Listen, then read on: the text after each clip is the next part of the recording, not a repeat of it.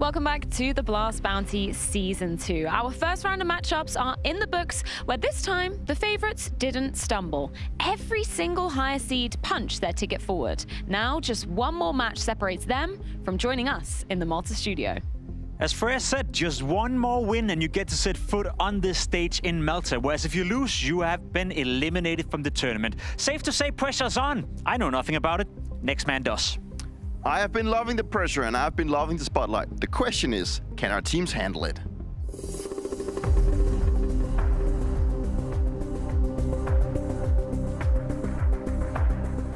That is exactly what we are going to be answering today. The top 16 remain, where only 8 can join us in the sunny Isle of Malta. By we, I mean myself, FURIA Spears, Pimp, and Dupree. We had some great games to go down in round 1. Should we dive straight into some of our favorites from that first stage? I guess we could. There was a lot of games that was close without being close. A lot of games where you thought you had a surprise coming. You know, most wanted teams out there feeling the sweat a little bit. The bounty hunters trying their absolute best, Peter, to get some money over the line, but they just couldn't make it happen.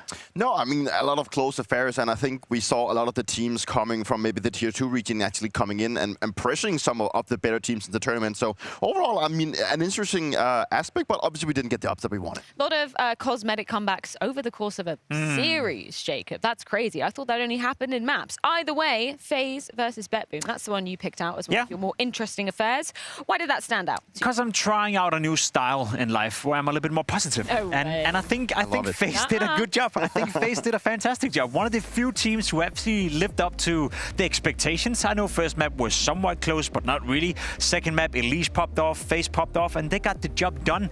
So to see a team and one of the favorites winning 2-0 without leaving no doubt whether or not they were the better team, without going into a third map, I like that. So I'm trying to put a positive spin on FaZe doing a good job online. Can I just check that you haven't got a temperature?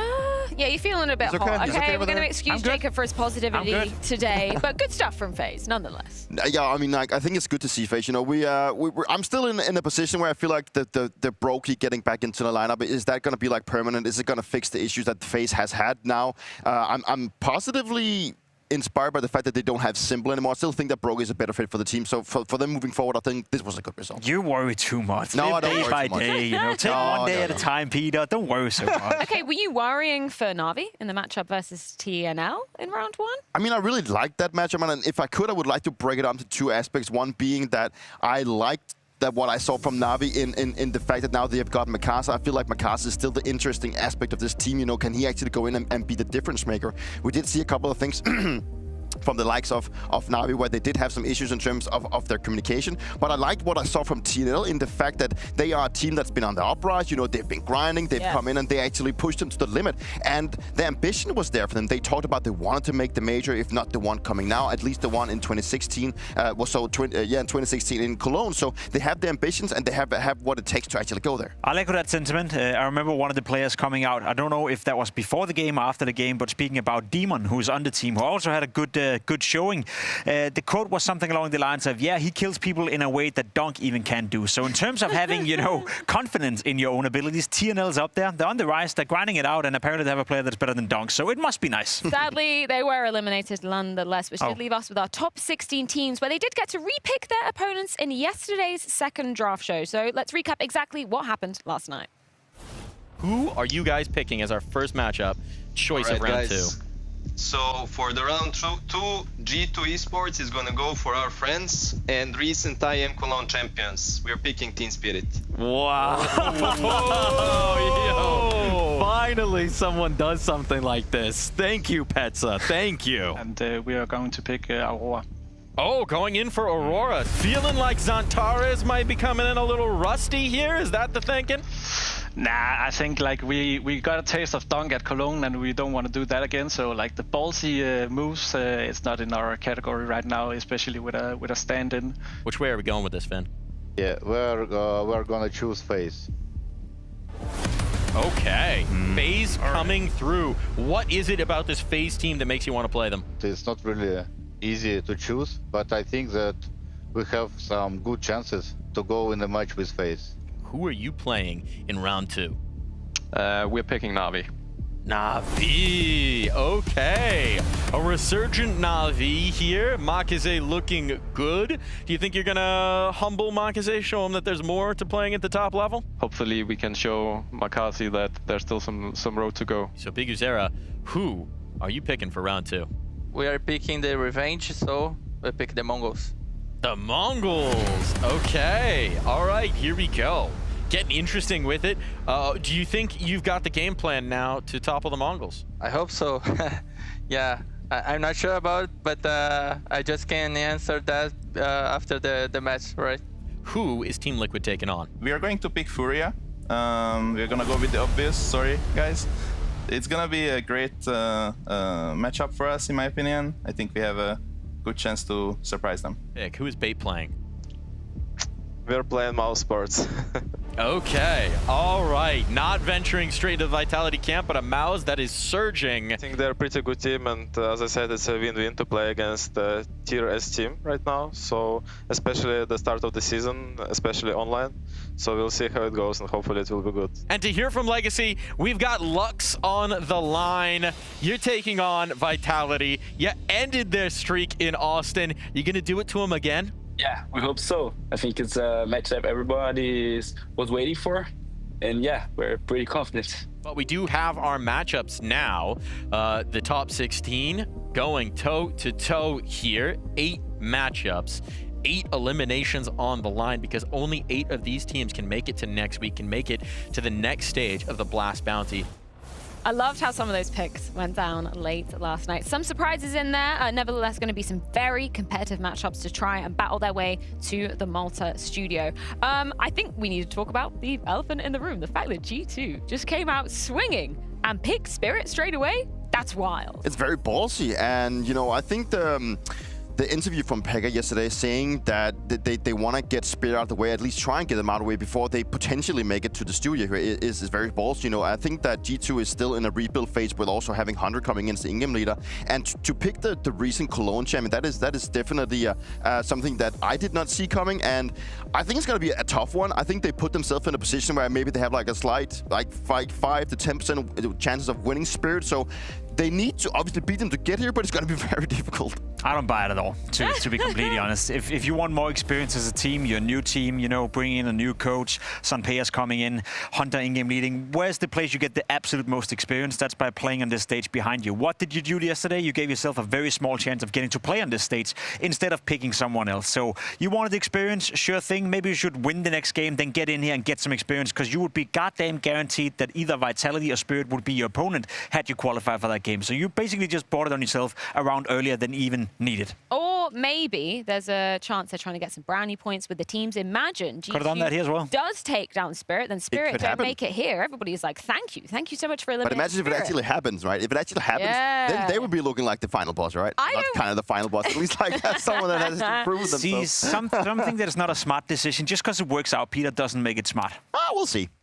I don't want to rain on G2's potential parade. Like, this is what the whole format is designed for. I like These it. crazy picks. I like that crazy, so but I'm not going to bold. stand here and say it's smart. How do you think Spirit feels about having Happy. G2 drawing? Yeah? I think they feel happy as well. I mean, like, Spirit, you know, they are definitely coming back into the uprise of being a team to look out for. You know, winning in Cologne showed that Donk is probably playing the best counter he's ever done. And for them to go up the likes of a new team of G2, and then they feel very comfortable, that's for sure. See, I want to see G2 wager some money versus Spirit. If they firmly believe that they have a chance, if they firmly believe that was the best possible matchup they could get in this round, they believe it's better to play Team Spirit than play, let's say, FURIA or some other team, then wager your money. Put your money where your mouth is. Because you're right, that's what the format is all about. I'm just laughing because I'm imagining that those were the live reactions of the players when they see that G2 is drawn. They're like, yeah, but Zwei takes off his headset for some reason. It's just pure trauma for him. Let's talk about Pain picking the Mongols, the rematch of obviously the Austin Major semi-final. That's going to be a very interesting one. Interesting that they didn't choose to go with FURIA when they were still laid out on the table for picking. True. FURIA, a team they beat in the Austin Major quarterfinal, if I'm not mistaken. I think there's something to it about the VRS points as well. You know, Mongols have a high position right now, have a good bounty on their head as well. I think Pain, you know, also think of the game as a rematch where you have a better chance of beating a team you already faced a couple of times. And I do think that is worth the risk, you know. Whereas for G2, that seemed a little bit far-fetched to go for Team Spirit. I think Pain have a decent shot at actually making the upset happen right here. And given the upsides to it, Peter, with the VRS, with the bounty, with playing a team they played before, I think it actually makes sense. And then Vincere also mentioned yesterday in an interview that they do want to get that revenge. They're hungry for the revenge that lost in the major. So of course they're also coming into this matchup with some kind of you know, temptation of making that one happen. And I think your points are valid that it's also could be about the VRS. Do you think Liquid then felt lucky that FURIA was still on the table, considering that they were the third last team to actually be choosing their opponent? Like, they think that's a gift from God, surely. I think so. And G2 kind of saved them in that sense and gave them a little bit of a help there. That being said, though, I think it's also a sign that people fear FURIA. And I think it's a sign that FURIA have now stepped it up to a point where it's not only us based on the results, but also the teams internally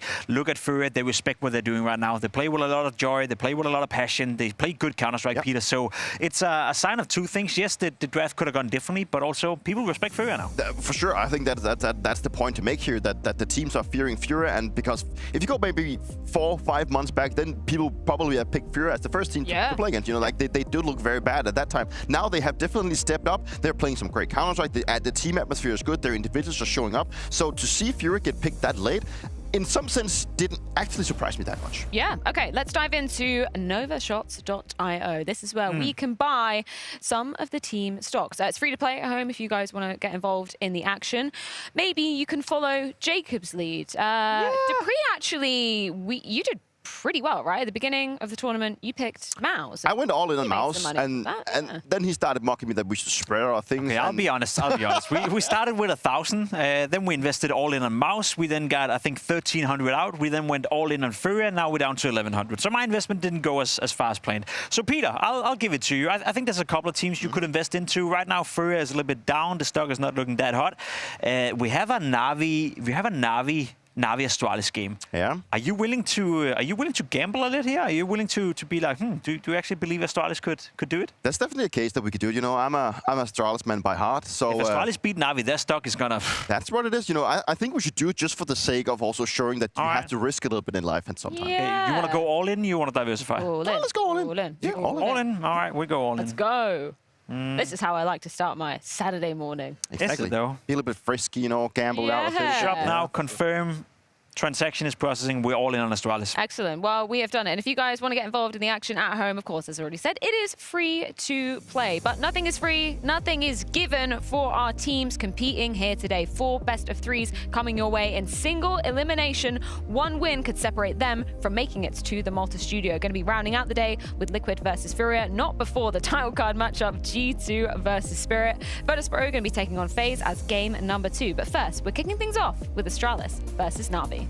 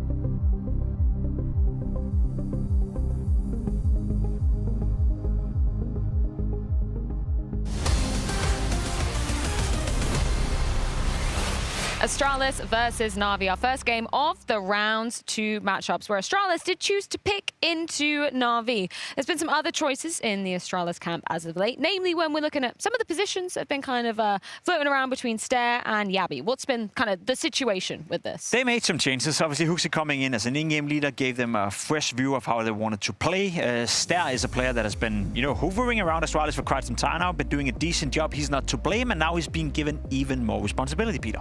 And, Yabi coming into becoming more of an anchor, as he mentioned in the quote here, like he finds himself that he wants to do what's best for the team, and obviously he's recognized that specifically with Stair, he is very aggressive by nature, and they maybe feel like they lack that within the team right now, and he wants to put Stair in those type of positions. So to have this kind of role swap has actually benefited him a lot more. I think Stair has been a lot more inside of the fray. He's been a lot more in the action. He's been actually coming in, and he's a very vocal player and a guy that likes to make plays. So I think it actually makes quite sense, and I actually do believe that what we have seen from Stair, maybe even the last half year of the season, I think he's been playing pretty well. He's been the rock solid guy out of Astralis. I think he has been the guy to be looking out for when things have been looking bad. Obviously, you have the stars of Stout and Device, but I still think that Stair needs a mention right here. I think he's the only player you haven't been able to put a finger on within Astralis in the past year and say you should have done more or you could have done more. I think with what he's given in terms of responsibility, in terms of his experience, having to change in-game lead all the time, I think he's always keeping himself up to a high standard. Considering, how rough the circumstances has been for him. So I feel like he deserves an awful lot of credit, and I like the fact that the team now, and Yabi for that matter as well, is giving him that, I guess, credit now and putting him in a position where hopefully he can do even better. Do you think that makes sense in terms of the players that could have been swapping, chopping and changing roles? Does this make sense for you? I think so. I think Yabi is also better, to be completely honest, in an anchor position. I think he has that high individual skill where he can hold up to his own. So I think it's a great switch and maybe something that should have been localized and done earlier, but better late than never, as to say. And it's something that he's done before. Like, it's not like he's never tried it out before. So obviously, one thing is that it's maybe going to be the better for the team. Hopefully, that will also be the better for both individuals. Maybe Yabi will find a lot of comfort here. And obviously, we have seen that Stair has been thriving a lot more since he's been giving these roles. Let's talk about their chosen opponent. That is NAVI. I think everybody probably saw the tweet last night from Blade. No secret, he broke his collarbone during IM Cologne. He had to have some surgery yesterday, so it does mean he's going to be missing out on the game today, right? He is going to be missing out on the game today. If I know Blade right, he's probably still done some preparation. He's probably still had a call with Alexi B before the game on a phone or something, but he's not going to be present at game. And let's be completely honest, had this been on LAN, it would have been a big thing. Online, it's maybe a little bit less significant. That being said, though, having listened into some of those NAVI comms, knowing the history with the building up frustrations, with the way they talk to each other, sometimes I feel like Blade is the guy that is coming in and telling the guys to calm down and just, take a breather. He's not going to be there today. So there's a world where if Astralis can apply some pressure and frustrate NAVI early on in the game, I think it could have an effect. Yeah, and one thing is that he's maybe not there to call him the truth if the waves are going high and there's some like internal issues, but it's more as well like he is a tactical mastermind. He is probably the one that's going to be bringing in a lot of things when the tactical timeouts come out. So that could also be a downside for NAVI. But obviously not having Blade present will hurt NAVI, but I don't think it's going to hurt them so much that they will not actually come out on top and actually still play some good content. Yeah, let's go back to what you were referencing, Jacob, just in case you missed out on this. This is one of the frustrating moments we heard from NAVI in their team comms. Who smoked cave, guys? I smoked cave. I didn't know Miha went. I didn't know this. It was at the same time. Yeah, but tonight for 3-1, can we focus on this, guys? We said careful cave. Nobody cares. Oh, it's fine. We must focus on him. Just kill.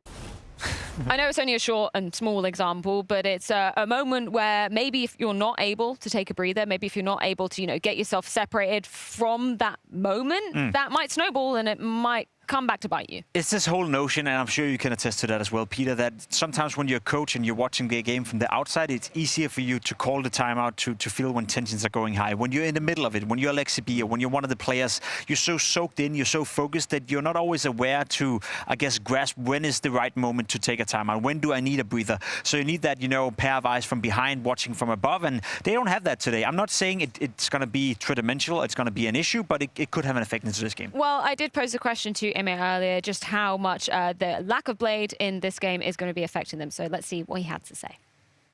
I think most people have seen Blade's tweet recently coming out saying he's still in recovery from surgery. Obviously, we wish him a speedy recovery. I'm just curious as to how that has affected the team's preparation coming into this matchup. Has there been any players that have had to pick up some of the responsibilities that Blade usually has? I do not think it affects that much, only because it's the first game of the day, and then we will not have enough time either way to prep like we usually do. And I think that's pretty much, because otherwise, if we have like, let's say, third, fourth game, then we will do like our usually preparation, and then we have to do a lot more than usually. But yeah, it's the first game, nothing we can do. That's why he's also skipping, because he had surgery yesterday. And I'm not sure I can talk more about it, because probably he doesn't want to. And then that's totally fair. I think that's just the situation, and then we'll just have to see.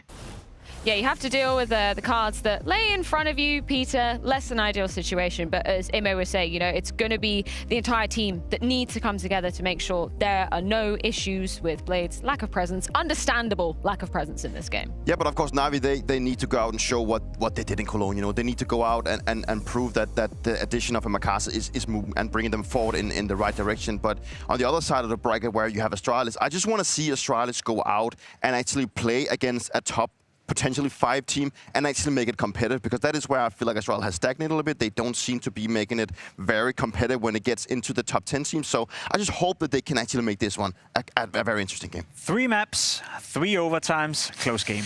Predictions, Jacob, they've not been your forte, but I have a sneaky suspicion that you might be right. We've got Navi versus Astralis, first matchup of round 2, and we've got Harry and Hugo to guide you on through it. Yeah, and I think this one will be a bit of a banger, Hugo. We had this game take place back in Astana, you'll remember that. That was HooXi's debut event in the Astralis jersey. And there, Astralis were able to pick up the dub. They beat Navi in the quarterfinal, putting an abrupt end to their run through Astana. That was before the player break, that was before the major. And so, you know, Navi, this is them with a change as well. Makazi have enjoying the roster, making a good run at Cologne in his debut. I think this does have 3 maps written all over it. Certainly should. I know his device is shaved since the last game. That's a real shame, Harry. Do you frequently keep track of it? He had quite a moustache. I don't know if you realised, Harry. No, I know. I saw. It was good. All gone. Kind of had like a Halzerg vibe about him. It's a new day. It's a new device, and it's a new Navi. You're looking to take them on here in the bounty. Passed out long for the Danes. Smoke, not ideal. And so a pick comes through it as HooXi's unable to cross. Down, barely making it onto the ramp. Meanwhile, B, bomb, going in. Bit doesn't rotate, and he just catches there, running backwards, looking at the ground. No fight back for Astralis. They choose not to take them. Dude, that's an Astralis classic move. You'll always remember the time they did it with S-Tag down nuke on ramp. You'll remember that, Hugo. That. Stare being so given funny. the S-Tag job in that pistol. Feels like it doesn't work anymore. I feel like people are too good, or... Well, I mean, Bit was really smart. He was like, okay, they're trying to bait the shots at me, are they? What if I just kill the guy that's supposed to shoot me? He handled that really well. But even Stare's still doing it after his teammate dies. Like, someone's got to kill him. He's, you know, Stare will do whatever the call is. He'll believe in it through and through. He's a soldier.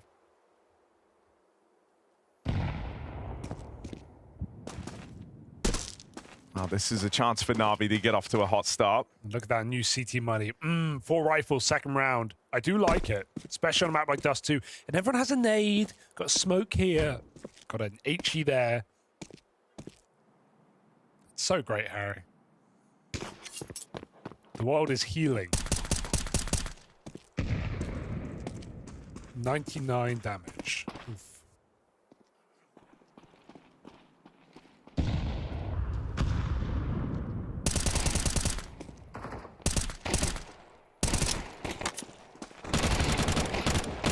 Yabi Deeg dead, and that's kind of the only thing in the round that could have done anything here for Astralis, so just a chance to farm up. Keep it nice and clean. Nice and clean. Makazi, go on.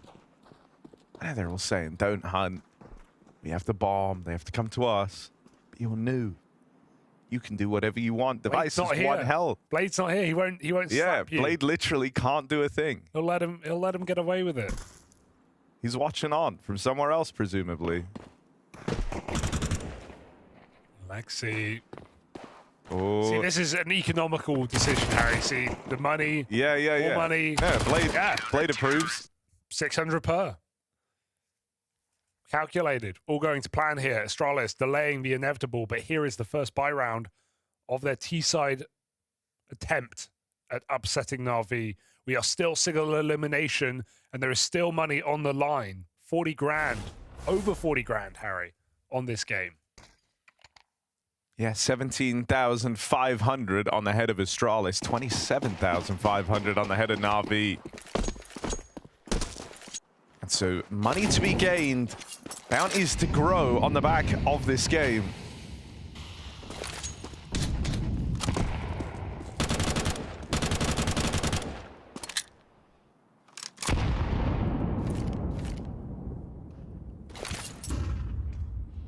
It's a slow-burning first rifle round. An emphasis on taking mid-control. Astralis go about it safe here. First clearing lower tunnels with the heavy grouping there. Link it up with Stown, I think it is, from top mid.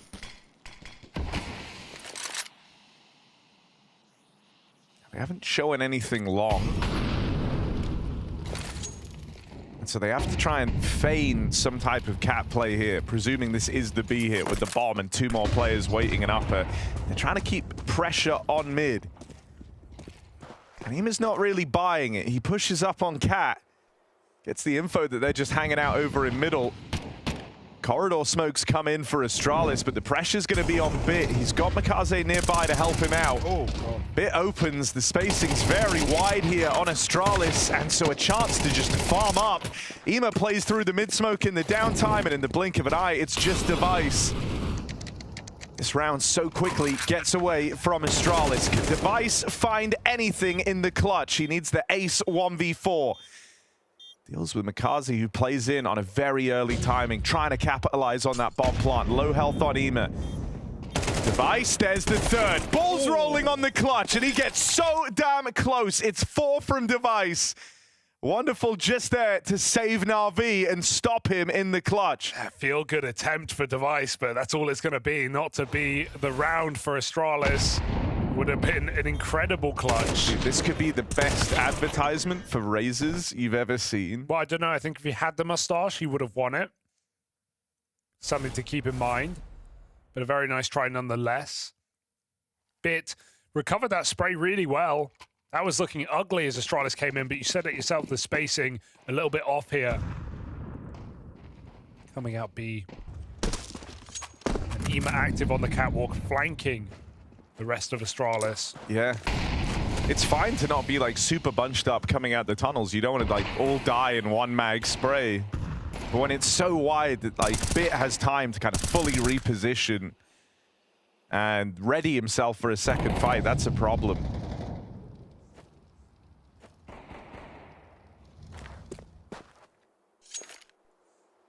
Similar look in the start of this round as well. Astralis going about this slow mid control.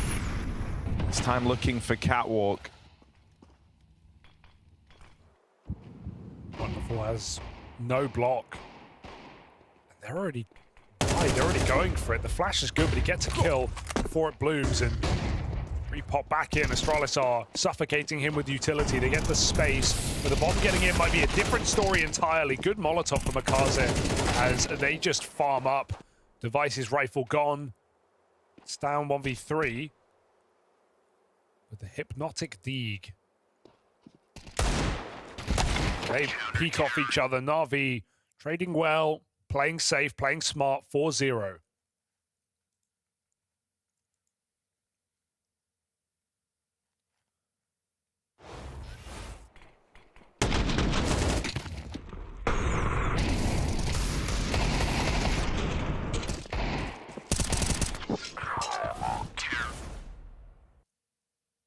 Device's AWP makes an appearance. Wonderful will meet him there. No mid-fight. No spawn either. So Wonderful takes long. Aggressive for Ima. Getting involved early with the flashbang forces that 5v4. Hooksy 0 and 5.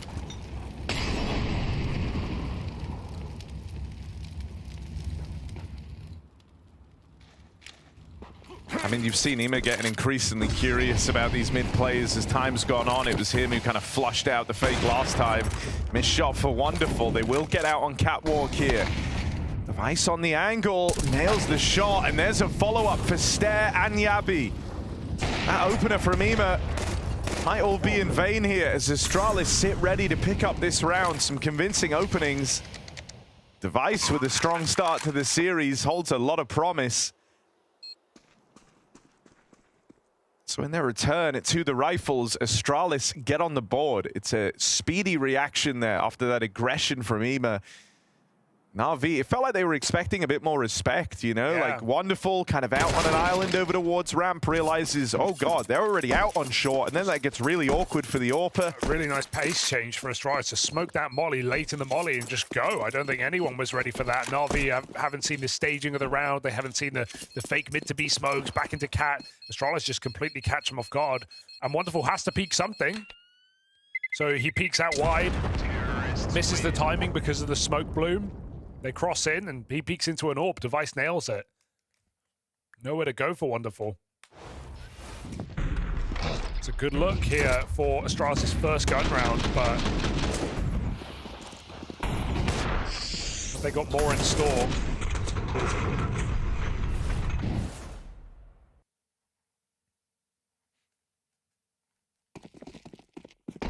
I think one of the problems for this Astralis team as of late has just been a bit of an inconsistency among individuals, right? You imagine it can be hard to, you know, make calls if you're Hooksy and you're not really sure of the output you can expect. And the last time this series went down, you remember Stare was having a fantastic tournament. He was lights out in Astana. He was actually fantastic. He topped the charts in that game. 1.51 rating.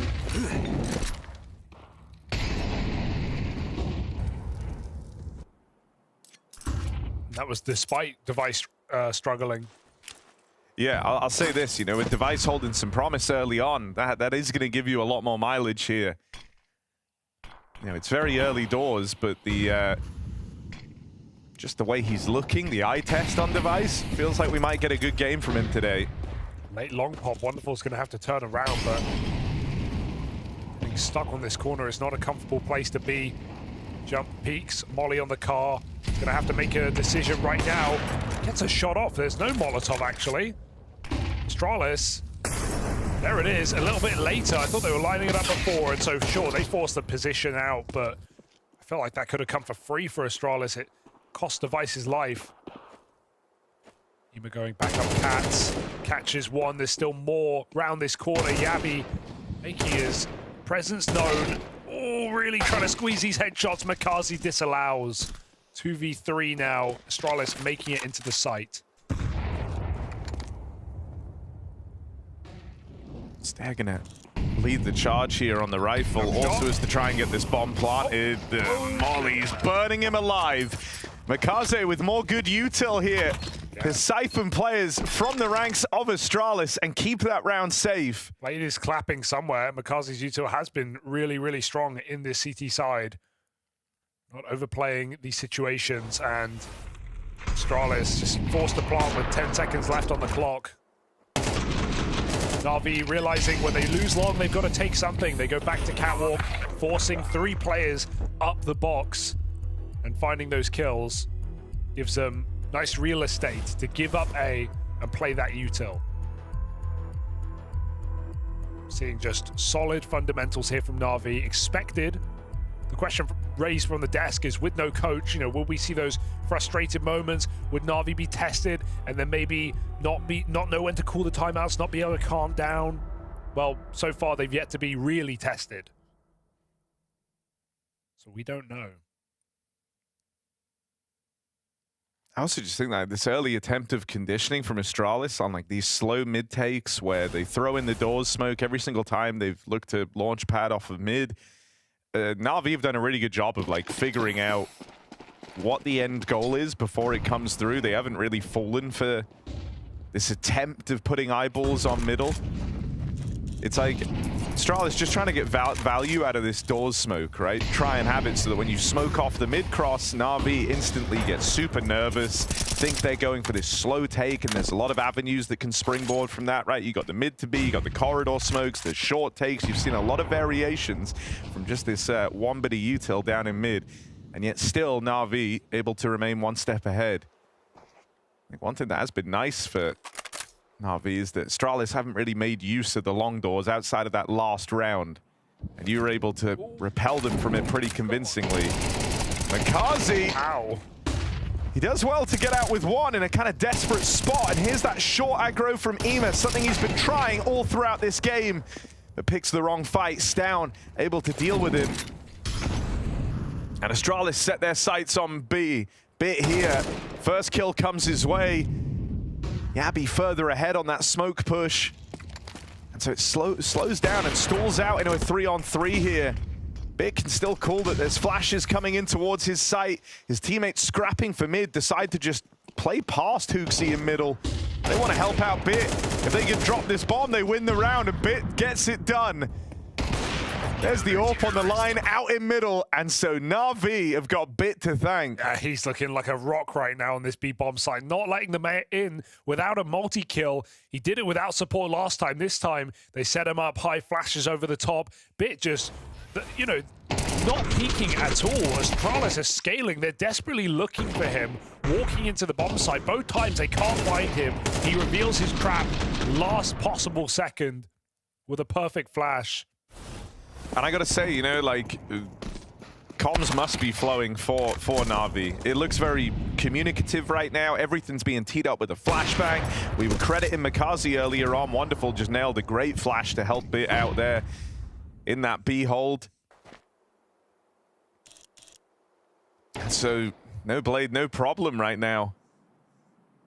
You don't need a timeout if you run through Astralis in the first map. It's Astralis' map pick. We need to see why soon, but it's the hero scout.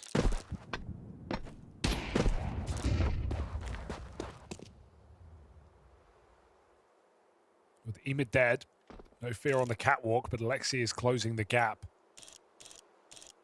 Wonderful continues to mid wide.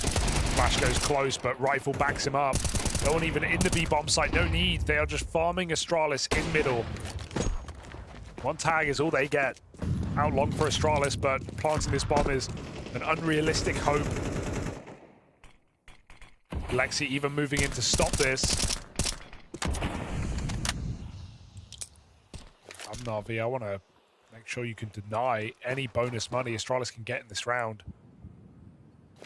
Kazi climbing up as well. That smoke provides a bit of cover. Him and Alexi right on the other side. Ooh. Something.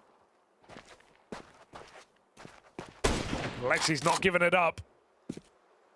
While Bit closes the gap. Plant, fake. Here's the running. Deagle out. This is desperate for Stown.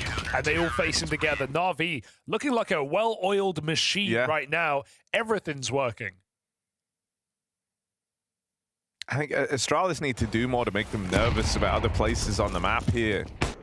You know, with these rounds coming down so often to these mid-fights, Na'Vi increased degree of confidence and kind of pressuring catwalk. They've got Wonderful providing cover with the AWP. Na'Vi down to fight for middle, as it turns out.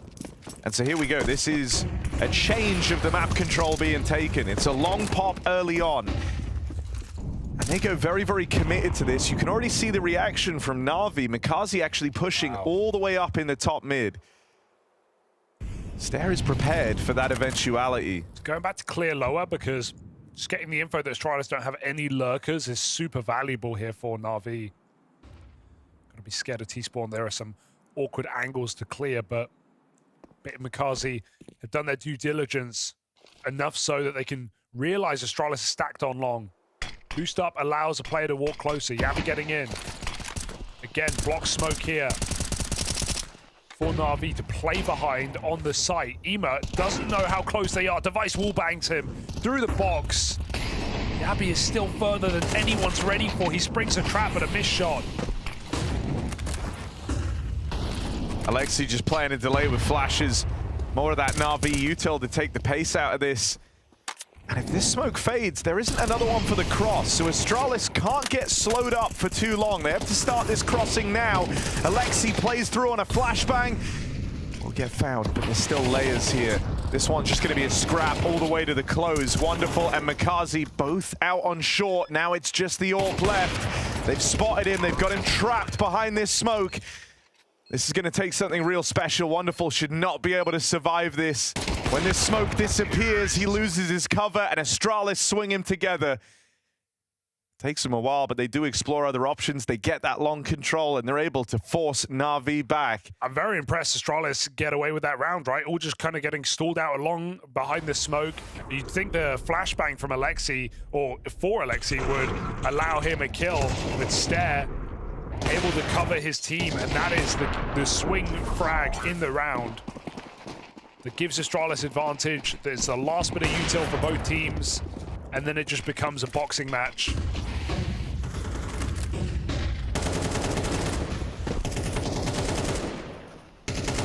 So Astralis go back to what works. They take that long control. Again, same reaction for Na'Vi. Look to push up a B this time to clear out the tunnels.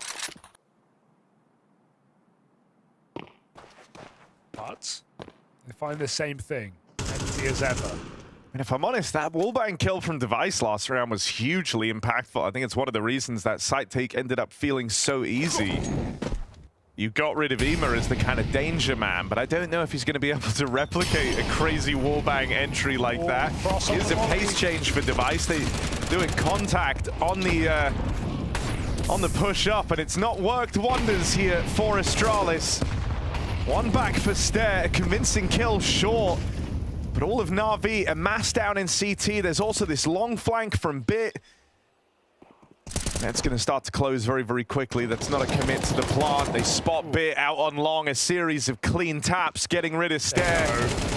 And Hooksy, all that's left to do is die. Na'Vi, a swift return to form as this time they stop the A take from Astralis. Yeah, they try and speed up the round, right? They don't want to do the same thing again and allow Na'Vi to hold on to util and, you know, just blow them to pieces on bomb site. But Na'Vi get all the info on the cross. They throw Molly, then they smoke it, but they cross before the smoke blooms. So look at these POVs from Na'Vi. They get info, and then they can just track through the smoke and they get 2-3 kills before Astralis even make it into the bomb site. So yeah, a second waiting would have made all the difference there for Astralis to let that smoke properly bloom before they tried to make it in. Tiny, minute timing difference. But instead, it is Na'Vi just slaughtering them. So back to their winning ways here on the CT side. No, I mean, Alexi just has a great read on the game right now. He hears all the long util. He heard it for a long time. He knew that hit was coming, and never at any moment were they expecting a repeat at the same pace, right? That was like Astralis trying to go for just an instant contact smoke play. But Alexi and Na'Vi ready to spam them on the cross, and so it ended up working massively in their favor. Back to the drawing board here for Astralis. Yeah, you feel like now what actually works? I think like the problem is you've lost so much of your footing in terms of the game plan just so quickly here. Your attempt of like the conditioning off of the one mid smoke for which you spent like the first 6-7 rounds of the game doing as well, got you nowhere really, really quick. The only success you had is on a long pop where Device hits a blinder to open up. And so it's like, oh, you've kind of used a lot of runway building up a lie around this smoke that Na'Vi were able to figure out. And so quickly, it just feels like you're left with nothing here. You've got one more rifle round left in the half, a chance for 3. That's what you're aiming for. It's really not a lot. This one should be another blowout here. Yabi on the gun. But no one really going above and beyond except for Device. And there's a couple of nice AWP kills and a 1v4 attempt.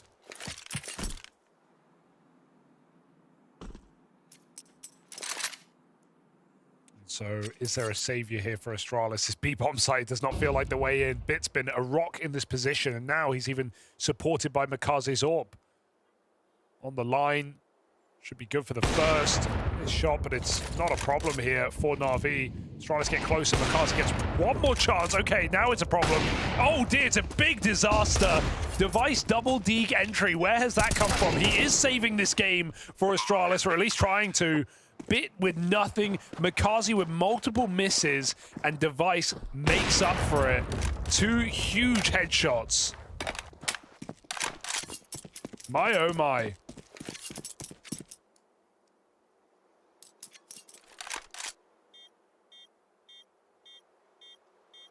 Another round where Device is able to kind of carve a route in for Astralis. You could see he was feeling good in the start of this game. Nearly had that big 1v4 ace clutch, getting it all the way down to a 1v1 here. Double deke, opener on the eco to recover and save a 3-on-5. That should not be happening. And that's going to give you a huge leg up. Like, suddenly, Na'Vi, who were in such a good position in this game, and this is one of the things, you know, with MR12, they feel like they close up so quickly. These couple of rounds right at the end, you really can't afford to take your eye off the ball.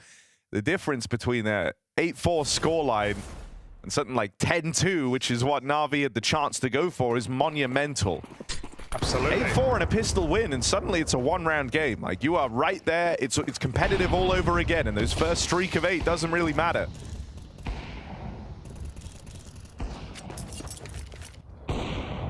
Especially winning a round like that does huge boost to the economy. Device's AWP now going to be fielded in this final round. They're ready to pop out mid. They're faking on the catwalk. It's another missed shot here for the AWP, this time Wonderful. Overwhelmed with flashbangs. Astralis find that 5v4 stare, peeking out mid, and further damage to Bit, who can't go down. That would open up the B bomb site. Desperately trying to get back in position. Wonderful missing again. These AWPs are shooting blanks. Na'Vi letting them down. 3-on-5. And because they have numbers, they're going to be way better at coming in through the tunnels. In a lot of these fights, Bit has had strung out 1v1s. That time he has 3 players on his screen and nothing to do. It's down to a 2v5 retake as Astralis look to recover in this first half. Absolutely. Giving themselves a much-needed bit of wiggle room, and so much of it coming off the back of Device. He's been fighting tooth and nail to keep Astralis in this game. He's still floating around mid-late, and Alexi's been waiting for this, what feels like an eternity. He can't wait anymore. They have to start trying to gear up for this retake. Device now arrives in through the back line, and so Astralis get the 4 they were hoping for. Device might have lost the stash, but he's hitting even harder.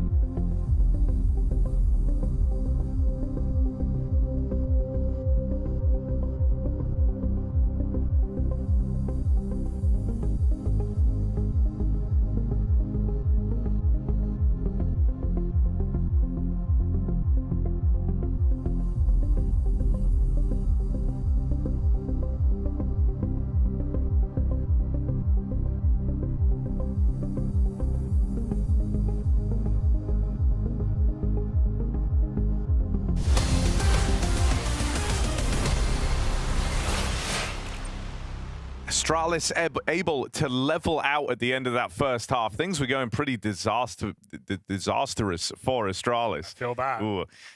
It was a dominant scoreline and a chance at a runaway game for NAVI. And then Device happened. Final couple of rounds, he finds a Deagle Eco 3-on-5. Goes on to bring the AWP out and look good. Okay. Guys, 8 is good enough. We had very good chance to win more, but doesn't matter.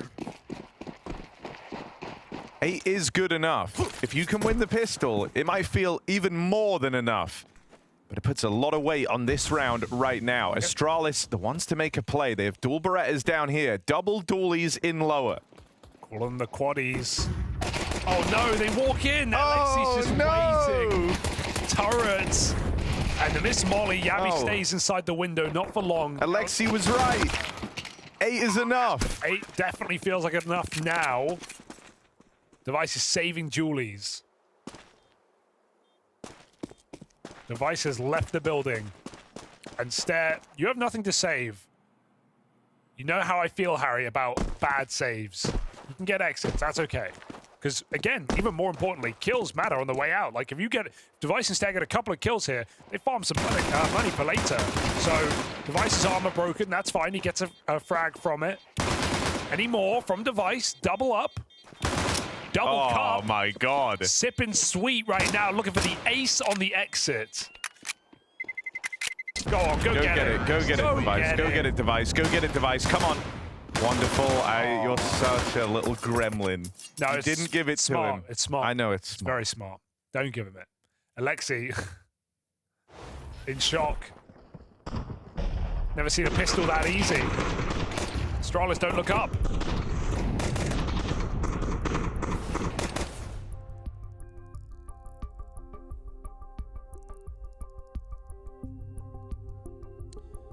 Navi in a great position, but I wonder if those exits will allow a bit of a purchase here, Harry, to that CT side. It's never going to be a great buy, but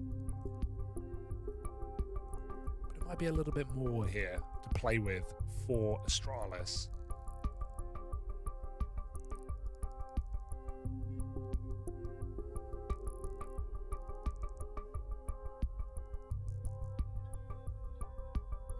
You don't want to waste a great Device performance if you're Astralis. Where is everyone else? Yeah, that's what I ask. Where is literally anyone? Name one thing Stown has done in this game. Name a Yabby round. When has Stare closed anything? When Device got 2 with the Deagle, Yabby got the kill that forced the save on Makazi. You're really. So there's 1. You're really clutching at straws. Right? Device did do literally everything else in that round. So you've just told me, I remember 1 Yabby kill. I remember 1 Yabby kill. Okay, I don't remember anything from Stown. Where is Astralis? I can't defend. Hooksy is 2-12. I can't defend Device the rest of the roster. has 17 kills. I can't really even make a case for Yabby. He got you thought of 1 of his kills. Congratulations. 1 of his how many? 4. 4.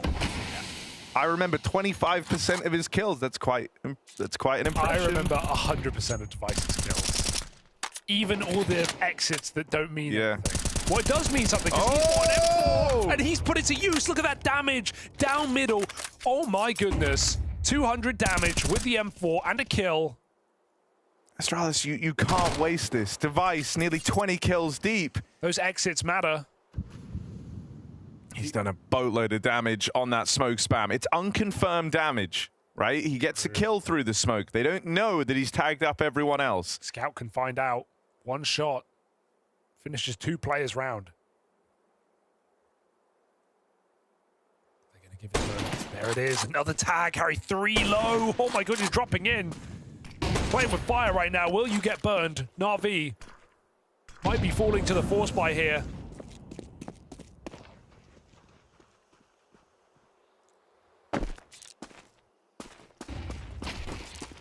Oh my God. With a 1 tap. That's how you die. Device is M4. 18 and 9. 1 tap down mid by bit. He does what he does best. It's still the bomb's trapped here. Yappy, he's only got 4 kills, but he could win this round if he played aggressive. Choose to go back. This is where the fact it's unconfirmed damage actually matters a hell of a lot. Wait, they 10 might seconds. He was saving. Oh. Oh. That's yeah. Okay. The damage save, Harry. 4v3 save. That caught me so off guard. Yeah. I really didn't think Navi would do that, but I guess the damage was rough. They'd rather have the rifles. Dude, Device is so good right now. He's winning rounds and like creating peace in the server at the same time. Have you ever seen a save like that? I get it. Like, logically, it makes sense. But I don't know. Brutal headshot. Well, they get to play it again, Harry. That's the bright side. But then Astralis go, hey, thanks for the force buy. We're going to buy full now. 2 Famises, 2 M4s, a Scout. That's a really good buy. So, yeah. Let's see if Na'Vi regret that decision. Good grenade again. Damage is good. Molly burns Na'Vi. It's just save, guys. You're all low. Just save.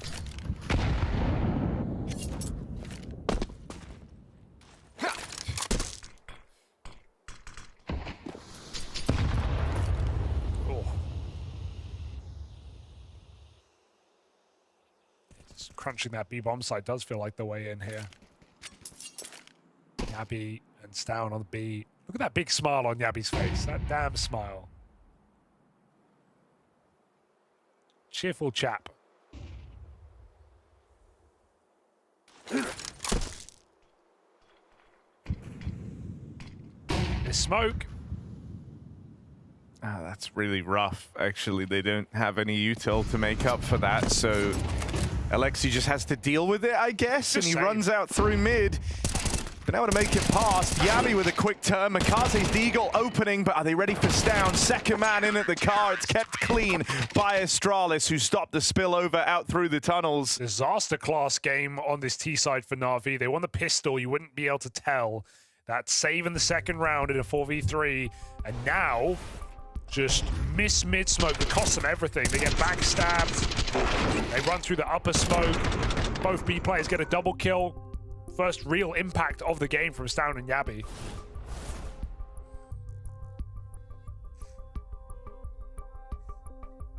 What do you do now? Now you're cooked, Harry. Now you got nothing.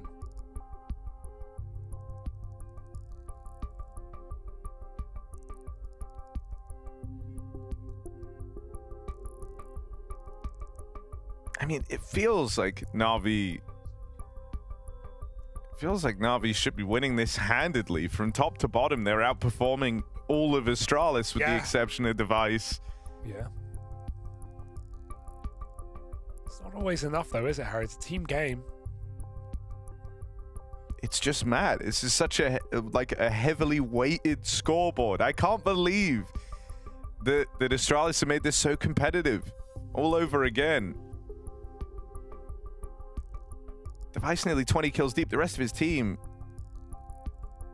totaled aren't that far ahead of him. I'm just still a little bit shocked at that save. Like, I am too, especially when, like we were saying. I don't think it's a horrible decision or anything, by the way. I'm just surprised Na'Vi would go for that. Like, given what it does for Astralis, given they could have just grouped B and tried, and then all for them to just go for the B hit next round anyway. And that didn't go well. What has Stare got on the top of his head, Harry? I've been trying to work it out. Let me see. Show us Stare. Oh, we're going back in. Oh, and then he sits up. Little green thing. Yeah. Is that what the kids are calling the Labubu's or whatever the hell that is? I don't think it's a Labubu. Okay. Why, are you an expert? I mean, I know what they are. Okay. More than me, then. They're more like a little... They're closer, actually, to like a charm in Counter-Strike. He kind of has a headset charm, in a way. No, that looks like a little... bob. Oh, peace out. Well, Go Device, home. you've been playing great. We've all loved watching it, but Wonderful hasn't. What are you going to do now, Astralis? You've lost your only man. It is 9v0 now. Down orb, though. I remember a down orb. And yeah, Navi are just going to hit this B-bomb site. But still, there's Stown and Yabi to worry about. Yabi in a powerful position.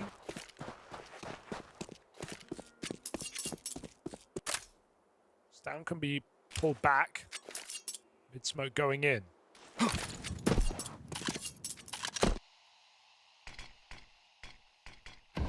No B hit just yet for Navi. I'm going to get a little bit weird with it. Out middle.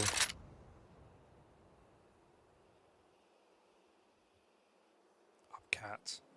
I mean, knowing the orb's gone, this is a good play. If Astralis lose this round, and I'm Device, I'm handing in the resignation at the end of the map. They have every reason still to win it. They've lost their front man, sure. There's a Glock in this round for the record. Okay, Stare. You can keep Device 6 more months. The round is held on to. Good stuff. They kind of had to win that, even with the entry. Even with the AWP in the wrong position. Stan was moving in. They just get kind of owned. Rifles on headshot angles. Astralis, they are nipping at the heels of Na'Vi.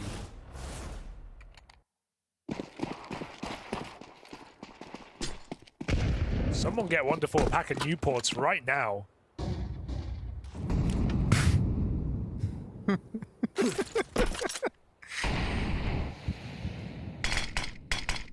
stressful here.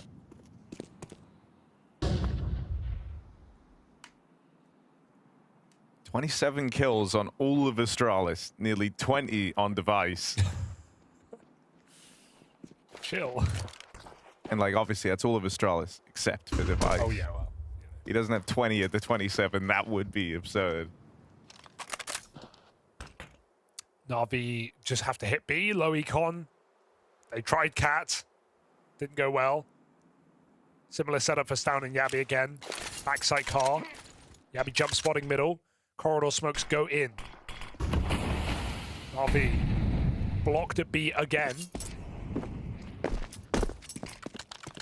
Or Util, a little cash here for Yabi to pick up. Hooksy breaks that mid smoke. 2 hits at the same time out mid. That's a big entry, but Yabi lines up 3 kills in tunnel. I remember a Yabi round. This is one of them.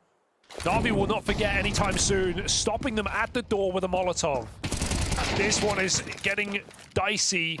Device climbing back up so they don't go back, but that bomb is lost to the B bomb site. They can't overcommit to the flank. They have to find Yabi. Yabi was debating making a play there, but in what ended up being a tight 2v2, he's low on health. That nade just shy of finding Alexi. Yabi's still going on for the ace now. Only Alexi left. Yabi will collect it, and Device finally has someone joining him on the board. An ace round for Yabi, and the comeback still flowing here for Astralis. Huge shutdown on the B side. There is no way in for Na'Vi right now. They may have found that entry. They had a 5-on-1 on B, and Yabi multi-kill, mow down, gets out the lawnmower. All 5 kills. Turns Na'Vi into compost. Fast play out long. Ooh. Makazi provides the cover. That looked like it was going to be a dire double kill out in the long doors, but Makazi spamming back. An early 5v4. This is one of the nicest spots you've been in if you're Na'Vi.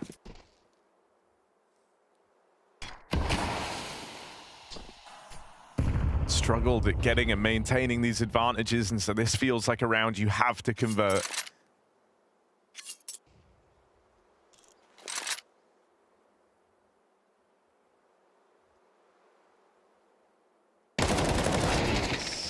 Nice trade out. Hooksy having trouble in this game, and that's not going to make it any easier. Multiplayers peeking at the long doors. Na'Vi, do they want to commit? It looks like a full reset. Ema still down and lower. Back to B, into Yabi, who has felt like enough before, but this should be a bridge too far. Essentially 1v4. Yeah, he's just responsible for so much ground as well. Yabi leaves the B site, tries to go and clear mid, has to be ready for this close check, and with Ema finding him, that is the round for Na'Vi. Starts off over on long. They throw a bit of misdirection the way of a nervous Astralis who are lagging behind in terms of the player count. Forces a bit of a gamble, forces moves to be made, and NAVI find the gap. Yeah, I mean, Yabi realized what's happening, right? Device has long info. He's calling no one out, care B. And Yabi, I guess, thinks he can push lower to catch that B play, but Emo is there from the get-go, waiting the whole time in tunnels, and that's why NAVI know they can go back. So they leave the porch light on, Harry. Late entrance into this T side for NAVI. Finding their first round since the second. Terrorists win. Put a NAVI spray down on the window. What if they lose the round shooting at it? You ever think about that, Hugo? What if they run through? They think the yellow thing is an enemy? There are certain sprays you can use. I think it's a zombie spray. I think it's right? banned. Actually. Yeah, the zombie spray. I think it's banned. I'm pretty sure it's banned.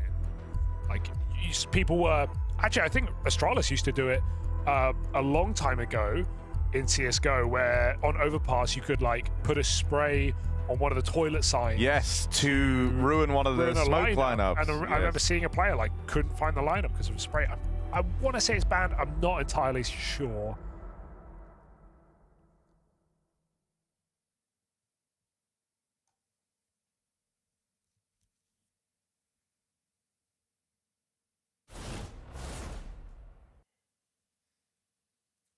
Or rather, Navi's first round since the pistol coming in. Breaking a little streak from Astralis. Oh, Sound just shooting through the smoke. Tees up wonderful for the easiest entry. Ooh. That's just a odd fight to go for. It's money on the line for Astralis as well. That's not like even the spam to stop players crossing on a short that Device did a couple of rounds ago. That's a spam for the rundown mid. Hooksy, good position, but again, I feel like the trade is guaranteed for NAVI. Lexi with a half clear. Oh, Hooksy double up. Really nice. He's done well to get out with two there, yeah. And that keeps the hope of this round alive for Astralis. Might not have been an inspiring game from Hooksy here, but that double is important. Yabi one step further on a spam through the tunnel smoke. Bomb now spotted. The short player stare had to hold on. Makaze able to overwhelm him. Device tries to play ahead of this site take. This leaves him in the firing line. Makaze chases down the kill. And asks for the bomb as well. Makaze doing it all. Just Yabi to stop. He's had an uptick here in the second half. It's been notable. Support finally arriving, and it's been in the form of Yabi. So caught on the cross up. Makaze just goes full aggressive, low on health the entire time. Fearless game from Makaze. I can't believe he hunts Device down because he's low. That's why he's taking that fight, right? Device is using the deagle. He's got to hit a headshot. Makaze's 10 health, having to push through the Molotov because it's come down as he's peeking. And he just forces that kill onto Device. Last second, climbs over, shuts down the clutch before it begins. That's Makaze, the X factor here for NAVI. Buzzer beater of a round. Astralis lose their money. Dude, it's sick, you know. He's not just it's not just mindless aggression either. He's taking a free 1v1 when it's available, knowing that if Yabi's left in that 1v2, they have the bomb planted for short. You've got Wonderful there, Makaze in the site. Like, that's a really, really hard retake. If they're able to group with two players, right? If Yabi and Device are able to start like a slow, short climb up, they can trade the AWP, then Makaze's low. He just does a great job of teeing NAVI up for a free round win. And he does it all while he's one shot from certain death. You can tell Device is regretting even taking that fight there. He tries to abandon ship, but too late. Notice Astralis use their final tactical timeout. NAVI haven't even touched theirs. No blade, no need. They just go storming out long. They're not out of the woods yet. Astralis have 4 sports into this round. A very dangerous decision. It could cost them everything. Back-to-back forces to stop the NAVI win on Astralis' map pick. Block on the long smoke. Got to be ready for this in the current day. Hooksy sits in front of it. Check it out. Good flash, though, but blinded spraying. Bit comes in to save him. Yeah, Bit got there just in time, playing anti-flash, and so important he played through the smoke. Makazi dead over in mid. Okay. As he attempts to pick up the pace here and help with the A-hit, he's gifted a gun to Yabi. This is a lot of info for Na'Vi. They know they're walking into a bit of a stack here. The problem they have, they don't have any map control anywhere else. It's something that Bit is trying to sort out. There's only 55 seconds left in this round. The bomb dropped back in T-spawn. For now, Na'Vi hold their ground, seeing if they're given anything. Yeah, maybe they just go B and leave Ema in the pit with the AWP here, but it feels like Bit's going to try fake this out. They scale up on A. Issue is Astralis have everything they need. They don't care about B right now. Double A, double cat. And any info will confirm what they already know. That Na'Vi are coming around this corner. Bit from lower. This is so slow, though. 25 seconds. It's on Wonderful to initiate. No peek on the cross. AWP scaling up. Caught by the flash. Perfectly timed by Astralis. And they can pick up that AWP. They can pick up AKs. A risky force play for Astralis pays off massively.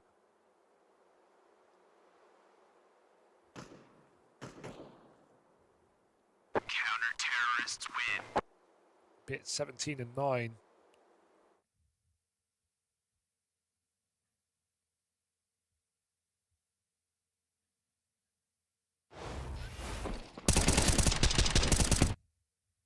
Oh, you can see the frustration, and justifiably so. Like, this was Na'Vi's chance to very comfortably end this game. Now it's more grindy, right? You're going to have rifles to go up against. You've got the AWP coming out for Device. All the bells and whistles for Astralis. Long take, and a player's crossed into the pit. Wonderful, unable to open.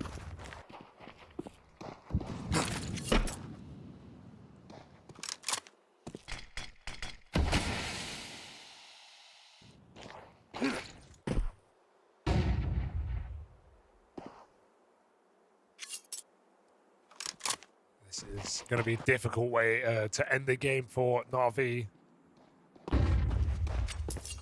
Astralis re-entering the conversation late in the match. Playing safe setups here. Device able to pivot between long and short. HooXi anchoring on long side for a late take. And again, this troublesome twosome on the B-bomb site from Astralis. Oh, that's crazy, Bit. That's unreal. Gonna try and nade the AWP out as well. Dirty peek. And Na'Vi just speed up. Stare trying to construct a bit of a defense here. Multi-kill of his own. And what was feeling like a good round for Na'Vi, Bit still in the kill feed. Bomb on an island. Bit needs to go. Quickly starts to shape up here for Astralis. They're ready for long, or at least they should be. They knew that Bit was here. He's on for an all-headshot ace. Wonderful, in with the fourth. Bit, that is stellar, and that's what he's all about. Taking heads off, opens on Device, goes on to save the day for Na'Vi. Why would HooXi leave? What made him leave in that position? They knew Bit was long. They traded out 1-for-1 after Device's death. And HooXi just leaves long at 20 seconds thinking he won't come here. Bit just shoots multiple players in the back of the head. Beautiful shots for Bit, but no reason for HooXi to leave that position yet. Both B rotators in the bomb site, ready to stop that plant. That is a big disaster. Dude, it's also just the type of player that Bit is. Those are like the perfect fights for him. You know, those tappy, drawn-out, long-range fights where it's all about getting that quick headshot kill. I just can't, did they think Bit rotated? Did they hear something? HooXi thinking they're going double cat for the bomb. The only way you lose that round is if Bit comes out and shoots you all at long. And that's exactly what happens. Wonderful can't win it from cat with the AWP. Yabi and Stan were there. All right, Na'Vi, you've got Bit to thank for this. He's teed them up for a victory here. Late capitalization on breaking Astralis' money. They've only got a handful of guns to work with. Last time Na'Vi were up against a buy like this, they fell down. Bit has given them a chance at redemption. Play out through the doors. Makazi mid-air. There is a trade available. That's a gun drop down here in mid as well. He saw two more, so Na'Vi speed up. Last time these flashes were very, very punishing. This time, no flash required. Stown on the spam. Finds the opening. Device and Stown repel it. And it's Stare with a wide swing. This game continues. Just when you think the game's done, dude. Multiple times in this T side have I thought these rounds are unlosable here. And Astralis find a way to break back in. Nice smoke play for Stown coming through with that block. And Navi can't make it even up ramp. Felt like they had everything going for them. These long flash plays, these long cross shots for Astralis have saved them round after round in this CT side. And now Navi have to full eco for the last. This is a roller coaster right now. Astralis hanging on, dangling by a thread in this game. But every time, winning the round, they have to. Winning the unlikely round to stay in the map. Bit with a kick about, but... I mean, dude, I get it if you bit. What else can you do? Scored every goal in this game, 21 and 10.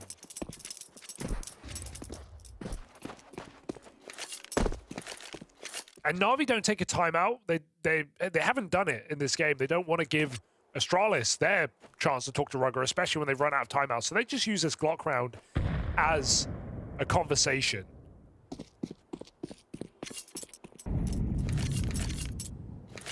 Stairs climbed back up the rankings in this game. His stoppage on cat holds has been really, really nice. Yep. He's not just been playing from ramp either. He's had cat info very late in the round. Look at him here, 40 seconds. He's still getting util in on short. And yeah, multi-kills when Navi do go for cat splits. Navi might have had a good chat, but it's very important they die at the end of this round. Yeah. And so you have to hope that Hooksy is down for an ace. Okay, Hooksy ace. You're going to try and fight him. 15 seconds. You need to die. Oh, well. Literally, you have to die. Does team kill count? Surely it counts. All right, all right. In we go to the final round of regulation between Navi and Astralis. It is Astralis' map pick here on Dust 2, and well, you were ready to write them off in this game, and I don't blame you. But this keeps going. There's new twists and turns. And maybe, just maybe, Astralis can make this overtime. Bit on a Galil. Come on. Swap it out. Someone give this guy an AK. Just a B-rush. Yabi so blind! Oh, can't mow them down! That's how you win! He got an ace over here at B. Last time they tried running at him, but this time, no kills for Yabi in the hold. Astralis, the alarm bells are ringing. This comeback all hinges on a 4v5 retake in at the B site. You drag out a Glock round, you make them think we're doing something special. You do something Blade would never call, rushing the B bomb site at the end of regulation. Wonderful, trying to fight them out through the window.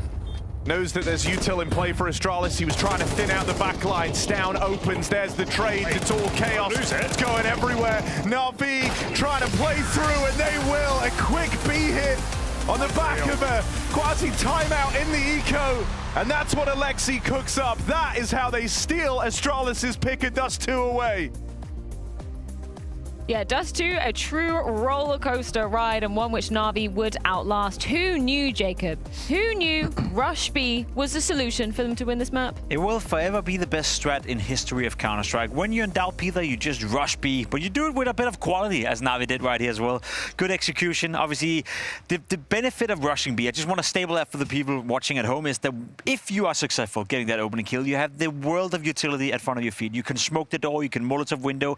It's near damn impossible to retake that B bomb site. So it's high risk, high reward. I think there was a clear detail that Navi, they actually, for the round before they won the last, they actually ran around the spawn with Glocks, you know, they used it as a tactical timeout. And I think they actually talked about what they want to do for the last one, and I think they recognized that Astralis had to actually continuously been fighting a lot for long control on the CT side, and they knew they'd probably throw 3 or 4 guys maybe from preparation into it, so they knew that there was a case that Javi could be alone, and that was the case for the last one, and they get a full B-bomb side with all the utility, and there's no way back in for Astralis. What's pretty wild about this map is that it did become incredibly back and forth, right? And this was off the back of Navi having such a strong start, because let's be real, Peter, like Astralis, they didn't look the most confident at the beginning of the game, right? No, I think when it comes to, we have a good example of this on round 7, and I think round 7 is a clear example of what I lack sometimes in Astralis. We see that we have Yabi coming through as a lurk, and they know that Bit is probably alone on the bombs, specifically because we have Huxi cutting off the rotation. We see Stown and Device inside tunnels, and they're just so slow of pacing. We actually use flashbangs, but they don't scale on them. This pacing is just very slow. Bit actually has a time to reposition, and once it goes so slow that Navi actually has time to go through mid, do a flashbang inside a B that Bit can peek off, and they just lose the round. It just felt indecisive, you know, when Yabi died when he went into B to lurk, he probably expected to get a free bomb side or catch a player in door or catch a player in window, but that doesn't work out. It's like there's no plan B, and I hate when teams end up in a scenario where I feel like that's the difference between good teams and less good teams these days, that, okay, your plan A didn't work out, your plan B is still strong enough, or you're able to come up with a new plan, you know, where you still play your pieces, and Astralis just hesitated right here, and then it looked very silly. And I don't mind that Yabi goes for this kind of play. No, he could have waited, sure, but he actually already committed to it. The fact is that once he dies and he recognizes where Bit is, then the pace from the last 2 plays is just too slow in terms of also knowing that Hooks just cut off the rotation. Kind of played yourself into that situation. Somebody who played themselves out of that hole, though, Device. Should we dive into round number 11? Because against all the odds, he manages to open this round with not 1, but 2 deeks. It's obviously just the case that Counter-Strike will be won if you actually just hit your shots. And at this point, they have a 3-5 situation. The only way they can win is by actually getting some insane shots. Makasa misses the first shot, decides to go for a refig, and actually misses once more. Device hits the guy outside of B and eliminates the guy backpass, sets them up for success to have a situation where they actually, for a reason, gets into a favorable position and converts it into a win. And, you know, this is just the case of sheer individual prowess. And Astralis went on to win 6 rounds in a row based on this and made the game ultra competitive again. So it was a huge miss by Makasa, let's be honest. That was one that could have closed the game almost 9-2, 10-2. Astralis would never made the comeback that we saw. So it was an opening into the game. Great on Device to do it. But for Makasa, that's one he's going to think back on and think, ooh, thank God we won this map, because otherwise that would have hurt a little bit. I'm just laughing because the producers have said in my ear, for some reason, Boya, he just hates facial hair. Did Device get the buff after he shaved the moustache off? That's the question, Dupree. I actually liked it. I don't know about you guys. I actually thought it looked cool with the glasses and the mustache, but apparently he... Pretty 80s. That it was definitely. But it did seem like he had a good game, you know. I think obviously a long-standing teammate of mine, you know, I've won pretty much all my titles alongside Device, you know, my probably one of my best teammates of all time. He's a talented guy, you know. He's always been a monster with the AWP, but also with the rifles. And I think in this specific game, he was like the bright spot inside Astralis. I think that he's also obviously the superstar of the team, so that's also what we expect of him. I still want to see more, but he was the bright spot in this given matchup. He kept Astralis alive. I think that's the best way to describe him. You know, with the deagle shots right here, with his AWP impact in the second half as well. Device kept Astralis alive long enough that we actually started to believe that they could push this into overtime. Okay, but I'm going to put a big but on this. There was one moment where Device maybe shouldn't have gone for that deke so confidently. Yeah, that's something we spoke about, Peter, in the green room as well. Device has a tendency, and has always had a tendency, to pull out and trust his deagle an awful lot in clutches. And I'm not sure if I like that. You know, they found himself in I believe it was a 2v2. This time it's a 3v2. He misses a shot right here, goes for a shot. No fault in missing that. Makasa gets an opening right here. And then you look at Device in CT spawn. I like a player who trusts his instinct, and I like a player who trusts in his own abilities, but Device has done this throughout his entire career. And I'll put out this argument, and it may sound a bit rough, and I don't know if you agree with it, Peter. 3 years ago, 4 years ago, 5 years ago, Device in his prime, he could pull it off more often than not. Device in the current state of Counter-Strike, I don't think he's as strong as he used to be. So this whole, you know, trusting in your deagle and pulling it out as often as he is, I'm not sure I like it as much as I used to. I'm not calling it a mistake. I'm just saying that he was more successful doing so a couple of years back. coming into the round, sure, he has had a good game, and so obviously he was just playing off of the confidence, which is also important. The thing is, like, he goes up, he misses the first couple of shots, then he tries to fall back, and that is where Makasa actually punished him. I would probably have liked to see him either try and get away faster or maybe not even go for the play. At least play with your teammate, maybe go together, get the chance of trading. That was not really the case. And that is also sometimes what I feel like is happening with Astralis, that they want to go for these kind of individual plays. And I'm not saying that Astralis is not good individual, but it's more like they're still in a state where they seem to be missing those kind of crucial shots. So I think the better play would probably have been playing alongside Yabi, but you know, it's always very easy to sit here in backseat. It was something that we were chatting about in the green room, right? And like when I used to watch Astralis back in the day, when you were on Astralis, like the risk versus reward calculation was like, it was such fine margins you would play by. That's why that kind of stood out to me. It's like, is that sort of a more strange device move out of the lot of them? I mean, I've seen it before, so it's something that has, you know, Jacob mentioned it's something that he's always liked to do, to pulling out the deagle and try to be a little bit of a hero, but it's something that obviously the Counter-Strike is all played different from what it was maybe 5-6 years ago. So it's also, it is a lot more based on the individuals, and maybe this play could have worked or another play could have worked maybe 5-6 years ago, but it's still good that he goes for it, but maybe I still think that he should limit it. And obviously the game has changed, but so does the players as well. In isolation, you can definitely defend what he did right here, but I think as an overall trend for Device, it may also be a symptom of the fact that he's aware that he is the star player. He's aware he is the guy that is needed to make those plays. So, as you said, it's hard to call it a mistake, because I don't think it is. It's just more so a notion, you know, that Device probably feel the pressure as well to do a little bit more than sometimes is needed, because Astralis are struggling in the broad perspective. Should we talk about the star on the side of Navi? That has to be Bit on Dust 2. I'm sure we'll see it in this highlight package, but I believe it was round 21 where he just absolutely bodies Device through the long doors, goes on to get 3 more kills after that. Like, so much impact from beginning to end for Bit. He's disgusting. He's disgustingly good at playing Counter-Strike. His aim is just so crisp. His headshot ratio is very, very high. And as you said, he has an awful lot of impact. Bit is a player that I feel is slowly but surely coming back to his absolute best. It's been a while since we praised him to be up there, you know, where he were 2 or 3 years ago in almost his debut year. This is the round you're talking about. This is so clean, Peter. The AK-47, very important round as well. But I feel like he's, if you had Bit right now on a graph, you know, if you invested into Bit on your Nova wallet account, you'd see the graph go slowly but surely up right now. And I think that's exactly what you'd like to see from him, because he can be a superstar. And if you're looking to find a player that is just excelling at anchoring, but also excelling at playing the flanks, then this is the game for you to watch, because he got so much work done on both sides, not only staying alive on the B-bombs and getting multiple kills, but also the way that he flanks. You know, he just does it so well, and if there's a guy that I trust with an AK in his hand, that would be Bit. Well, Navi also getting work done in this series so far, stealing away Astralis' map pick. Now their choice lays in wait. It's going to be going down on Navi's pick of Inferno after this.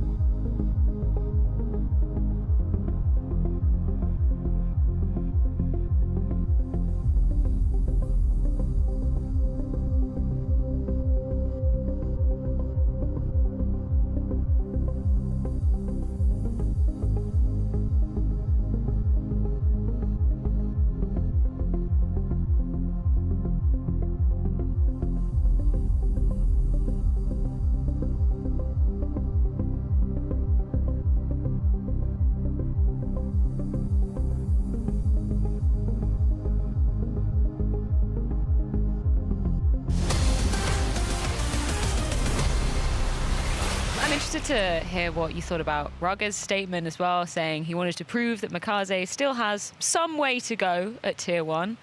What do you say in response He said to that? Yeah. I mean, we will about to see. I think a lot of people underestimated him, but he's a good guy. He's picking up stuff very fast, and then he's ready to prove people wrong again. Hope I didn't misquote Rugger on that, but yeah, Makaze, he stepped up on map number 1. He's been looking solid so far for the Navi. So far, so good. I think Rugger said it with a bit of fun in his eye as well. You know, he didn't mean it unintentional, but I think it's a fair point as well to raise that right now Makaze is still a bit of a question mark when it comes to Navi. We don't really know where he's going to slot in. We don't know how impactful he's going to be. We don't know how good he's going to be with time. And I guess for Astralis' sake, if there ever was a time to beat Navi, I think it's right now, because I expect them, Peter, to only get better and better and better the longer they get into this project. So maybe he has a point. Maybe now's the time to beat him, and if they can't now, then probably never. Well, 100%. I think the eye test of Makaze has been, at least for this online parties, that he's been playing well. I think that in Cologne he did quite average. So he's definitely helping Navi improve, and it just feels like the rest of the squad also, when they get the group going, that they're playing better. So I think it has done something to spark some life in the Navi lineup, and totally agree with you, Jacob. I think for the future, Navi's only going to get better. What are we looking at for the composition of Navi when we look at their choice of Inferno? They're going to be starting on the T side of things. Astralis chose the CT side. How does that kind of frame up the battle we're going to see go down? It's a good question, because I feel like Astralis would be willing to fight Navi a lot. You know, I think they would be willing to be proactive. We know Device as well. With the AWP, he likes to poke in middle. He likes to be aggressive in the middle.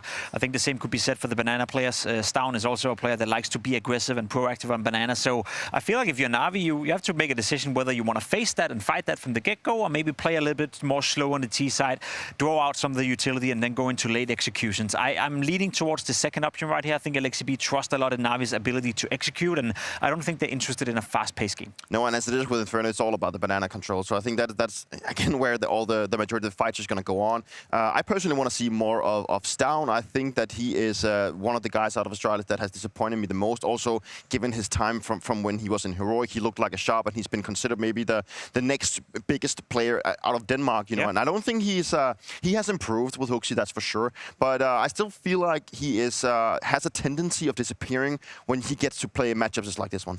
Well, he's going to need to show up fast, because this is do or die for Astralis. Harry, Hugo, is this the last time we see the Danes at Season 2 of Bounty? Yes. Yes, it is. Decisive. Clean. Clinical. Messy on that last map. Yeah. But yeah, I think Inferno's going to get a little bit better. 6-map win streak for Navi on this one. We saw them play it in the playoffs back in Cologne. We had that comeback arc, Harry, for Alexi and Makaze on the B-bomb site. Mongols ran into them one too many times. And Astralis, I mean, I'll give them credit. They longed out a game that I really thought was done like 6 times on Dust 2. No.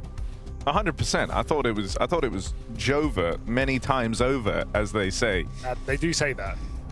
But Navi still got the win, Hugo, and that's teed them up for a 2-0. Look, man, they've played this map 17 times this year. They've only lost it 4 times. Most of the time, that's to the Mongols, and they even were able to overcome that back in Cologne, as you just said. They're getting better. So I don't think it's a very pretty picture here for Astralis. I think their chance to make this a 3-map series where they could have looked to win really did hinge on winning Dust 2. And that fight just came too late in the game. Huxi in the board to open up, or on the board, and in it. Screw it, why not both? Stown, bit of an aggressive swing out in the top mid. He's given over that 4-on-4 and dual Berettas on bit. I think the flash let him down there, actually. I like the play, but didn't seem like Navi were too blind in middle, so I like both flash plays. I think it's good. Astralis initiating, but second one didn't really do that much for Stown. So he gets headshot instantly. Oh, clinical for a stare, and that might send the bomb back to middle. Device rotating, decides against it. Stare says it's clear, I have it. Huxi finds his second headshot. Astralis holding strong. Huxi, that's despicable. Okay, if Huxi's gonna have like a god mode game, that does change things. We all like occasionally, you get it every now and again. I think it's something to do with the moon. I don't know. Yeah. But just every now and again. No, it's not. It's not just that. It's like the tidal waves and like what the ocean. Well, because if Astralis are to the stars, yeah, and Huxi's to the moon, like Bitcoin. Huxi's the Bitcoin of Astralis. actually. That's... He's the Litecoin of Astralis. I don't even know what that is. Exactly. But going to the moon, nonetheless. Alexi's the Doge, because he's got that dog in him, Harry. Oof. But, you know, sometimes you got to put dogs down. And so Hooksy will. 4 kills and a pistol, looking locked in. Locked to her. Dude, I think it's going to be a Hooksy life game. Strap yourselves in, everyone. It's happening. Haven't seen one in a little while. We got to watch the Dust 2-1 back in Astana. Oh, that was beautiful.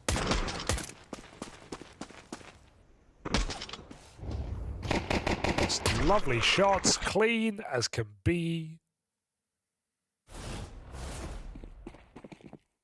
Force buy for NAVI. Frustration. Guys, we're better. Run at them.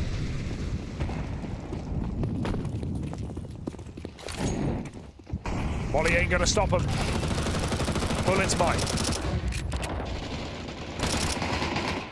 Device, infinite ammo. Quick cleanup, or at least it's meant to be. Oh, this could get odd. This could get weird. Bit a second kill downrange. Bomb plant here for NAVI. Makes it into the pit. Him and Alexi are both wounded, but Bit is clinical. Caught out in the open. It's spammed to death by Stare. Astralis will recover, but NAVI making out with a bomb plant like bandits in a 2-on-5. Do well to make some extra cash at least. But still, it's not really enough to justify another buy. They've got to take an eco here. They've got to let Astralis into the game. They've earned their place.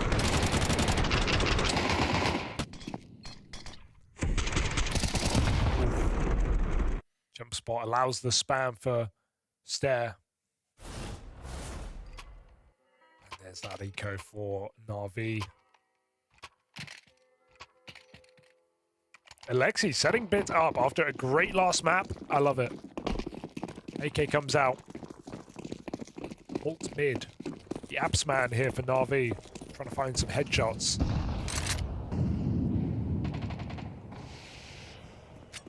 Very impressive. Dust 2 from Bit.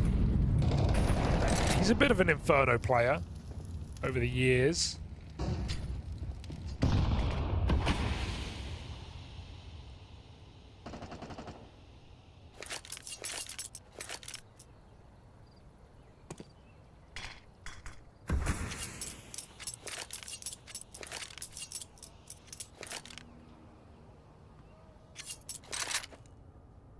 Astralis giving away nothing. Lay in, set up a B.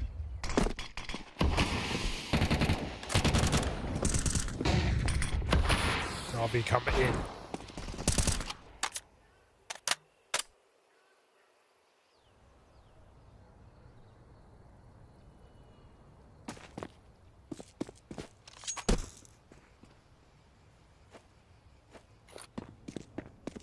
Oh, this rotate from Device couldn't have come at a worse time. The sight hit about to come through. They're already up 3 short. The AK on Bit at the back. Yabi trying to deal with it. They've spotted Stare up at the apartments as well, but they've got to start getting rid of some of these site players just so entrenched. It's down, able to slow them down. And so nothing found for NAVI. Even though they play into that as a 5v2, they're not able to break apart that pit hold.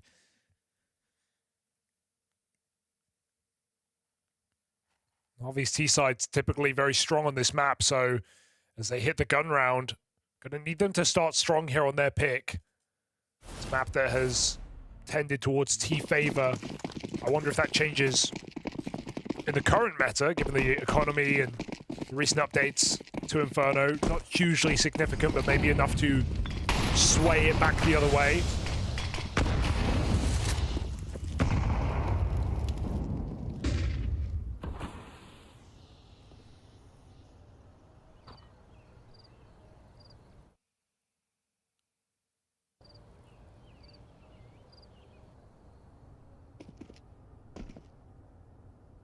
Very slow defaulting here for NAVI.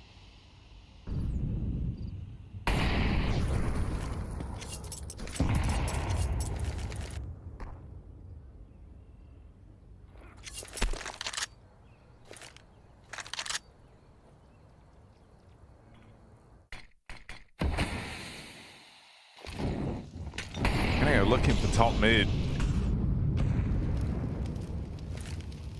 He's not buying it.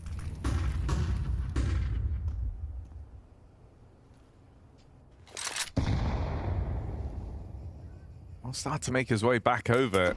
And that's as the bomb has left this A side of the map. It was just a bit of puffing the chest out for NAVI. Not much time.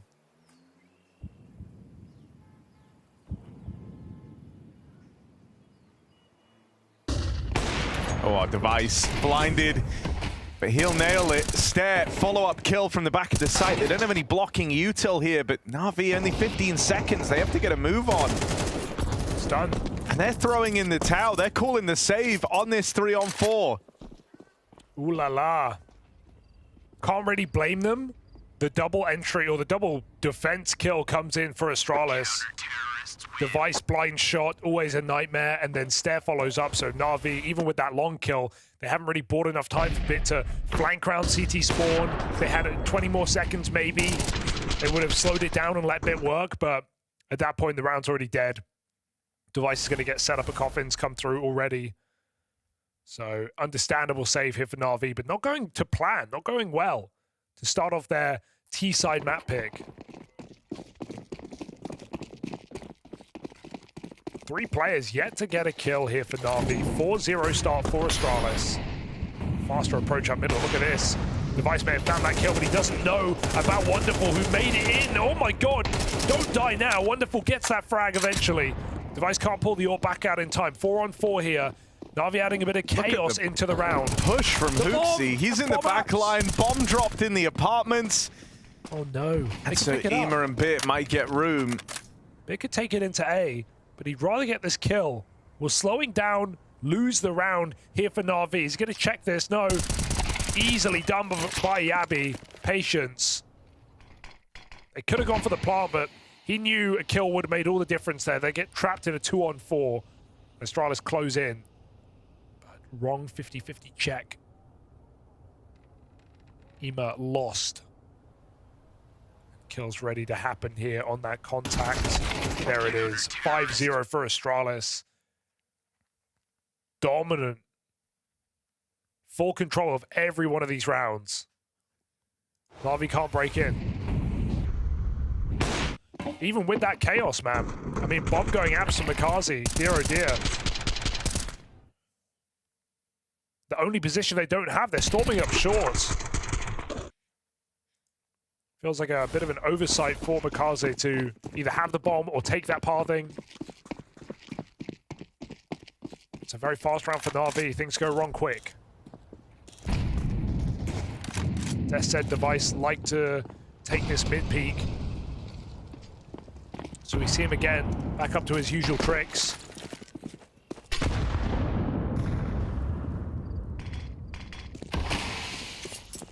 Won't hang around. Ema comes out boiler. Device is already back on long side. Ooh, okay. La la, that's a shot. You like that. You like that.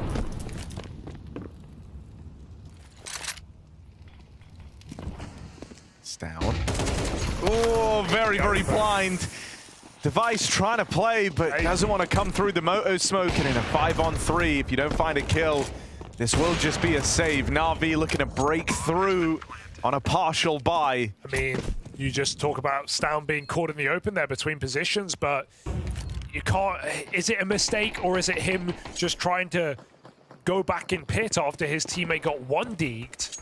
I don't think there's a huge glaring error there for Astralis. It's just a great shot for Ema, and then Stown tries to get into the best position he can, but NAVI rather speed up and hit A with a flash.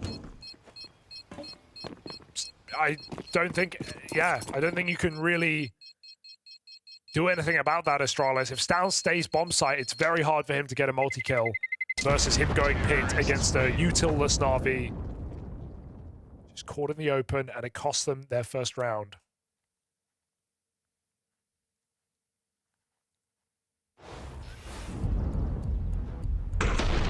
Excellent shot.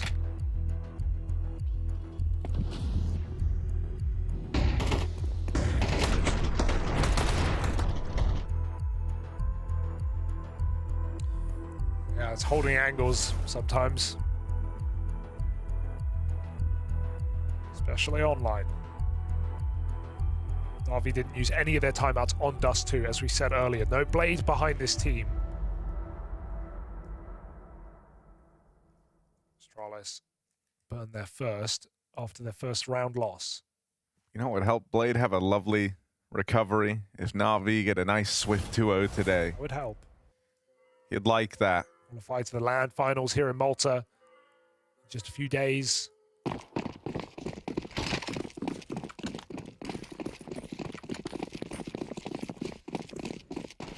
Kazi and Alexi still yet to be involved in this game, but maybe here's the chance to run in towards top banana into the triple stack. The Vice Orb opens.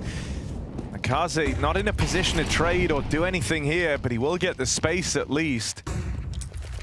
That's what NAVI were looking for. Astralis' protocols have been fantastic in the CT side. No one's really overplayed. They haven't been offering up kills at top B. They fall back after the man advantage. B setup's only been tested properly once and it held strong, so NAVI don't really know what's in store, but it's Device and Stare inside of the site with a third rotation. Astralis is playing clinical Counter-Strike on this CT side. Even some retake utility coming in. Not going to move off of that. They've only got a smoke to put the fear in NAVI. But now NAVI just feel like they have to go B execute. HooXi's read it. Third man here.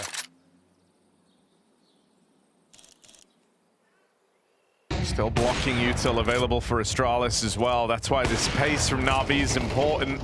They're going to be ahead of anything that Astralis could hope to throw out. Stare instead playing a long game set up with flashes from HooXi out in spawn.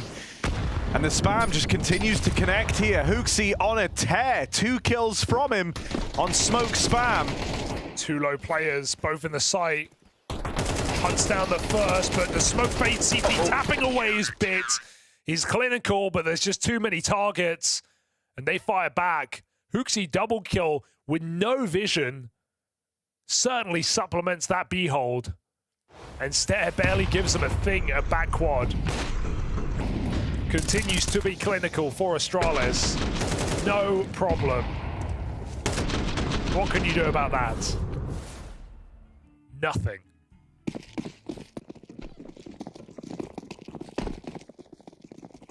This is like the nicest looking Inferno we've seen this new Astralis play.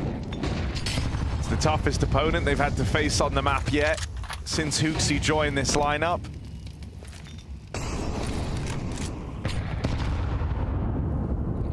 Saw them play it a little bit back in Cologne, but the win's there versus lower tier opposition.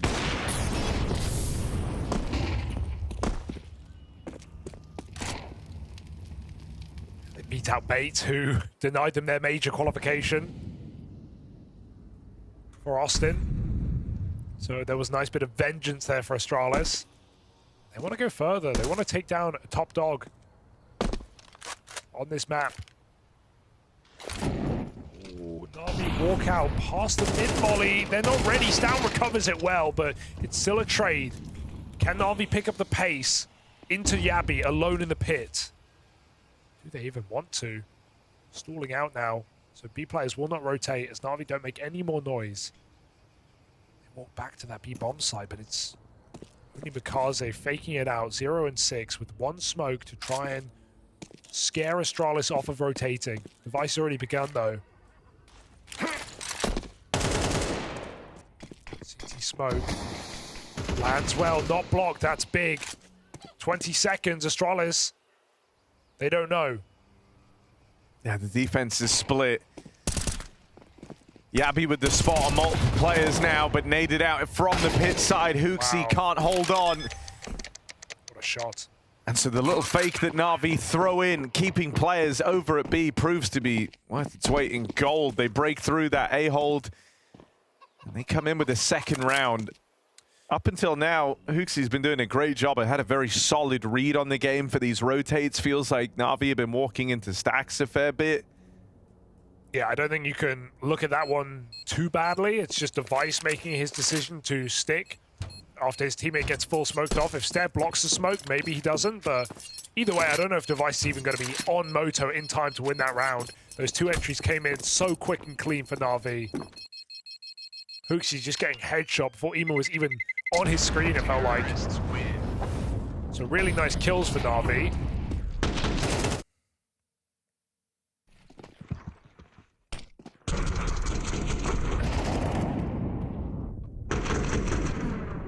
Strong shooting from Ema.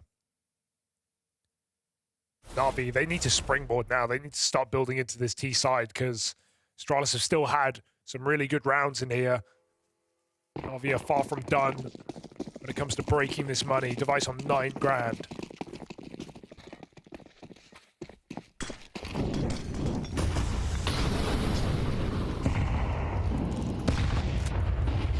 Oh, smoke break nets the opener.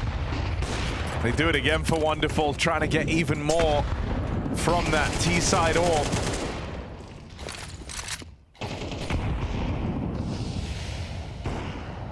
Stare hangs around to fight here for this banana control.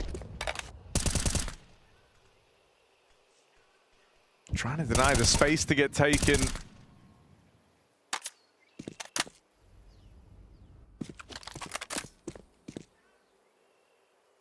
You're towing a very fine line. You want to play for the info, deny the space. You need something for this 4v5, and so you can see the reaction here. Double push in through the apartments. Oh. They line up for bit. Couldn't be worse. Na'Vi's patience here, waiting for the reaction from Astralis, rewards them. Doesn't matter where you go, really, as long as you go together. Stare alone in this B bomb site. Device trying to reclear middle. Instead, just has to go through this smoke if he wants to stop the rush on this B site. Wonderful covers the swing. And that is Na'Vi with the round, already going to hunt this AWP. Good move. They're believing in the 6-6 comeback, so they need to thin the money down now. Taking this orb is the first step in that right direction. 3 kills from Bit. That double apps push denied, and Device is saved, gone. And so Na'Vi with the chance now to make this even.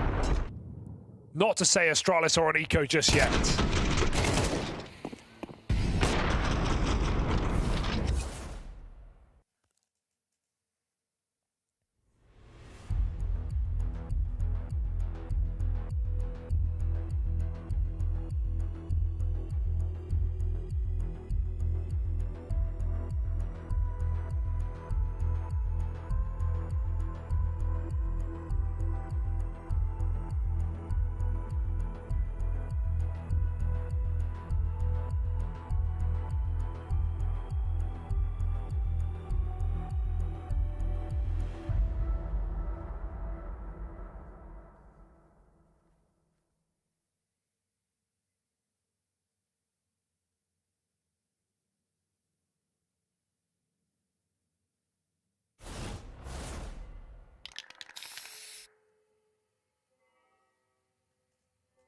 Damn, Bit really powering up, keeping that that strong Dust 2 form. 11 and 5, that's with Makazi and Alexi still yet to frag. Yeah, no entry for Makazi is crazy. He's not really been in Banana too much. They've kind of allowed the util of Astralis in this CT side to take hold. It looks like Na'Vi are going for the instant exec onto this A site. Device still not rotated yet. He's moving now. Sooner Na'Vi go, the bigger the gap. They might miss that window. Device is going to get here on the AWP. It's a play up through short though, and only one player there to withstand it. Yabi overran Stown and Device, wrestling some kills back. Leave Astralis with an attemptable retake here in the 3-on-3.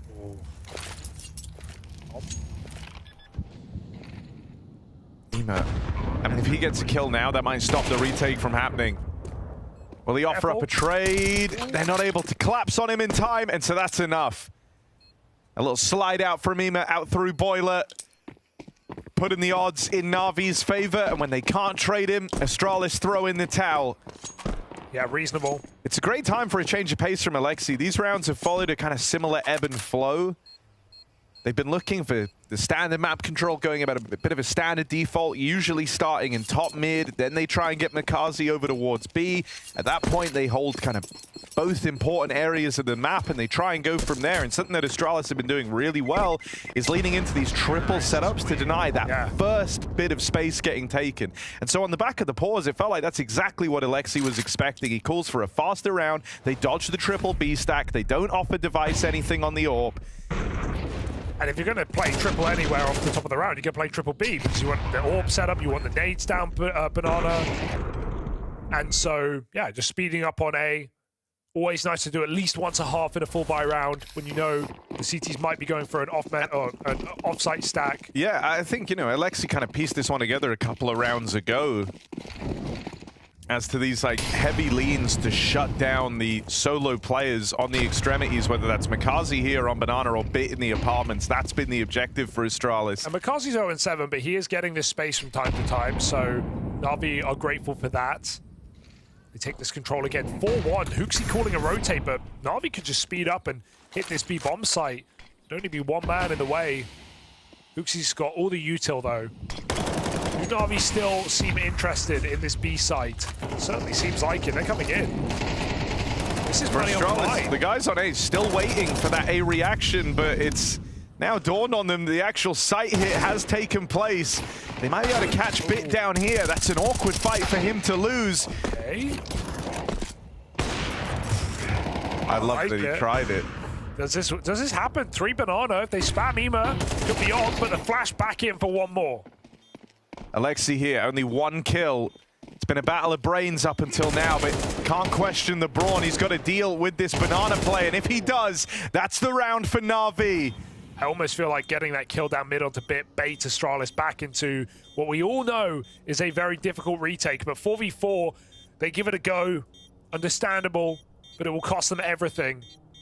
Even HooXi's exit looks like it's not going to happen. Makazi with his first kill as well. And so Na'Vi, one more round to make this even. And you can feel that the pace has been creeping up for Na'Vi, right? These rounds started off really, really slow. What was that doing? It was letting Astralis move their pieces around. It was letting them go for these, you know, 3-man fights or 2-man fights with util supporting. But because you're playing with such an uptick in pace all of a sudden, instead of on like a third timing almost, you're playing on like a first or a second timing in these rounds. Astralis, if they don't pick right from the get-go, they're being left in retakes. And that's the first time you can say Astralis really over-rotated in a position. They went 4-1 off the top after they did nades down Banana. So HooXi left alone in this position. It cost them everything. Awkward for Makazi, turning anti-flash. But Alexi comes through the smoke to trade, and the grenade dunks HooXi. Na'Vi still met with a Molotov, so they can't rush here. But they've got a 4v3. They've got every reason to win this round again. From 6-2 down, Na'Vi look to level out. This was 6-1 even. 5 rounds straight. Potentially for Na'Vi. A very good recovery.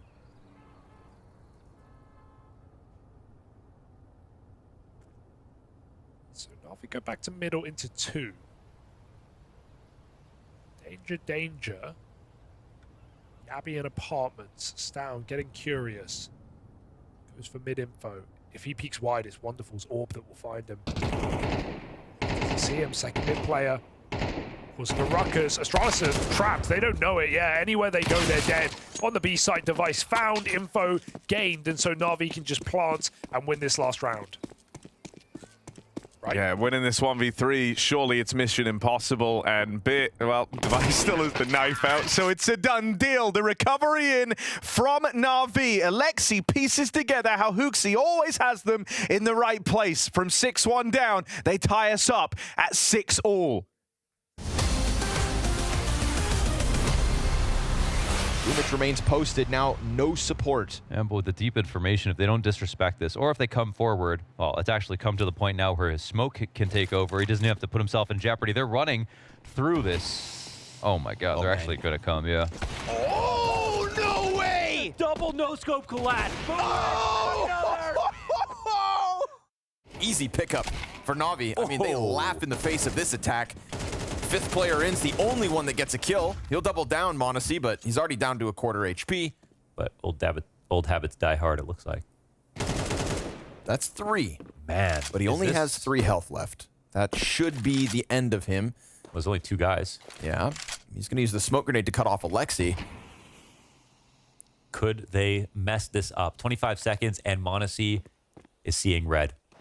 He wants to make it happen. Oh my god. Oh, no, wait, dude. This is a 1 versus 5 straight up, and he has time to get bomb. He should have this red with another smoke. Oh, my m0NESY. 1 fake. The nade doesn't come through. Now, he's got enough space to commit to this. m0NESY, a pure 1v5. And as Emac tries to get out through that smoke, m0NESY's just dodging all these bullets. He's terrified. Ema's looking behind him for a push through. Time's ticking away. I mean, how could you not be horrified? m0NESY, the prodigy, has pieced together 4 frags in this 1v5 ace clutch. And Ema, his name is on a silver platter. A miracle from the magnificent m0NESY. The Flames and Degster. Getting this bomb down is scary. Flames is taking real estate, but ends up getting punished. Liquid hold, and they win these fights. Just Degster left to get past, but he's an iron wall at the back of the site. Moving around, kill number 3. Oh! Degster! Make some noise for him, that is incredible! And you've got JL and Wonderful. It's this fight, JL and Wonderful, or in Fame, excuse me. Very key. Fame slips up, getting ever closer. JL thinking about going to help as Wonderful puts that op over to the corner. That could come back to haunt him. Tough spot to get the multi-frag.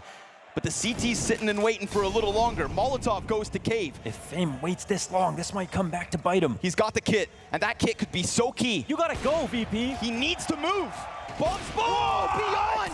Oh, welcome to Wonderland!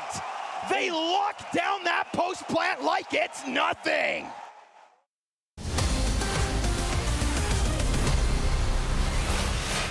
And what a recovery. It was 6-1 down for NAVI, and then they go on a 5-round streak to close out their T-side on Inferno. It was looking a little worrisome. We were all kind of nervous. HooXi with a life pistol round. Then you had him continuing to climb up the charts with some good stacks, some well-placed, solutions to the early game of NAVI's T-side. But NAVI kept on adapting. They made their changes.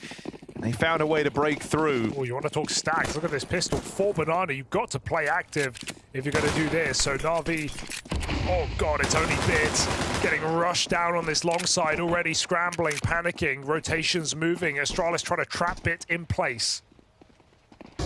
Flash, Bit blind, Bit might be dead. Gonna try and take one with him, but he can't manage it. Whoa. They barrel through the short smoke. Mikaze, that's his 2nd kill of the game, and it's a wild one. He's now opened up the route to a retake. Flash here to try and tee up NAVI. They push on in. Wonderful and Alexi in tandem. Dooley's running low for Stair. He's got 3 shots left. Tap from Alexi. Oh! And Device with the knife does his own stunts. Hell yeah, Device. I love that. Hell yeah, knife kill. Alexi ran out of mouse pad. You could just see it. You could see him running out of mouse pad there.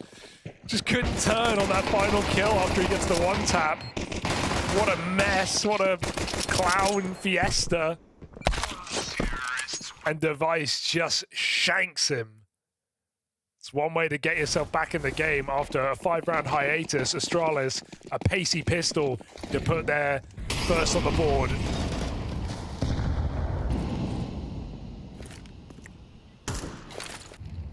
Unfortunate setup for NAVI. So they go back to the quad A. Opting to let Mikaze cycle smokes on this B-bomb site by as much time as possible.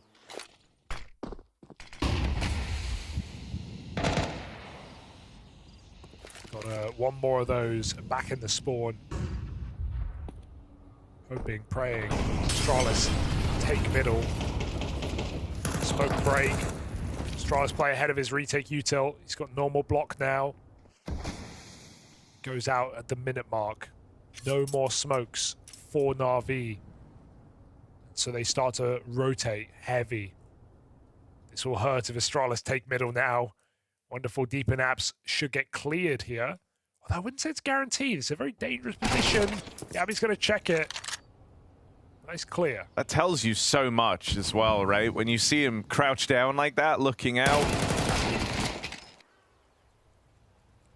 Need to get off You B can side. anticipate that he leant away. They left Wonderful alone up in the apartments. Bit tries to take up position, but my God, has he got a tough job. They're spilling out. He lets him go down into the pit. He's looking for the guy who threw the flash, but Device climbed up apartments instead, so... No kills in defense of A. That will be the save for NAVI. Astralis walking their way back into this game.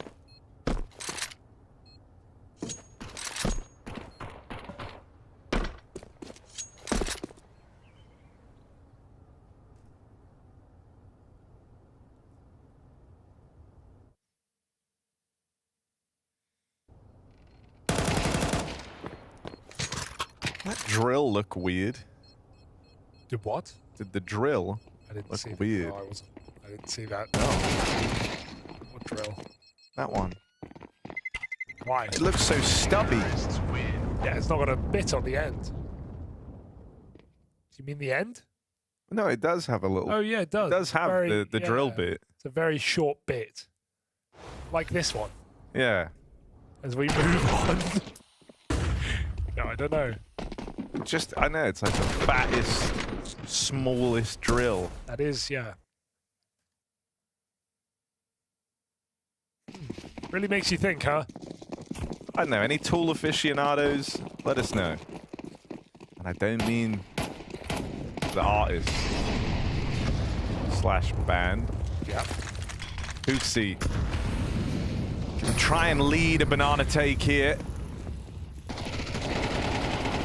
I know there's some saved guns to worry about.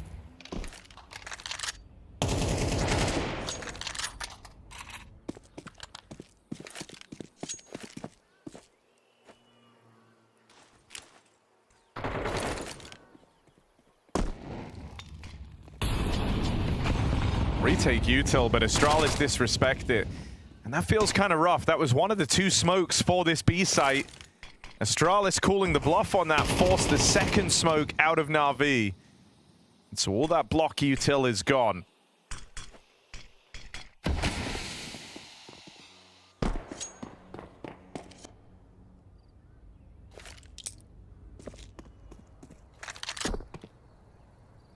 Back into 3.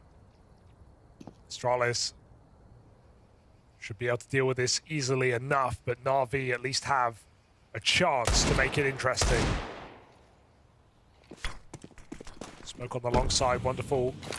Pushed into the bomb site, they're getting wrapped, and they don't have the weapons to deal with this kind of position. Deagle denied down in pit. Wonderful, they're jumping over the top. Oh, and one should be all he gets, meaning this round lands safely in the Astralis camp. Device keeps having a great series here. Started off really strong back on Dust 2. It was late in the game when Stair came alive and joined him as well. Abby had that one sick ace. Device has kept this up all damn day. And if you're Astralis, you don't want to waste a great Device performance. Makazi. Ooh.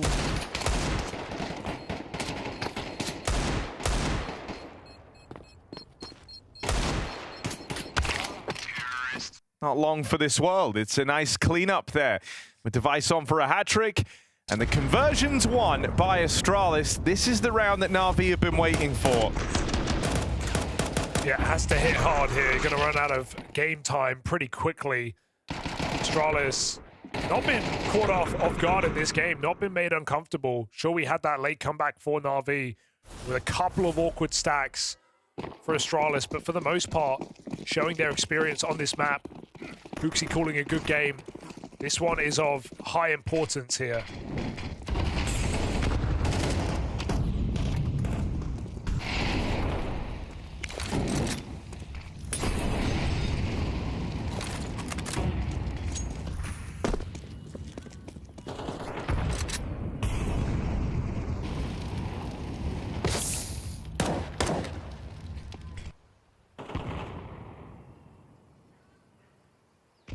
Retake Util and a banana ready to tee up Makazi with a flash.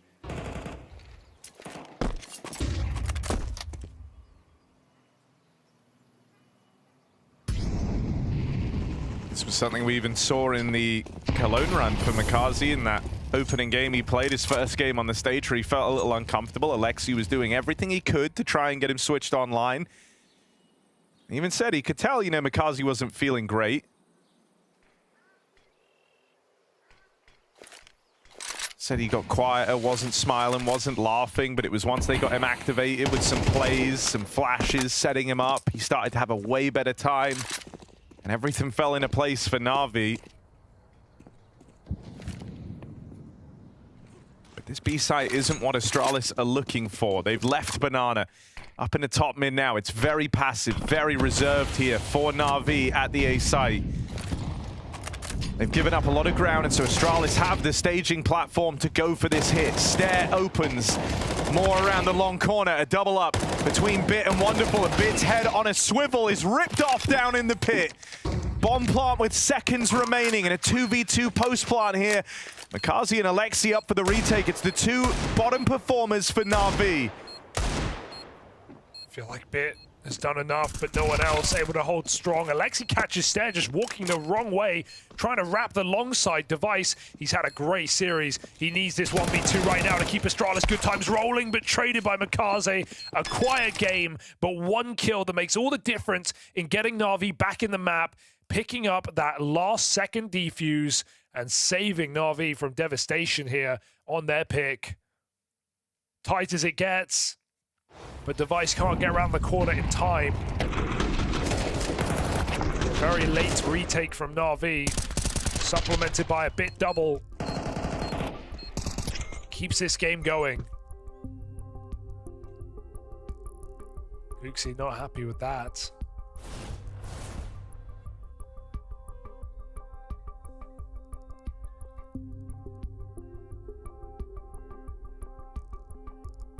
Yeah, with good reason. I think that is a frustrating round for Astralis. They kind of get given all the runway, all the room they were looking for. NAVI in a passive setup. Rotates kept over at that B site. They don't walk into like a full-on stack or anything. They have all the util down and it still falls against you. Not the round you want to give away. And that will allow NAVI a route back towards the lead here. It just gives them a chance, that's all, but it's a long way back in. I think so much of this is going to come down to the Alexi Makazi hold on B. Well, that was tested in the Cologne quarters against the Mongols, and the Mongols with a tendency to hit B. Felt like almost 10 rounds in a row, and Makazi and Alexi hold nearly every single time to stop Mongols from closing out a dominant game. Gave NAVI the 2-0. Very impressive, considering Alexi and Makazi were both bottom of the server when they started that comeback. Haven't really seen that put to the test just yet. Astralis with a game plan on this A site. But let's see how it changes, because even in that T-side for NAVI, they didn't really take Banana early. Makazi never ran up, he never ate the nades. They went for late pops, re-clearing it, breaking the smoke often. So we're going to see Stout getting involved on this T-side.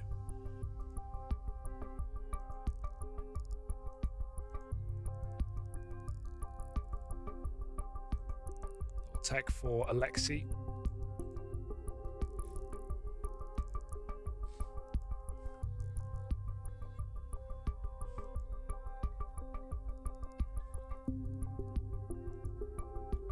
Seems like we're keeping up the no talking in tech online as well, so just got to sit there in your seat and shake.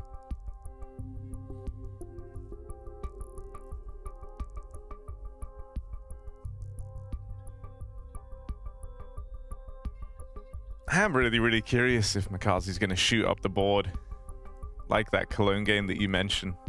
1 and 8 in opening fights on his T-halves. really, really rough stuff. But whenever he found his way onto that CT side, that was when he broke through, and he was the best player for NAVI on those defensive sides.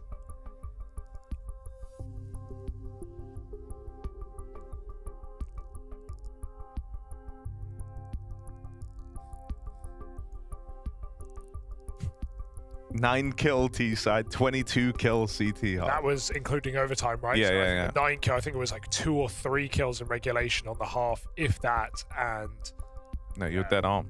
Then, you know, once they hit overtime, we actually saw some decent T rounds out of NAVI, enough at least to get it over the line.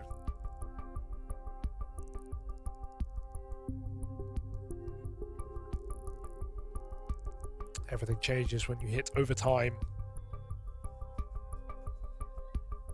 If you're just joining us though, this is still a single elimination. We're on stage 2. We've said goodbye to 16 of our 32 teams. And now we run another round with 8 matches. Victors going to LAN, losers going home, and bounties on every single team remaining. Every single head with money. So this game for over $40,000. Victor banks 50% of their opponent's bounty. The other half goes on their head as well. So if NAVI can get this series done 2-0, gonna have a bit of a price on their head that people will come hunting for once we hit those LAN finals. And still, you still pick your opponents in the LAN top 8, deciding your quarterfinalists. Gonna have a draft show as well the night before the matches. Don't miss that. I'll be live.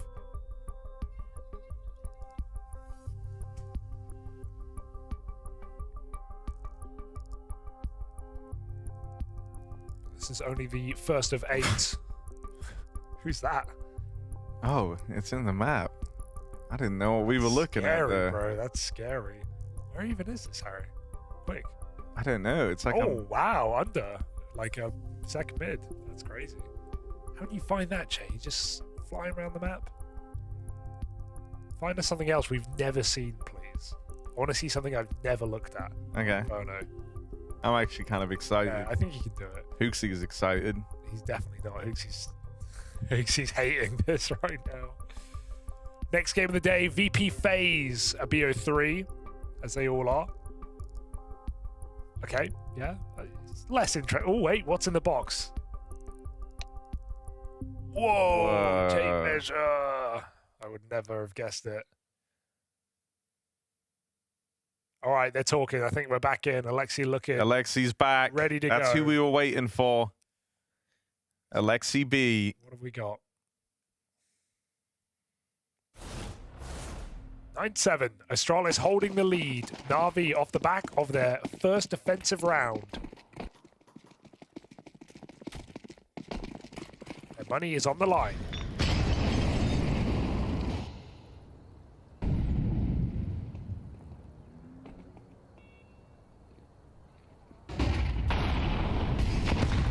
B-side, it was only a matter of time before Astralis try and come for it. Is this going to be the round? Double nade break on the smoke. And a re-smoke in from NAVI, who've been constantly down to lob in this retake util at the half wall. Kazi plays ahead. Alexi waits with util to help him out.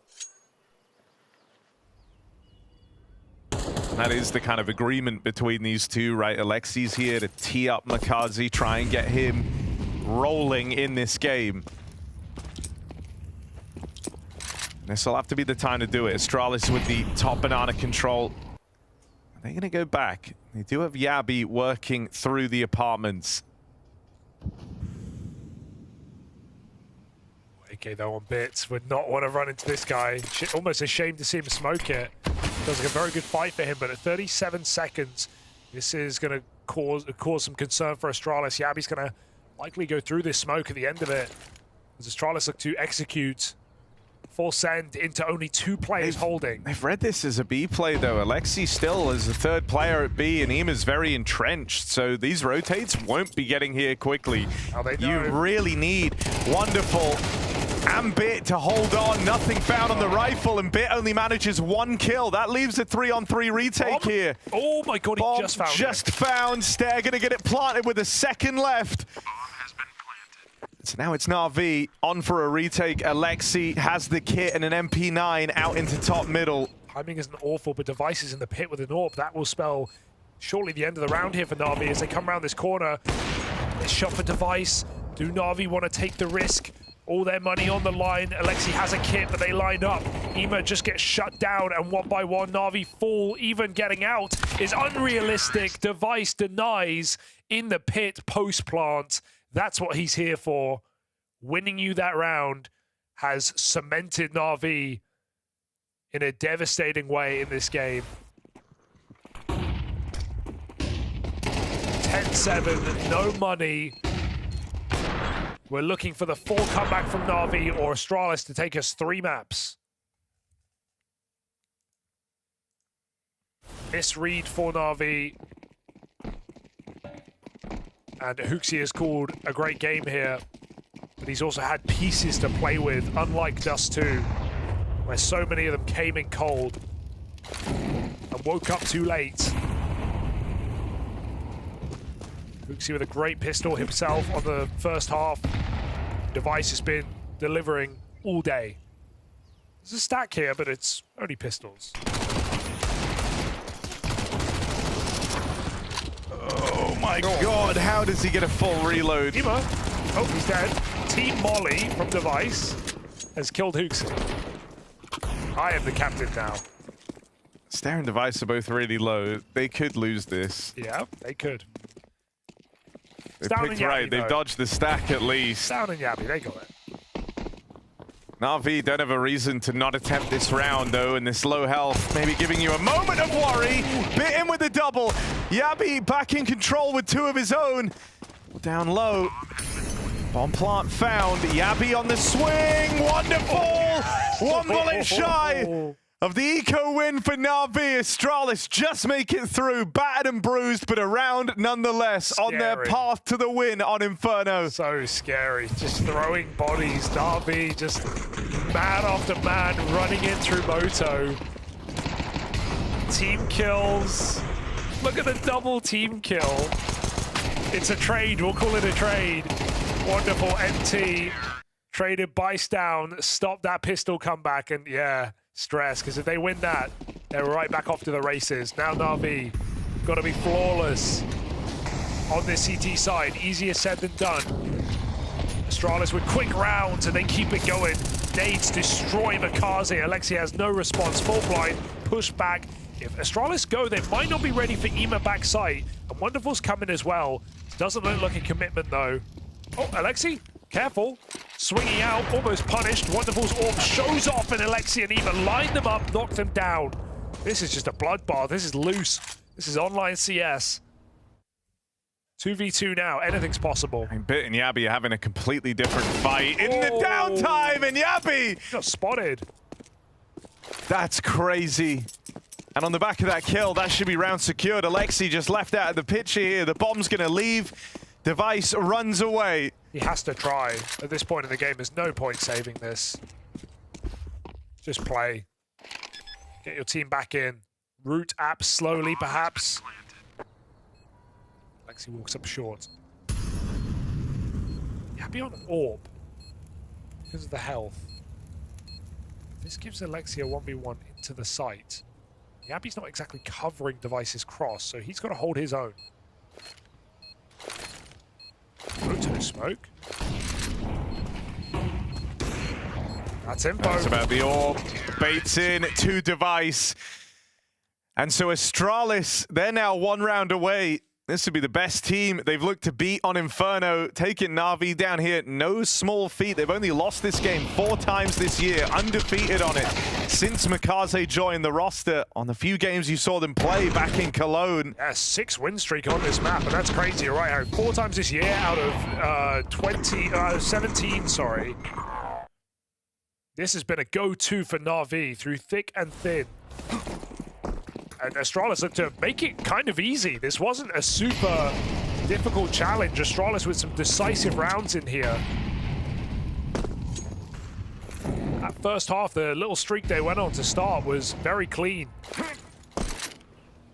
Makazi is one of the guys that was called out by name in the draft show for this, saying they're going to show him that he still has some learning to do, and they've certainly done that. He got found by the Astralis nade stack in at top banana in the last round, 5 and 14.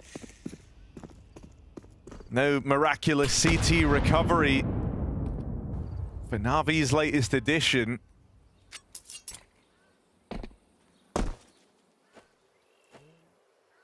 Can't see it, there it is.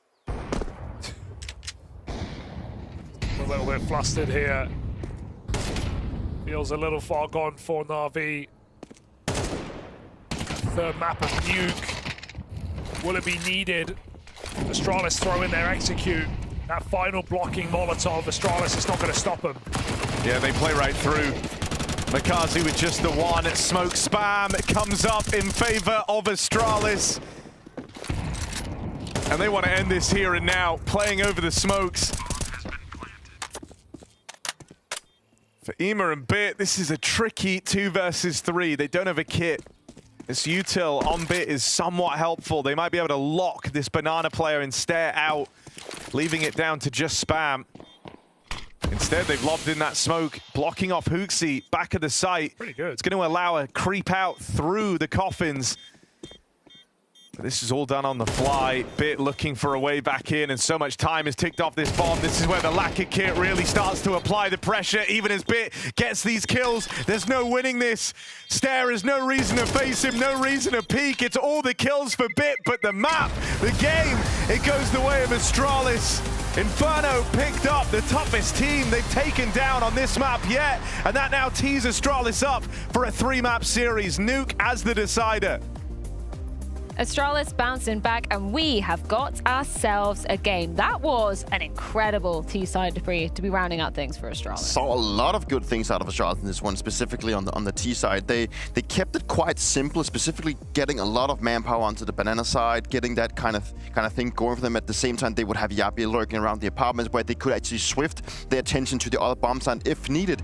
And I'm happy to see it. You know, it was good to see Astralis understanding what could actually get them over the finishing line. You know, they played great around each other. They had good utility users, but also the pacing and also the decision was really great. What I liked the most from Astralis was obviously the high-level gameplay, but also the fact they didn't allow Navi to come back into it. There were a couple of close rounds, especially in the second half, where Navi maybe could have wanted, could have applied some pressure towards Astralis, but they were good in the clutches, they were good in the 3v3s, they were good at keeping their head cool, and at the end of the day, they win 13-7 in a game that, realistically, it felt much closer, because there was so many close rounds, but then again, Astralis kept them at bay throughout the entire time, so it was a very strong performance on the opponent's map pick. Let's go back to the first half, where the round distribution was very even by the end of things, but we look at the hot start that Astralis had. Peter, we got round number 5. What impressed you about the play here? It's more like we talk coming into the device's unique and most traditional move on Inferno is to peeking and getting peeks down mid. That is what it gets here. Maybe gets a little bit too aggressive to try and get a second one. I still don't think he spotted the opponent. What I like about it is that Yabi has actually decided to go push through this apartment smoke, actually catching another player, and then instead of trying to go back and salvage the bomb side, he actually falls back into position where he can wait for his teammates, and he actually has another player trying to figure out where he went. He gets that kill as well, and he just continues to put Astralis in a favorable position. And obviously this is the fact that Astralis started only 2 people on the bomb side. Instead of falling back and just allowing Navi to scale up and actually get the trades very well, they actually went on the opposite side, trying to get a kill and then stayed proactive throughout the round. It was a clear game plan from Astralis, as we spoke about coming into the game, to be proactive, to be in the face of Navi, to disturb them, to not allow them any space whatsoever. You said it with the Vincere, peeking down middle. He's been doing that for 10 years straight now. He hasn't changed anything. From what I hasn't changed anything. He's very effective at doing so. He's great at doing so. And then the most specific thing with this round, I feel, is you have 3 Navi players dying without knowing where the opponents are. You know, have Yabi getting 2 kills, one with a guy jumping around with a knife, another one walking out with the back to him, and then the guy in middle who doesn't get to shoot a bullet as well. So it was clear to me that Astralis wanted to come out, they want to assert dominance, they want to disturb Navi, they wouldn't allow them to do any sort of executes, and they were very successful with that in the first portion of the first half. I mean, if it ain't broke for Device, then what's the need to fix it, right? Like, he was actually happy to get a little bit aggressive in this as well, which is maybe not always something that we would associate with a bit more of a passive AWPer like Device. But it's great to see him getting that confidence under his feet, right? Had a fantastic game overall. Let's be honest, right? He was great on map number 1. On Dust 2, he kept Astralis alive, kept it competitive. Here in Inferno, he was by far the best performing player. He did it with the AWP, both on the big bomb side, but also the smaller bomb side over here. Aggressive, proactive. Found a lot of impact, Peter. And as you said, he is still a superstar. We don't really have him in the same category as we used to a couple of years ago, but I think his consistency and his impact for this for this Astralis lineup at the current state right now, he's still their best player, let's be honest. And it's so funny of me to rewatch Inferno, like, because nothing really has changed since I played with him. The way that he approached the opening role on this map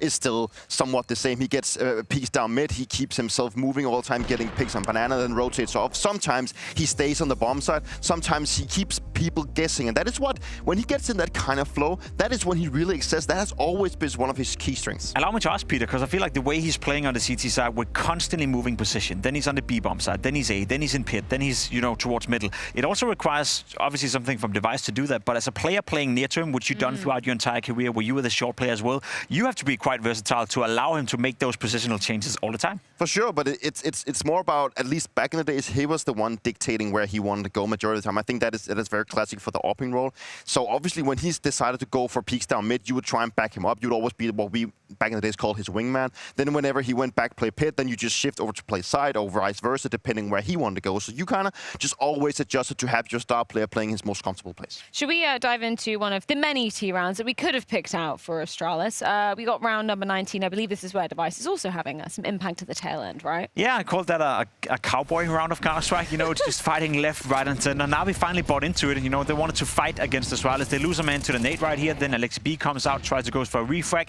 Hooksy gets caught off guard a little bit, ends up going down, feels the pressure. Wonderful misses the first shot. He's then re-entering for another one right here, and that is the biggest mistake. At this point, Navi could have slowed down the round. They could have played the 3v2, and then this duel right here. Both Yabi and Bid are instant headshotting each other. The good thing for Yabi is he has the AK-47, so that's a one-shot, one kill. Was for Bid. He needed to have 2 bullets. That was kind of end of the game. I feel had Navi won this, they could have made a comeback. The money wasn't looking too great on the T side. A lot of close rounds, but Yabi's kill coming out of Boiler right there, instant deleting Bid. That was GG. I have 2 very important details for this one that makes me very happy to be on this Astralis right? Obviously, the kills on Banana is great. Then when Hooksy gets caught in the corner, actually gets spotted, instead of him just swinging by himself, he actually calls for his teammate to swing as well. So they fight in pair and actually win. I don't think they win out the trades, but they at least get limited even trades. And then on the other side of the map, that activates Yabi. Yabi actually steps out of Boiler, finds Bit, and actually opens the path for them to actually rotate back to the bomb side. And that is just, first of all, it's really great by Hooksy to understand that he needs to have his teammate peeking with him, because he could just get mullied out or naded out and just find himself in a bad situation. But Yabi also understanding that this is his cue to actually look for that flank. Wonderful re-peeking. That's criminal. That's, unfortunately, it's criminal. I know it's a hectic scenario. I know there's trades going back and forth right here. He was already spotted in CT spawn. He missed his first opportunity. He's well aware Device is on the other side with the AWP. For him to re-peek into the most common angle you can and get punished, I like it. I like Device is punishing him, because I think you should be punished when you make mistakes, but it's not looking pretty. Obviously, the very, very near future for Astralis looks like a 3rd map in this series. But I want to look at Astralis moving towards the end of the year, because they've been proactive, as you were saying, Dupree. They've made some positional changes, so we've got a little bit of a difference in Stare and Yabi as well.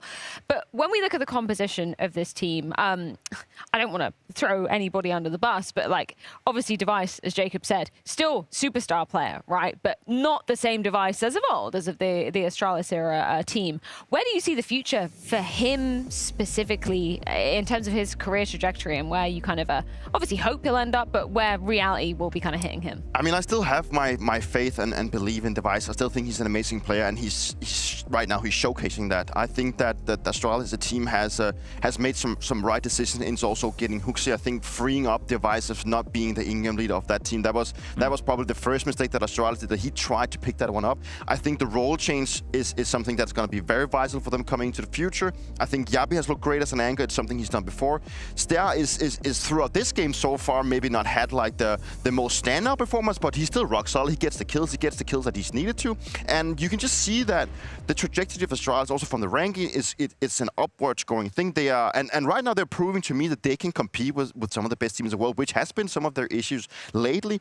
And that just it makes me happy. And also Rooker said yesterday that from practice he told the guys that we are actually developing as a team. And that must be so great to feel not only that the players recognize it, but also the player from the coach from the outside can see that we're actually onto something right here. I think this current iteration of Astralis is probably the best iteration of Astralis we've seen in a couple of years, and it sounds almost ridiculous, and you can make your own conclusions as to what that means. It means the bar has been set incredible low, but it also does mean that Astralis is, as you said, currently getting better and better and better. In terms of predicting the future, I look at that 5-man lineup and I think, as we all do, Yabi, Stavn, Device, there's enough firepower in there. There's enough quality. I think Stair is also emerging to be great. Hooksy has been a great in-game leader. They have all the ingredients, but they need to figure out whether or not it's fully going to flow and it's fully going to be, are we expecting them to be top 5? Are we expecting them to be top 10? It's kind of hard to figure out right now. If they can beat a team like NAVI, if they can, qualify for the next major, which they almost guaranteed themselves they will with,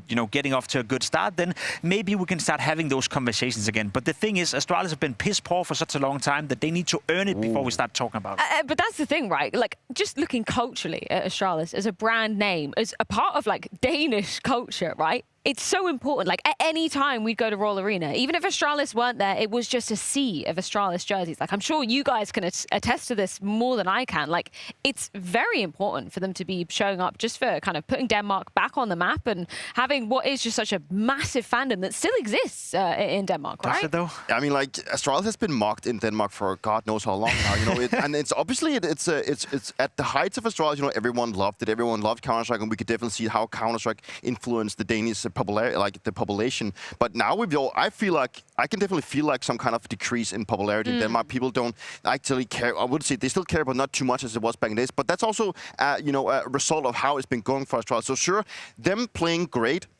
definitely helps. But as you also mentioned, Jacob, are they going to be able to compete with the likes of Vitality and Spirit? Maybe Mouse, but I still lack a little bit of confidence when they need to go up against these super well-drilled, skilled teams. It's getting better though, and I want to tell you a fun story in regards to that whole Danish thing. Right, I used to work on a Danish broadcast service that were broadcasting Counter-Strike tournaments back in the days. And when Astralis were doing well, when you were playing, Peter, we had the best viewership numbers ever. Everyone was excited about it. We had people in all different generations watching Counter-Strike, and as you said, it was a bubble. It was a hype. Everyone loved Astralis. There was even a year, if I'm not mistaken, where Astralis, as the biggest esports club in Denmark, sold more player jerseys than the biggest football club in Denmark that year, which is goddamn crazy. The problem is Counter-Strike lived with Astralis, but it also died with Astralis. When Astralis moved in to be, as I said, sorry for the language, piss poor for 2 years, we're not broadcasting Counter-Strike on Danish TV anymore, right? They sold the rights. They don't want to invest into that anymore because people didn't watch if Astralis didn't play.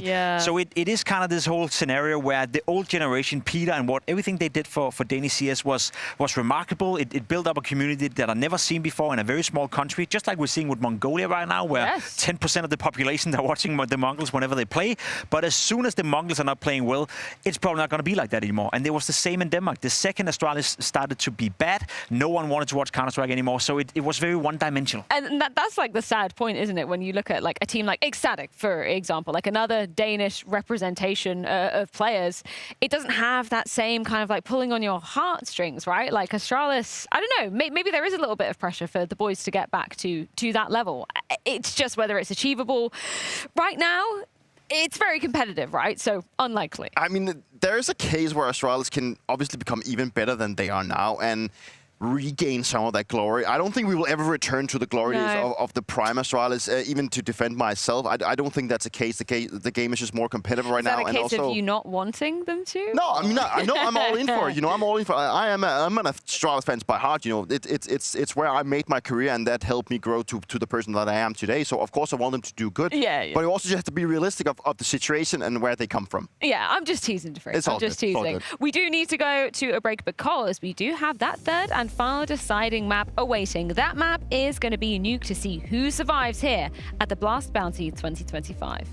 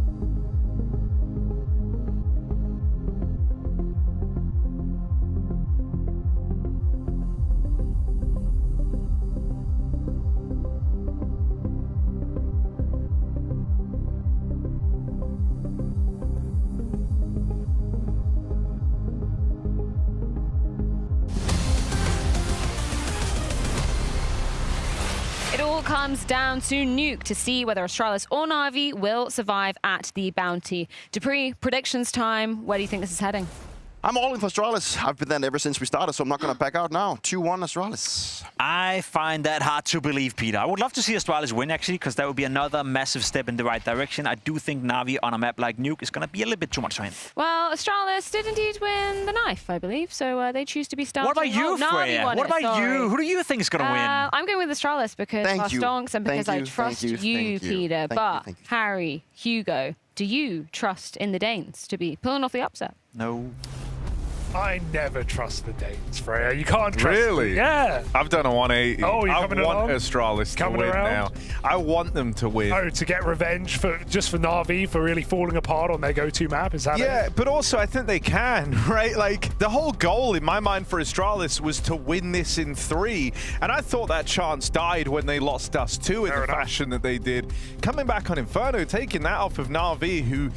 that felt really, really flat. I don't know what happened, you know? Like, it was like a different team in the server compared to the one that we got on the opener of this series. Navi is certainly going to have their work cut out for them. Astralis, no slouches here on Nuke. For Navi, one they've had a bit of a mixed bag of results on since Mikaze joined the roster. Fast in the top site, Astralis classic, but HooXi loses his head. It's up to the Julie's back site to deliver Navi around. It's barely surviving. 2 kills is nice from Ema, though. Through the smoke, denied by the turnaround from Stown. Good shots. Can the USP collect anything as Navi drop into the site? There's no gun. Device has no gun. He just had the bomb. You can't kill them with a bomb. Smoke goes out. Bit looks for another. Low health, finished off.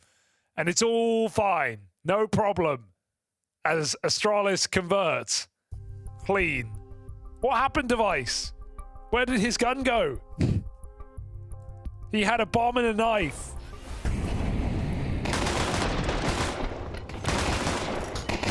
I don't know how he lost it, to be honest. Look. Oh, he has nothing.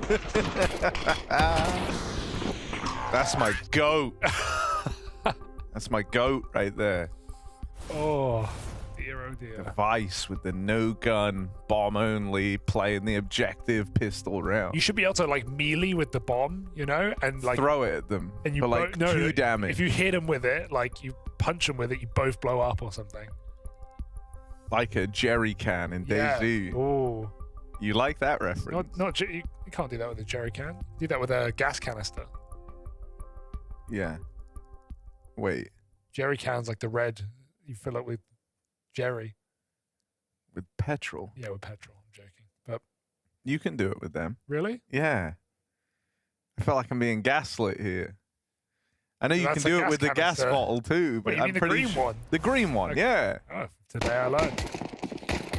I swear you can. I think you're wrong, but you know, we'll discuss this at a later date. Yeah.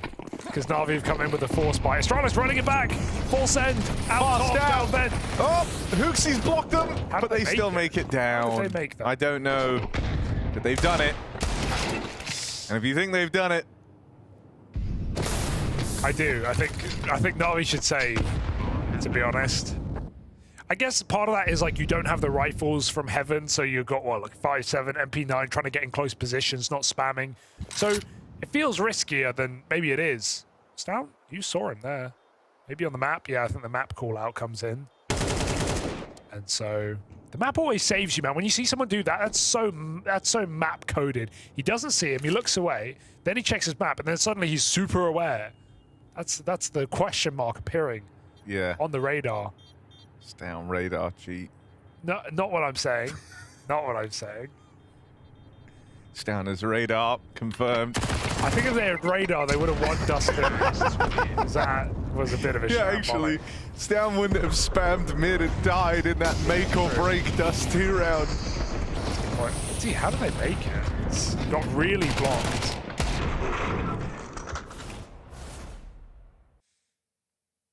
And I just want Stown to play well. Just this once. Just this one. Just go on. Just this once. Poor guy. Play man. good. He's just catching strays today. He's 4-0 to open up. Looking to do his best work yet on map 3. He had a good Inferno. Yeah, he had a better Inferno. I mean, statistically, it was worse than Dust, but... Hugo, don't look into the numbers. I'm telling you he's going to play well now. Okay, yeah, sure. So just watch this. Live in the moment. You're right. Hooksy with the util. Pops in the outside smokes. It's the wide wall. It gives you a lot of options. Let's see how they want to use it. There's a man down in secret already, and that man is Bit. Don't want to be trifled with. He's had a great series. Even on Inferno, it's the one guy showing up for NAVI. Because he can't be quiet here in such an important position.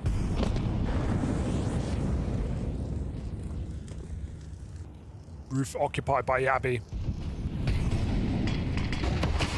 Deep smokes give Astralis space to wrap around the world.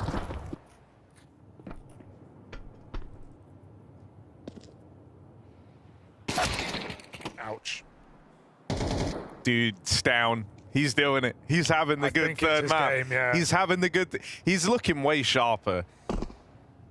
He just looked like a little bit slow in some of these earlier peaks. Crosshair in the wrong place, signs of frustration. You're going for like smoke spams because every time he would die, which would be a lot on the first two maps, he would watch device, smoke spam 4 players.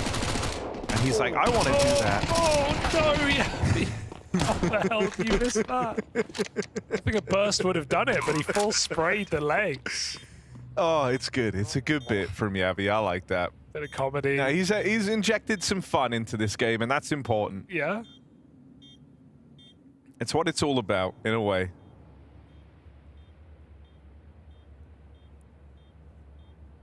We're entertained, but NAVI aren't entertaining this round.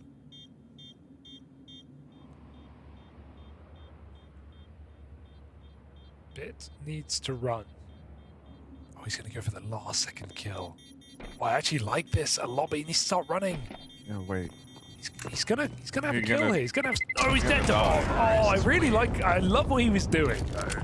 Get the Mac 10 exits. That could have been fun. And like you said, Harry, it's all about fun. Certainly important. If you're having a good time, things just flow better. You know, everyone talks a bit more. Everyone's a bit more locked in. You feel kind of untouchable. See? Look, that's not the face of a guy who's like freaking out. He's having fun. Yeah. We promise fun. And Yabi's bringing the good time. Stound's playing way better. Oh, it's so done for NAVI. Here we are, Makazi. He's slowed down a lot on Inferno. He's looking for redemption here in this first rifle round. Device is looking for Makazi. Those two things run counterintuitively to each other. I don't think that makes a lot of sense, but let's see. Device up here on top of the silo, looking for that opening kill. Makazi just gets out of the danger zone in time.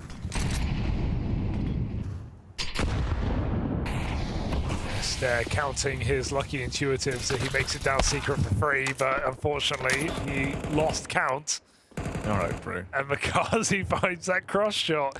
Bit dropping, wonderful, peeking and finding his kill. Yabi up close though. Is he aware? Oh, no aware farming for Wonderful. Not aware. No aware farm. Yabi takes the space. Hang on. It's a good spot, but how do you win? Maybe aware? How do you win? Maybe aware? Well, now he's just considering that a player could have crept here. That's the call. Bit hasn't come up. So, Wonderful, re-aware. And he is so tucked in that Yabi's not going to get this kill. He has to force it. Oh, you're going up the ladder. You're going to get no-scoped.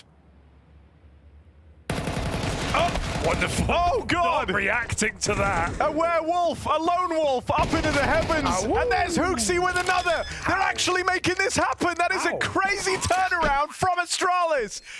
NAVI, no. Those aren't the type of rounds NAVI give away. Wonderful didn't even react. He was so locked in. Maybe, Harry, maybe too locked in. Dude, Bit, you're feeling a lot of the pressure now. You got to clutch up. This was like an unforgivable round to lose, but Astralis able to sneak Yabi up into the heavens. And he's in such a strong post plant. Even if Bit deals with Hooksy at the back of the site, the challenge is just beginning, and he won't even make it that far. As Hooksy and Yabi save the day on that round for Astralis. Yikes, really. That's a big yikes for Wonderful, who it looked great. Gave it up, 5v3. Just doesn't even really react to Yabi shooting. He had more than enough time, I think, to flick no-scope that. His team crumble on the top site as well. And that's a disaster for NAVI, who had all the advantage to win this round out. And you know when I said that having fun yeah, is really important to a degree? Who's having more fun in these player camps? NAVI look frustrated. Not Wonderful. I mean, Wonderful always looks frustrated. They all look frustrated, I've never seen Wonderful having a good time. He's slamming his desk. Alexi, the smile's long since gone. They need a solution. They need to cut through because Astralis are off to a rip-roaring start. And the signs only point to it getting better.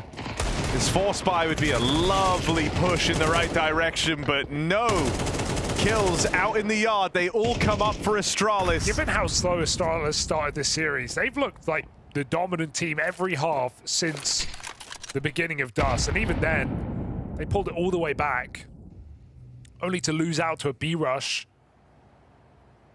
And I don't know how Alexi calls you out of this hole. Because again, we've got quiet players, we've got quiet pieces here for NAVI.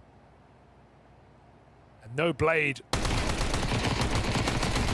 behind NAVI to keep them calm. Device having a ball of a time.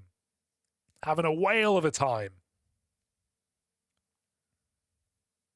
Stopping them from re-emerging up secret. We have Astralis streak, 5-0 start. Is this a NAVI timeout? Okay, they're going to use it.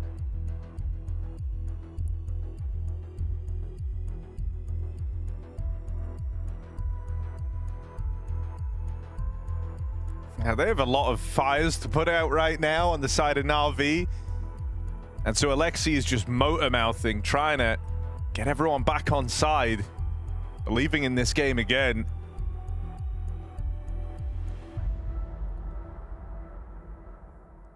It's a shame if the circumstances weren't so dire, if this wasn't map 3.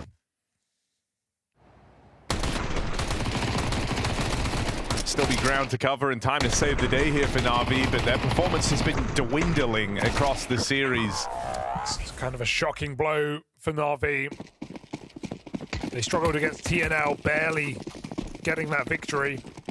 And here against Astralis, it was supposed to just be another day in the office, a team they haven't faced this season since Astana, where they lost there as well. Hooksy's debut before he officially joined Astralis, and now this full team is making waves. A grand final in Fisher.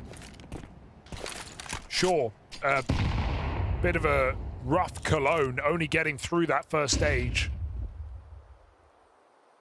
Yeah, I mean, when you look at the teams that they matched up against, you know, they pulled Vitality to open up, and then... Well, yeah, this was the point I was about to make. Astralis are kind of like gatekeepers in the sense of they've been beating up on some of the smaller teams, but when it comes to facing the top 5, even the top 10 in the world, they've really had trouble. But this is a far better look against a team ranked number 5 in the world at the back of Cologne. Be the best team they've looked to beat, and it also wouldn't be the first time they've beat them for Astralis. Debut tournament where they matched up in Astana. It was in the playoffs there. But I think it's one thing winning there, it's another thing winning against this new look NAVI. Yeah. And Makazi farmed in that TNL game. Obviously, that was a little bit more of a grudge match for him, but he's not really looked too great today. And aside from Bit, no one's been too reliable across this series for NAVI. Astralis are about to hit topside. They have 20 seconds to go. Uh-oh. Okay, not ideal. But no one is top hut.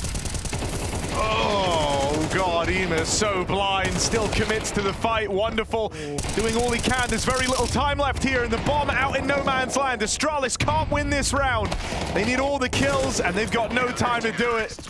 NAVI Added a nail biter, but with wonderful quick work from the heavens, and there's rotates getting there in time. Na'Vi will get on the board. Yeah, only downside with that top hit is Stead just gets smoked off. There's not enough time for him to wrap heaven, and so when Na'Vi smoke, also when the Astralis smoke main, Stead's trapped behind it.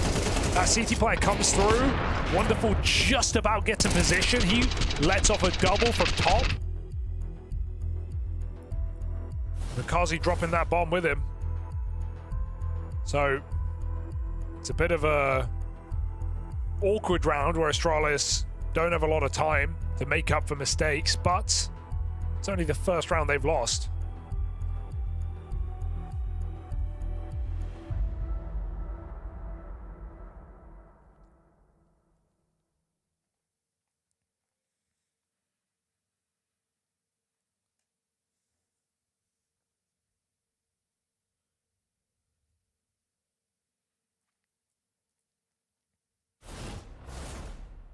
HooXi explaining exactly what he wants to happen to not let Na'Vi back into this game. Saw him talking a hell of a lot here, trying to communicate a bit of a faster round straight out into the top site. They run back another one of these A hits, this time with more pace, more time left on the clock. They've got to flush out Alexi B, and Yabi will. Wow. Oh, and the follow-up on a bit. And just like that, HooXi's master plan comes to fruition. I mean, this is what Astralis look like when Yabi and Stown are comfortable. This has been historically a far better map for these two across every iteration of their previous rosters. The old heroic with Acadian at the helm. These two are very strong players, and you can see the comfortability showing up now. It wasn't there on Dust, wasn't there on Inferno. At least on the T sides, which is where Astralis have looked weaker today. But in this round, dominant from Yabi, straight out into that top site, triple kill entry, forcing Wonderful to save. Yabi having a good game alongside Stown is a huge uplift here for Astralis. And Na'Vi have no one here to stop them. No one to defend this A-bomb site. And dude, look, if Stown can just exist to be a third map life gamer, you'll take that.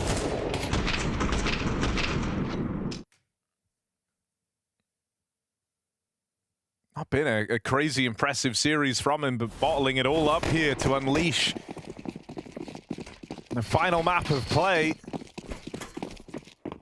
Him and Yabi top the charts for Astralis. Maybe AWP head-to-head here if Device goes in. I don't see Device winning this one with an unorthodox angle from Wonderful, but he moves off and maybe moves in. And maybe that's just what Device wants. That's what he was waiting for. Shadow. Bit up close now as that second player, and Stown just takes a wide stance to deal with him. 2 quick kills for Astralis. The firepower is on another level now for Astralis. It's been cool to watch. Suddenly HooXi just feels like he has so much more to cool around as well, right? Like they were able to steal a very comfortable win away on Inferno and offer up a surprising amount of resistance on a Dust 2 that started in dire straits. And that was on the back of like 1 or 2 players performing. HooXi now has every tool in his arsenal at his disposal, with Yabi and Stown both finding their footing. Astralis need to go. They're waiting so long for these fake smokes right now, and Na'Vi gambled 3 low, and now they're starting to get inquisitive, and they're moving up behind the secret smokes. They're still outside. Should be caught off guard by Alexi, but he can't win this round right now. Astralis can just walk into A, which is completely underguarded, and even Stare might just escape. No. Alexi gets back behind Red, but even he knows this round is too far gone. What a great move for Astralis. Double entry ramp. Na'Vi feel like they have to panic rotate. And Astralis squeeze out the round and go back to top site.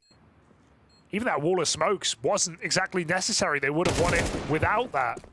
But look at the firepower. It's just a different game now for Stown. 9 and 2. Dude, I don't know. If you put like the footage of him from Dust 2 side by side with how he's looking on Nuke and remove the name, it would look like you're watching 2 different players. Absolutely. And they steal the all back. Wonderful's is gone. I think Ema was waiting to pick that up at the end of the round. Now no AWP. Good cycling for Device. Danes love a cycle, so I'm told by Pimp all the time. It's good. It's really good.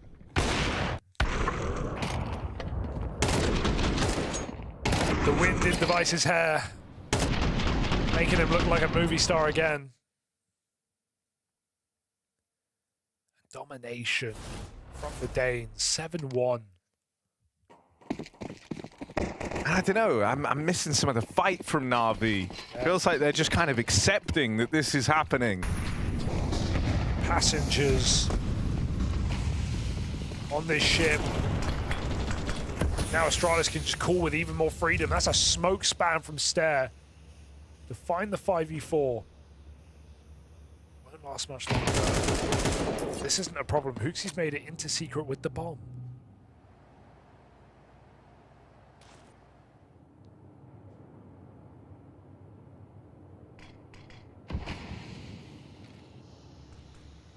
Second layer, Astralis can go again. Don't need to commit to this lower take. Start wrapping. Hooksy can come main late. The question is, can Ima find that bomb? If he pushes and gets this kill, throws around into disarray. Device now instead takes up the angle. Shifts into Ima. Need this trade Hooksy provides. Bruh, that's a risky trade for Hooksy, but he doesn't want to let Device's death be in vain. They still have this heaven lurk. That was the bomb on Hooksy's back. It's down, lovely shot, but here's a wrap. Alexi in with the backstab. They got the info.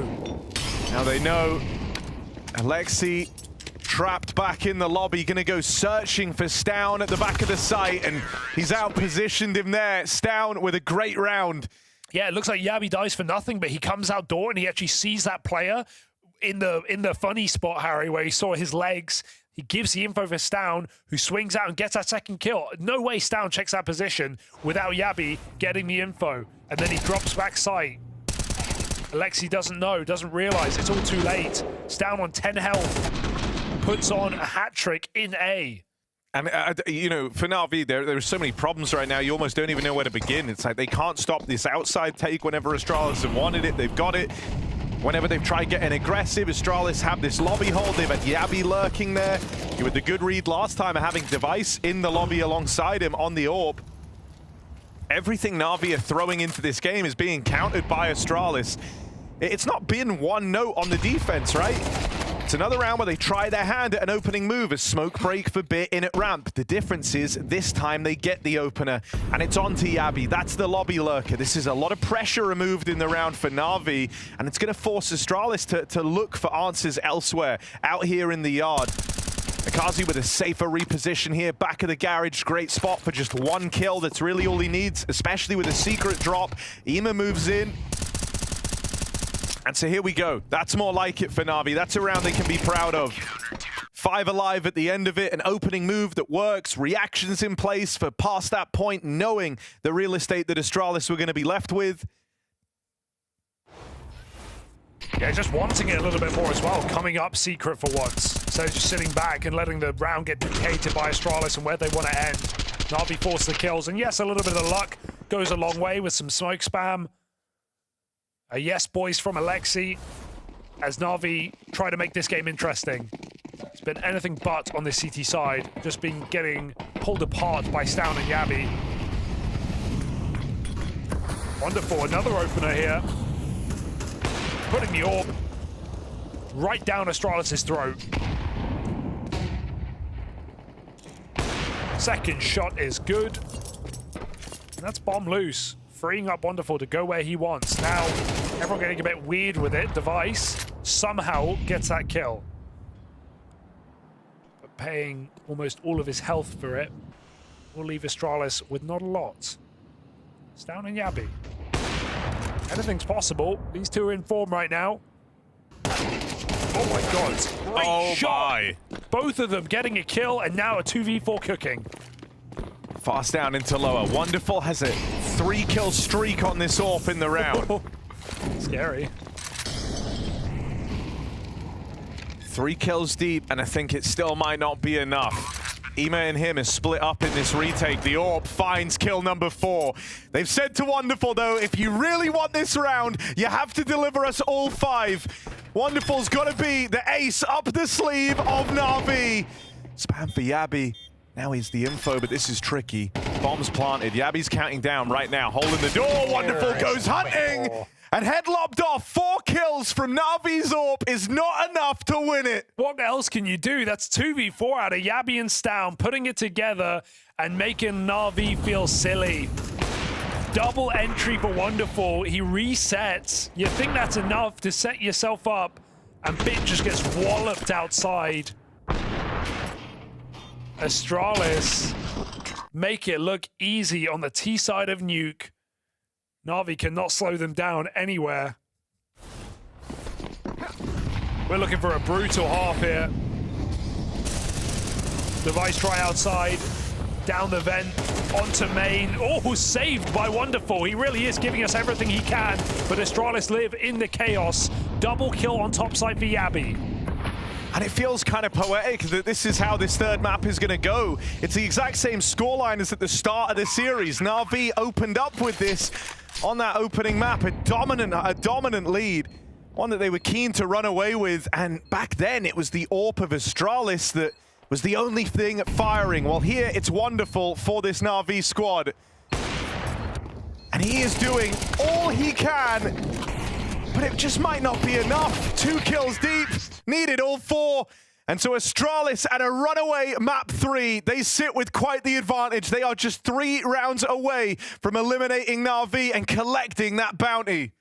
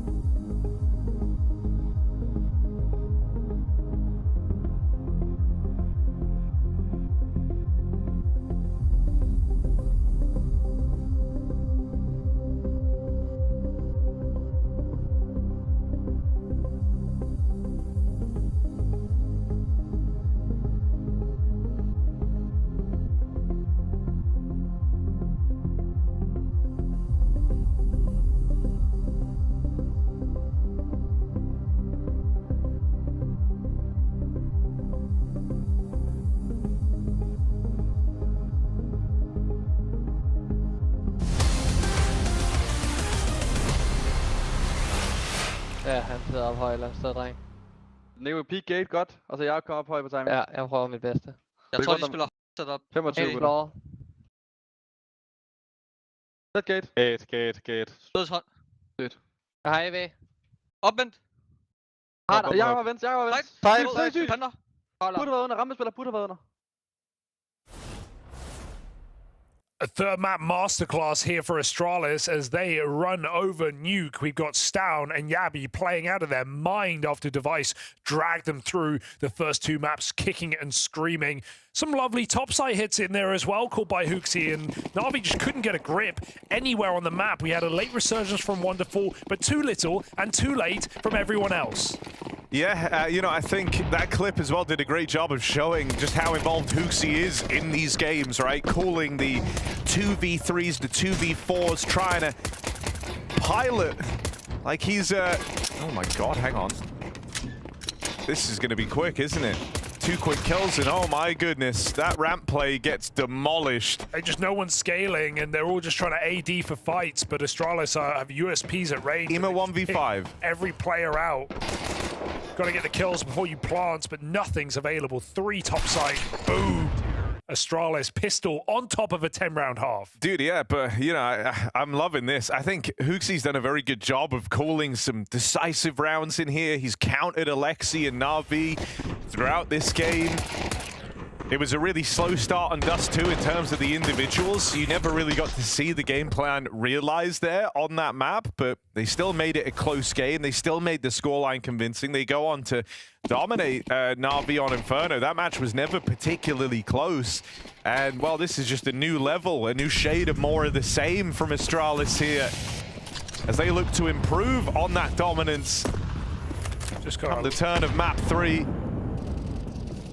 And I just think it's very interesting, like, getting to hear the comms of this team, seeing that even in those moments where, you know, it's like Yabi and Device trying to win an impossible round, Hooksy will still be there communicating, you know, the gaps that are available, the timings that are open. He's very finger to the pulse throughout the entirety of this game. Got to have those eyes in the sky, you know, you got to have those dead players talking, something Navi know about it as well, but right now, looking disgruntled are Navi. Navi without their key coach behind them for one match, and look at what it does.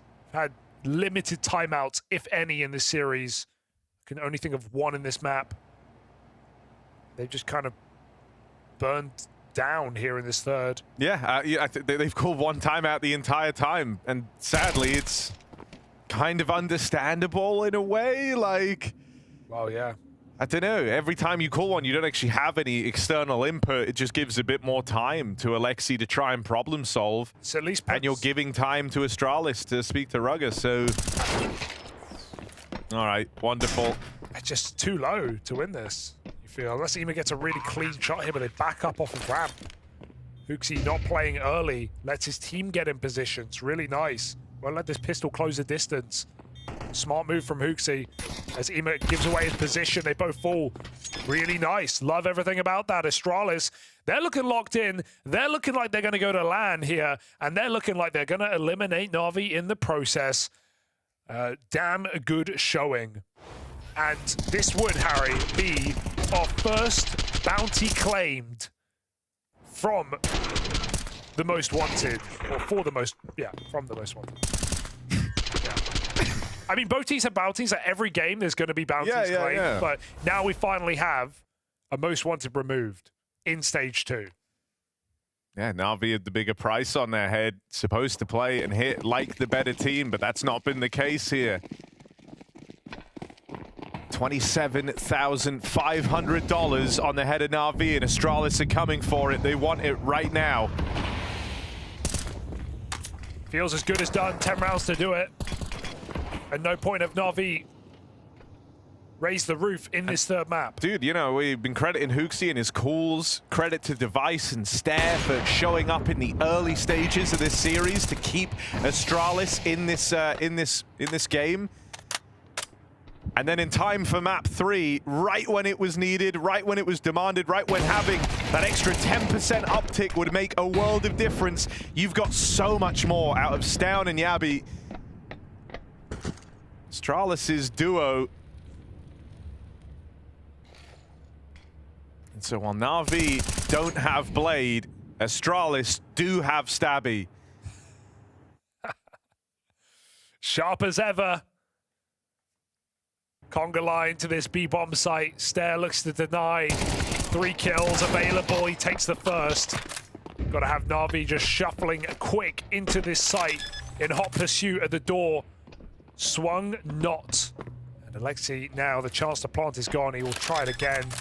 Fake it out, try and force a reaction. Hit on the door with the orb. Not known to be an AWPer and put down to a single point of health. A stray bullet will finish this round, will finish this matchup.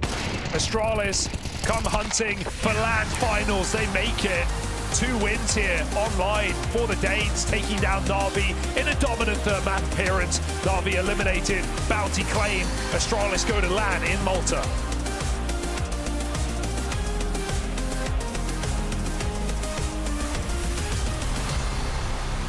Teluga Astralis, the first team to qualify for the Blast Bounty Season 2, joining us here at the LAN Finals in Malta, and also the first bounty hunter to actually take down one of the most wanted. Credit where credit is due. Rugger, he was on to something when he made this pick. Yeah, that was a great pick from Astralis and a great performance on Nuke, Peter. Let's be absolutely honest. They were destroying Navi, you know, in all facets of the game, whether it was the beginning of the rounds, it was the clutches, even a couple of rounds where they were playing 2v4s, 2v3s. They converted everything, and they made Navi look like a team that, weren't supposed to be here. Hands above my head. You know, I am so happy. It's so good. You know, I got all the things that I wanted. I got Astralis playing good against a top-tier opponent. I got Stown playing well on the last map. And now I also have Astralis making it to the studio. So I'm just happy. It was good to see. It was great to see what they did on FURIA. Even better on Nuke. You know, the pacing was great. I really loved their inner executes. That worked out wonders. And it's just great to see that they continue working and developing. What a crazy way to round out the series. Peter just touched upon it, right? Like the fact that you go to Nuke and you decimate Navi like that. Like, let's be real, we could see some of the frustrations brewing inside the Navi camp, but understandably so. When you're getting 13 twos on the last map, that's got to be frustrating. It wasn't pretty at all. Astralis really played well, though, and I think that's first and foremost where we got to give the credit. I think Navi were easy to rattle out a little bit. I think it was around 4. Navi had a 4v2, and then Astralis turned it around. You know, a late play coming up, a player in heaven, a guy gets stuck on site, and it felt like from that moment and onwards, it was game over. And we spoke about the frustrations that sometimes are easy to see within the Navi camp, especially with Blade not being there. And I fear that had Blade been here, maybe Navi would have had 5 or 6 rounds. It wouldn't have changed the game. Yeah, well, game over for the side of Navi, but GG to Astralis. We do have Stair on the line for a few winning words. First of all, massive congratulations. Tell me a bit about that last map of Nuke, because you looked so commanding on that map. I think we changed a couple of aspects on our Nuke compared to Prax and officials that we played, because we had some troubles on our T-sides. And I think Huxi got a very good fix on that with enabling device a lot, I would say, on our T-side. And that worked very well in our first game like this, so I'm very happy. It's one of your first big victories against one of the top dogs, so to speak. I know it's online, but you're now booking a spot into Malta here and get to play on the stage. Do you also feel that Astralis right now is moving in the right direction, maybe a bit quicker than you would have anticipated, given all the changes and what's been going on? Both yes and no. In the start, I think it went very fast, you know, in Astana with Huxi. And now, after we got that experience, I feel like we could keep building on. So I kind of expected that we would play a lot better after this break, you know, getting some practice. Even after rough Cologne here, I still believe that we will play a lot better. And we can play a lot better, which we showed today. So I actually kind of expected us to evolve after this Astana experience and the Vincere playground and all that. What happened to your hair? You got a leaf in your hair or something? Yeah, it's just a little thing from my girlfriend she made for me. You know? Good luck, Charles. I was about to ask that question. Oh, sorry. That's actually really good. No fun story. Obviously, that you and we had Yabi saying in Cologne that you have had some kind of role swap. You've changed up some things to you and him. And how does that suit you as a player? Has that benefited you? And do you feel like that has come into fruition? I mean, I think personally, when I get some more experience in it again and some more time, I think it'll suit me perfectly, because I think I'm a very active player and a vocal player, and I'm more to the aggressive side on this team, I would say, compared to my teammates. I think I'm the most aggressive, both on T and CT. So setting me in those positions is kind of enabling for more aggressive things, I would say, and that's both nice for me and the team, I would say. And then I think Jabby is also doing an insanely good job in his new positions. Even though he is completely new to it, he didn't play it for like 4 years since Copenhagen Flames. Well, I have tried these positions only 2 years ago. So also shout out to Jabby. Steph, could you just give us some insight onto playing Na'Vi today in this situation? Because I'm sure, as you probably know, Blade isn't on the side of Na'Vi. He's just recovering after some surgery. Could you tell that it was kind of a different version of Na'Vi you were facing? Because I feel like they weren't taking maybe as many timeouts as we're used to. Like, what was your take on that? I don't know, actually. I mean, we didn't play this Makasa lineup before, and I think Makasa is a kind of aggressive player, as I think people know. He plays his duels, and he's very aggressive. And I think in that way, I also think they're more like, I wouldn't say puggy, but they take a lot of duels, actually, today, I feel like, that they maybe wouldn't do with the old lineup. I can't be sure, of course, but that's just my feeling, which can be bad and good, right? Depends if you win the duels or not. Yeah. And yeah, the timeouts, I think it's always nice to have a coach, sitting by, can tell something if it's too chaotic or if you're playing like completely stressed the whole team. I think Roger also came with some like good key points sometimes when we took the tags, like calm down a little bit, and we're good in the slow situations, and we just benefit on that. Steph, really appreciate your insight. Congratulations once again. We'll be seeing you next week as you join us here in the beautiful Malta studio. Yes, thank you. Awesome stuff from Astralis, the first team to be netting their spots in the top 8 here in the studio, which means they now have quite the chunk of change on their back too, because Na'Vi, they did have a $27,500 bounty on them, so they'll be taking half of that on their heads now, and half of that goes into their bank. So some well-earned VRS points already guaranteed for them. I was just about to say, I think without, speaking on a language I don't understand, I'm pretty sure this more or less confirms Astralis will be part of the upcoming major. I think there's a great likelihood that no matter what happens from now on, even if they were to lose all the games from this point, they have acquired enough prize money, enough points in order to be in contention to go to the next major. Now the question is whether they start in the stage 2 or stage 3 or stage 1, but Astralis finally making it back to a major, most likely, Peter. It's been what, 4 years since that happened. It's good to see. It's been a long time coming. It's probably the thing that they're going to be hitting themselves in the face with the most. That has been like the worst case for Astralis not making these majors. It's been embarrassing, not only for them but also for the organization, and for them to potentially secure themselves a spot. That is obviously something that's very important. But I mean, sure, it's great for them to have secured a bounty, but I think they look a little bit more in the broader picture. I think they're just, happy about the performance today. They're looking 100%. at to go here and also take on even greater opposition. Yeah, we're going to need those VRS mathematicians in the chat to be confirming or denying that bold claim by Jacob, but I'm imagining that's looking likely. I imagine that means they probably won't be challenging too much in the studio, which is totally fair enough. For Na'Vi, on the other side of things, eliminated after, we look at it on the bright side for Astralis, that third and final map of New. I look at it for Na'Vi and just go like, man, the frustrations are so palpable. Like, you can see them.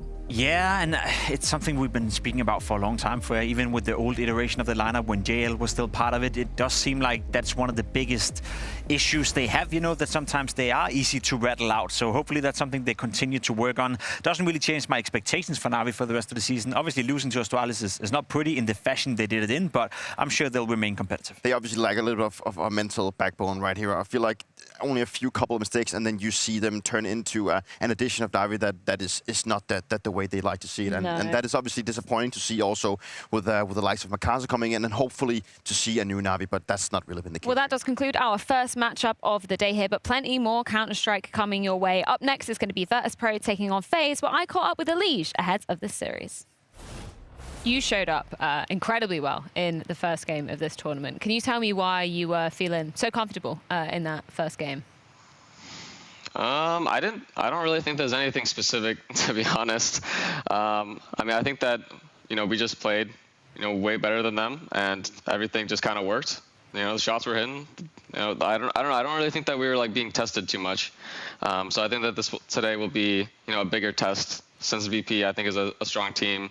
I think it'll be harder with the map pool today. So yeah, we'll see.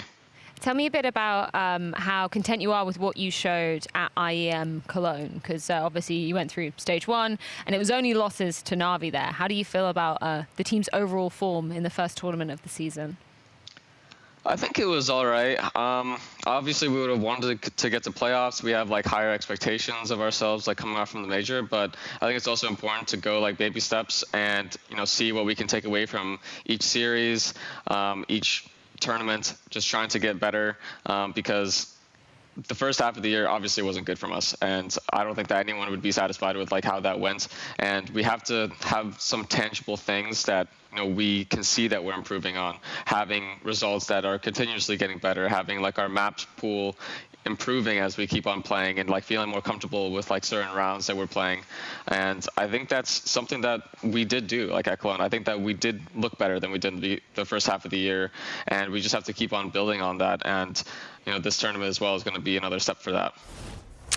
It's going to be Virtus.pro taking on FaZe, second game of round 2 here at the Blast Bounty. We got some words from Elige because he had quite the hot start to Bounty versus BetBoom. You were very impressed with that. Yeah, I mean, it's always good to see Elige play well, and I think it's good because he's needed. I think FaZe is in a position right now with everything that went on in the beginning of the season that was very disappointing, bringing back Brokey, trying out Simple, you name it.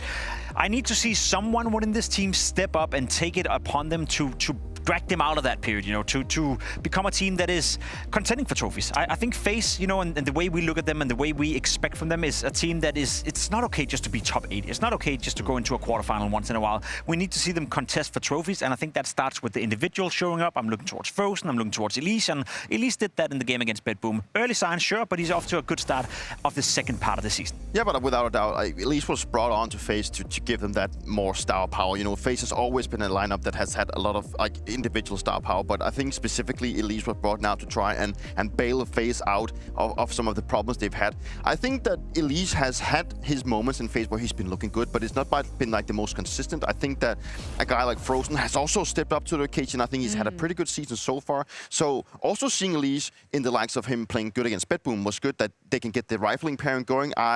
I'm also interested to see how Broker is going to go coming back into the lineup. I think I think it's great that they didn't consider staying with Simple and maybe I mean, I'm still concerned with the whole getting Brokey back, but keeping Simple was not really my cup of tea. Are you concerned with Brokey returning? Like, what's your take on that? I think Brokey has done well so far ever since he came back. I think from an individual point of view, he seems to have, found some of that lost energy and some of that lost level as well. When they benched him in the first place, I think that was more than justified. He didn't play well, considering his role, considering his AWPing skills, considering knowing what he was capable of before he hit that slump. It's still too early to tell. I think the temperature check for Brokey right now is okay. I think he's trending in the right direction. I don't think FaZe is worse off right now playing with Brokey than they were with Simple at all, as a matter of fact. So I hope we get to see more of Brokey, and I hope that the break that he got is something that's going to relive him, because let's be honest, it wasn't looking pretty before that, but seemingly he's doing better. But just looking at Brokey from the outside, he looks better. That's my honest opinion. I think he looks better. He looks like he's been enjoying himself coming back into the team. He looks more healthier. He seems to be thriving better. He seems to have that kind of motivation back that we've seen him. He's always been, I wouldn't say maybe the hype man, but he's always been very loud when FaZe has been playing. I think that Brokey, back in the days when I used to play against him, was always a very annoying player to play against in terms of how he always went for the craziest play. And most of the time he actually got into work. So obviously to have Brokey back in FaZe is still a question mark, but I still think it's the right approach. When we talk about Virtus.pro on the other side of things, though, because very exciting, new edition of Perfecto, let's be real, there have been some bumps in the road in terms of that integration. But in terms of their first game here at the Blast Bounty, were you happy with what you saw from VP and Perfecto? I think so. I think that overpass game, they probably should have lost, to be completely honest. I know on the score sheet it said 2-0. It wasn't a 2-0 game. It was a game they lost, and then somehow, some way, they managed to win some incredible rounds from individuals. I remember Flit stepping up, or was it FaZe, in a 1v3 when you're down 18-17, one round away from losing. So in that regard, no, I wasn't necessarily super happy with how they played. That being said, again, then I think you're right in saying that bringing in Perfecto, that's going to take a bit of time before we see peak VP. It's still a better iteration of VP now than they were a couple of months ago, so maybe getting slightly better. I'm still searching for that streak of good results that will make me believe in Virtus.pro when you look at the players they have inside of their lineup. Whereas I'm happy to see Perfecto back because I know what quality he has had. I'm still concerned whether he's going to be the game changer, if it's going to be enough. But overall, I mean, the game we saw from VP against MIBR was had some upswings, but it definitely also had some downswings. Well, the big question remains, is anybody going to challenge? Let's see if it's going to happen. Come on. Very important question, Elige. Are you wagering any money in your match versus Virtus.pro? We will be wagering our max, which is 2.5, and see if VP also wants to wager their money as well.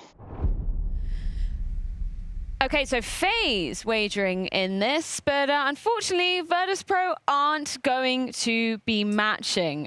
We can see Rain's reaction just back there. That is live from the Discord chat. Literally the response, chickening out. I'm disappointed to the VP. Don't at least match a little bit from FaZe. Like, go on, give us something. It's 2.5K, man. Come on. what can you, in these day and age, you know, everything's so expensive. 2.5K, Peter? You get a pair of shoes, that's it. That's probably what you could get.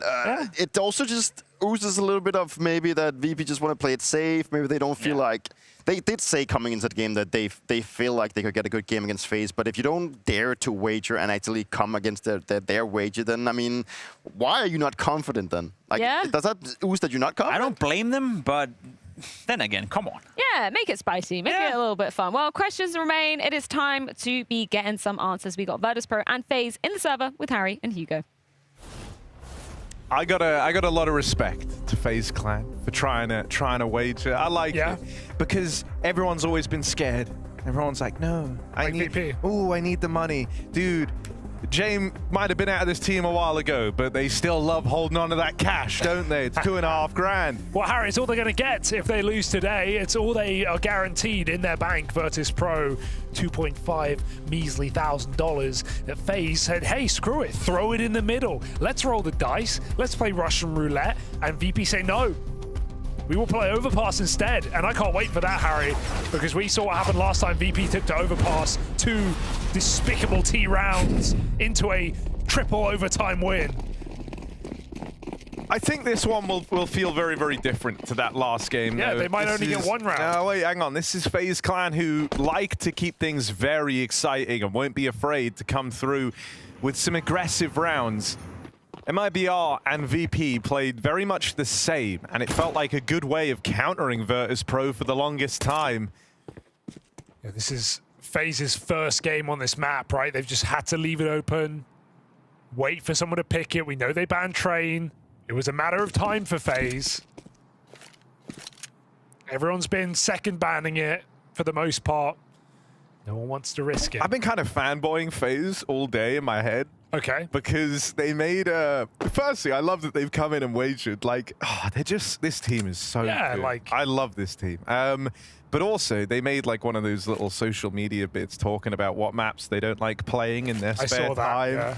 And this team, they all said Inferno, apart from Rain, who said Mirage, and Brokey and Elige, who said Train, but still, the other 3 said Inferno. That's like the most based opinion. Let's go, FaZe Clan. VP rushing into this B site. I know it's 30 seconds on the clock, but they're moving fast, Harry. Frozen pick from afar. Rain takes off the silencer. Loud and proud on this B bomb site. 3-on-3. VP need that plant. Ooh, Brokey. Yeah. Where's your teammate? Spill over, Electronic fed to them, but Perfecto, you know he had to do it to them. 1v3. Not again. He's looking for the first incision, makes it across. Gotta do Bomb it. picked up, 10 seconds. Perfecto, shots here. Oh, hang on, he's gonna get the bomb. Gotta reload it's after. fine. He does have to reload after. It's gonna cost him a lot of time. Brokey can just close the distance right now. Fresh mag being put in, and there's Brokey arriving. Perfecto had to do it to him, and he couldn't do it to Brokey. Almost did it, but he didn't. FaZe with a pistol. Perfecto getting caught on the wall there, thinking Brokey scaling him on the bridge. This is going to be a fun game. I can already tell on Overpass.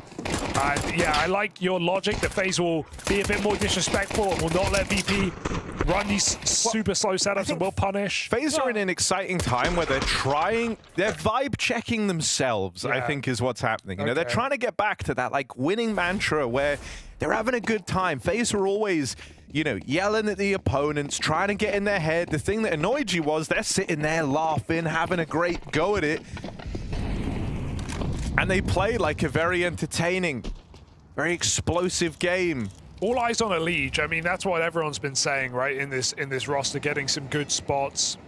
You know, being man, he was one of the best riflers in the world coming into CS2, and it's been uncertain whether he can keep that up in this team.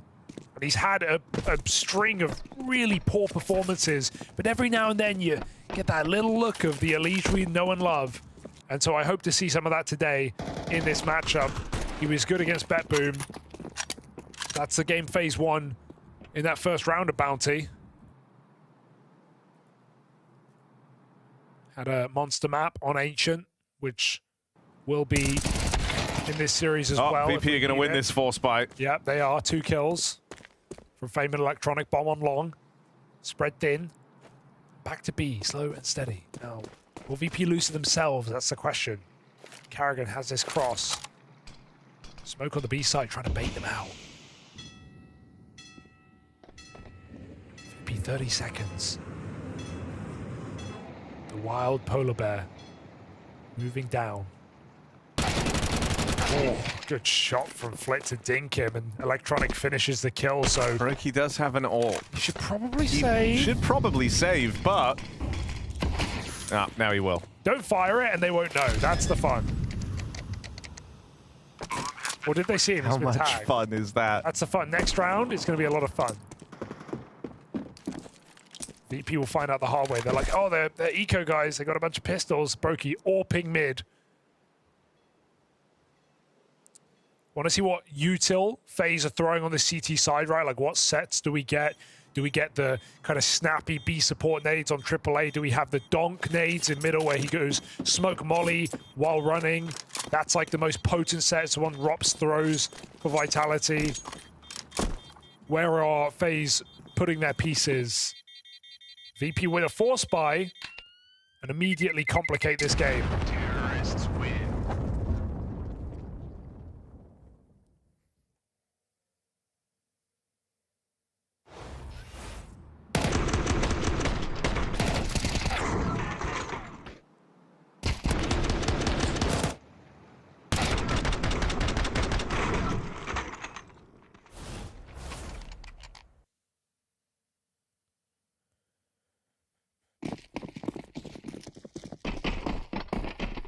Brokey with that AWP.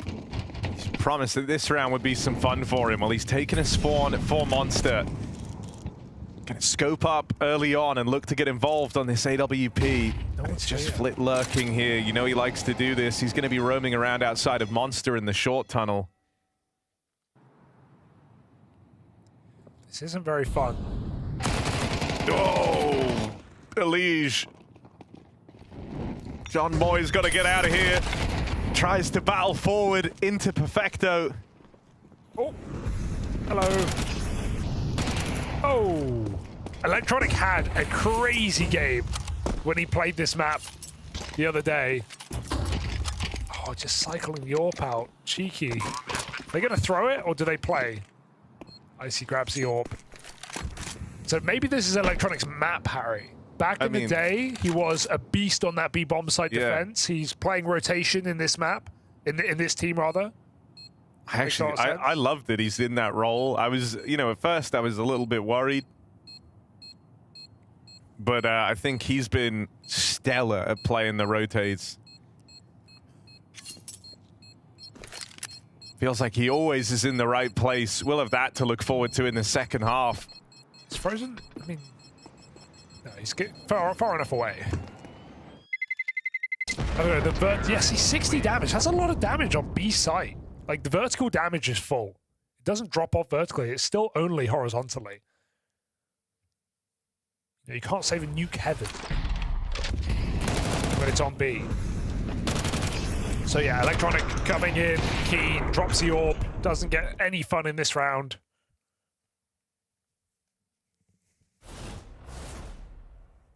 So just Frozen and Rain with Kevlar.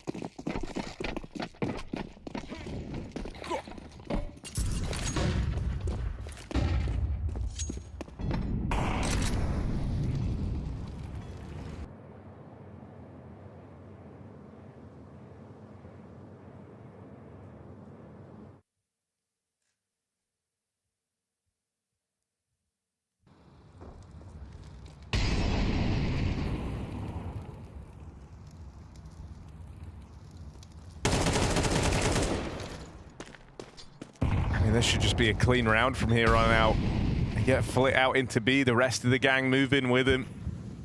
And with only pistols left to worry about here, and that one gun on Frozen, that shouldn't go anywhere near this B site. There's not much in it for FaZe. And it was VP's CT sides that looked really convincing when we've seen them play overpass. So you don't want them getting off to too much of a hot start here if you're FaZe. Already 3-1 is enough cause for concern. Too late, yeah. Already in good control, making some money. Saving Brokey's AWP. Ooh.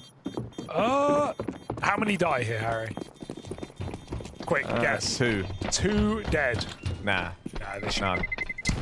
Terrorists win. They made it. Got a bit scared there. We're still learning. We're still remembering. Liege.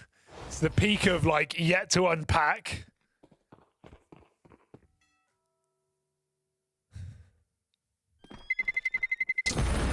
Liege just got the mattress on the floor and the gaming setup at the wall. That's all he's got. And a lamp. Gotta have a lamp. A lights out start here for VP. He is the American Psycho. He's been doing sit-ups. Sit-ups, face mask on.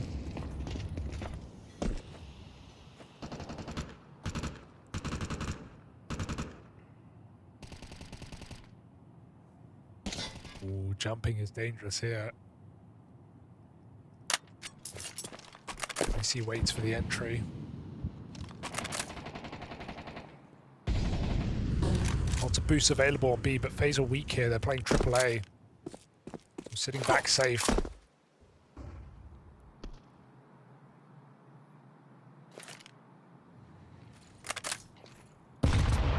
Ouch. Oh! That boost! Flit was ready. Spot's frozen, getting put up top, and even though there's a dink down range, Flit survives at 1 HP. There's also a hearty bit of info off of that, right? You know that means that FaZe started a bit of a lean down towards this B site, so VP going group up in mid. Electronics still on that FAMAS from round 2. Robbery. FaZe are still reeling from 20 seconds. Tick-tock, VP right on time. Hang on, they're not on time yet. Almost on time. There it is. There we go. There we go. That's a round. Final 10-second hit, and this is what you could expect from the VPT sides. Dude, it's prime NAVI, and it's prime old school NAVI. Some things never change.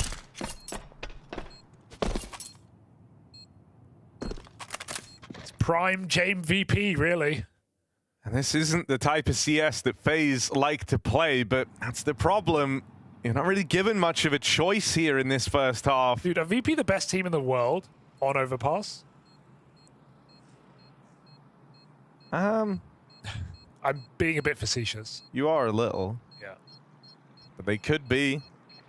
I mean, there's no one really cemented yet. Who do you think will be the best team in the world? I mean, on that basis, like VP could be, right? When you look at the pieces of this team. I was joking. I didn't mean we should actually start a dialogue. Electronic might be the best player on this map. Just like when you think about what the team's made of, right? Like you have the remnants from the VP days was very, very good on this map. The guys still left from there. In Flit and Fame, their position's not really changed. Actually, it's a good complement between Flit and Perfecto, who are both B-site anchors on CT sides. Mm-hmm. You know, they're able to play like a 1-2 there. Flit kind of being the more aggressive one of the two is usually the guy at the front of takes. Then you have Electronic as the captain who, as you said, like played in that NAVI squad who were great on this map and liked the slow style of play. I mean, we saw... I don't think it is VP right now, but like I think maybe it could be. One day. No, I think... In the same way that like a FURIA were like the first team to really cement themselves on Train, you know? It wasn't like one of these top dog squads that instantly took to the map and you were like, yeah, it's them, it's those guys. It was FURIA. They made it a backbone of their pool. I just think they came up with a lot of the new... a lot of ideas because the map was new. At least this one has like roots that people have played for years. It hasn't changed too much over the years, so you would expect everyone to be more up to date on this map than a brand new train where anything's possible. So like I'm looking at a Spirit or a Vitality to perhaps be or become the best on this map. But yeah, VP might have some nice ideas. We're seeing a better T-side today, that's for sure. I know everyone's going to hate playing VP on this map at a bare always used minimum, to, right? Yeah, exactly. It used to be something that none of the teams enjoyed doing. Elige? No, come on. Bro. I mean, it doesn't look great, but dude, like, he's just shooting. He's just shooting, man. He's just shooting. It ain't that deep, I hope. Oh.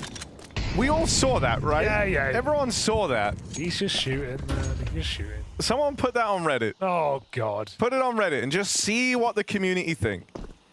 Well, if he's cheating, he'll do it again, right? Dude, check. He's not, guys. He's tracking the long players right now through the wall. He's hearing them. A perfect move at the perfect timing for Elige. How curious. Come on, stop. People actually believe this. Oh Maybe they're right. Oh, God, Elige. Elige. Yeah. Elige is cheating, bruh. Check him, PC. Elige with another. From short. He's on for this round. Yo. No way. Yo. Okay, John. Jonathan. John, what are you doing? Can't do that. Twitch chat's going to have a field day with that round. Check him, PC, man. Look at this setup. Like you said, he's got a lamp and that's it. That's all he has in this house. It's a bit American Psycho. You can't deny that. Hits a clean 1D. Forget about all the other shots. Hits another clean 1D. Right, well, FaZe should be able to win. They figured it out. Now, yeah. They figured it out.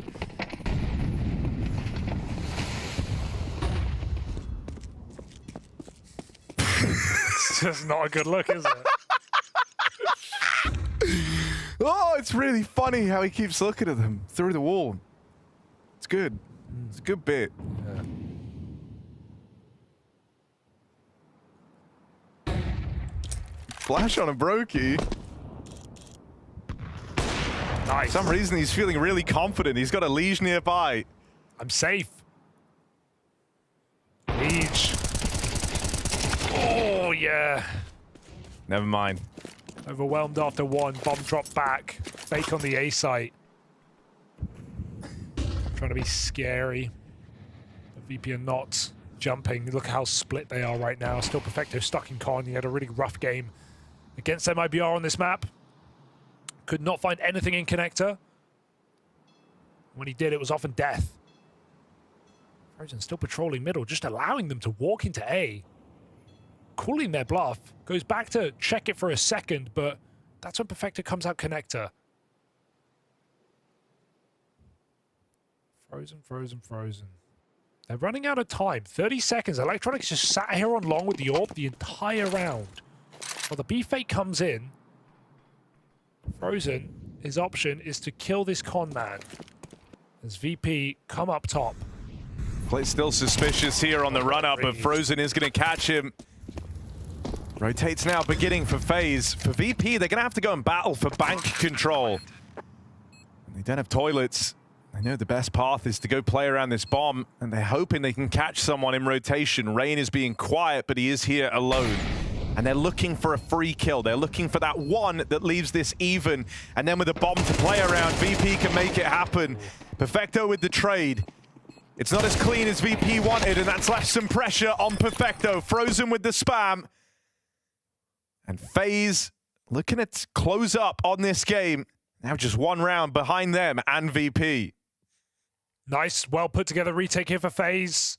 Slowing it down. Rain realizing that they're going to take Spawn because of the control Frozen has, and that's announced. Frozen's so aware that that player is coming up. Connector, he almost looks away as Molly's landing the A site, but he refused. Important read for Frozen to keep that retake active.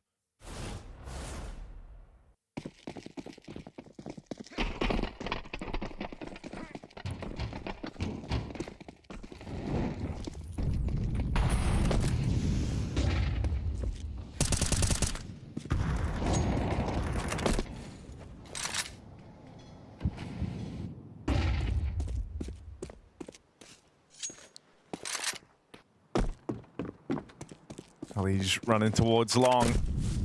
Jump spot with the crisp, clean locks. He's seen 3.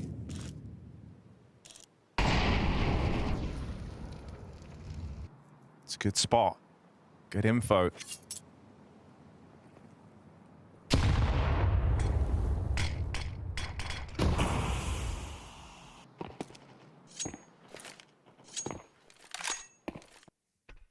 And it's lent FaZe heavy into this top site setup. They've got a toilets crossfire established here. Elige up close.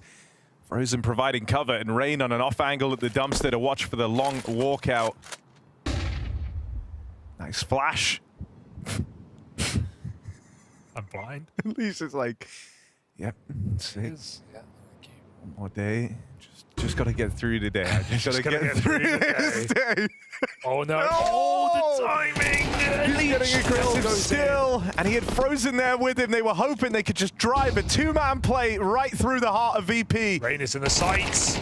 Not for long. Electronic, good head on his shoulders, stays aware. Flit to flank. Karrigan denies. You know you're going to see him lurking through this B-bomb site late in rounds, but it's not going to change anything, is it? Just opens up a path to save. FaZe get out. VP win the round. 5 T rounds, Harry. 5 T rounds. This is already a monstrous half for VP. It might just get better.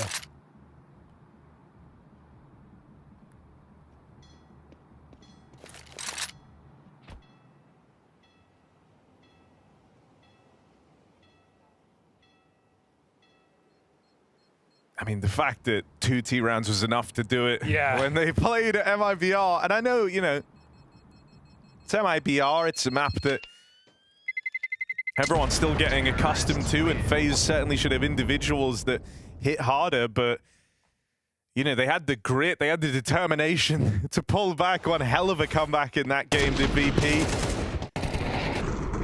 And they were able to do so with their CT side being the biggest takeaway from that game in terms of how good it looked, how on the money Electronic was with his rotates. They actually play a pretty aggressive CT side as well by all metrics, like compared to what you're used to seeing out of their T sides. Yeah.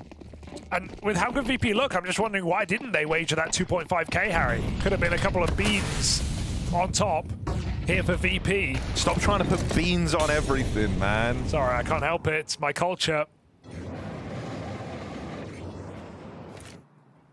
Okay, have we got something? Oh, that was almost a spot from the AWP. Brokey. Flash won't hit him. Elige will, turning around. Smoke it away. He even gets out. Elige. I'm looking at Elige so differently than ever before. Every time he's walking around the map, he's looking places, and now it just feels sus. Perfect read here from Elige, pushing back on alongside. Nobody looking right now. Stay on Elige, please. Electronic looks away. Now's the time to go.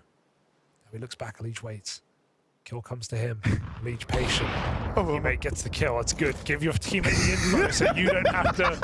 You know, the demo review, it looks fine. You didn't do anything. I think there's one here. Oh, it's so good. Thank you, Elige. He is Mr. Content. Oh, he's given us a lot to talk about I'm here. scared VP can still win this round. Oh, they FaZe very only have much 2 can. in the site. Flit has a great degree of space as well, out 3 Monster. Oh, the failure on the jump. Karrigan was about to move into barrels. As a result, he readies himself for that fight. That's the one that Flit was looking for, and this might just peter out here. There's 20 seconds left, and it looks like a save from VP. Elige hunting, tracking his prey, but he won't find them. VP get out with their guns for now and get to give that another go. That lived and died on Flit's success coming out,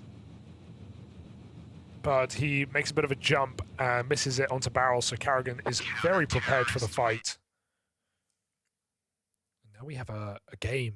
FaZe building back in. Nice mid-crunch. They have a cool setup with Brokey backing up Elige in front of the fountain, and they get a kill, and they actually get out before that smoke fades. Very close. Icy almost hit Elige on the re-peek. Then FaZe re-aggress. They keep the pressure on top side. They know how slow VP play, barely taking that mid-control. VP extremely slow. Does them well at times and leaves them behind. in others. This one, a lot more in mid. We flash through the smoke. Leech is getting tracked right now. He shouldn't know, but he probably has a feeling in the back of his head that VP are out through that mid smoke, so he positions really well for this. Oh, gets a spot as well. Leech going further back, playing his fullback routine, but something tells him to push back in.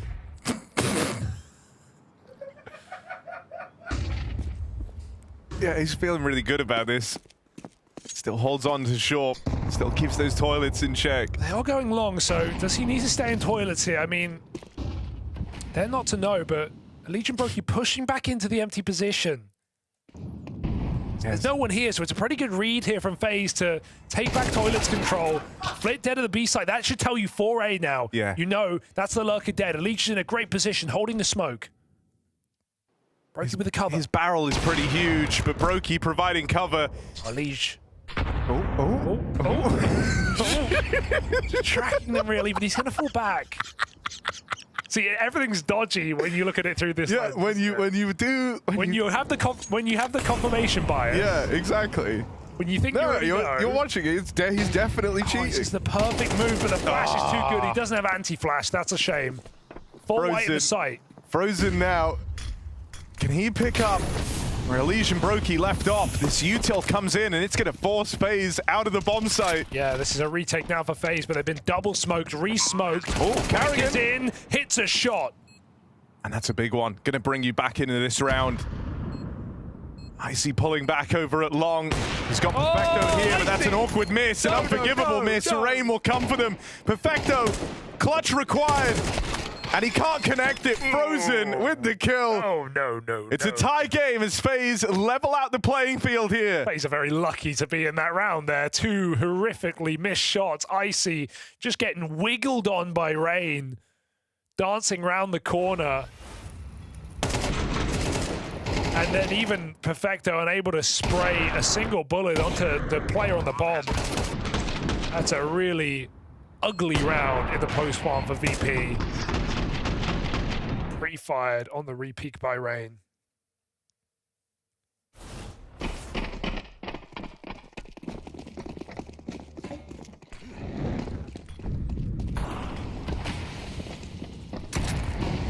Okay, FaZe trying to win out this half. VP is still going to be happy. 5 is great, but can they find any more?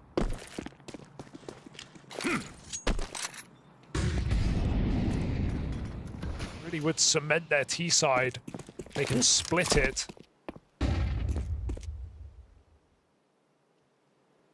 Actually started with numbers down on B.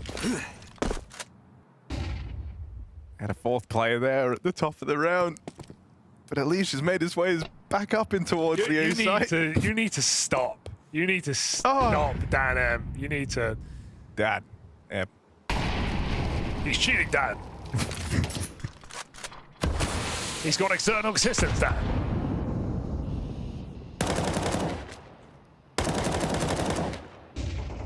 VP regroup in middle. What is that? Program building the burger, Dad. What does that even mean? Full spammed on B. Perfecto. Oh, wait, what? Did he shoot him out of heaven? How did... Yes, thank you, Jay. He shot him out of heaven. I'd love to see that again, if possible. 30 seconds. Virtus.pro and Liege with a really good timing here. How lucky. Oh, Very fortunate play for Liege. In through the back line. It's like he knows the bomb was there. Electronic dead. Flip found down on towards B, but this play is actually coming in and towards the A side. Brokey on a wide swing out of the truck. All here and hitting hard. Mowed down a Virtus.pro and Flit left too far away. FaZe take the lead. Oh, and Flit will save. Flit. Raindrop straight out of the heavens. Drop top. Finally, we have a kill for Flit on this B-lurk, and none of it matters. Brokey just comes running through, double kill. They're full rotating because of a Liege who always knows, who has the best timing, who drops that bomb in middle. At 20 seconds, there is no room for error. Great play from Brokey. Double shot with the AWP. And FaZe making magic happen late in the game. Trying to win out the half.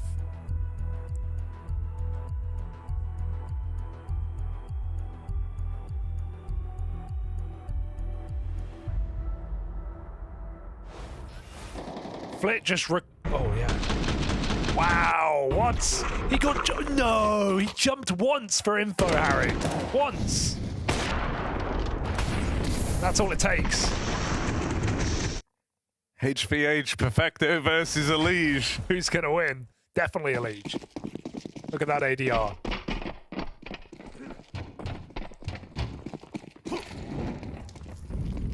Oh, a chance for a nice recovery on the CT side. Brokey opening up in this round, and when you get rid of Flit, that's all of VP's presence over at B gone. Elige picks a new position. Frozen also here alongside him. Elige just tucked in. Oh, onto the dome straight away. He's dead now. He's probably screwed, mollied out from the tree, forced wide. Frozen and Elige both falter, and suddenly VP have found their way back in. Now, this is where many teams would speed up, but this is Virtus.pro, so they're going to slow down. Grabbing the guns. Oh, I say that. In they come. Moving in. 2 CTs in position. Brokey hits a nice shot. Flashing Rain for a re-peek. Will he go ahead of it? Close on the wall. Rain doesn't realize they're getting out. Got to be very careful here. Brokey moves, hits his second shot. There's a third man, but Rain should be able to trade. Fame is low health. One shot, the nade lands. 8 points. No chance for Fame. VP figure it out. Or FaZe do rather. 7-5, winning out that half. All thanks to Elige and co.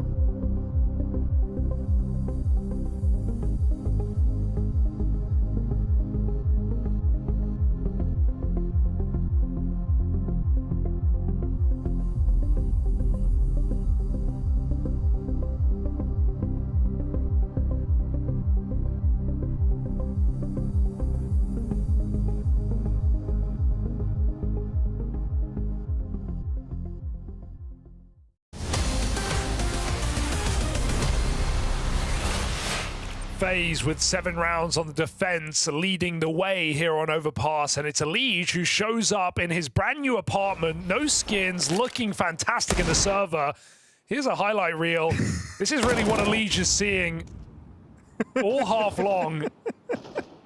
It's important to get your report in at halftime in that 2-minute break. It's fair. That's We've just thrown one on just to be safe. Just to be safe. Because you'd rather be safe than sorry.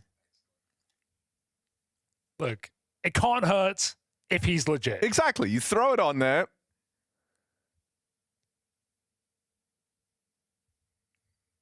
It's like the ROPS thing all over again. He's going to have to show off on LAN and prove it. Yeah, bring him out. Well, if FaZe win this game, they will be qualifying to LAN in Malta, taking VP's bounty with them, cashing some checks. FaZe were willing to wager money on this matchup. VP did not. Wait, what? How did he get that? Fletcher's drive-by right by Rain. Bye on the B site. FaZe get that plant. FaZe get that plant.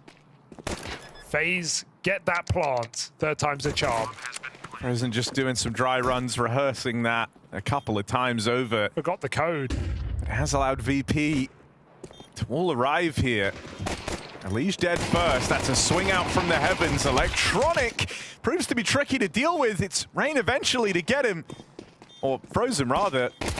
Icy swinging wide, dead at the hands of Frozen. It shows there's only one guy cold as ice right now.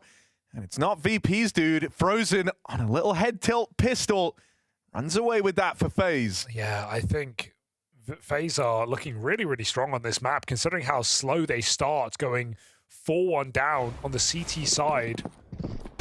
Show me this entry for Rain. Oh, the smooth jump in. Gets the insta-headshot. And a weak behold. Behold FaZe. On overpass.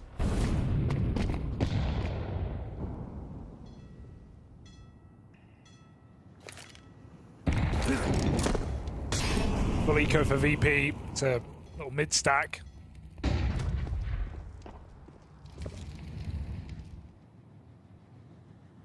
Liege wants those ecos. Oh, Liege, they're behind you. He jumped over his head. Okay. Didn't see that one coming. Weird round there nonetheless. Perfecto armed down here in connector. Full eco. Flip with the gun as well. VP, this is not a round you're supposed to win. Perfecto is the anti-cheat. We can jump up on this thing here. He's gonna have to do it to him. Hides in the smoke. Dead straight away. Brokey, convincing shot to open this up. Low health on Flit, and a chance at a 1v1 here on Carrigan coming up late with the bomb. He sneaks through the connector. Flit catches Carrigan up at top con. Brokey, couple of shots will end this round. But he's gonna long it out. He's gonna play the long game all the way down into B. Brokey takes that bomb with him. Oh, he's faking steps to go A, and then he's walking back this way. I'm not sure that's going to really work at this point. Brokey. He's going to open the door. That's big info. Brokey's too far to hear it. Flit. Surprise, surprise. Sneaks into short water. It's dry. It's barren. There's no Brokey in sight. Brokey will have to flick here. Flit has a chance. Oh my god, he gets it. Not a single bullet lands. And Flit wins it out. Sneaky, sneaky. Back on the flank. Full eco win for VP. That's just not a round you're supposed to get. And yeah, FaZe don't seem too happy about it. That's a really rough one to give away. This could have been FaZe far and away into the lead with so little to worry about. And you know how important these T-side rounds are. We've been crediting and waiting for this VP CT half.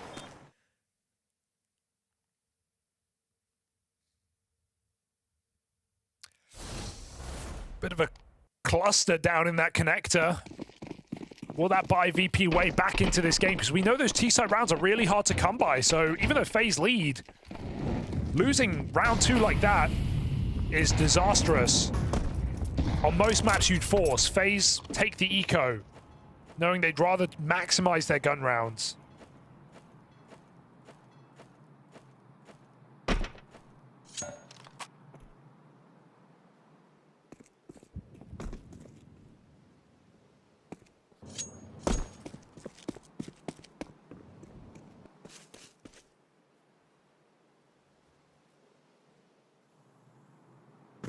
walk up here on A, and with VP giving up a lot of space, this is going to let FaZe get close.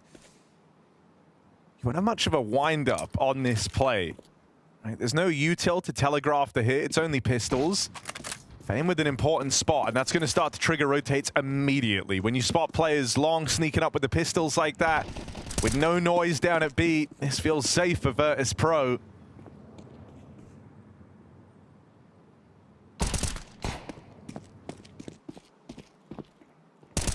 Electronic and Fame should just put this one to rest. Up close is scary. Oh, Elige. Oh, Elige. Chill, bro. Chill. He ain't beating the allegations, bro. He really ain't. Oh, another God. from Elige. 1v5. 3 kills deep. Surely not. Elige, the man that we're all watching with a very keen pair of eyes.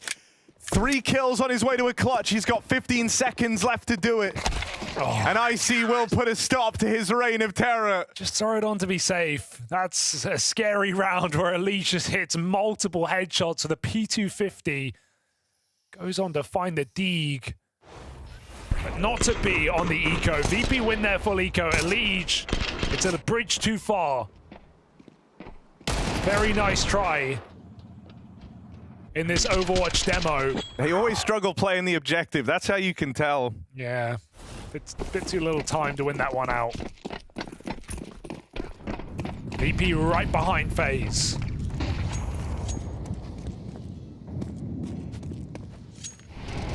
And remember, in that MIBR game, yes, a very different tier of opponent, you said, but VP pulled it all the way back from 10-2 down, won it in overtime. I mean, we also said they're more aggressive on their CT sides, and this round is a keen example of that, right? Going for this short space.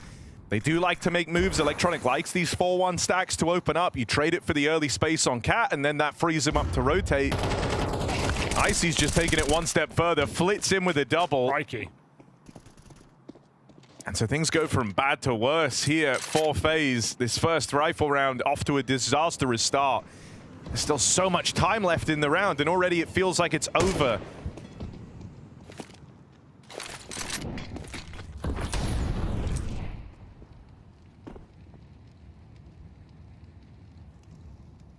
I say that. There is one hope for FaZe.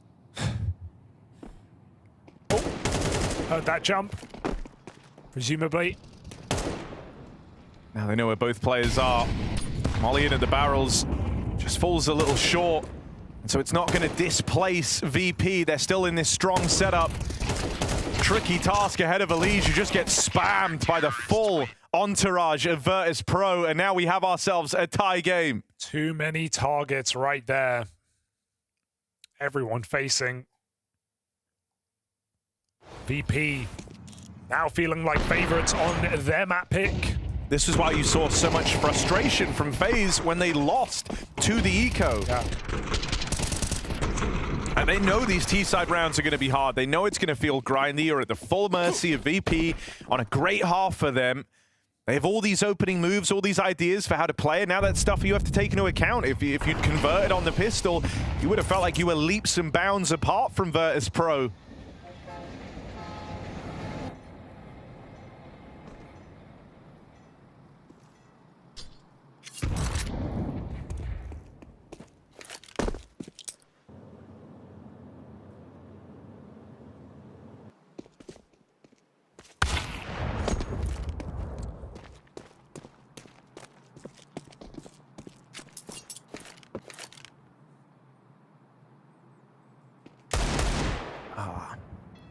Could have been something, ends up being nothing. Would have loved that catch. Instead, just a bit of damage on a Perfecto, and now he has no reason to ever go re-swinging into Monster like that.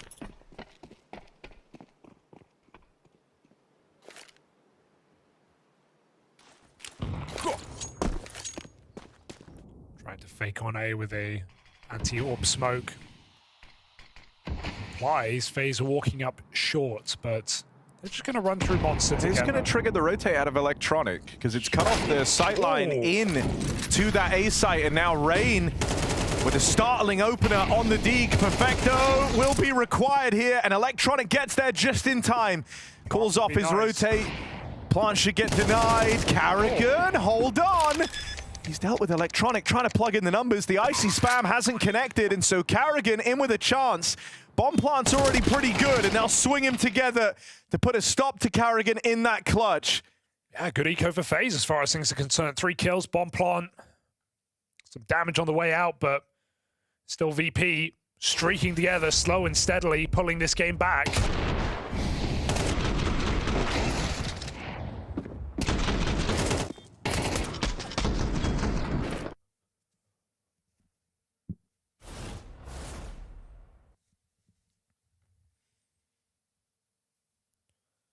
VP going to be pretty happy with this whole veto in general, right? Like, even though FaZe, I don't want to say they're super heavy favorites, but certainly favorites. Oh, oopsie. VP, we know they like Ancient just as much, so this is scary for FaZe, who haven't found a T-side round since that pistol.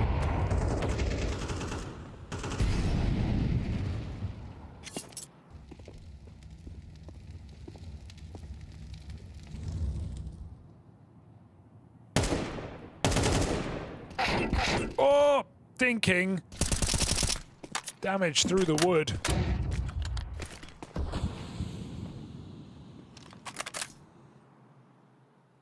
VP leave little bounties of util down in the water. Flick collects to block this B side, but FaZe are getting closer on A, and Icy doesn't have that info. He's inside toilets. He needs to go searching.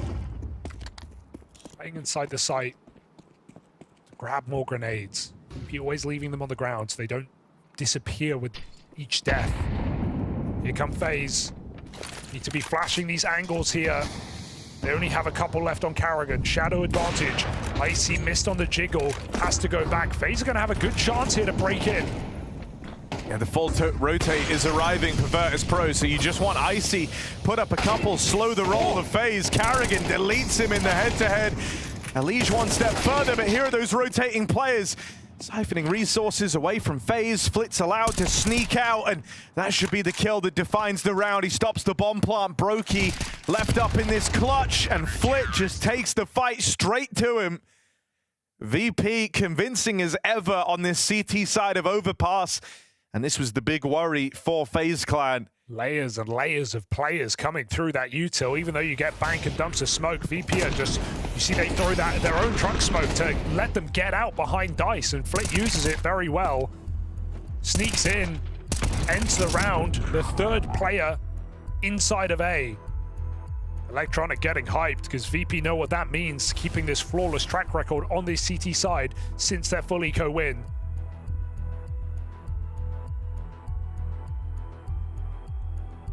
Virtus.pro charging towards a victory here on their map pick of the series. A game they weren't confident enough to stake money on, but a game that they are winning nonetheless.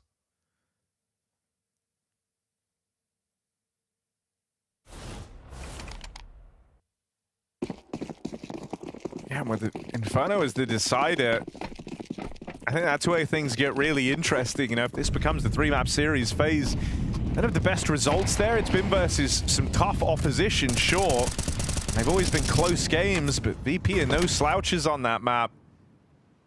So I think a victory here on Overpass tees this up to be a series that goes the distance, and one that VP will have a great chance in. Oh, I wonder if VP abused, or FaZe abused that. VP missed their monster smoke, so FaZe could just walk through.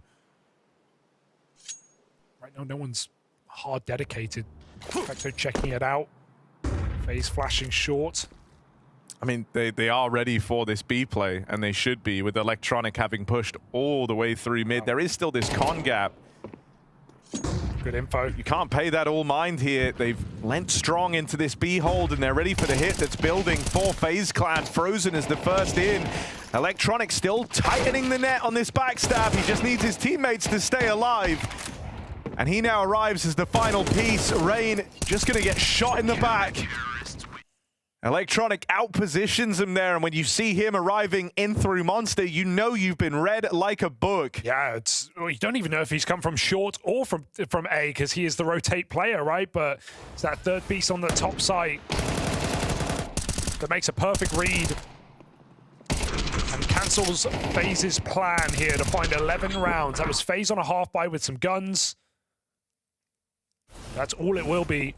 No one going above and beyond here for FaZe. Ali just had his moments, we all know. There's not really much else to talk about here for this FaZe T side. Good grenade to punish Elite close in middle. Even as FaZe take this control with some util, VP have been so solid in holding their bomb sites, rarely letting FaZe in.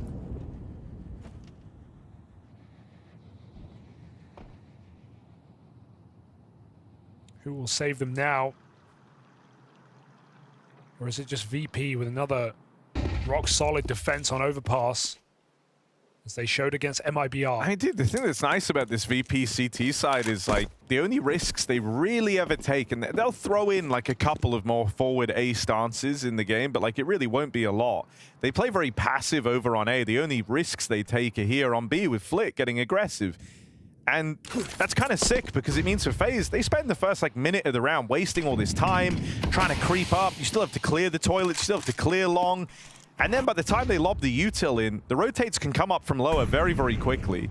That's if Flit doesn't get all the info. VP is stacking A. FaZe tried to fake B with a monster smoke to heaven, but Flit was pushed through monster. He cleared this out. He says to his team, guys, it's gonna be A. There are 4 players in this bomb site with a flank closing the back door. This is unlosable. ICO out behind Dice, playing second, letting the rifles open up, and Flit gonna make quick work of FaZe Clan. Brokey tries to chase them down, but into that stack go FaZe, and they don't come out of it. It's Virtus.pro with many a chance to close this one out. It's been nothing but them since getting into this second half. FaZe just wondering, how do they know? Because they are so well set up for that. Truck, dumpster, site, and long. And then that last player inside a connector who would have flanked if anything went wrong. It was never going to. Crossfire is brutal. B-Fake is weak. FaZe running out of room on overpass.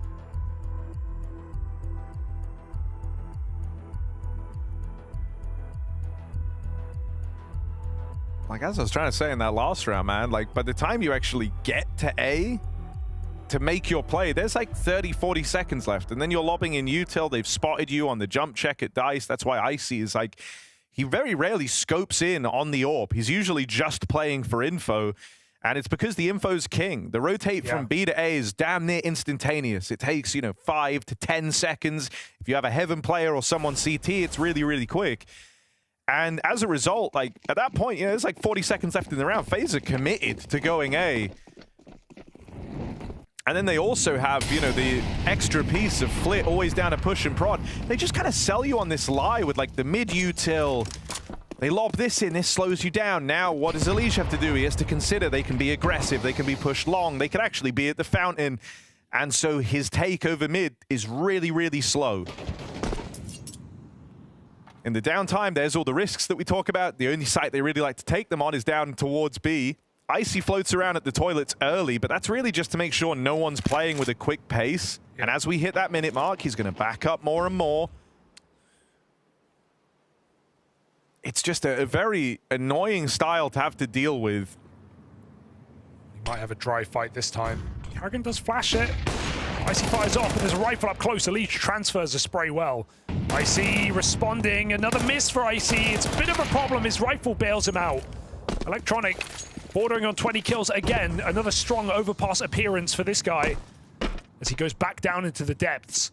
This B site is the object of FaZe's desires. Flit realizing as well, won't even smoke monster. He knows it's too late. Rather have it deep in the round. Pre-fire by Rain, full blind, finds Electronic, and we have FaZe assaulting this site. They're waiting with nades for the plant. They go in now, but just fall short.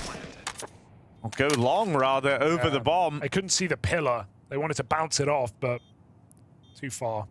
This was also like one of the CT rounds where VP do try and force those fights over on A. That's because, you can't not fight there every round. Eventually, FaZe are going to get used to the idea they can take this space. Nice, he needs to leave earlier, given his health. Get towards long. But FaZe finally find a gap. It's off the back of an A stack. With Karrigan and Elige faking that out.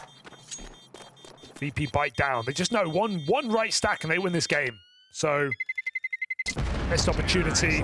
I mean, I also think that's why Electronic always finds himself up top of the board, right? Because of how they play. It's like if he's always in the right place. Exactly. He's always where he is supposed to be, playing that role as the rotator. The guys on A largely try and avoid fights until Electronic is there, and that's when they get to play. And if you go B, Electronic starts there more often than not, roaming around CT and Heaven. So, like, he is always where the spotlight shines.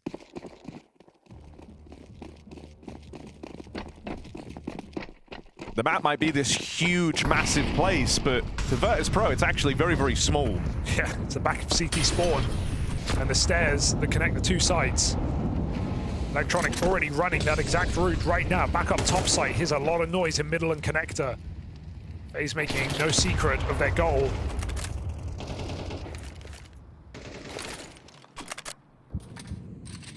As VP forced to use utility at B.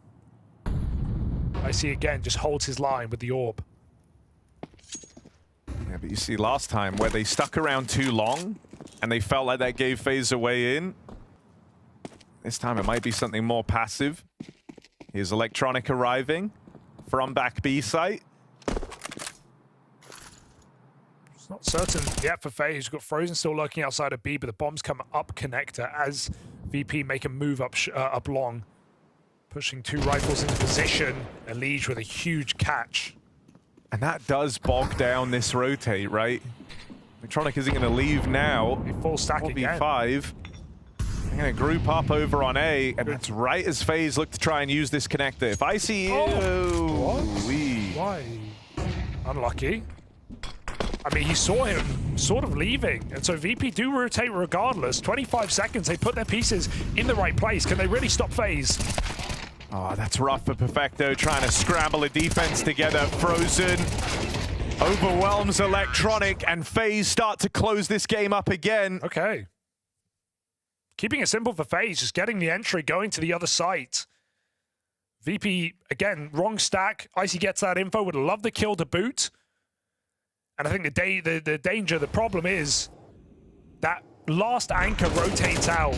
And I feel like on a map like Overpass, you don't want that last anchor to leave. You want Perfecto to stay in his position. Because those rotates are quick. The T's can change their mind, and FaZe do. So Perfecto barely gets back behind the pillar in time.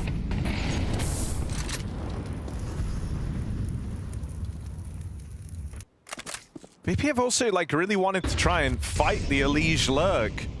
And it felt like a big part of their success earlier on was just kind of in letting Elige waste his time. You've been getting value out of him on these A plays, and that's denying these rotates that make up the VP CT side. Here they go with a forward stance again over on long. Roki gonna try and tee Elige up with a flash. It's the issue with flashing on long. If you do it deep to get the AWPer, you don't catch close. If you do it close, the AWPer at far is going to kill you. Feels like there's no perfect flash to get you out long safely. You need multiple. Layered. But there's only one player to throw him. Elige getting caught by that close rock position, and VP are 4 kills away from taking their map. This is where Icy just goes back into info mode. That smoke obscures his vision. Breaking it doesn't help either. FaZe haven't appeared yet. VP still making that gamble. They've pushed Monster Smoke. They've got 3 players and a 4th coming up. Is this the end of the road for FaZe? It certainly might be. Haven't been able to break through these stacks yet. It's been misdirection, thin in the herd that's got them this far. But here, going into the AAA, Rain and Frozen. Oh! It's Fame from back of the truck, under a lot of pressure. 2 kills to the good. Plant just coming down. Can they stop this? Doesn't try spamming, instead he waits for Perfecto to strike on this lurk, and so Carrigan 1v2 clutch to keep FaZe in overpass. He doesn't know where to look. For Virtus.pro, it was only a matter of time. This T-side of FaZe clan left lagging behind, sees VP a map up as their overpass continues to look good here at the Bounty. Yeah, Virtus.pro flexing that overpass pick yet again. Try as FaZe Mike Jacob. Unfortunately, it was just too little too late. Maybe if they got a couple more rounds on, that T side might have looked a little bit, or CT side rather, might look a little bit better. But yeah, we know how strong Virtus.pro is on this chosen ground. Yeah, very strong start from VP, and clearly a better version of Virtus.pro on overpass than what we saw versus MIBR. That was a very messy game. There was a rusty performance from VP. Again, it's hard to say how well FaZe were playing because it's the first time we see them play on overpass, so there's also a little bit of that. You know, they're coming in to this game having no official experience on the map, so that's probably something VP took advantage of as well. But a strong first half, and then yeah, they struggled a little bit closing out the game, but then again, it's overpass CT side. You can always win around, and I never really felt that we were too close to it. And the T-side still seems to be the struggle, and that was also the case in this game for both teams. I actually really liked how Virtus.pro approached the CT side, though. Like, it was obviously they did have some gambles by pushing a lot of the monster smokes, and they tried to get a lot of information towards the B-bomb side. And Carrigan was very hung up on constantly trying to go for the A-bomb side, and it just seemed like every single time they decided to go for them, they always had 3 or 4 people that they had to combat out. So a great game plan from VP, and it definitely worked out. Just before we dive into specific rounds, I want to get your takes on how FaZe approached the CT side in terms of where some of the players were positioned around the map. Because when I was interviewing them in, I guess it was stage 1 of IEM Cologne, because they were at stage 1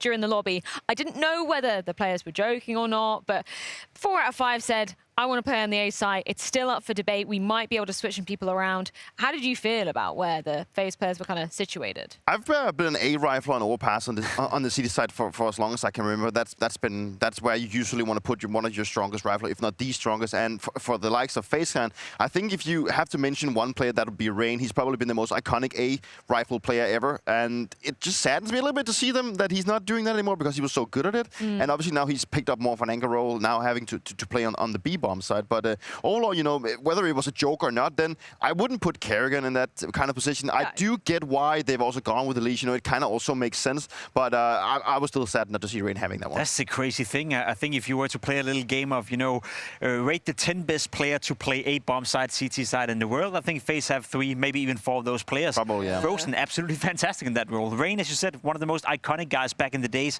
maybe not on that list anymore. Elish obviously has to be in the star role. That's why he was brought in towards FaZe clan. And then Brokey with the AWP used to be his playground as well. So there's probably been some long and tough conversations, and the players, or some of them, would have had to have swallowed a bit of pride. Rain being the obvious pick to go into the anchor role. He has been moved into different positions ever since Elish came in. Not having Frozen there, I dislike that. I think Frozen is absolutely fantastic at holding up to his own on the A-bomb side, so I'm going to miss him a little bit over there. Well, you mentioned Brokey. He was having a field day at the end of that first half, right? We got round 11 and 12 back-to-back, just to show some of Brokey's impact in this game. He kept FaZe alive, let's put it that way. I think it was VP getting off to a strong start. Then we saw a sign of life from FaZe. You find them in a 3v4 scenario right here, and then Brokey comes in. One thing Brokey does so well, and one thing that is part of his DNA, is this close combat AWPing, right?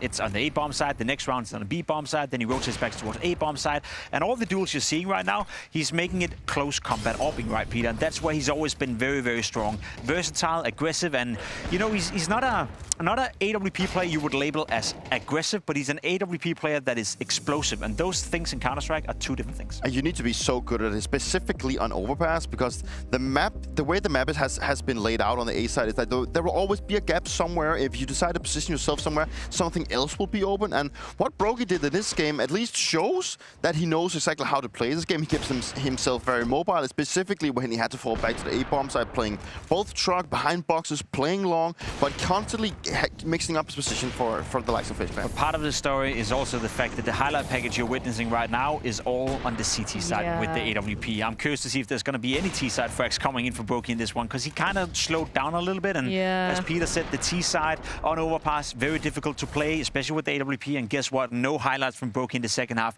which was part of the reason why FaZe couldn't get it over the finish line. Should we take a look at a highlight that came out of the Virtus.pro camp, though, as soon as we moved into that second half? Because this was just, it feels too early to say the final nail in the coffin, but when you look at the round distribution, it basically was, Peter, right? Yeah, but obviously, after winning your pistol round, that is the most important thing that you want to convert it. And we do see VP just going for a pistol stack, trying to get like the most kills out of it. And it just turns out to work for them. They stack up and just rush down in underpass. They get some guns. They get the advantage of actually having a 2v2 here. Then FaZe actually scrambled the round back and actually have a chance of winning it back. But now we see Flit. He catches a player off guard, gets this kill, and now it's basically a 1v1 where we see Broky rotating back to the B bomb side. Yeah. And at this point, you know, this is just a catch, like a play of mouse and cat, or whatever you want to call it. Obviously, now Broky, he needs to understand that he needs to get the bomb down. He gets the bomb down here. Flit, he actually, I think Flit plays this extremely well. The fact that he decides to actually flank outside Monster, because that is the most likely place where he will find Broky, given the fact that he knows that he will be a fast rotation towards B. So I think it was a great play by Flit here. I hate everything about this round from FaZe, to be completely honest. One thing is the scramble happening in underground. That's fair enough. That can go south. They kind of stabilized around a little bit, gets into a 1v2 against a player with low HP and with no armor. Why does FaZe think they have to send up a player through connector, throw some nades on towards the A bomb side to cause some sort of rotation for Flit? You see it right here. Why are they disjointed? Why are they not just packing up, playing together? He needs one bullet in his body. He has no armor. If you play a two-man system, Peter, at this point, you cannot feasibly lose this round. There's no way FaZe are not going to win this round, no matter what, if they stay together. So this whole idea that one player has to throw a grenade to sort of fake that we're going up towards the A bomb side, it's overcomplicating a scenario that is super, super simple. Yeah, well, I agree. And also, if we dive into these, and have to be a backseat a little bit, I'm not too sure why Broky was so afraid of having a T-spawn flank, also given where he just killed his opponent. Like, he would have probably, if he would have rotated all the way from T-spawn, there barely would have any chance that you actually defuse the bomb. So, yeah, a lot of things went wrong in this round. I think we were all left a little bit perplexed as to why, you know, Dupree, you said to us, if Flit wins this 1v2, I'll buy you dinner. Yeah, well, I mean, where are we going tonight? Where are we going? Well, I'm going to leave that up to you guys. McDonald's it is. Either way, shout out Electronic in this map. Obviously leading by example, some amazing impact. And it's great to get to see, like, I think this is what's so exciting when we do have a change in the map pool, right? You get to see kind of the amalgamation of both previous NAVI and Virtus.pro coming together, because they were, you know, two teams that really enjoyed playing this map, and I'd love to see how he approaches it as a leader. I very much agree with that. And I think it's cool to see Electronic play well, not only from his own perspective in terms of the productivity on the server, but in terms of in-game leading this Virtus.pro lineup as well. I think Electronic is one of those in-game leaders that lives and rides a little bit by him playing well. His calls and the flow in the calls is also significantly better. He's not tenured enough, dare I say it, as an in-game leader, that he has the ability to play a poor game himself, but rise above that and still call a great game of Counter-Strike. I haven't seen that too often from Electronic, so I think there's a correlation between him playing well, calling well, and the team looking great. Electronic playing poor, also the team kind of falls apart from time to time. So it's a mega win condition, to say the least, that he plays well. I think it's very obvious for me to see that the way that they are approaching specifically their CT side is the way that NAVI also did. You know, we can definitely feel that there's some kind of combination in that works out for them. Also with how VP back in the days used to play with the old core when they had Jame. And it just creates this thing that their connections between the sides are so great. Whenever you have a guy that rotates to the A bombs, the players on the B bombs that will fall back and actually play passive, that works out so great for them, because every single time that you would have either an A or B hit, your rotation is going to be so fast, and then you actually buy time for your rotation to catch up if they go back to B. So it feels like the connections between the sides, which is so important in Counter-Strike, actually just plays out perfectly for Virtus.pro. Well, it isn't by any means the end of the line for FaZe Clan, because that was VP's pick. We do await their choice of Ancient. That is coming up on the other side of this break.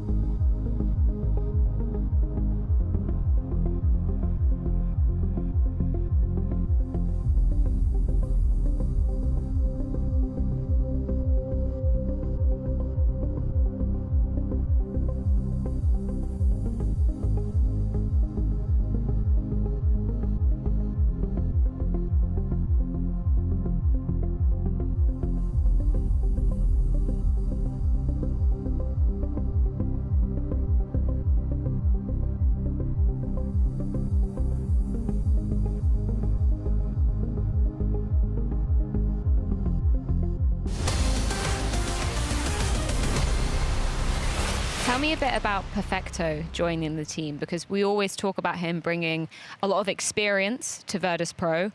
Where have you seen, his experience, his knowledge be in the team now? Yeah, he's, as you said, a really experienced guy. I felt it from the first day when we got our first practice.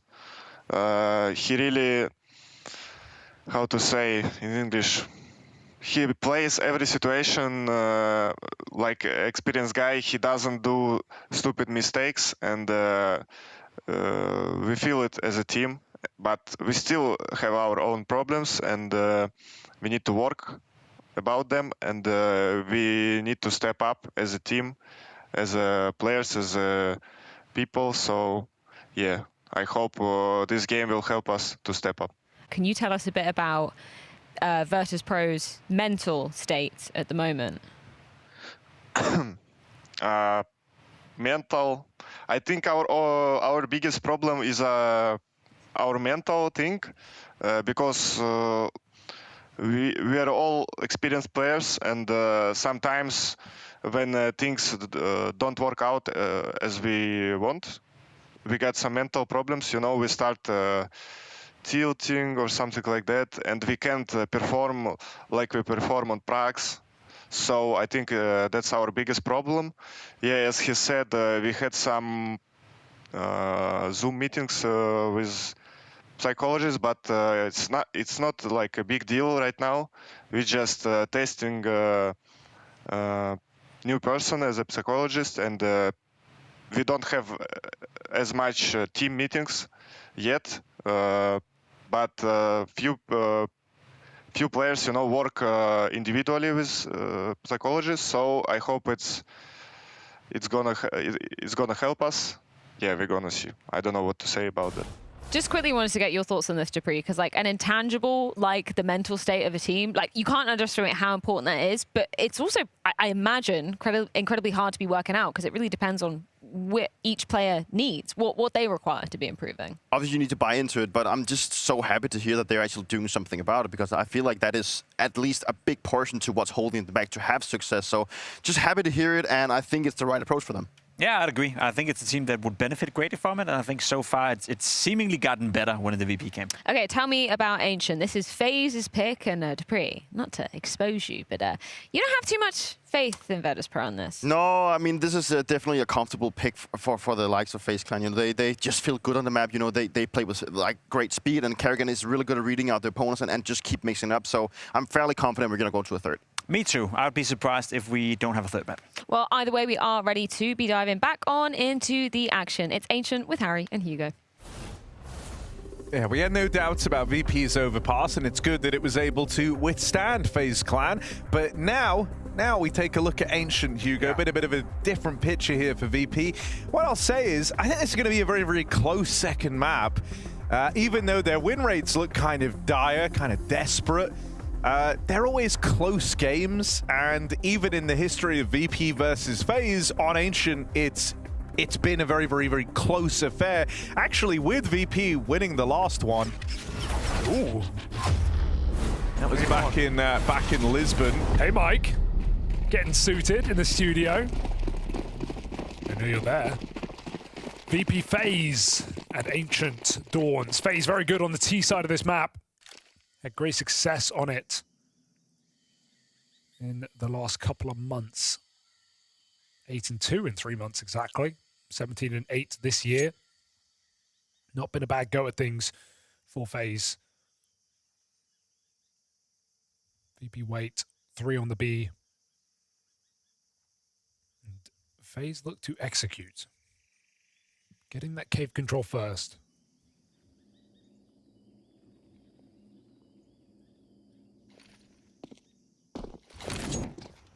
Here's the hit. Smoke block attempted by Flit.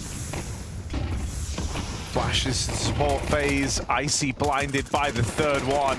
This backstab for a Liege will come through, but it's all Icy who stops that ramp play on for the ace. And it's just a Liege left to beat. Been waiting for Icy to step up in this series. Was far from a problem on map 1. but certainly a chances for more. Surely Elige can't match him. No. It's an ace v ace, and Icy gets his. You've never seen a pistol round like that. An ace, no matter how you sliced it. And it's Icy to pick it up for Virtus.pro. Oh, what a relief, dude. Tucked in cubby, 4 headshots come through up ramp. And Elige almost pulls back the 1v3 ace himself. Look at these shots. 3 out of 3. And then panic mode. He saves the day with body shots.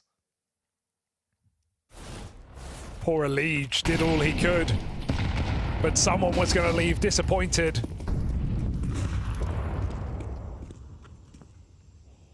Icy coming in instantly to this game. Oh, that looks sick. Icy has only Julies though. Wait, where does his money go?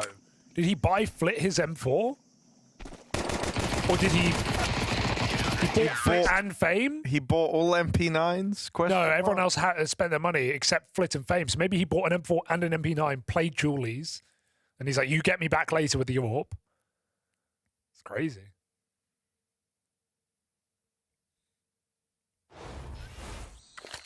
Oh, wow. We've even got replays.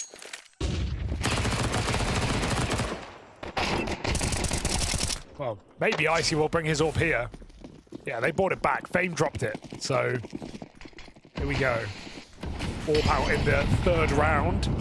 Could have had it earlier, but FaZe's Glocks get removed. The Liege out middle through the smoke. Some things never change.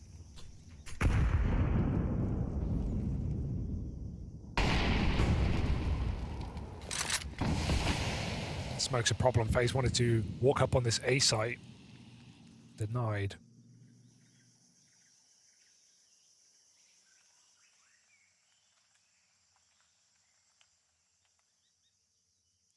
Oh, Rain going to try and activate this lurk in the downtime. MP9 there. Still a nuisance. No one in A.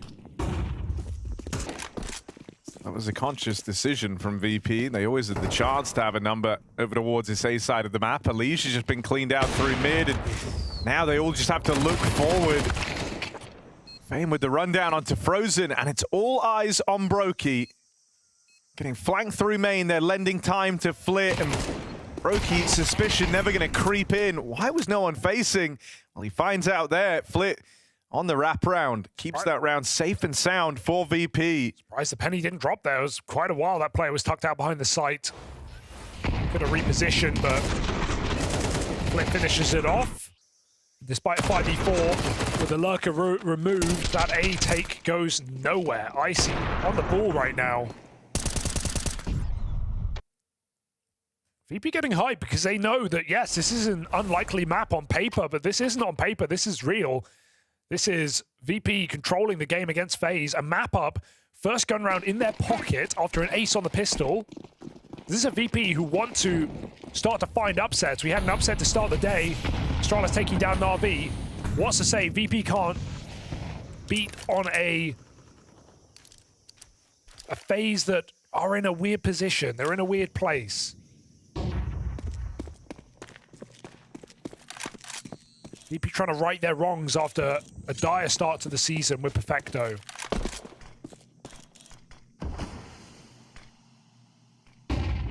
Good line for the AWP. He's quick right now. He's really feeling it here, and that's a huge X factor for Virtus.pro. FaZe have the I space, see an but what do AWP they who do can with it? hit really hard at the best of times, but you sometimes have these games where he just goes missing. With him looking this good, that's a serious leg up for Virtus.pro. He can't hold on here. Just a bunch of pistols trying to close the gap. Icy covers. Someone needs to hit something here. Brokey does. About time, but too late to win this round as the trades come in onto Elige. Frozen mollied. Forced back, and VP as good as done. 4-0. Save nothing. This is a Virtus.pro with something to say here. This is a Virtus.pro looking to 2-0 FaZe. Could that really be the world we're in?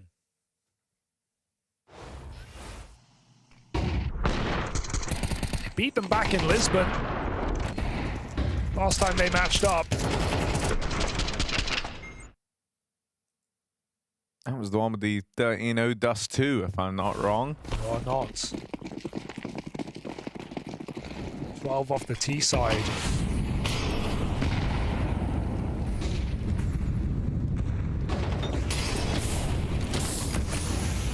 Come on, Flit and Fame. Try to get involved in this mid clash. It's a bit of help. Going a long way. Electronic out on the heavens. Left up, sure. Spammed out of the round. It means they were supposed to own mid. That's why Fame's kind of reluctant to give up this space. They trade 2 players and they don't get this real estate. FaZe go and reclaim it. Still love how keen VP are to fight, right? We know this is FaZe's best side on this map, and VP is just throwing themselves at them in middle. Beating them at their own game. FaZe forced the reset. Walking. Just to not get heard by any Heaven player. VP are nearby. Rain patrols. Karrigan plays middle late. Might do a bit of a fake here in the mix. Keep VP looking the wrong way. Keep Fame in donut. But still double cave. Even if FaZe walk up ramp and plant, that retake is on. They're going cave. They're going right where VP wanted. Into the double setup. And as they look for Perfecto, it's the Icy Orb firing off. FaZe don't have the time to reconsider this. They don't have any other options available. They just have to commit into Icy's AWP. Spam connects, and Karrigan's gonna find him right as Icy takes his eyes off of ramp. He got cooked there, didn't know where to look. Fame still seems interested in giving this one a go. Quiet on the flank, but quick to get here. It's how quickly he's going to emerge up the ramp that could come as a surprise to FaZe. With no noise being made on this flank, Karrigan does keep eyes on it. Fame ready for this fight, can't get past Karrigan. And so FaZe Clan break on through on the back of that mid-split to open up into a double B hold. And they live to tell the tale. Yeah, costly, close, scary for FaZe, but around to round. Love the idea to wallbang there. I felt like Icy could have just positioned better behind the site and held ramp. He just seemed so sure someone was coming in on cave. After that molly, trying to go back to spot it again. 9-1, still having a great game. Does that let FaZe in? Trying to build into a T side. It's not too late for FaZe. Even Heaven control, tenuous, fighting in middle. Elite, she's been forcing these openers. Undeniable here.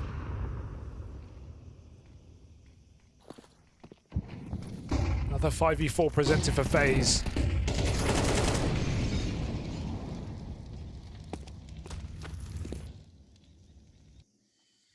More active CS out of Virtus.pro. They've got a man down, and so some intrigue put on ramp. Icy just creeps up close on the AWP. Got spotted by the jump, though. You don't stay there after that. It's a good thing they didn't go for that ramp push. Brokey just holding that line for a player creeping down. Jig the setup up. Leech is in red. That will matter later. FaZe throw and execute. Soon will be Elige's time to play. Is anyone even considering this gap? It doesn't look like it. But he's not going. They're in the site. He doesn't need to. Good break. Oh, Icy with the flick. Here comes Elige.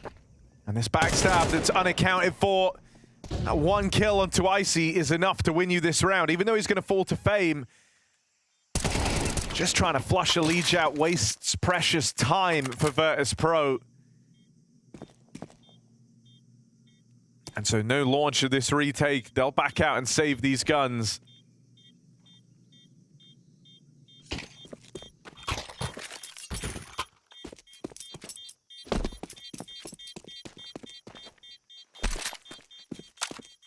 Move!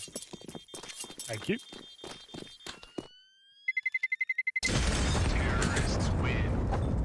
I like the FaZe even get into the bomb site before Elige is even needed. Makes that position even more valuable. VP committed to playing retake before they realize it's impossible with a guy in the back line.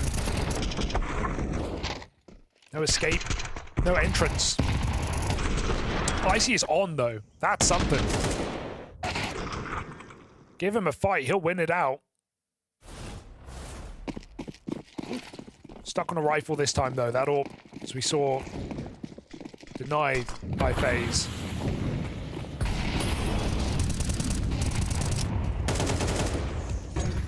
These late flashes mid have been really good for FaZe, but no one's ever punished. Finally, Frozen comes up heaven, but not in time to stop VP, who jumped back and escaped from mid. VP are well aware of the kind of task at hand here. They know that FaZe like this mid aggro to open up. They know they're going to be splitting it from the lane side. This is the centerpiece of FaZe's T-side on this map. Just heaven splits, mid-rounding, faking out whether we're going to go B or whether we're going to donut split to A, doing those last second rotations. Question is, where's your stack? It's always a question for VP on the CT side. That's why they're playing active, getting info, re-aggressing. This is the least info VP have had all half. Flint needs to pick his poison, pick his position. Leaning back to B. The timing couldn't be worse. The timing could not be worse. Flit. He thought he got the info here. He did a little jump spot as he walks away. He's going to go back in, and so Elige. Second layer, though. Caught by surprise. Missed shot from the Brokey Orb. This gives VP a very good picture as to what's happening in the round. They're ready for this split. Carrigan playing in as that second player. Trying to cut down these rotates. He knows that if he falters, the B take is over, as now it's just Brokey left. 3 players closing in on him. He'll chase down Perfecto. Tap on the bomb, baits the swing. Brokey's got something going here. 1 shot left. He has to commit to this fight. He needs it right now. Fame steals himself away and takes it to time. Brokey with all the kills in the clutch, but none of the glory. Damn, what a nice try for Brokey. The no-scope hunt into the cave, but that fake out, I think Fame reads it because it's in the open. He doesn't go somewhere safe to stick the bomb. He does it where he can be punished. Fame realizes, would he really commit there for real? And he reads it right. Almost walks back in. Brokey, NT, he thought about it. He really thought about sticking that bomb. But Fame calls the bluff, and VP pick up a clutch round.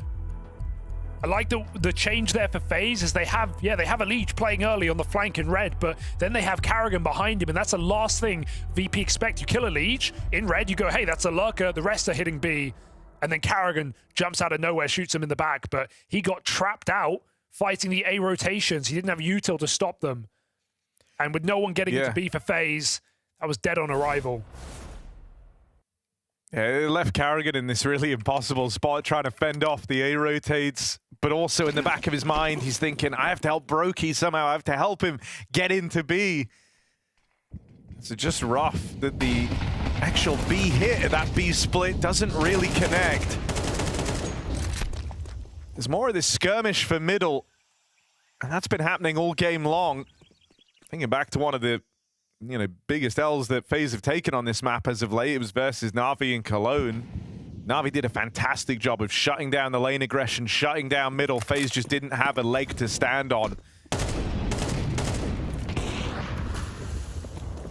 FaZe are in B. They've been able to run up through the ramp. They did it on a contact play. Perfecto. Barreling through, peels the attention off. Now it's just down to Rain out here.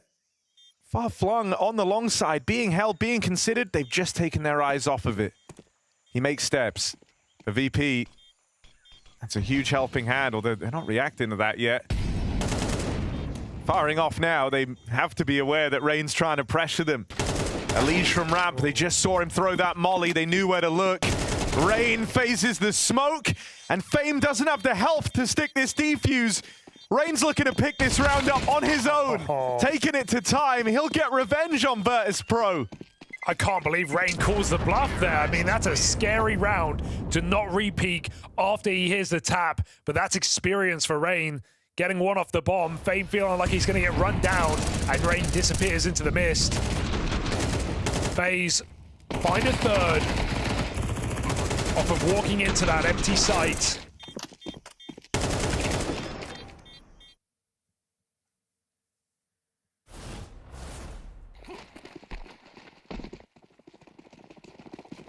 will break VP's money once and for all, forcing again.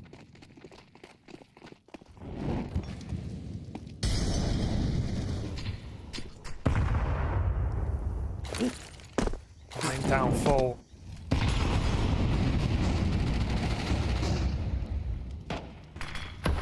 FaZe, they've had enough with mid-rounding here. They just want to exec. Given how costly these rounds have come down, they have nothing to show but 3 MAC-10s. Only 1 AK in this round on Frozen, who's come in very quiet to this map. FaZe from position win this one. Making VP save. Try it again.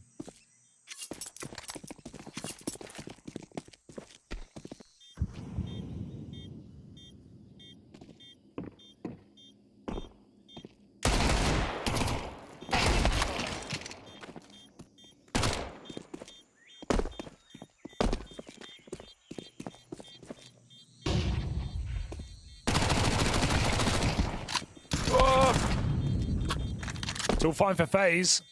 Damage is good. It means VP have less to work with in that next round because they're just saving. Giving it another try. Oof. Flip wanted to swing, but... here we go. FaZe breaking into their T side. Better late than never.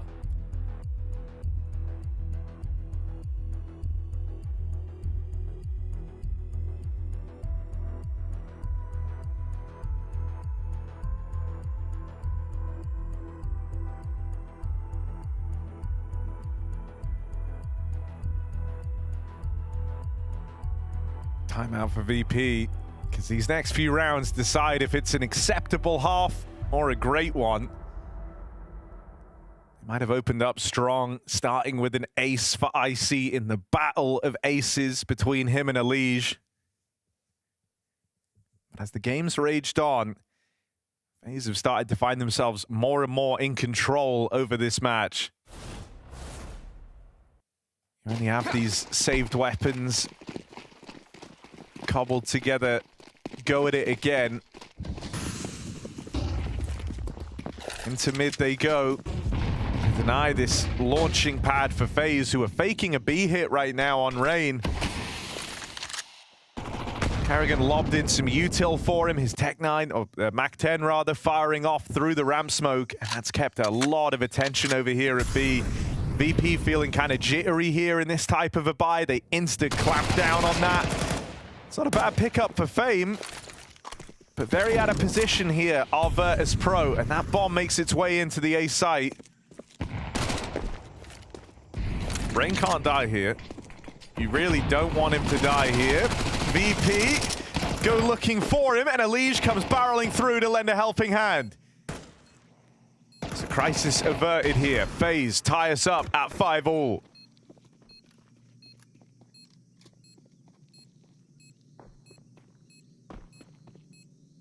VP stuck in the money hole in this half. Icy started this game red hot, but hasn't been able to get those orbs back in. And VP with these constant forces are left with a final chance to buy near the end of this half, and even then it's not going to be perfect. Terrorists win. Won't be able to get that AWP back for Icy in this entire half. And so the piece that brought them in to the start of this CT side, who aced the pistol, who bought guns for his teammates in that first gun round, is left wanting to finish off their CT side. FaZe warming in, just like the end of that first half of Overpass. Looking for a 7-5 lead.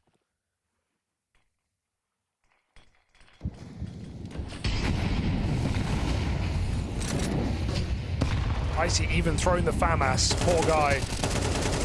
Oh my god, Elige has been so reliable in this position. Out middle, through the smoke, finds the entry, Carrigan follows up. That's 3 kills in 10 seconds for FaZe. That's the round. Yeah, it must feel maddening for Virtus.pro, who know exactly, you know, the kind of keys to try and beat FaZe Clan is to keep them out of these mid splits. And they keep doing all the util. They roll out with flashes, with Molotovs down, nades in. trying to make Alicia's life hard. He just goes on a second timing there, really late, actually plays through the smoke all the way. He just keeps breaking it or shooting through it or edging the fire and getting a kill. Like, how many rounds has Alicia just found that 5v4 in middle, and he goes on to get a double this time. Jokes aside from the overpass, he's looking a lot better here on Ancient. Right when FaZe need him. They're facing elimination here. They're a map down in this series. Talked about that Navi game for FaZe back in Cologne. And if you remember, that was the map where Elige had like his worst tournament in the FaZe jersey.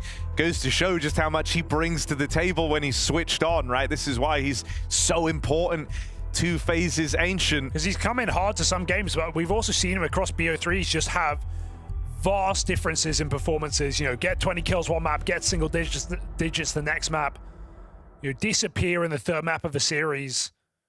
Like, just big highs, big deep lows. A lack of consistent output. But this is when FaZe need all the firepower they can get, and Liege is providing. 14 and 8. Icy finally gets an AWP, end of the half. And maybe end of the line here for VP. They need this round. Reflash middle, does catch a lead. Finally. They feel like finally we've broken him. We've got him past the Liege. We could actually win this round. But you gotta hold and then all of a sudden the rest of FaZe pull up. They've opened up the B site and it's going to be left to a retake here. ICU's been waiting to get his hands on an AWP, only gets to put it to use in a 4v4 retake at B.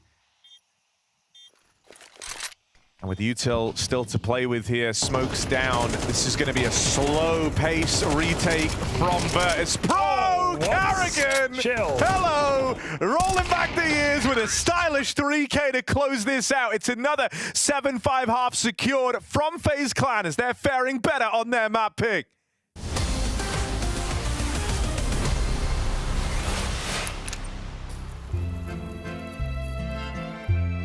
Counter-Strike, like a fine wine, has aged well. As have you, Mr. Bloom. And that's why I bring you today into the Counter-Strike Clubhouse. I've heard through the grapevine that you've brought the Paris Major. Mr. Bloom, please talk me through your decision to present this to the council. Well, how right you are. I went down to the Clubhouse archives and I happened upon this one. This is at the Paris Major Grand Final, the last round. We're talking overtime, on nuke, home crowd. Everything is on the line right here. Apex and ZywOo in the Accor Arena, as French as it gets. I think it's poetic as well that all 5 kills in the final round are from the 2 French players. Yes. This was supported by Dupree and by Magisk and Spinks. This moment is everything. Like, this round would have been so different if ZywOo doesn't hit that shot. You can really taste the fear in Gamer Legion when they run from the ZywOo AWP. In fear, you know, you see ZywOo shoot 1 bullet. But they turn back because they're so afraid, and then they walk into Apex. And here it is, that final shot, ZywOo to close it all. Everything on him. Vitality shot. No holds back, no surrender. No holds back. Some would say. Almost destiny that all 5 players are killed by the 2 Frenchmen on French soil. There's so much rich history to be built on this moment alone. And the fact that those 2 legends continue to improve. Legendary moment for the Vitality org. Quite possibly a once-in-a-lifetime opportunity for ZywOo to win on, you know, in Paris like that, and for Apex too. That's why we have culture clubhouses. It's so that we can thrive in the finest environments, and if this isn't Counter-Strike in its finest environment, then I don't know what is. Now we must find a reasonable score, both in terms of mechanics and cultural impact for this clip. And of course, starting with the mechanics, it is a bit on the low end. I would give this maybe a 5 out of 10. Of course. But on the cultural side, this is as big as it gets. ZywOo and Apex in France, in Paris, after the fall of French Counter-Strike. Your first cast, it's Dupree's 5th major. I don't think it gets much bigger. I would say this is about an 8.5 out of 10 for me. Mechanically speaking, I'll raise it just to the 6. But culture, this was a CSGO major for ZywOo. Now ZywOo, they call him the CS GOAT, but If he never had his CSGO major, then that argument is absolutely blown out of the water. But this was a crowning jewel in terms of his accomplishments. At the tail end of a game, he thrust himself into the pantheon of greats. And for that reason, I'll take your 8 and I'll crank it to a 10. Bottle it and keep it on the Culture Club's top shelf. Delicious. Elige, the madman, making magic happen on the T side of Ancient. 4-on-1 of opening jewels here from Elige. He comes in confident, starring, stunning, smiling, and taking those mid picks every single time. It sits FaZe 7-5 up on the T side of Ancient. We know they're a T side team, Harry, but can they close is the question. VP with a map in their pocket, anything's possible. Yeah, well, Elige is at very high highs. Frozen on the verge of the Master Chief scoreline. Had to go 1-1-7. See if Frozen can give us a bit more in this second half. I'd rather Master Chef. Can he cook? Or is it bloody raw? Brokey tucked in. Here's the footsteps coming his way. Dead instantly as Icy opens up this B site. Rain with some taps, but unable to catch them on the cross. So down to a retake here for FaZe. It looks like VP want to play for long control. That means they're scrapping, they're fighting. And while Frozen goes 1-1-7, we look at the other John, and he's not able to step up there. Pistol secured for VP, and a one-round game again. VP just do that in stages, man. They take cave, they stop, they wait for the flash, they pop out, they kill the cubby player, they wait, they swing long together. They're all tethered to one another. Not letting USP get away with a multi-kill on bad spacing. VP makes sure it is perfect. Important pistol to buy their way back into this game. A map that has done them no favors this year. VP look to find a huge upset here online. Lan awaits.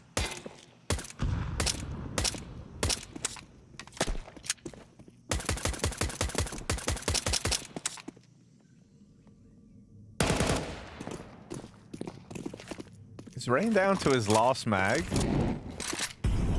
Might be. I don't think it's going to matter. No, he has plenty of bullets. He's picked up another.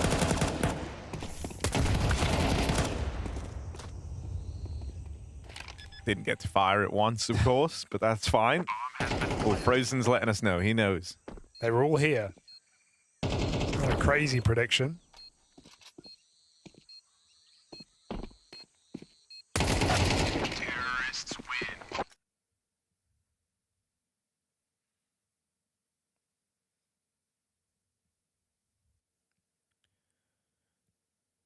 VP. They're on. FaZe coming in with a full buy. Timeout first.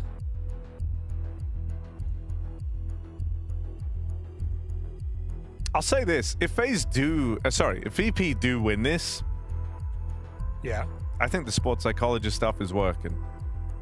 Because they would have pulled off some good comebacks. They would have had the MIBR one, which required a lot of grit to stay in that game. Sure. And they would have demonstrated that same skill today versus FaZe. Finding themselves on the back foot in both maps, playing catch-up on these second halves. It's valid. Not going to say like, oh, they're all actually indestructible now, but it's more like, you know, keep going with the process, boys. Because, yeah, I think it's well worthwhile. I mean, Electronic, his very first foray into in-game leading, he said, like, you remember when he actually stepped back from in-game leading, and he said, I think I'm too emotional, I get too invested. It's like, he's getting angry, he's getting emo. These aren't the emotions you want from your captain. To be fair, we still see that even now, even in the recent LAN events this season. We've seen Electronic saying some pretty crazy stuff to his team, so don't think that's going away anytime soon. FaZe fight forward and middle. Icy can't hunt them down. They escape. 4v3.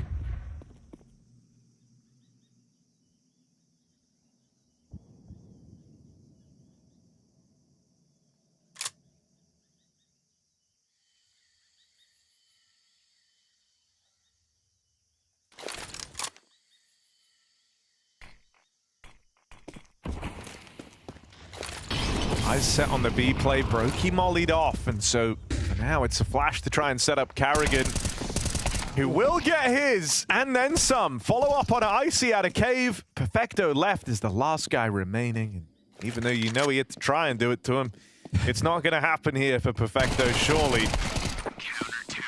He could not do it to anyone. 5 and 10, having trouble. Perfecto's return has not exactly been remarkable on VP just yet. Across the couple of outings, in Fisher and Cologne, 1 win over Tyloo is all they have to talk about. No other maps. Here at the Bounty, looking a little bit better as a team at least, but FaZe trying to level up on their pick.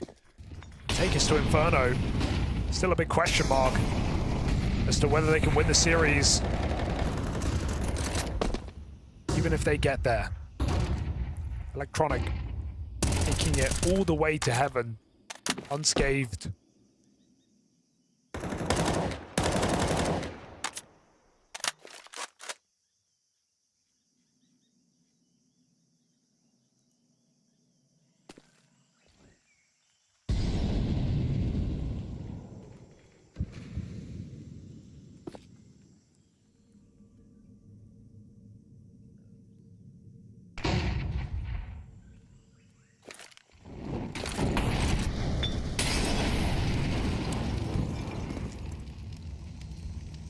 Just enough util to deny them the info over mid, and that's created a lot of gaps, right? Just mollying them back from Donut. Look at the reaction. Well, it's because they could have crossed red in this downtime now, right? And so FaZe is suddenly trying to plug all these holes that really one Molotov to displace these Donut players has caused. VP beating FaZe at their own game. That resmoke is key for Carrigan, but VP just have to go. Carrigan's actually been pretty darn dependable in some of these high pressure moments. Top of the charts in behind Elige. So let's see.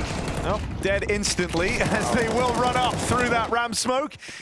Rain trying to recover this, and that's what it is for FaZe, a recovery mission. The bomb going down.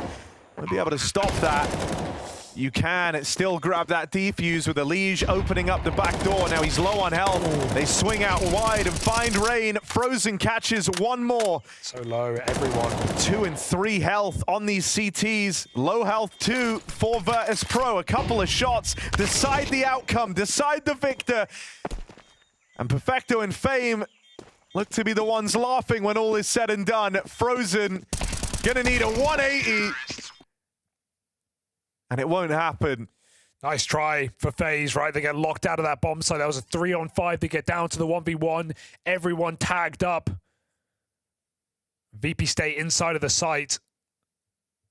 Have to stay on the crossfire with the players stuck on default. No one can depart. Nice try for FaZe. But they got pulled off that B bomb site right at the perfect time for VP to execute. I like the call for VP to just push a Leech back with that Molotov and go straight into a B execute. Misread smoke, not a problem, because it baits a Leech behind it and VP fight him there. A Leech with no support.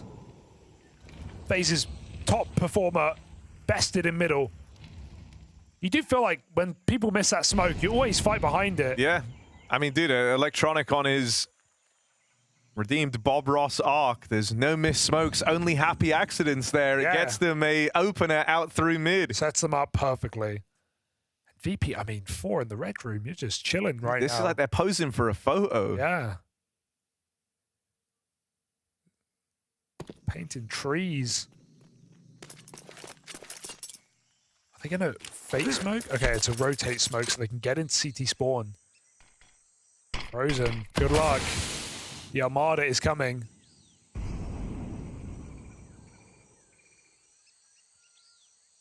It's got nades, but you can't pull them. You know, the second you do, VP will peek you. There's a shadow. There's another shadow. Frozen just domed. Electronic 96. He lives. The AWP goes nowhere. Flank comes in. Brokey hits a flick. Are we 3v5ing? Well, they don't know about a second player over here in main. That's the ace up FaZe's sleeve in this spot. The presence of Rain in with that swing, a bomb plant denied. Carrigan now arrives. These MP9s keeping VP very claustrophobic. What do you do? Are they going to try and run this B? Have to. Oh, he shot through the smoke. Through the smoke. The bomb's tumbled away and Perfecto can't win it. Time won't allow.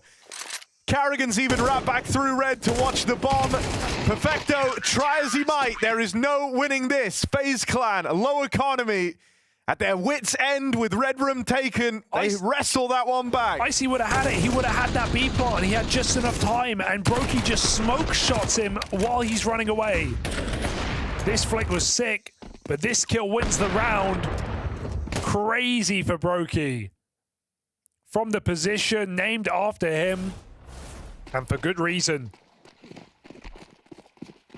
My oh my, FaZe. That is a classic FaZe round. And look what it's done to VP. Tech9s, one Galil. Sunk. VP are all in.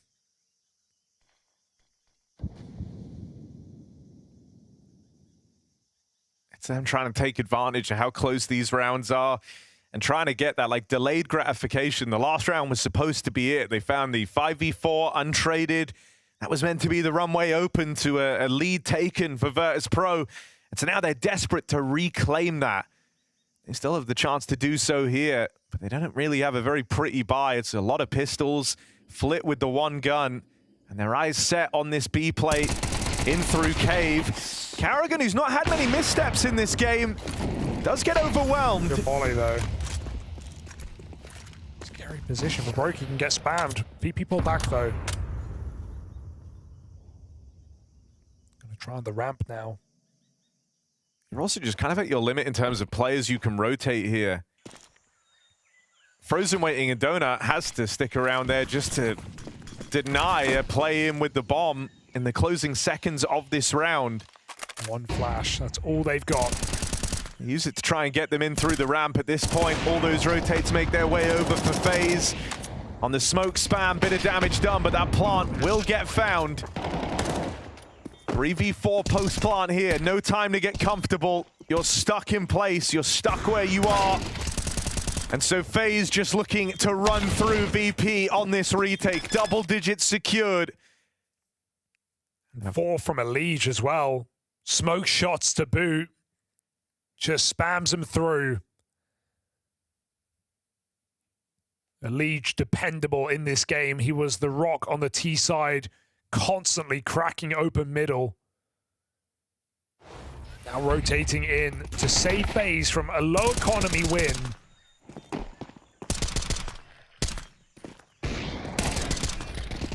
Sharp shots for a Liege. Love to see it when he's online. 20 ADR. Assuming you mean like switched online. Switched online, yeah, not playing from home. And remember, if he wins this game, he can take VP's bounty and maybe buy some furniture.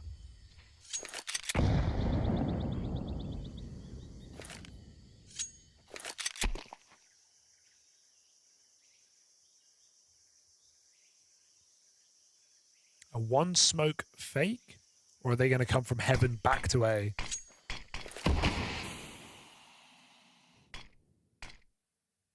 Interesting. Hoping FaZe over rotate. Carrigan stays with the smoke. When he sees them run at him, he's going to have to drop it close instead of try and block them, but he's missed that timing. Okay, that's a great, that's a perfect smoke. They're still going to come through. Sets himself up to play down the ramp. Tries to fight for this space. That backstab's got to arrive quickly and cleanly. Icy gets it. Pistols find a way in, but that's a big nade from Frozen. 2 kills from it. The planter and his cover. And Icy finished off. FaZe picking up steam.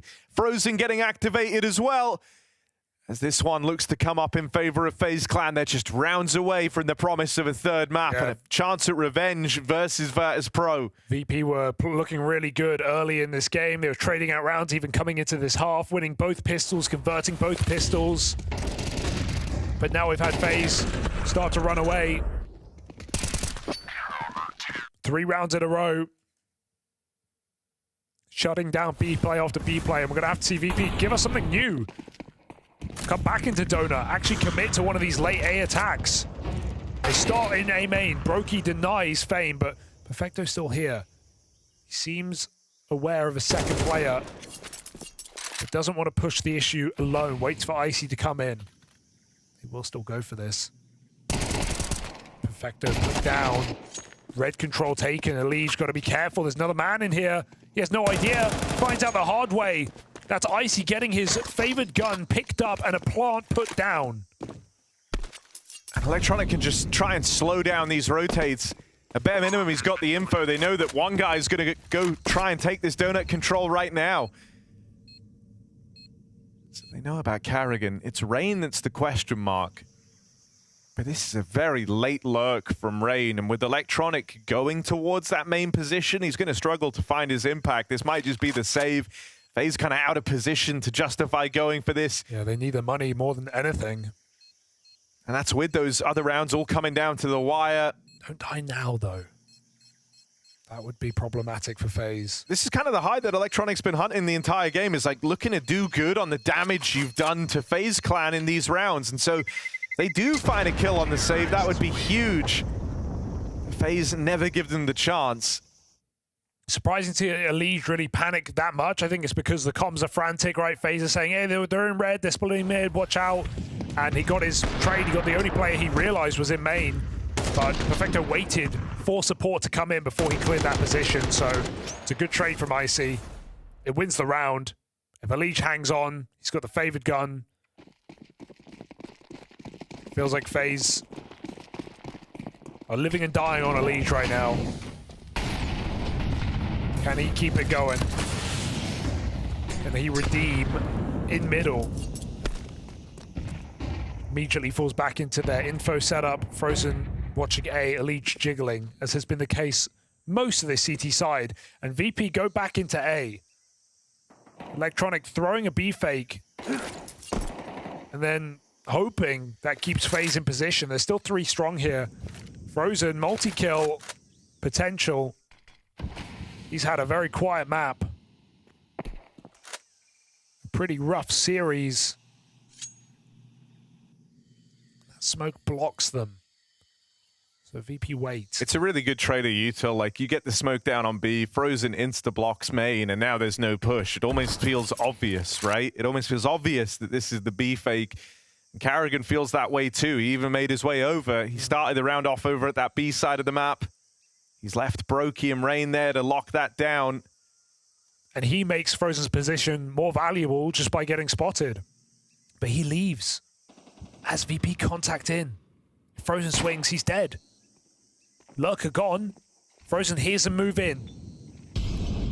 No one's looking at this. No one's considering this. They have util out. Icy with a big catch at least. Stops Frozen on just 2. Still, how much further can this really go with Carrigan there as the third piece? FaZe swallow VP whole on that A take. They don't even get to make a dent. Churned up in main and go no further. Limp fake did nothing to sell FaZe the lie of a B play. Yeah, it's rough for VP with no like plan B other than we just contact this round. Wait the smoke out, then walk in. Frozen picks the perfect position to catch him completely off guard.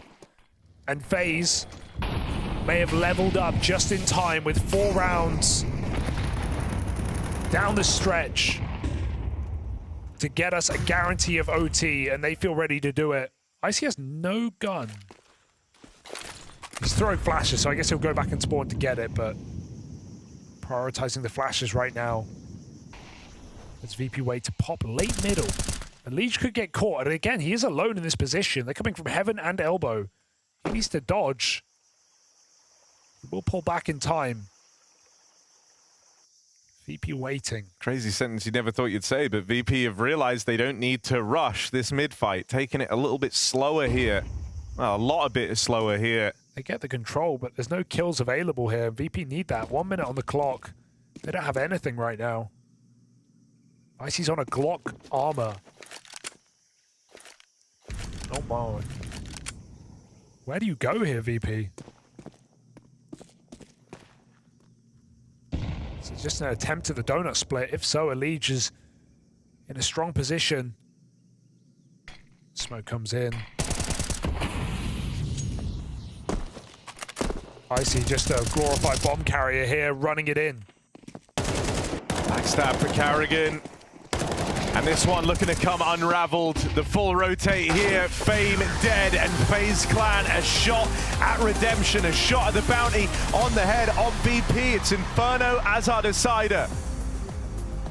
FaZe back in the game and back in this series. We do need a third and final decider. That will be Inferno, but credit where credit is due for FaZe Clan. Bouncing back valiantly on Ancient.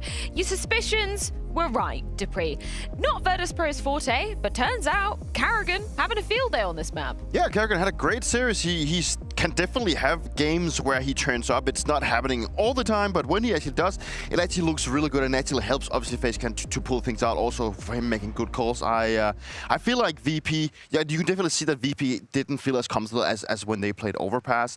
They did make it more competitive than I would have thought of, and I feel like the overall approach for them was just like it went a bit too slow. I feel like Carrigan actually figured them out way faster than I would have anticipated. So overall, it was a good sign for FaZe Clan. I'm very happy on behalf of FaZe for being able to bounce back. You know, you saw at the beginning of the game, it's 4-0 for VP. You could see the frustrations on the face of Frozen, and then Carrigan came in this particular round with a big one and kind of, you know, relift a little bit of that energy within the FaZe Clan camp. They needed that, made it on to actually win the first half, play pretty convincingly on that T side, and from that moment, you know, without the 4-0 VP lead, it felt like it wasn't a close game.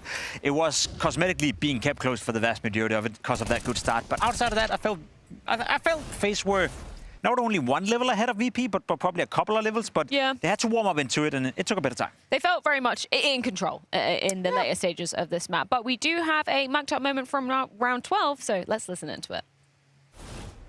No banana. Nading. I'm smoking us. I have shield. I don't see banana. Banana. Cave. One minute. What the fuck? Nice. Nice. Good shit, boys. Nice. What the fuck? I feel like Carrigan had to take a moment just to appreciate that himself. I mean, that flick, that was pretty clean from Carrigan. That was very good. You know, I just talked about that he can have games where he can actually pop off, and you know, it looked like he was not totally aware that he actually got that third strike. You know, he surprised himself. But that was obviously very good from Carrigan. Yeah, a good round from Carrigan, and important. Again, you know, it's 6-5 here at this point. It's very important that FaZe gets off to a good start in the first half. The second kill is nasty. The third one is even better, and I like how Rain was like, the fuck? And Carrigan was like, the fuck? No one kind of understood what was going on in that round, and that's also part of the charm. I think Carrigan played well overall. You know, it's good to have your in-game leader lead by example sometimes. As you said, Peter, he has those games occasionally where he shows up, and when he does, it usually means that FaZe is winning. Sometimes you even surprise yourself. Let's talk a little bit about Elige, because it seemed like a very similar to the whole Bet Boom situation, you know, for him just coming out all guns are blazing. This is what we want to see from Elige. And I think a lot of people at times, you know, they're questioning a little bit, okay, was Elige the right move for FaZe? Yeah. Is this the one that's kind of going to open up the team, bring them back to the heights that we saw like back in 2022? If we get to see this more consistently from Elige, then surely that's the case. That's what we're all hoping for. I think that's what FaZe were hoping for when they signed Elige in the beginning as well, to get a superstar into the lineup that could take over the games and be the man that you could always count on would deliver at a very high level. You're right on saying, FURIA, that what he did against Bet Boom, he kind of imitated right here, just against a slightly better opponent, I'd argue. And you know, it's funny with Elige, because it was the same thing in Complexity. I remember diving into some of his stats at a certain event, you know, and he's significantly better on Ancient than it was on all the other maps, you know, and always consistently delivering at the time being on Ancient. So I feel like it's not only him in FaZe on Ancient that works out well, it's just the map that he favors to play. And he has, as you can just see on your screen, that the majority of the kills he gets is just by controlling middle. Majority of them, obviously, from the T side. He definitely got a lot of job done with the fact of not only getting a lot of openings, but also getting multi-kills. If he didn't actually get the kills, he would just get the space to pull out Lurk through Temple. So overall, he just came in, and this is what Elige is good at. You know, he got that job done as well back in Complexity. So to have this kind of guy that can go out and create so much chaos in a position that is so crucial and when you look at the map of Ancient, that's very good for FaZe Clan. And Alicia thrives in that position. You can see that he has multiple ways of doing where he goes through the smoke fast. Sometimes he waits it out. He calls the flash means to perfection. So it's obviously great to have him right there. Okay, can we zoom out of just this map in isolation for 1 second? Let's play the managerial game again because it's one of my favorite games. If you were FaZe Clan, if you were in charge of FaZe Clan and you had the opportunity to have kept Simple on the lineup or maybe made another change over the summer period, or done what FaZe have done and brought Brokey back into the mix after some extended time off, what would you have done? My first question would be, what kind of budget do I have to work with? Like I think unlimited. Imagine all the money in the world. Well, in that case, I would have gone for a different AWPer than Brokey. No offense, I think Brokey's comeback has been good, you know, and it's definitely a step in the right direction for him right now. But had I had all the money in the world, I would have tried to scout the market, see if I could find a different AWP player, and then continue. Like Simple? No, not like Simple. No, too early. You know, I think what Simple has done, you know, coming back to BC game, giving him half a year to perhaps regain his strength and perhaps regain his form.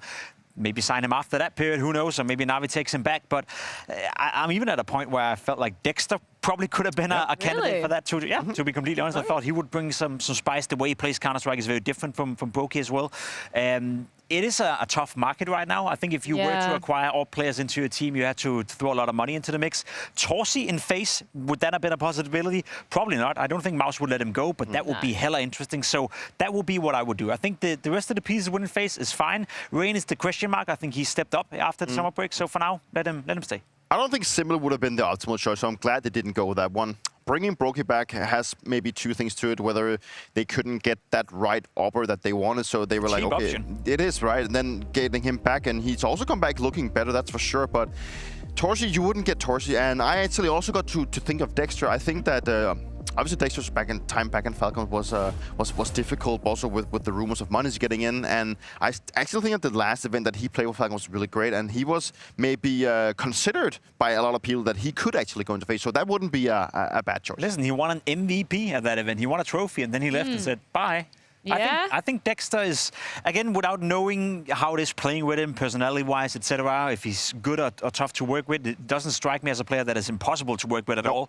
I think he's slept on a little bit, and I think he's waiting for the right offer, and I think FaZe could be that team potentially if this doesn't work out. Okay, yeah, it's kind of hard when you're talking about AWPers that are actually viable to get, because obviously you're not going for the Monasteries, you're definitely not going for Saiwu, like he's going to be in Vitality forever. Sun Payers would have been a better option. Yeah. I don't think so. I think that would have been a sidestep. Yeah, I agree. I think that he wouldn't fit in that one. No. Would you agree with Jacob's analysis that the AWPer would have been where you'd have focused your attention, or would you have made maybe some other moves around that? I would probably be looking at the AWPer as the first kind of thing. And as much as I love Rain, I still think that he's also at a point in his career where it eventually will take a turn where he will consider it like to go on a retirement like I did myself. And it's probably just going to be a matter of years. And then you will probably have to look for like some kind of a young, full-time aspiring anchor that could actually go in and fulfill that, you know, because I don't think that replacing Frozen is the case. And obviously you've put in a lot of money to get Elise into the fray and actually having to do a lot of your heavy lifting. And Kerrigan, for that matter, still somewhat safe in that lineup. So yeah, the AWPer is probably the most obvious choice. Can we just recap a fact that we threw out yesterday, just in case anybody missed it? The fact that Rain has been on FaZe since January 2016. January 2016. He's almost coming up to his decade, like in a matter of months. Was it 9 years and 8 months or something like that? You know, quick math, something like that. It is crazy. Nuts. It is nuts, and I hope he gets to have 10 years within FaZe 10. You know, but I agree with Peter. I think Rain was a big point of conversation in the beginning of the year. I think after the summer break, he stepped up a little bit. In Cologne, he had games where he was definitely looking better. I think in these games as well, he hasn't looked subpar. So maybe he also felt the pressure. Maybe he felt that, listen, if I don't step up now, then that will be my time in FaZe, and maybe I will have to retire because I don't want to go somewhere else. So I like to see Rain stepping it up a little bit, and I hope that he's continuing that upwards trajectory because he's fun to watch when he's on it. He definitely is a fun player to watch. He's very skilled as well. And for me, it's not so much about the fact that he hasn't delivered, but it's just about like how long can he keep up with also like I don't know for the fact that he has 2 kids. You know, he's probably also want to spend some time at home, but obviously like where is his excitement for the game going? Is there going to be someone on the other side that's going to be more like on the firing side of wanting to go and improve their worth? You know, and I'm just curious to see how long like Rain can actually keep up with this one. 100%. Where does this fall for VP then? Like if we're going to take map 1, map 2, compare Overpass to Ancient in this series, What were the clear holes for you in this one? I think VP is okay with the performance. I think they were more competitive on Ancient than they probably would have thought themselves, in a sense. So I think they're coming into the third map still feeling comfortable, still feeling confident that a potential upset is on the cards right here. They were the ones picking FaZe as well. Let's not forget that. So clearly they must have had an idea of how they wanted to approach the game. So I don't think anything changed, you know. FaZe won Ancient. That is exactly how it was supposed to go. And now we have the third map where I think both teams are coming in sort of expecting to win. I think VP, looking at the statistics, they like to play Inferno, and they played it a lot coming out of the Austin Major, a place where they obviously played against maybe a little bit of less good opponents, and they look very comfortable on the likes of Inferno. And I'm just curious to see if we're going to get like a very one-sided map, or if both teams are going to come in with a lot of firepower and they can just, you know, hold hands all the way to the end. Let's put a pin in the Inferno conversation just for a few minutes, because we do have to throw things to a quick break. Join us back after the fact to see who will survive here at the Blast Bounty. Will it be VP or is it going to be FaZe? It's going down after this.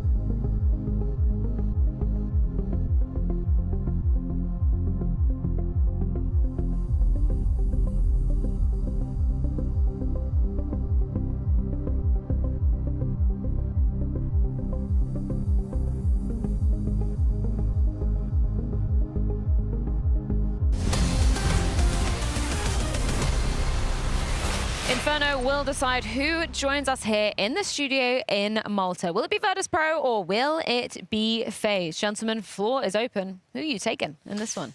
I mean, if you look at raw numbers, and I know that Counter-Strike is more than raw numbers, but looking at the side of VP, they have an 86% win rate on 7 maps to FaZe clients, 20% on 5 maps. So in terms of that department, then you probably want to give it to VP. And also, FaZe client, they lost against Liquid on Inferno. So where does that put them, Jacob? I think it puts them in a tricky spot. I don't think FaZe is walking into this game thinking we're most definitely going to win against VP. I don't think they're the clear-cut favorites, but they are the favorites anyway. I also do think FaZe will get it done.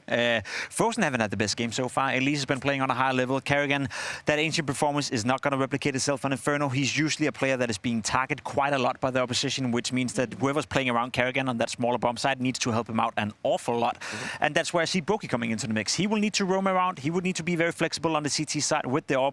If he's successful with that, then I have high faith in FaZe making it happen. Yeah, so you're going with FaZe Clan. I'm going with FaZe. Despite all the numbers, you're going with the emotion all the side. numbers. I'm going with my brain for you. You're really feeling something today. Dupree, I'm hearing that VP, I believe, won the knife round, so they get to choose a starting side. Any individual that you're looking on from the side of VP? I just hope that VP just continues somewhat of the same trend that they showed on Overpass, regardless of the map. You know, that they played. I feel like when they turned into Ancient, things were just getting too slow. And I feel like when VP turns into this very slow playing machine, then they end up in positions where they don't really can find the path out of their issues. And that can very easily happen on Inferno if you don't keep losing banana control. If you can't get like that kind of control, but also keep losing frags inside the middle area, then where do you take your attention? So obviously for that matter, then I think VP just needs to go back and maybe pace up a little bit compared to what they did. Well, our attention does turn to the third and final decider, the ultimate decider of Inferno between VP and FaZe. VP need to pace up. Oh dear. They're in trouble, Harry. Yeah, and also mate, Inferno, VP on it. I don't know. I think they might pace down for this one. Yeah, sadly. Look, for FaZe, it's been a suspiciously great series from Elige. He's kept it up across all the maps thus far. Suspicious because of the overpass, right? Yeah. Of course. He's looking really, really good. But there were some absences, and there's been kind of a revolving door of absences on these other maps for FaZe. Frozen going quiet on Ancient, going on to recover somewhat from a slow beginning. Wasn't really a requirement. Brokey kind of coming through with a bit of a leg up there. It was him struggling on that first map alongside Karrigan. And so the only certainty I have right now for FaZe is Elige. If he can keep it up long enough for the rest of the gang to get switched online, FaZe will have powered up in just the right moment. Well, luckily he's in a really fun position, which is Banana on the T side, so let's have a look. In this round, it will be of no interest for VP to use utility. They play a 4-1. I mean, this is actually just their go-to pistol here on Inferno. Oh, They've been doing this for the longest time. Flit on the pixel angle. Dooley's dropped for him back in the cave for the retake. So he takes one shot with the USP at range, or a couple if he's feeling saucy. And then he backs up, and that allows a 4-man stack over here at A. VP love this pistol round. Well, FaZe, they don't know. Have they done their research? Will they walk into this stack? It's the mind game. Would they possibly run this pistol again? Oh, yes, they will. Perfecto with his own pair. FaZe out middle, into the stack, into the lion's den. Oh, God. There's so many lions. Fame and Perfecto down here in the pit, keep the round live, and it comes down to this, a 1v1. Karrigan expecting Flit to already be here. It's only a tap on that bomb. Taps again, trying to draw the fight out. Oh. Just looks away, right as Flit moves in. Oh dear. Unlucky. I'm surprised he doesn't stick there, because you kill 4 players that quick. Still thinking there's a 5th. Maybe thinking Flit ran down Banana, had a quick timing, but yeah, there was a partner available. Would have put the pressure on Flit. Karrigan's having to consider too many positions, and Flit walks in on the smoke fade. You can kind of feel it happening as well. Like, Karrigan went so wide at long that he felt like he'd cleared enough. Yeah. You know, there's a different variation of that world, that round in the world, in one of the many timelines running parallel to ours, where Flit did flank Banana, and we all go, oh, Karrigan's a genius. But just a rough way for that to go. Missed timing, and a pistol round gifted to VP. Time to farm. There is that Banana push for Flit. Nice dig for Elige. Oh, he's my not goodness. beating the allegations, bro. He's so good. He is on it. One more kill would make this excellent for FaZe. Would tee them up nicely. Rain, eh? Rain Deeg. Rain with the Deagle, eh? All right. All right, Rain. We're noticing. We're seeing. He's got the spot there. Breathe. As he hits another. Can Rain finish what Elige started? MP9's up close, kind of the bane of the Deagle's existence, and there they are on a wide swing. I like that from VP. Don't overcook, don't overthink, don't give him the chance to string you along in a series of Deagle fights. Big green drink for Elige. What was that? Was that like a matcha, maybe? I think he's a matcha guy. Whatever he's drinking, bro, it's a matcha made in heaven. I tell you what, he's on a tear. Bit of Dubai chocolate, a matcha. Shrek drink. Shrek juice. Swamp. He on the swamp water. He on that swamp juice. Swamp. Oh god. Mac-10. Mac-10 very scary. Mac-10 very scary indeed. They're jumping around. Couldn't get on the boost. It's an ugly way for the game to start on this buy round.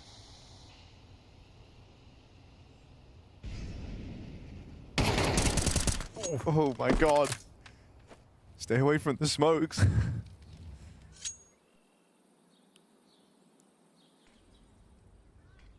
Goodbye, B. Goodbye. Fame's leaving.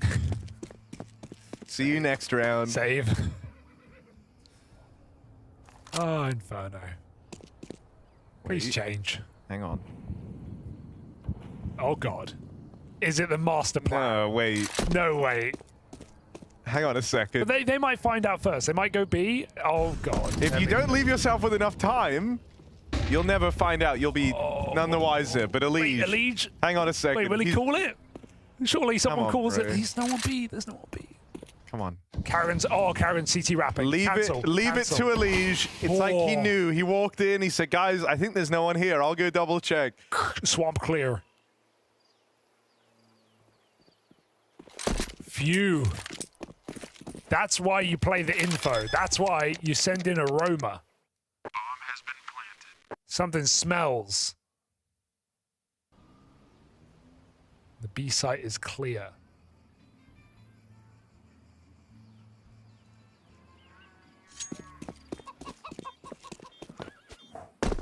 FaZe, first gun round. Karrigan, speedy Mac 10.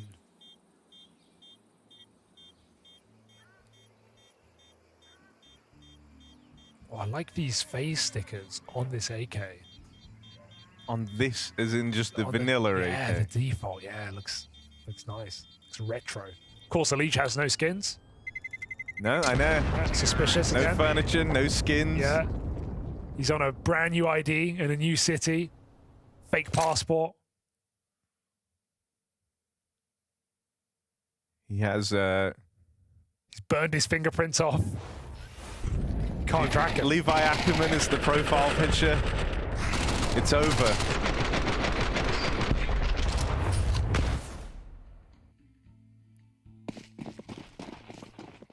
I see orb. I see one too. Oh, you hate me for that. Perfecto. Creep down through mid with the AWP covering him. Yoink. Snatches one, but now he's getting sandwiched. Ooh, Rain found Icy. 2 quick kills for Rain as he's on the money. Weather forecast shows up for FaZe. Sleet as Rain meets ice.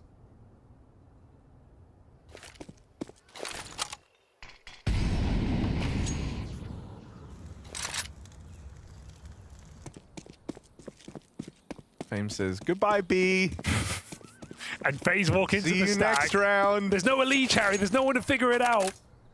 That's true. They have to find out the hard way. They're just going to be battling into the stack here. Oh, hang on. No, they're going through this. It's an A split. But one. Always suspicious is Karrigan. Oh no, it is the A split. Nade on the smoke, they break it open.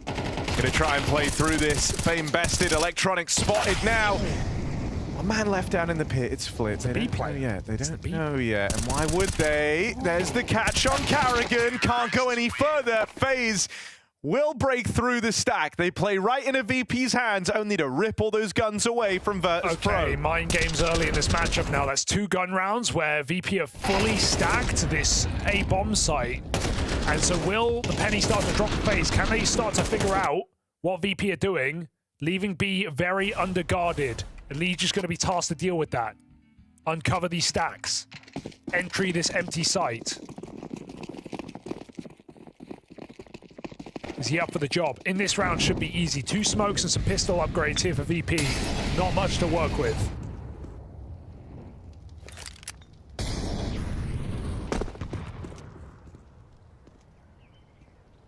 Well, going into the apartments versus 5-7s is a horrible job. No one likes, but Rain makes it work. Oh, there you go. Elysia showing why it's so hard.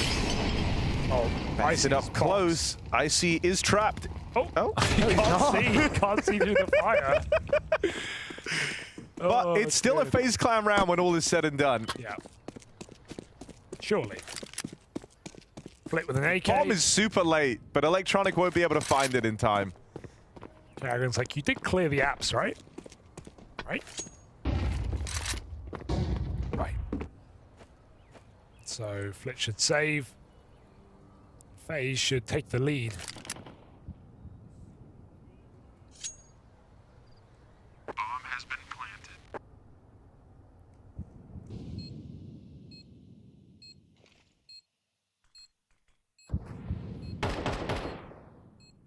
This could be a gun in store for Electronic. That's what a wonderful observer team just showed off. Hang on, there you go. He knew it was around here somewhere. Ooh, but Carrigan's following the clues. He's like a detective. He's seen the AK's gone. That means the killer must be near. Oh. Yeah, there's the killer. The killer could be right here. Just dies in an instant. Still. Ooh, there's a way out. Brokey, clear your corners. Oh, one of the kills. One of the kills. But it was Electronic in the apartments with the AK-47. VP saved something. You think he's going to keep that for himself? I think he will. Or give it to Flit.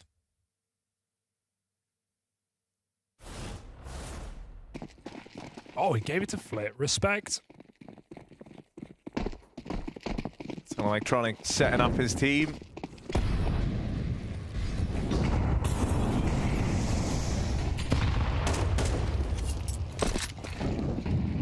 And the B stack might just get dodged here. VP leans strong towards Banana. They want to take this space. Frozen's left to play in on this side of the map on his lonesome. Flit will find him on that AK. Oof. And if FaZe did want to try and pick up the pace here and react to this space they've got in top mid, well, the bomb is down at stairs and Frozen's in no real shape to go and get it. That's why nade comes through. Frozen now deleted. VP in a powerful position here, a 5v3 off the back of Flit. Oh, but you know the thing about the Inferno T side, you can save a round with a couple of kills.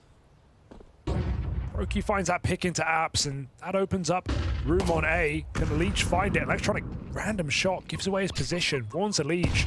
Ready for that engagement. Won't overcommit. Orb still at B. Never been seen here by FaZe. Icy lucky to be alive. He's got a resmoke picked up. He's got an Orb trained on the angle. Brokey. Have to crouch peek this Orb. And Icy's wide. So if it's not a boost, it should be Icy. Dropping that AWP, blocking the B-bomb site, and with 30 seconds, FaZe is split up. They can't really wait on a Leech to wrap B. So maybe he goes A instead. Oh, hang on. Noise. Oh. Bloody hell, Electronic. Nice shot. That's just barrels into Elige, and Arain goes no further. They were waiting to see if Elige could find a way in through the back. It would have been a buzzer beater of a round for FaZe anyway. So just saving now. Virtus.pro return to form here. Flick, given that AK, puts it to work straight away.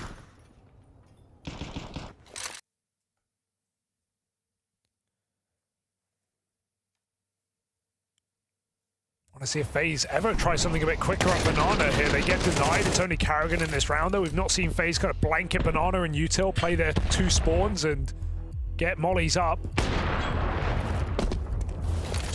Icy's allowed to dictate with a lot of players on that A side.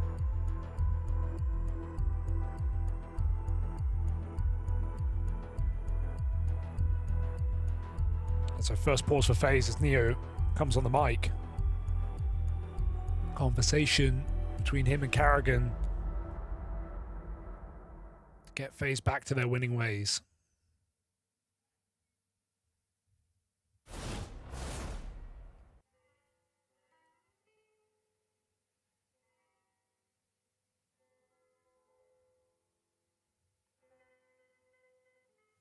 I mean, this is an epic clash of Flit versus Rain, both looking lights out.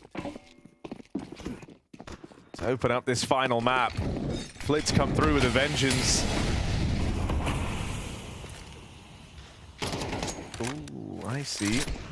He's going to try his hand at that AWP opener. Deterred when the spam comes through. Dude, if Elige wallbangs. If Elige wallbangs, I'm leaving the studio. Oh, they're going contact. Good nade. Ball blind. And Elige with the clear. How did he do that? Burst Perfecto up top of the boost, and then the flick down to the man underneath. One spray. Careful. Let that smoke bloom. Frozen's still at long. If he dies, that opens up a path to retake, but Brokey spams the smoke. And Icy left to B. I mean, that was 4 strong on A. Couldn't hold it down. That heavy mid setup. Elige spray down. That's a refrag paying off.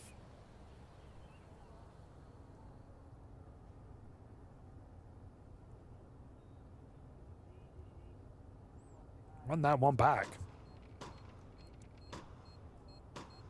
FaZe explosive mid take.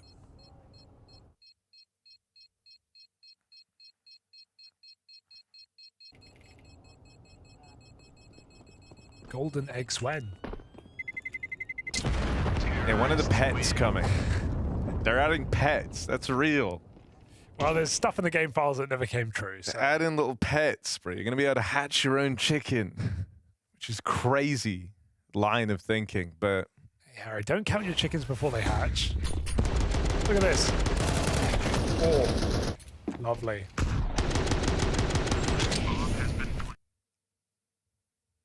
Yeah, I feel that.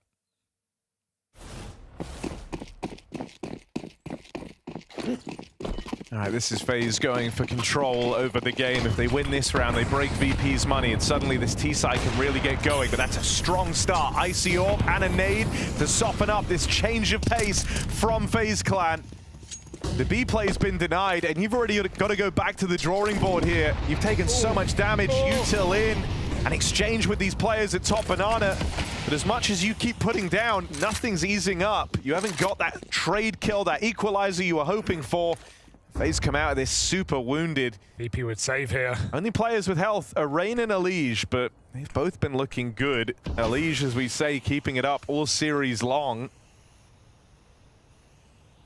Rain's trying to create some opportunity here. Things look cloudy now, but with a chance for Rain, anything's possible.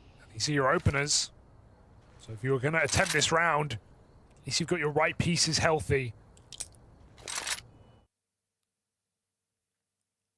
VP with a strong setup. Pit Balk, AWP at long. Low health on Flit. Takes it back to B. So FaZe have avoided the stack for now. Legion Apartments and again Rain walking into long. Oh, Flit saw something. Shoots through the smoke. Rain finds an entry. I don't know how he dies. How does Rain die? Did he DC? He might have. That's awkward. I don't think he threw any nades. He got the kill, he insta-left, but hey, his job is done. He departs, putting FaZe in a post plan, and with the health so low, because of grenades, VP don't know they don't attempt it. They had HE. He just got the kill and evaporated. Dude, he did the peace out and then fade into existence. Dude, he did enough. He did all they needed, getting that apps kill. No way. That's how they win. The sun is out. The rain is gone.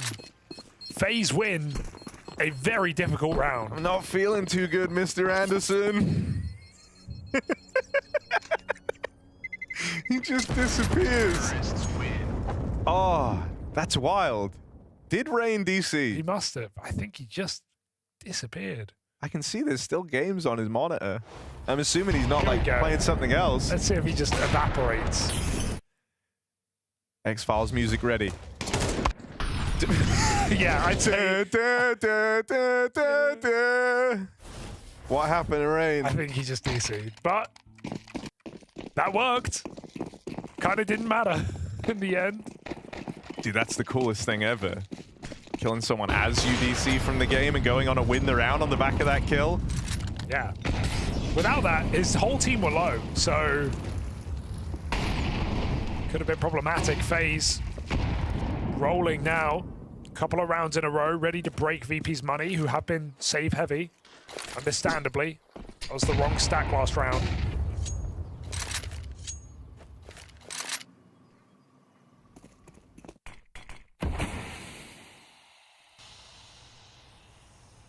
Icy's been doing this a lot, walking through the smoke.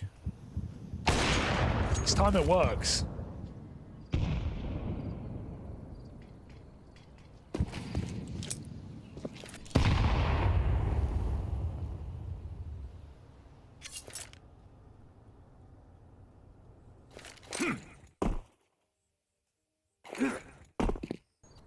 Man down, sure, but looking for a play in towards A, our FaZe clan.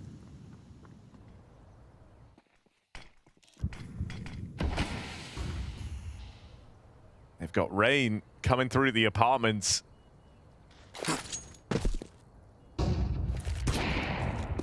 He's going to try and make VP do the disappearing act in this round.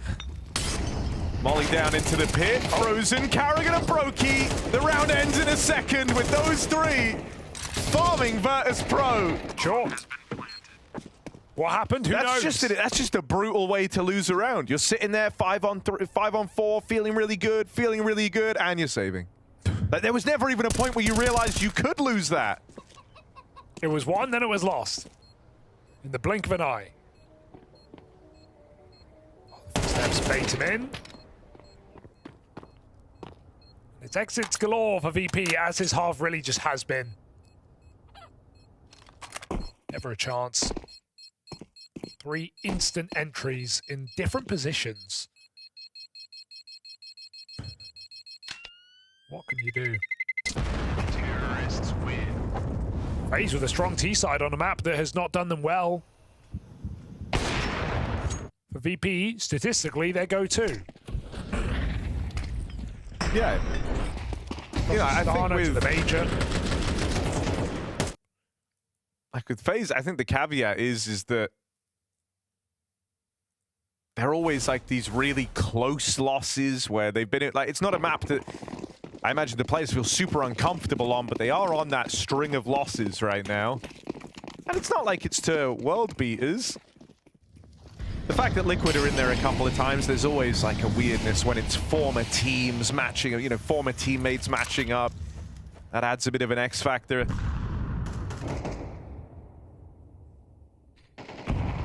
FaZe ain't messing around here, that much is for certain.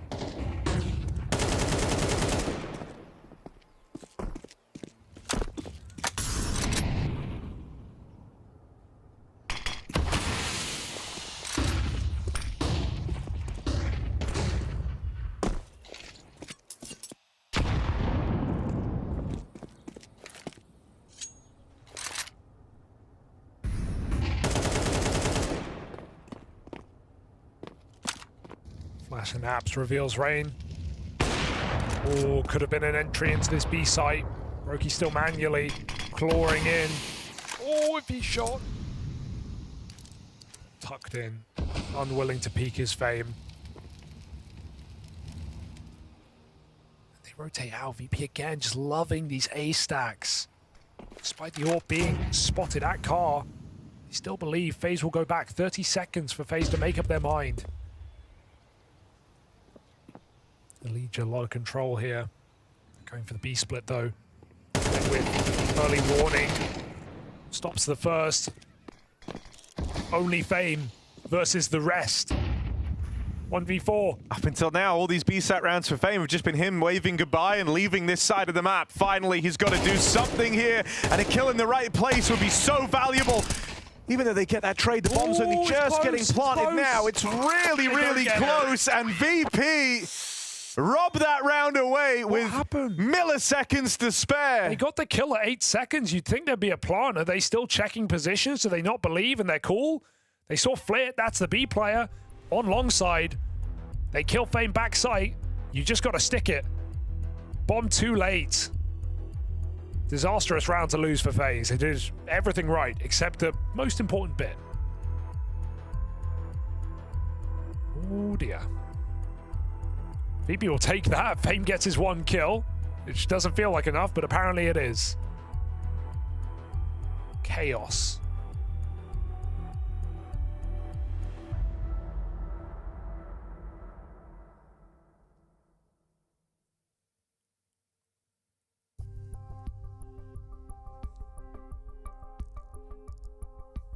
Okay, tech pause called on in.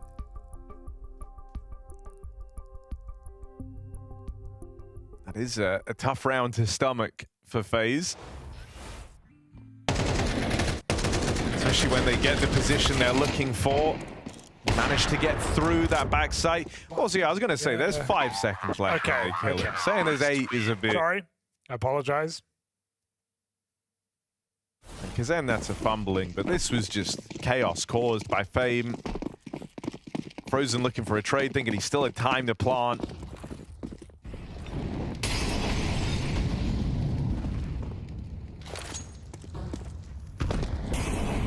All right, back in. A chance now for Virtus.pro to split this half.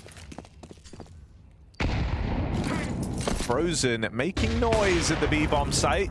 Here's the AWP fire off. That's nice info on that info flash. Gives Brokey a bit more security as well, taking these lines through mid.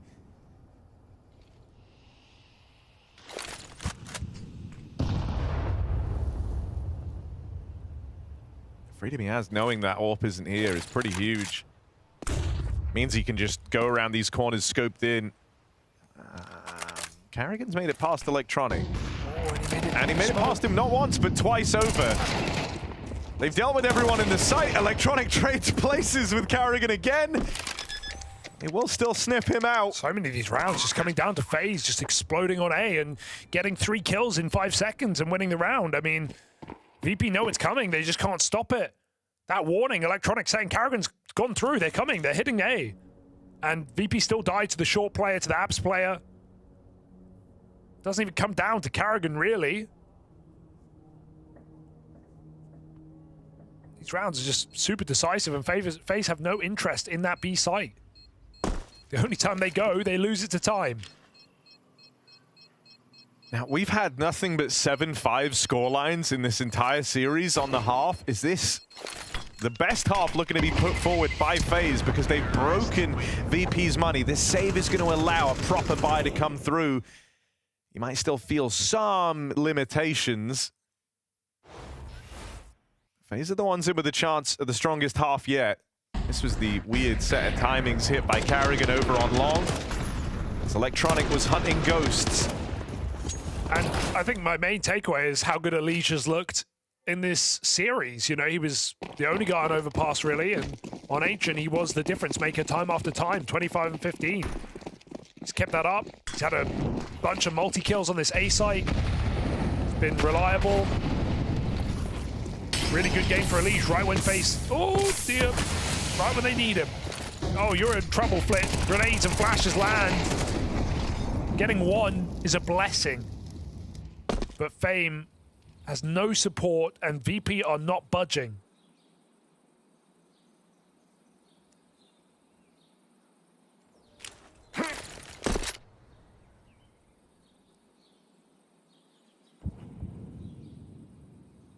That long smoke, VP are already ahead of it. And I think if anything, when you see that come in, it might trigger you to want to go for info over here in top mid. Fame's still just waiting with this smoke pole. Gonna go in now, and that's right as VP collected this info from middle and are going to start rotating a player away. Perfecto looking to link up at this B-bomb site with Fame. This is where the hit's coming to. FaZe are committed to this. They've not left themselves with any other option. Break on the smoke. Play through from Perfecto's SMG. He gets out with one. Traded on the spam. Smoke breaks. Sees Icy clawing back at 2v2. He can slow down now. Electronic is a little ways away. Has to play up through Banana. So Icy just takes a line and waits for his captain. He's actually given the angle up, but Brokey doesn't move on to it. Electronic creeping in. Spotted now up through the mouth of Banana. Elige there to pick it up and continuing just his strong form. It's been the case throughout this entire series. Elige seems fitting. He's the guy to send us into this second and potentially last half with the best scoreline yet for FaZe in this series.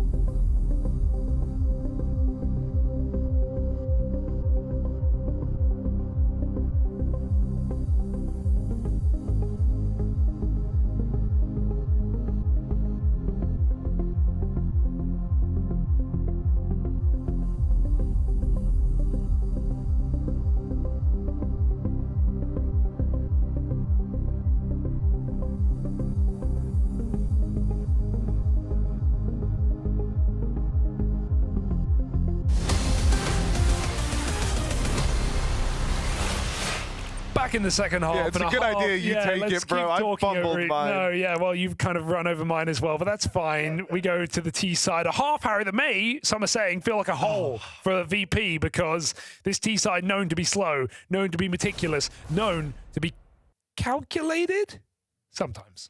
It's certainly the last half. We've established that. It's one of the halves available in this series. Well, not six, 3 maps. 6 halves. Make a hole. VP. Put a hole in my head. they play as slow as they usually do. What have they got? They're going to light this pistol. I'll tell you that much. Okay. They're going in to the quaddies. The double dual Berettas. There's one. Open and found. There's and none. the double dualies never really worked, No. I feel like. That's how I see him go. I get excited about the prospect. Turn up. Still hate the new railing. Yeah, it's annoying, isn't it? Join us, the fine folks, in all the various chats in telling Valve to get rid of the railing. They just added it. Frozen. He's railing them. One off the dual Berettas. Carrigan did slip past Electronic and Frozen dead. Carrigan head on a swivel. Oh, he's making this feel possible. What is it? Carrigan! That is filth! Oh my god! Wow. Wow. That's out of nowhere. Delirious round for Carrigan. Dude, no one can believe that. He ran out of mouse pad last pistol. Rain's smiling away. He's just watched Carrigan with like the cleanest pistol out of his life. Bop. Oh! And that gets the blood pumping. There's no way you can lose now. No, you're not allowed to. Get him out. Why is there no reaction, Finn? That was crazy. He's locked in, Harry. He's locked in. We've got a force buy for VP. Nothing is safe.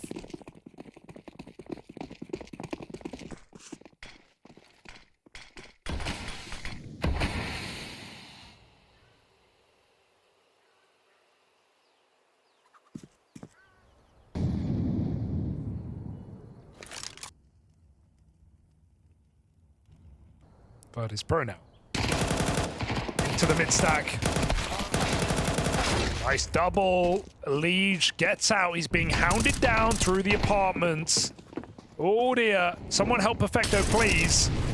Gets overwhelmed. Pistol out for a Liege. And 2-2 is good here for VP. They're going to get a bomb plant. Smoke on the Moto side. Grenades go in. VP getting threatened, but they will still be allowed to plant. Smoke will set FaZe up for retake. It's all a bit of a bait. And over the top. VP confirm. Now they know. No kit here. Presumably one down somewhere, but I don't see him. Flit low on ammo. In danger of getting traded here, but Carrigan can't find him in time, and Flit just slips through the long smokes.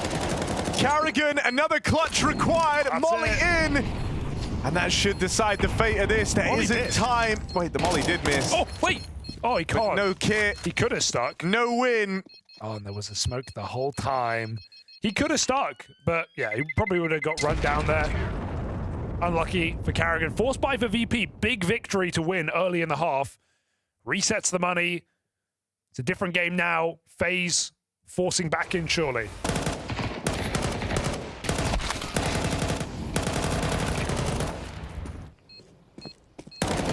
Carrigan hitting shots. Shame he couldn't chase down Flitz. Yeah. Getting out of grave. I don't want to like too prematurely sound the alarm bell. Okay, but do it. But the one thing I'll say is if you remember on Overpass, FaZe led the way at the half. They won the pistol. They went on to lose in that exact round there, the anti-eco, and then got stomped for the rest of that CT side, only coming through with 2 rounds past the pistol win on your way to a very dominant pickup for Virtus.pro. That's a repeat here. This time they have a tiny bit more breathing room. It's a slight improvement over the 7-5 scoreline they fielded there on the half. So just more rounds between them and VP, but the VP CT sides have been good. It's where they do their best work, so not nice for FaZe to have given that one away. Also, I'm saying CT side, they're T side. What am I saying? It's been a long day. VP, T side, it's where they've done work. Great nades. Yeah. Carrigan picked up top from the boost. Just throws his gun. He's looking for the M4, but Frozen's picked it up. He gets naded instead. Yes, it doesn't matter. FaZe fall out of the bomb site, thinking there's no way VP will go back in. Turns out there is way. VP all here, but Perfecto coming late. 3 and 11. Feels all too common for Perfecto, again struggling.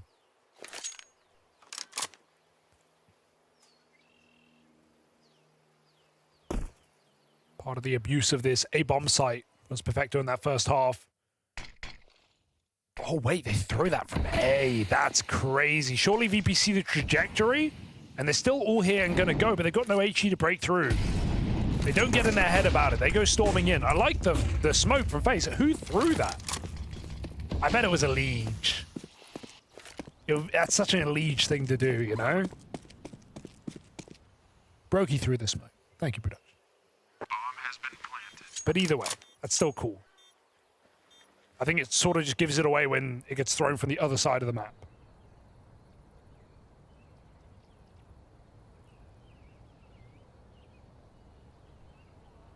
Cool idea, though, for sure. Something you can use in just other rounds. I didn't see where he threw it from. I don't either, yeah. But just the knowledge that, like, you know, usually if you want them to be able to keep re-smoking the top of Banana, you go there at the start of the round, you drop your belt util, and then that kind of lowers the plays you get to make in that round. If he's always got a smoke on hand to help out a B, FaZe will appreciate that as time goes on. Whoa.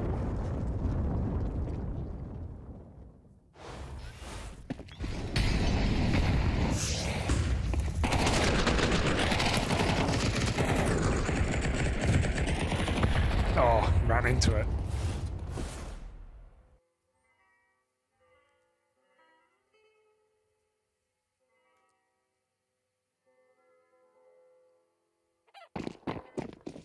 Or VP off the back of winning that force buy well and truly in this game now. Still have to keep your head on straight in this round, though. A healthy collection of saved guns for FaZe Clan.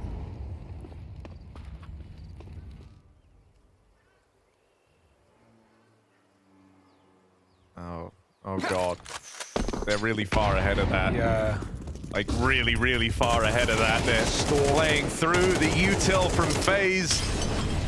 Carrigan, gun retrieved. Can he have another heroic moment? Gets the first, but they blow the smoke open. A really nice way of uprooting Carrigan from a powerful position there. Yeah, they didn't know for sure there was a third man, so it's a good check. VP, dot their I's, cross their T's, find a 7th.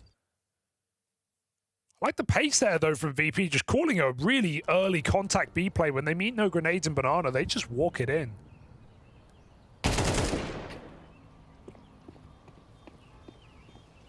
AK would be nice, but escaping is a whole nother conversation.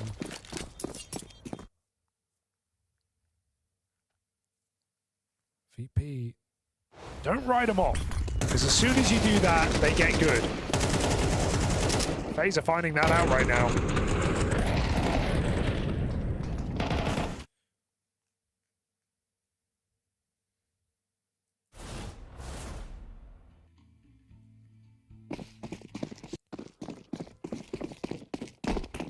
This game's got more to give. And it really does. VP are one round away from equalizing this out in all real senses of it, right? You're going to break FaZe's money if you can win this round. So this is your golden chance. No time like the present for Virtus.pro. FaZe have got to do everything in their power to deny them this round.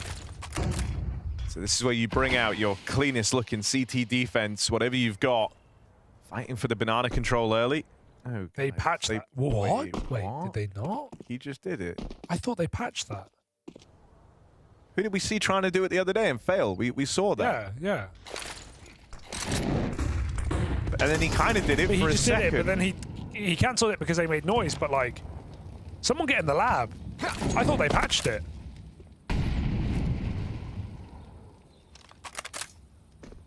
I'm shook. Oh, that's a spray. Frozen. That's a lovely transfer. Him and Carrigan took a lot of damage. And so it's still kind of hostile over here at B. Yeah, they're in. Spam connects, but not going to be able to stop Virtus.pro from moving in. This one's going to fall down to a retake. Disaster here for FaZe because they don't have a lot to get in with this. Molly, 2 flashes, no kit. if Karrigan doesn't have one back sight, they're on the clock, and they're on the clock right now. This Molly's not going to do much except clear a dead position. They need the kills, and they need them fast. So a flash ready for FaZe. He needs to just hurry up and throw it. They need to move right now. Into the site they go, massacred by the Molotov. And this crossfire is enough. Dink finished off by Icy on the back, and VP convert that after a 3-on-5 from Frozen. Sprayed down in Banana. And VP shut it out in the post plant. That site is so hard to retake. It was just a cool realization as well. Like, even though they lose these first 2 players, they've done a lot of damage, and they don't have a need to blow the smoke open. They don't waste time collecting themselves. They actually catch FaZe midway through repositioning, trying to get set up again with their low HP. And it's just Icy calling their bluff, running the smoke. Saves the day for Virtus.pro and breaks the money of FaZe Clan. They are just running at B. It's not even, there's not util. FaZe just can't stop them. Whether it's the site or the Banana, VP winning everywhere over this B area.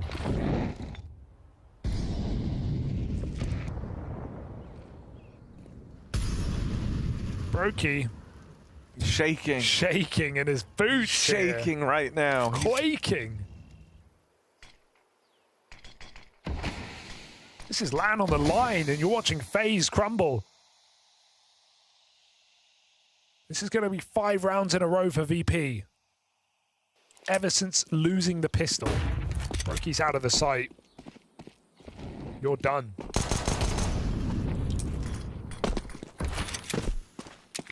Yeah, man. What are you saving here? Tell me. Yeah, but like, actually, what are you saving? He's just going to bodyguard Rain. Yeah, go back to Banana. Look for an exit.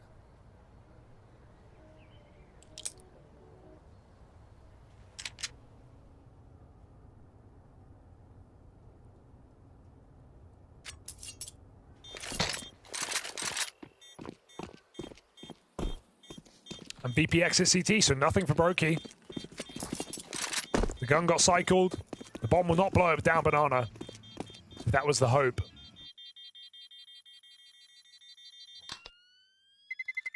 A window of opportunity seized by Virtus.pro.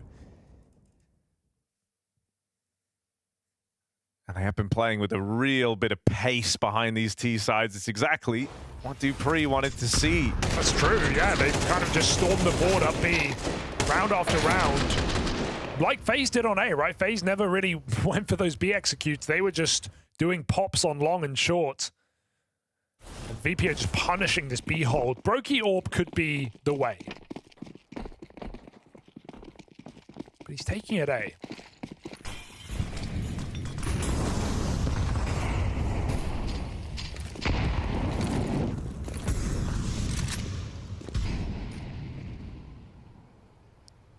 Traditional Brokey position. Patience on the porch. VP coming in again, looking to pop. Triple short. Oh. Brain dead. Icy opens, they spill out through the apartments, and FaZe don't even get to shoot back. You're just not expecting VP to do this, man. That's the thing. Yes, they're triple short. Yes, they're double back turn to apartments. You don't expect VP at 120 to just run out of apps. They're not planting. They want to get these exits. They want to kill all of FaZe on the save. They know if they do that, they tee themselves up for a victory right now. This is a VP gearing up and looking to move to these LAN finals out here in Malta. And FaZe were just a bump in the road. They were lagging behind coming into this second half, but since getting onto the T side, it has been stellar.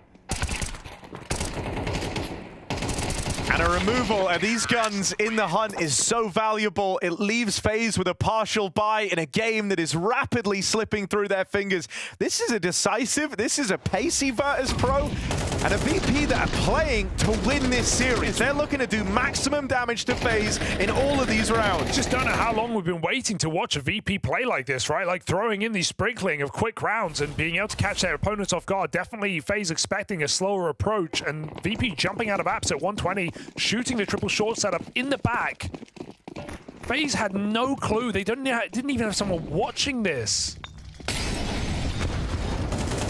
And that's after 5 rounds in a row, just charging up Banana. This is a VP playing great CS. And a FaZe that are crumbling. They had a winning half, the best opening half of this series yet, 8-4. And they even won the pistol. It was that force buy the VP picked up that started this streak. 9-4 down. Now 9-10. 6 straight for VP. And FaZe on a half buy. We should be looking at 7 rounds in a row, and then FaZe having to pull things back as VP sit within reach of an upset in the 3rd map.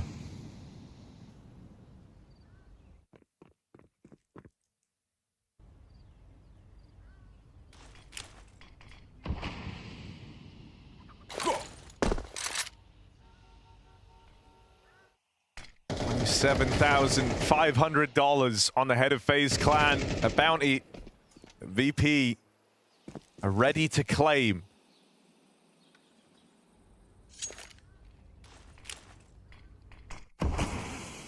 Carrigan's begging them, do not redeem. But VP have other ideas. 15 seconds, Harry. They've left it really late for this hit. Oh no. Breaking through, Elige dead, Plant could get denied. Rain, if he can stop this, just shy, brings Icy down to 15 points of health, and that was the round. Rain with a Hail Mary. Dude, you feel like anyone there for FaZe can get a kill, and no one does. Brokey shot in the head. Not a single player puts up one of those kills that look gifted. The new MP9 doing nothing. The jump through the smoke that could have won the round. And every step of the way, VP denied with 10 seconds. Literally no room for error. No error made. And that hurts for FaZe, because that could have been a gimme of a round down the stretch on low economy. Instead, it's FaZe forced to make a 4-round streak, with VP's lead staring them dead in the face. A comeback. Map 3. Oh, you wonder if Rain didn't jump. He got a lot of bullets out. If he didn't jump, does he get the kill?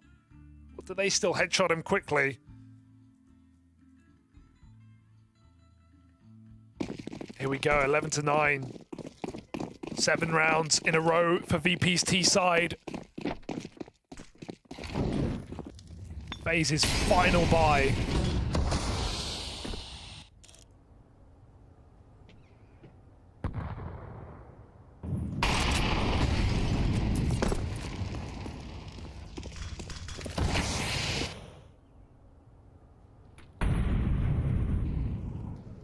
Okay, is it patched? It is kind of half. He got on it. I don't know, he was up there, yeah. Brokey nails his shot.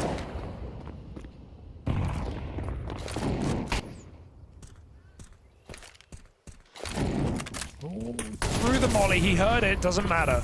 Do they just speed up? Of course they will. VP, it's a new look. It looks good on them. Clear the front, Carrigan dead. Not ready, but he's cracked open the B site once more, and the full tide of VP hoping to wash through. It's just one for Elige.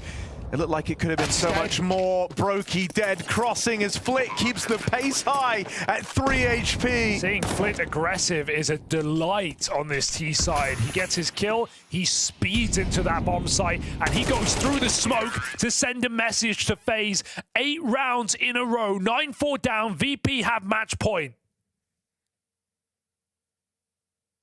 This squad for the longest time is where a lot of very aggressive players from the region went to die. It was where that style got left behind, but seeing them all in this game let off the leash and allowed to run riot, it's a very potent reminder of what some of these individuals are capable of. It's a frustrating finish for FaZe, who had this game in the palm of their hands, but VP have caught them off guard and look to go to LAN, claiming the bigger bounty. After a stage 1 with no upsets, stage 2 might be back-to-back. Flash into banana, FaZe Triforce fight, electronic double entry, FaZe, good night.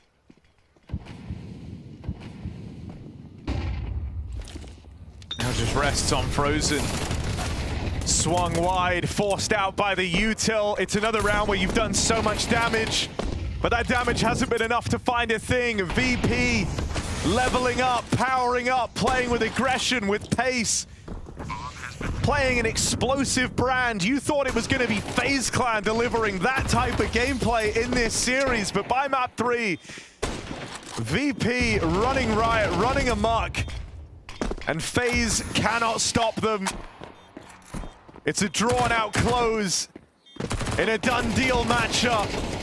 VP, they didn't want to wager the extra cash at the end of this. With LAN secured and FaZe eliminated, they're wishing they did. Virtus.pro onto the LAN finals.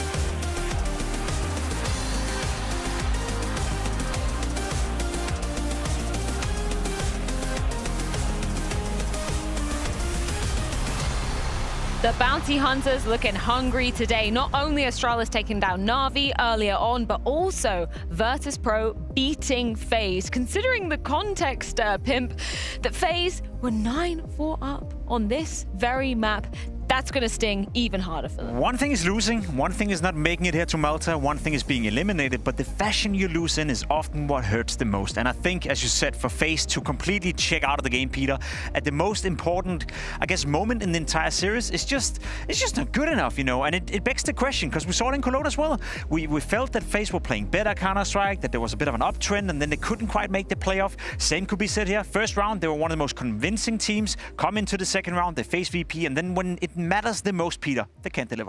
There's definitely some clear issues inside the FaZe camp that they still haven't been able to solve, and they try to get a glimpse of that with with Simple, and now they brought Brokey back, and we're still seeing a FaZe clan that, as you mentioned, seem to not be able to cut it out when it actually matters the most. And obviously you can see on the player cam and the reactions well that they feel gutted about this one, letting this one slip up 9-4. They had it all in their hands. They simply just got outplayed by VP. Actually, VP came in with a very hot T side. I think the calls from Electronics were great. They could not find any solution to whatever would actually happen on the banana side. And when they decided to go more towards the B-bomb side, they would go for an app spot instantly. So I think Electronics just had them in their pocket. Shout out to Flit in some of those final moments as well, because he was so instrumental. Also, Icy as well, throughout the entire duration of this series. He was having a lot of impact. Super helpful for VP. He had streaks in the game where he really came in impactful. Yeah, I think he only died, was it 34 times over the course of 3 maps, you know. Not a lot of death for him, a lot of kills on the other hand for Icy. In particular here in Inferno, where he stepped up massively, had a very, very cool game overall, I'd say. A player that we sometimes forget to talk about. You know, he's not an issue when MVP. He's not a guy you point the finger towards when they're not doing well enough.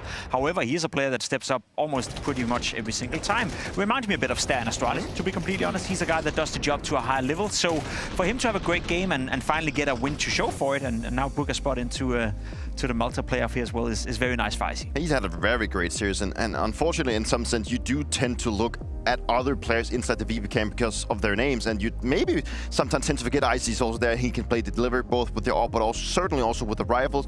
You normally talk about, do we just mention Flit, maybe Electronic. We also even want to mention Perfecto because he is such a name to be reckoned with, but Icy definitely helped VP to conquer this one. $27,500 bounty on the head of FaZe, so VP will be banking half of that, guaranteed to be going home with them, and then that will put quite a hefty bounty on their head because they already had 17.5K on them. I'm not going to do maths live on air. It's definitely not my forte, but that sounds like somewhere around like 40K-ish, maybe? Something like that, Freya. Let's say that, you know. Very important for VP, for the VS standing. Very important for their understanding of where they're at currently in the project. You know, win against FaZe, that's important, especially considering you want to qualify for the major, you want to make the playoff right here. I also will say, you know, it's kind of wild that we had, was it 16 games in the opening round and not a single guy goddamn favorite could win. And now we have had 2 games so far in the opposite side of round 16, and both of the favorites have fallen now. So something is cooking right now. Something is changing. We have got Carrigan for a few words after an unfortunate end to that series. First of all, thank you so much for joining us, Carrigan. Commiserations. Can you tell me what happened from your perspective on that Inferno? Because you're leading that map, and then it suddenly just seems to fall apart. What went wrong from your perspective? I actually think we played a really good T-side. We micro some stuff in the end, figure out what setup they have, and even if they were the right place or they stacked the right bomb side, we went in good and played around good out and trading good. On CT, what can I say? I mean, like a strange 1-on-3 and pissed around, and the momentum just goes out. We lose another force buy on Inferno, and they just steamroll, and they get to be one step ahead, and we can't figure out a solution. One of the rounds, the most annoying is some saying we're going to fake banana rush, and they need to play 3 guys mid and then hold the mid expo or abs expo, which I expect, and we just dive 3 guys there. So I think in the end, in some of the key rounds, we did the right things, but didn't manage to win. From the outside, Finn, it seems a little bit tough to figure out where you guys are at right now. You know, sometimes you play well, and then when it matters the most, like in Cologne, you can't get over the finish line. Is it the same within the team right now, that you're sending out a bit mixed signals, that you can play Counter-Strike at a high level, but it's not consistent enough at the moment? Yeah, I mean, I think I haven't been blunt about it the past few months, right? Like we came from the Navi game. Okay, we're gonna figure out anti-egos. We go into server, spend a lot of time this week copying anti-egos from other teams, doing them and then just losing them. Because I kind of said like I want the coaching staff to help, and we practice them and they work good, and then we go to official and it doesn't work right. It is no what's called. It's pretty obvious that we are struggling to figure out the consistency, because I think we played good against Bedboom. I know they're not a top team. I also think we played great on Ancient against VP and on T-side Inferno, but just crumbles in the end. And it's hard to understand why when it happens so often, honestly. You got to play alongside Simple for the major, and you've decided not to keep him and bring Brokey back into the team. How has it been to get him back? How has it, helped you? Has it improved you, or are you still trying to figure out how to slot everything in? I mean, it's hard to say if it's improved us or not, right? What we did at the major was a honeymoon situation where we just trying to play some basic good CS, and I think in the end, when I look at it, we had the same issues with Simple as we have now. Inconsistency, playing really good, but Helvis brings a lot of good energy, and I think he comes with a good hunger right now. But obviously, this is a team game, right? I had to see how it would be without Helvis, and at some point of the game, you know how impactful he can be, and I think he showed that in Cologne as well. So it is still trying to steer the right direction, not overthinking stuff. You know yourself, Dupree, when the classic from Astralis. Oh, the ship we're talking about again? Yeah, the ship again, right? So yeah, I know you. We are trying to improve the things that we are in control of, but there are certain things we're not in control of, and that's the chemistry and how we play off each other. I'm trying to keep us together and play the things, but there is something naturally falling apart, and like I said, it is hard to figure it out. The only thing you can do is like keep running your head through the wall, and at some point it has to break, or you break your head. Totally, man. I totally understand. Thank you so much for your time. Commiserations on the loss once more, but good luck for the rest of the season. Thank you.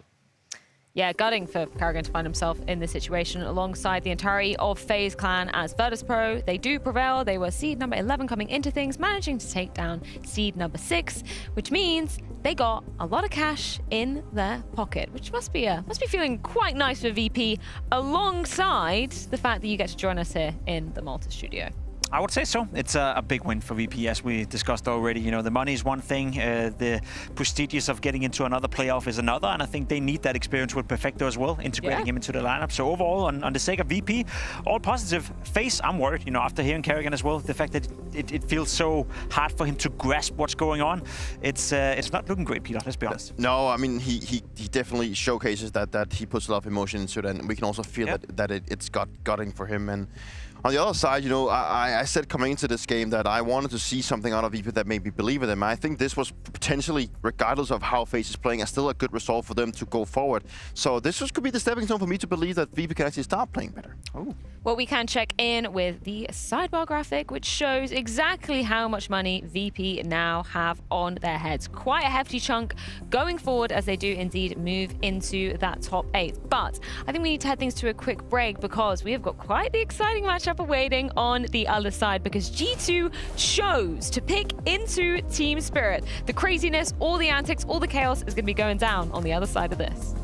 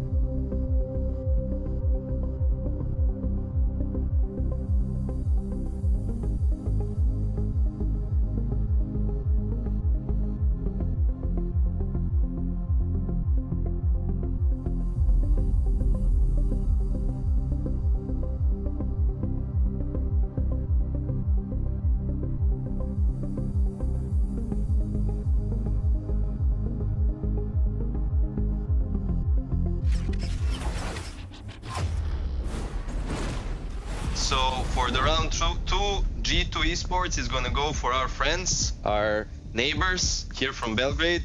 Second best team in the world and recent IM Cologne champions. We're picking Team Spirit. Wow.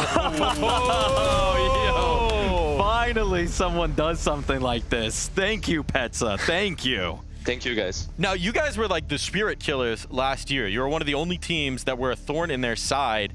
You bringing that moniker back?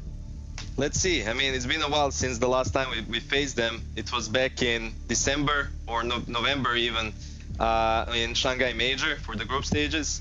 Yeah, we didn't have a chance to play them this year. Obviously, this is a completely different iteration of the team, but it's going to be fun to see where we're standing versus them right now. A little neighborly love there for the first matchup between G2 and Spirit in 2025. Welcome back to the Blast Bounty, where we've had our shift swap, and I am back on the desk for round 2 with Mr. Maui Snake and Vunelson. I've never heard that one before. I've heard Vuthany. Vuthany's a good one. Vuthany? Vufoni. You better not say that too loud, Maui. We'll start getting hostile. Look, this game's an exciting one. Shoutouts to Pizza for actually leaning into the format and getting spicy with the draft. Unfortunately, not a lot of following in his footsteps, but I like the tone setter he did. There's been some people on the internet just saying things about, oh, this format's not that good because 16 favorites beat 16 underdogs and Kassad's just bitter.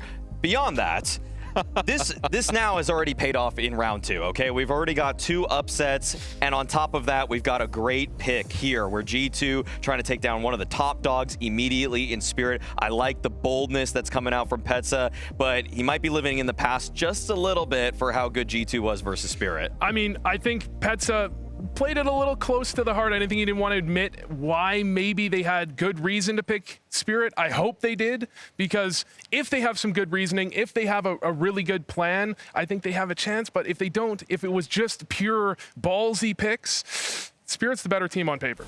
Look, sometimes you got to ask yourself, are you insane? And if you are, you might as well go for the ballsy pick. You might as well go all in. That's what this format is all about. It's about putting some extra skin in the game, putting your nuts on the table and saying, you know what? We're not here to just eke through to the land. We're here to take down the big dogs. We're here to take down the team that just lifted a trophy in Cologne. We're here to mark ourselves, this G2, this iteration, as being a genuine grade A contender. I see one incredibly practical reason, though, for picking a favorite in the second round. It's that everybody's playing from home or their boot camps, and hey, if you lose here, you probably weren't going to win the tournament anyways, and then you don't have to fly out. So keeps you back at home. You can boot camp a little bit, study what went wrong. You don't have to go for the flight there, flight back. So I get it from the practical side for G2. So it's go big or stay home? Yes, exactly. You think G2 just sitting there and they're going, well, guys, might lose this event anyways. We may as well not leave our homes. Everybody's talking about burnout. Everybody's talking about flying too much. So it's okay. But they're flying to a beautiful island, so that's the upshot. That's true. Let's lean into how this one might play out, right? Because it's not exactly the same teams that faced off last year, but it was one of the most interesting storylines that even in the year of the Dragon, the year that Spirit was dominating everything, winning big tournaments, Donk was unkillable. It felt like in his matchups against G2, he was mortal. And there are players from that squad over here, and one of those in particular, one Mr. Malbs, the hope of Guatemala, did a good part of contributing towards that. The easy way to go with this one is that Nico had a great head-to-head against Donk. Nico's gone. Is G2 going to be the same? But I think Malbs is a great place to start because Malbs also had a pretty solid head-to-head against Spirit. I think he actually was better statistically against Spirit than Donk was against G2. Yep. His head-to-head against Donk specifically, also very impressive. And I think he matches up when it comes to T-side aggression. He's one of the only players out there that really kind of compares with Donk in terms of how often he's getting aggressive, how often he's going for an entry, and his success rate's pretty high too. He's an incredibly explosive player. Donk's going to try to do everything he can in the micro to stop Malbs from getting those kinds of entries. I assume that part of the reason Malbs was successful versus Donk last season was because, or last year that is, was because of the system and the wealth of talent around him, and so he could just fit into that. I feel like today will be a much tougher task for Malbs, but one that I do think he can actually at least give a good shot at. Now, we are going to be flying into the map pretty quickly here, it seems. But we do have the veto. It's Mirage, Ancient, Dust 2. Anything surprising here, Vu? I mean, when it comes down to it, both of these teams want to play Dust 2. So it makes a lot of sense that it ends up going to map 3. You have G2 picking Mirage, which is historically a Spirit map. But I mean, this veto kind of comes down exactly how I was expecting it, more or less. I don't think it's too crazy. I think a lot of middle of the road maps for both of these teams, so it should be a great brawl. Well, maybe not too crazy in the veto, but we got some lunatics to take you through the action. Scrawny and Launders, take it away.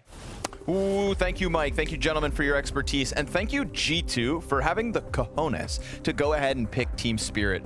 First pick of Phase 2 of the Bounty, and they go straight for the big dogs in the Cologne Champions of Spirit. That's what Bounty's supposed to be all about, so I approve. And unlike, was it, who was it? Energy? No, wait, who was it that picked Spirit the first time around? And then they were like, well, I didn't know they were going to win. That would have been, oh my goodness. It's TC's new team. Oh, the new Passion UA. Yeah, That's right. it. Yes, sir. They don't have that excuse. No. They saw the power. They saw the force that Spirit were in the first stage and now are willing to try to match up to that. Everybody raring to go.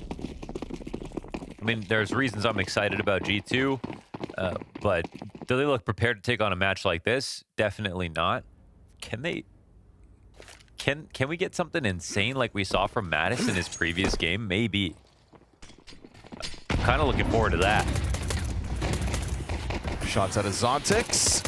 Nothing really landing here for Spirit. Finally through the smoke. It is Sunpaya's down. Chopper trying to hold on to a position on site gets denied. And G2 find a little bit of an edge here in the pistol. A breather within the fire to just go ahead and plant. Already Zwei throwing out the util for the retake. Zontix could set this up with a flash, but he's going to hang on to that.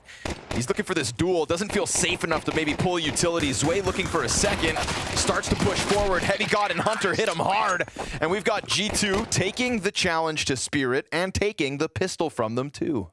Really solid start here. I mean, I'm not going to be surprised if G2 pull off rounds like this. They are new. There's going to be some mistakes in there, but they have a very nice composition. I think they've kind of got a very nice floor in terms of individual level with all the 5 players that they have. There's no one that's, some teams lack a little bit of star power, and they also have somebody who's just going to bottom frag every game. G2 do not have that. They have like a nice kind of potential ceiling, as well as like, it feels like very strong on the floor compared to a lot of other rosters. So again, I mean, I don't know if that's like why they felt like they could take down Spirit. I don't think they believe they look that strong yet, but maybe it's worth a test. So right into a tech pause. But yeah, last time we saw Natus on Mirage, man, one of the best clips we've seen from him specifically. Yep. I mean, so far. That was definitely the most impressive map I've seen from Natus personally. And I thought it was funny too, because you asked me during that game, like, what are your thoughts on Natus so far? And I said he hadn't left Cologne wasn't too big of an impression, right? And his time on Fnatic, although, maybe soured by just the reality of Fnatic's struggles as a team, he just kind of didn't jump off the page to me. And then we get that Mirage matchup when his rifling on that A site at times was just fantastic. So, yeah, all right. I'll say that message received, Natus. I'll say he was impressive compared to the lineup on Fnatic, and this was just like sort of a super cool find by Saw. I think it just kind of flexed what he has consistently been able to do. Yes. And especially shows us, why G2 picked him to be the coach of the team and the level of trust that he has in making decisions like that. Like, it almost feels like these days it's better to just take a rookie that looked extremely promising than take a player who's been floating in tier 2 for a while. So, but that's not what Saw thinks about. I don't think he thinks about the probability. He looks in. I think he really trusts the eye test and saw that Natus can play above his level. I love that we have coaches that have those sorts of different strengths. The ones that can bring a hype to a team to get them out of a negative headspace. The coaches that, when you take attack pause, are going to come up with a change up in strategy, like a Blade, for example. Yeah. And then the coaches you can rely on to build your teams. And I immediately just think of like Saw and Ash as those two. Saw's taken pieces and brought them to such heights. This is the guy that brought Kixan and gave him his huge chance, before that core got sold off to Falcons. Saw has done a lot in that department. And I would say Ash even too, Ash is a guy who does it with an even smaller budget. Making multiple rosters for Gamer Legion. Yeah, the real one difference in their career is Saw sort of just moving on to newer lineups, or newer organizations. True, yep. Going to bigger and bigger organizations here, so. But still keeping that same sort of Moneyball effect when it comes to G2. How long is that new Ash contract? Sorry, I'm going to figure this out, Mo.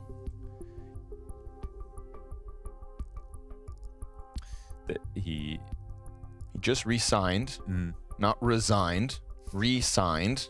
Yeah.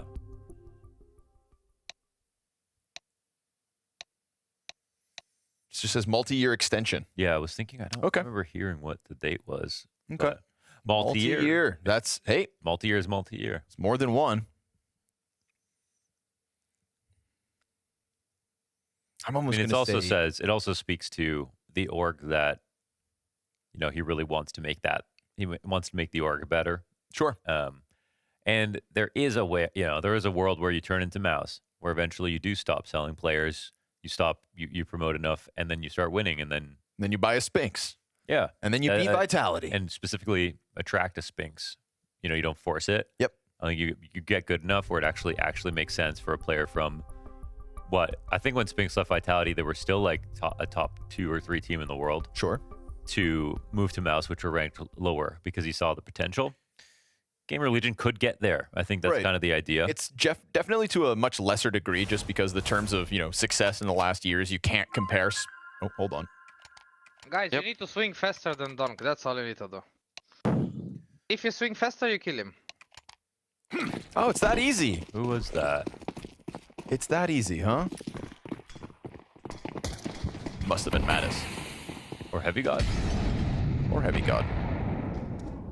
Or Saw. It wasn't Saw.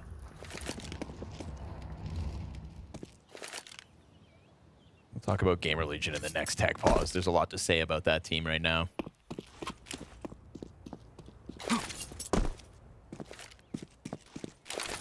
Just swing faster than Donk. Easier said than done.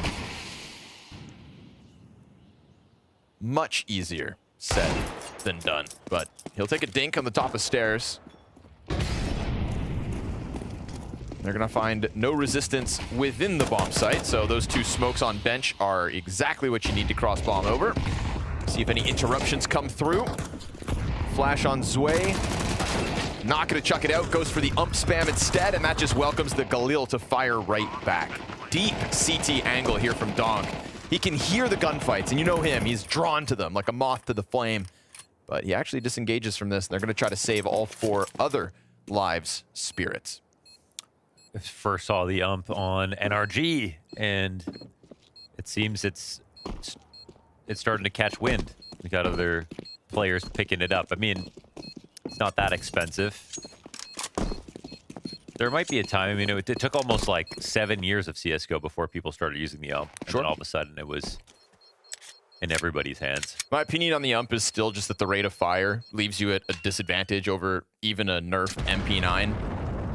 Yeah, but you get armor pen, that's why it shoots slower. So it does more damage, but you kind of just have to be more accurate.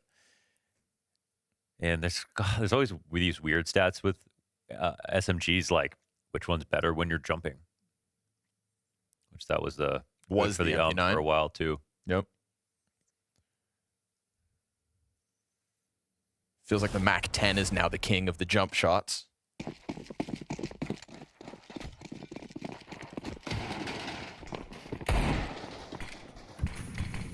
Show me the Zwei. Not supposed to burn that line yet, Launders. We didn't say that already? No. I've just been saying that like while I've been walking around. But not on broadcast. Oh. Ooh. Hello, Natus. You thought it was delivery, didn't you, Chopper? But there's a second layer. Mob's right behind him. Zontix from this range with this MP9. Hits a couple shots, but Heavy God hangs on, and it's still that looming threat of Spirit players getting out through the market door. Ahead of the utility as well. Donk's position could catch them off, but an aggressive move down towards Catwalk catches Shiro. So Donk and Zwei, they both believe in one another. No denying that. Donk keeps this pressure up, but he's doing it silently. They're just pausing for a moment here. No plants. They wait. Feels like G2 sensed somebody's close, and patience does indeed pay off. Sunpie is going to farm 3 frags in that 3v3 as things slowed down. And so we go 3-0 start, G2. Yeah, good control. Another, like a buy-up will come in now for Spirit, and we'll get the real test.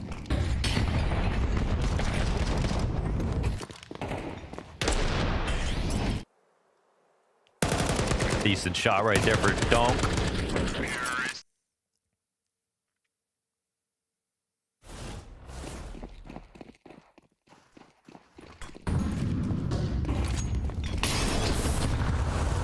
Slowed down on the op peak.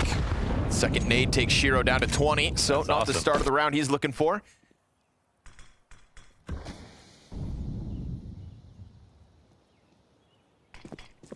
And G2 won their games to get here, but they were getting a little one note on some of their site takes, but it's fine stylistically. They are good at pulling them off. Here's that A play. So he slides back, gets spotted by Natus. Uh-oh. Anchor's dead, and that rotate of Shiro, again, wounded down to 20 early on. He is sprinting, trying to get out of there, but Malbs is on the attack. Deep control of the ticket. Nice. Booth is a 4th round win for G2. And you're dead on. Maybe a little one-dimensional at times, but when you do that one thing well, which we've already seen from G2, tap back into it. And this 8-hit was targeted time and time again in their opening Mirage game. Yeah, and again, like there's some teams, like when Snappy was calling it, you know, it's just flirting versus harassment. Snappy calls it, it's all good, because that's what he used to do on ends. If G2 does it, it looks a little silly. But sometimes because they don't have the same amount of nades behind it on their exact, I like here that this is a walkout, but it's complemented well with a lot of utility to help make sure there's less to look at for Natus. And he does a great job of finding that one kill. Zwei and Zwei in particular as an anchor was definitely a problem in the one map that Spirit lost so far at the Bounty. We didn't know if that was going to happen. We didn't think it was going to happen again, and it didn't. But we haven't seen, like we've seen Natus play Cologne, and it wasn't that impressive. We've seen Zwei play Cologne, it wasn't that impressive, even though the team won. So far at the Bounty, we've seen great maps out of Natus. We haven't really seen the potential from Zwei that we saw back at Austin. If we get to the 3rd map, I think specifically, right, it was like anchoring Dust 2 long A. Oh, they missed their insta. Oh. Well, luckily for Malbs, not punished for it.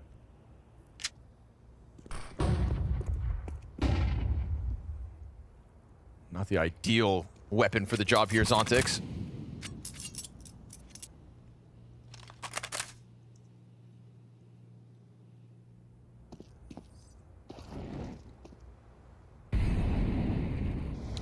Sometimes teams are missing their insta smokes on purpose, but it can also come back to bite you. But you'll never really see CTs abuse it, like, or try to punish it, because of it's impossible to know if it was on purpose or not.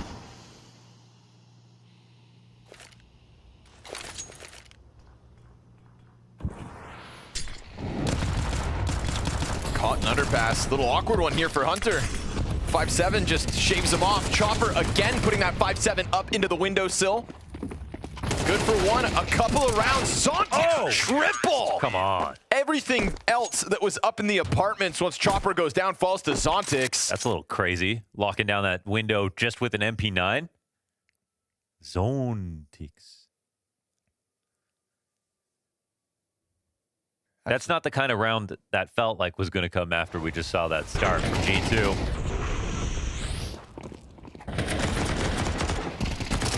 And this thing still just melts teas like butter.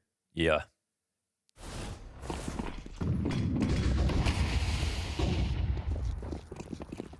Going after the jumping accuracy first is a nice nerf, but there's certainly still arguments to hang on to this SMG.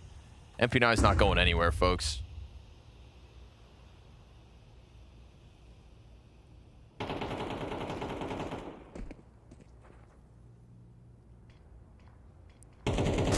They'll kick it off with a B lean, but no specific plans.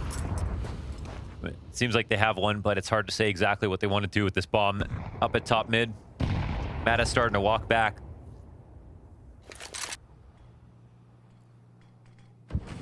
They feel like there's a flank coming in from A ramp, but there's no one pushed yet.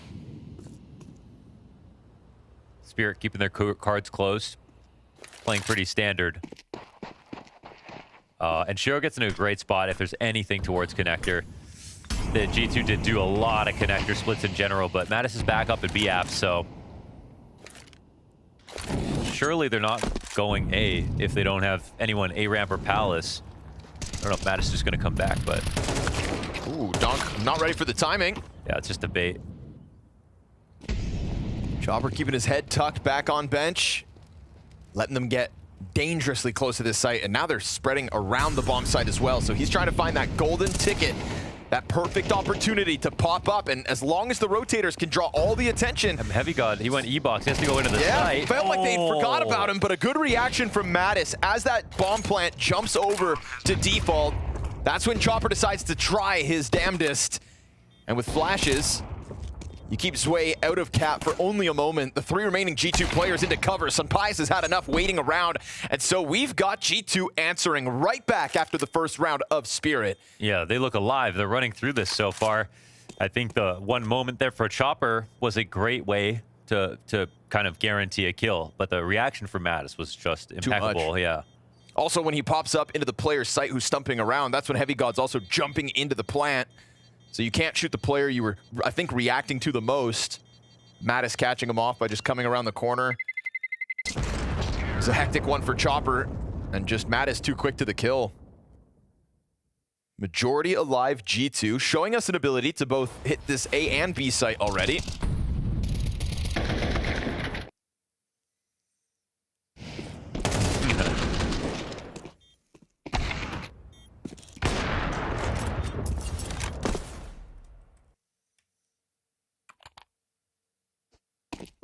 Excellent so far. Lots of pressure on Spirit. And we got that audio blurb at the beginning. Donk hasn't really got into the game yet. He might be swinging faster.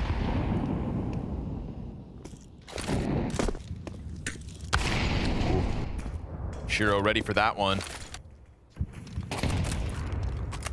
Opduo goes the way of Spirit, opening up, and Natus, again, trying to embody that Donk philosophy, just swing faster. Donk's on the scene. They see the bomb. He goes down as Natus bests him. Hunter's just gonna take this back into G2's favor. Mobs, perfect timing on the mid play, but he pulls out that Molotov and it costs him. Palace player dead. Zwei is recovering this one. Nice snipe.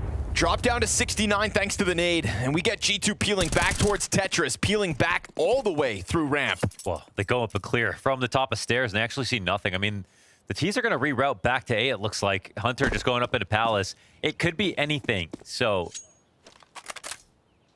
we'll see if Zwei walks directly into his death or stops this entirely, and he actually does the latter. Huge round. Zwei recovers this one on his own. And as he peels back from Palace, Natus has got his number. Clean headshot on the angle, but you've got to climb up into Palace, grab the bomb, and come back. And Shiro on an angle like this, I don't know. I don't see him missing. We'll see where, Natus thinks he is coming from. Let's see how prepared he is for this cross.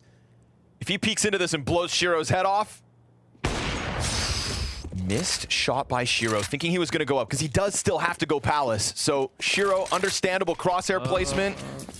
Is that smoke big enough to block the vision? Shiro's going to try to get around it. Oh, now he knows. Shiro. He knows he's got to come back, and when he does, he's going to jump. And that's what Shiro waits for, but he doesn't. He just peters off the edge of it, gets the bomb plant, and now 5-7 in hand. Natus put out. Shiro, yeah, holds the heart because a couple of missed shots in the middle of all that, and Natus gets a lot of the progress in that 1v1. Yeah, they weren't easy shots, but he did set himself up in 2 good positions. And if he, sometimes you see a flick like that and you're like, well, if he just didn't flick, he would have hit the shot. But the cross is so narrow, he had to. This is a great round from Zwei. He got that snipe up in Palace, and honestly, that made a world of difference. Taking out Hunter should have just been like the finishing blow, but he kept roaming.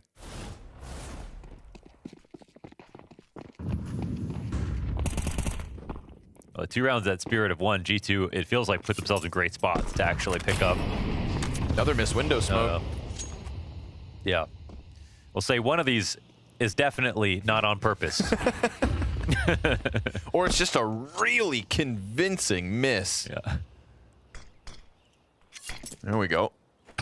That's all you got. Oh, Hunter is... Man. Yeah. He made that some kind of trick shot. Donk's just playing 2 games at once. Yeah, exactly. But again, we've seen Natus respond with aggression out from ramp. Donk from the top of stairs.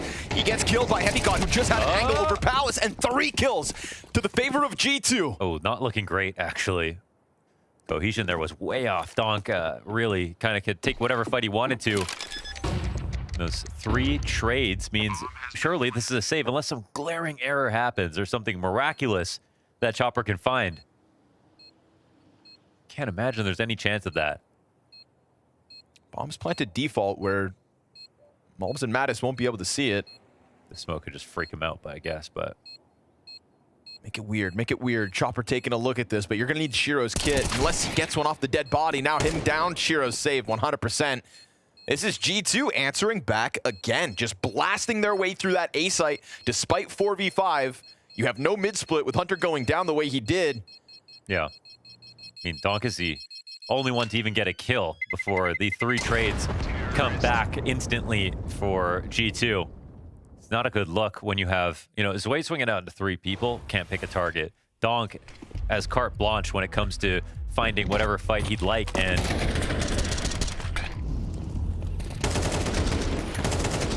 nice move from Heavy God getting that double kill. I think it's even funnier that Donk has a knife out to give the smoke a header. Yeah. Hunter sees him and then sees a guy pull out his rifle, cock it, and blast him away. Donk makes that as hard as possible for himself and still wins the fight.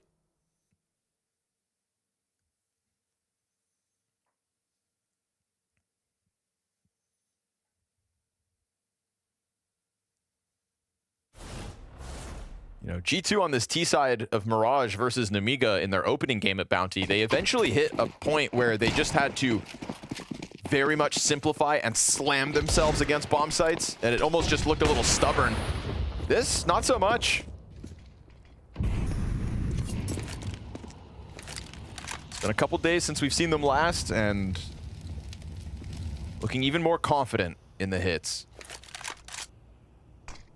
Player gets out top middle, Sunpius announcing himself. Where are you off to, Shiro? Slippery moment here for Shiro. Again, not a lot of weapons for Spirit, so him being alive was pretty critical. That op being on a bomb site in the middle of an execute or something could have still put this in Spirit's back pocket, but now? Agreed. I mean, if he was up there to clear B, and with that much confidence, then, you know, he's leaning 90%, there's no one up there, but 2, holding it, ready for him. And now that bomb's irretrievable, or the op is irretrievable. Heavy God just going on a Sunday stroll. Walks all the way through the A site. Yeah, that's a pretty raw default considering the weapons they have. Players smoked off connectors. Zwei could come up the stairs and catch Heavy God off guard. Oh, nice reaction from Heavy God, and ready for the ticket climb over as well. He is in the middle of A site. Welcoming the challenge from all directions. They hit him, but he walks away with 3 kills versus those pistols. And again, once Shiro went down, the odds of that round with it. Yeah, it's really not looking good for Spirit. It feels like a bit of a Astralis versus NAVI right now, where Spirit actually just looked extremely uncomfortable, and G2 are playing very well at the same time. Some of the pain is self-inflicted for sure, but who's to say they get back on track? It's starting to feel very real for G2. The 2 rounds they won were in winning positions for G2. Yes, so sir. As far as I'm concerned, that's 9 straight good spots that G2 have found themselves in. And a nice variety to the starts. Nice variety to the mid rounds. There's some, 4v5s even, right? Yes, sir. A 4v5 when all 4 players ended the round alive. I think Shiro's got the opening kill twice. We had Donk get it versus Hunter that previous round.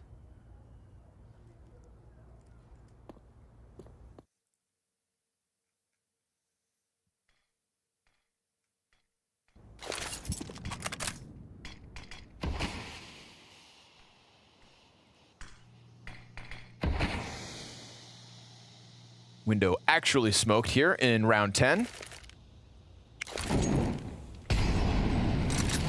It's a bad sign. Things were going so well, Connor. Spirit will be scratching their heads like, what does this actually mean? Oof. Zontex. Quick execute of the bench play. Man, and Donk finds the lineup. Window, huh? Right? Donk uses it against him. Let's see if the 3v5 can come to fruition. Chopper trying to stay tucked. You've already got Donk in the window of market. You've already got Zontix up catwalk. There's a lot of support here for the in-game leader of Spirit. 2v5, down to the 2v3. Catwalk player sprayed down by Natus, but he steps into the scope of Shiro. Sunpious clutch. Nah, he exposes himself, unexpecting Zwei just walking up that catwall, already replacing his dead teammate. And so, 2 players alive for that one. Spirit take a 3rd CT round win. Well, it's definitely the best look in mid. It's not only the first kill, but the first 2 for once. And this is what it takes to actually convert the round. Starts off with Zontix. Hunter none the wiser, having a seat on the bench. To be honest, everything after that is just going through the motion. So Spirit looking to see if they can actually close this half out on a good note. It's not too far gone. It's just a great lead right now for G2. G2 need to try to lock in at least one more while they're dizzy.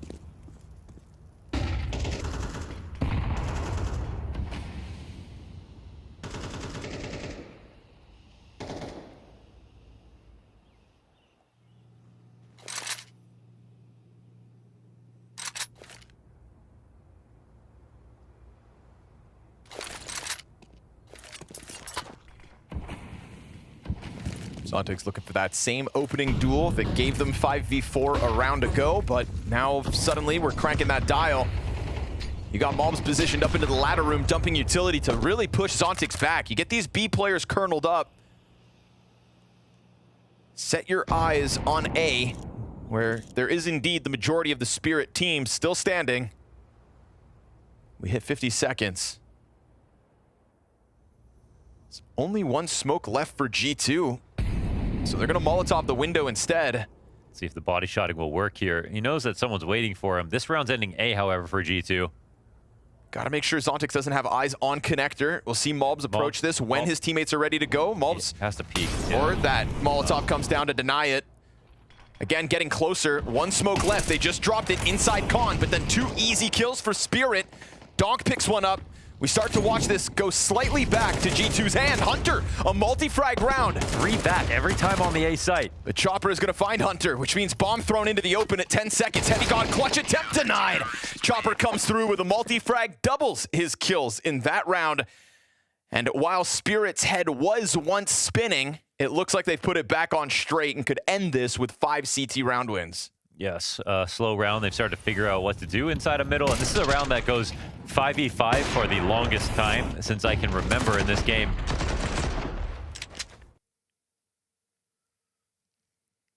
It starts more standard, it ends more standard. Zontix has definitely been a shoulder to lean on, I think, in some of these rounds. Back to mid we go. Smoke in front of Donk. He's going to full commit to that magazine. Wow, 4 Pistol and 10 versus Zontix. And it takes a little while to get it. Shiro here holding connector, takes a bullet to the head. Down goes Chopper on the other side of the map. A bit of a frantic one as both sites get tested, but Bomb has its intended target. B site under wraps, and Mobs will do no more. We're going to go 2 versus 2 for the final round of the attack. G2 on the brink of an 8-round T side. And Spirit opt to go double catwalk for the retake. Shiro's low. Zwei right by him. Scope posted to back bench, but we get both T's to the left side. Zwei starting to make this retake happen, but stomping all the while. Heavy God should have been ready, could have been ready. Didn't have the best gun. Sunpious to lock in. Time's gonna play to his favor, but he had to swing. Molly forced his hand right into the waiting Shiro. Leave it to Shiro to find impact late in this half, and at the very least, give Spirit 5.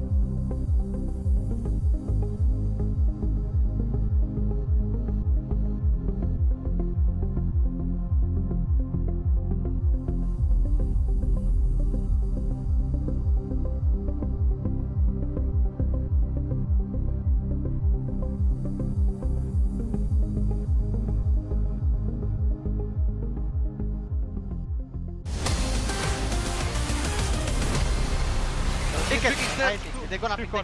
They're gonna pick Chill, bench. guys. Joker, please. Sorry. Chill. Default that, I jump. Chill, One more guys. stairs. Stairs. One more stairs. I flash stairs. Mario, fucking Mario. I flash one more jungle, Mario. Calma. Stairs. I'm nading. I'll move back. All good, guys. Just calma, okay? Don't stress the communication. Oh, Sunpies. That's cool. good. Calma. Guys, don't stress the communication. Sun's out. So, guys. you know what? I feel like I would just be a cooler guy if I got to hang out with Sunpies all day. They do need that. Yeah, Sasha dropped me AVP. Very true, because that was hectic for a second, and I feel like the reality of like, oh my god, we're beating Spirit, this pick is working. Yes. And you're not going to beat a team if you keep playing like that. Keep thinking like that. So Calma. I love that attitude. Also, it's like, shut up. I can't even. Yeah, right, fair, yeah. How am I supposed to focus on this scope? We'll see what G2 can do, because after that round, there was still this rebound from Spirit within that first half. We do want to say, the important thing to note is that Spirit wins 0 maps when Donk has a sub-1 rating. Yep. He's 5 and 10. He was 4 and 10 in the last half. G2 did an excellent job countering him. When all is said and done, he never got back into the game. Now he's going to be angry. Yeah, can he after the half, you know? Counter-Strike, a tale of 2 halves. He's got the Sunpius frag, and it is an easy cleanup as far as the post-plant goes. Not a single casualty once bomb is planted. Dare I say it, the Spirit comeback has begun, because 3 rounds at the end of the first half, just enough. And now a pistol now. What are you thinking? Just thinking about the one other game where Donk got supremely countered, and it was in the exact same spot when he was playing Stairs on Mirage. But I can't remember what team it was that did it, but they were throwing flashes right in his direction, taking over connector control. But everything G2 did was just sort of, I feel like, in service of that one time. And also recognizing the fact that, like, someone's on Stairs, like, there's actually a million ways to counter them. If you know their timings, it can be a nightmare. It's a miracle that Donk finds a way sort of every time.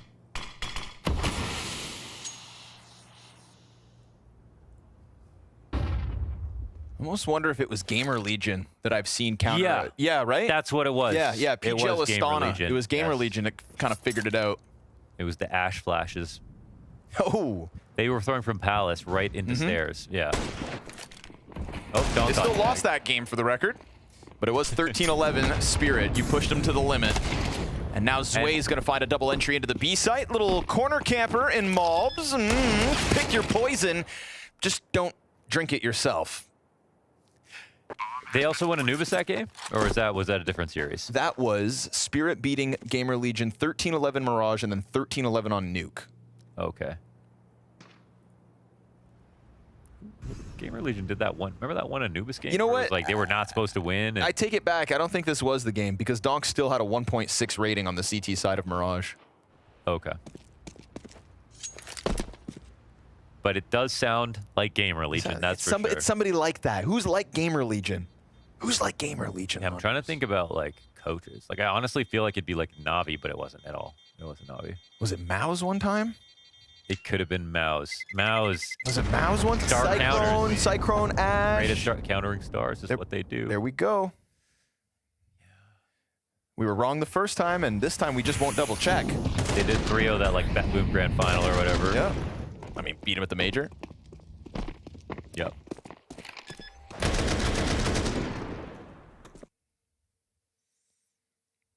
Left-handed gamer, Natus.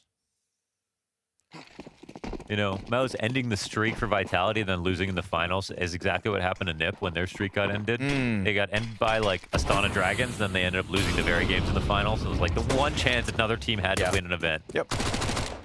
And you just did the dirty work for your other competition. Just handed them the victory.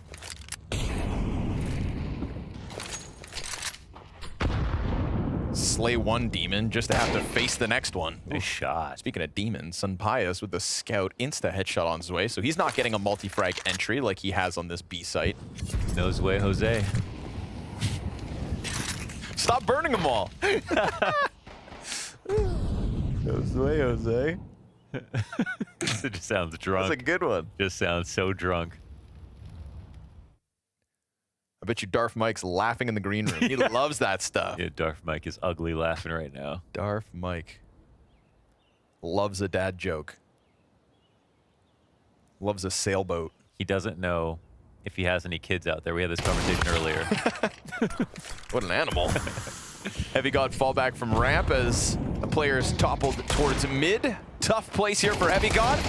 Gets a bit of damage in, finds the headshot on Donk. Donk is not allowed to have fun today. He is 6-12. I'm going to say that one more time. Donk is 6-12. It's the Stringer Bell quote, though. If you come at the king, you best not miss. If this is a game where all they do is make him more angry, but they don't actually win. First of all, it's going to ruin the stat, which is that Spirit cannot win without him. And also, you're going to have him in a very scary, dark place for map 2. G2, they need to capitalize on this opportunity. No kit, though, so feels like it's already too far gone, and I think they've realized that. If they showed up and got one, they could follow through with momentum, but this round doesn't snowball. And so Spirit have a lead. With this could actually be, then, the one game ever that Spirit can win without Donk having an over 1 rating. I just want to double check, and excuse me, is it they've never won a map with a sub 1 rating or a match with a 1.0? That I'm not sure. Not exactly sure, but I'm thinking it's maps. But that sounds right. It's because the Zywoo stat was that it was like 3. Okay. You know? Sure. And that was incredible. Well, so you know what we'll do? Yeah. I know Maui Snake is listening, and so is Vu, and so is Darf. They are a desk. They should be double checking for us right now in this moment. I'm sure that's going to be a point of interest. And they're going to want to save it for the desk, but if we ask for it now, they have to tell us. Is it map or match? Yeah. That Spirit have never won while Donk has a sub 1.0 rating. Probably find out in 2 seconds, but let's let the desk let's let the desk work a little, shall we? It's online somewhere, but it's match. It's match. It's not map.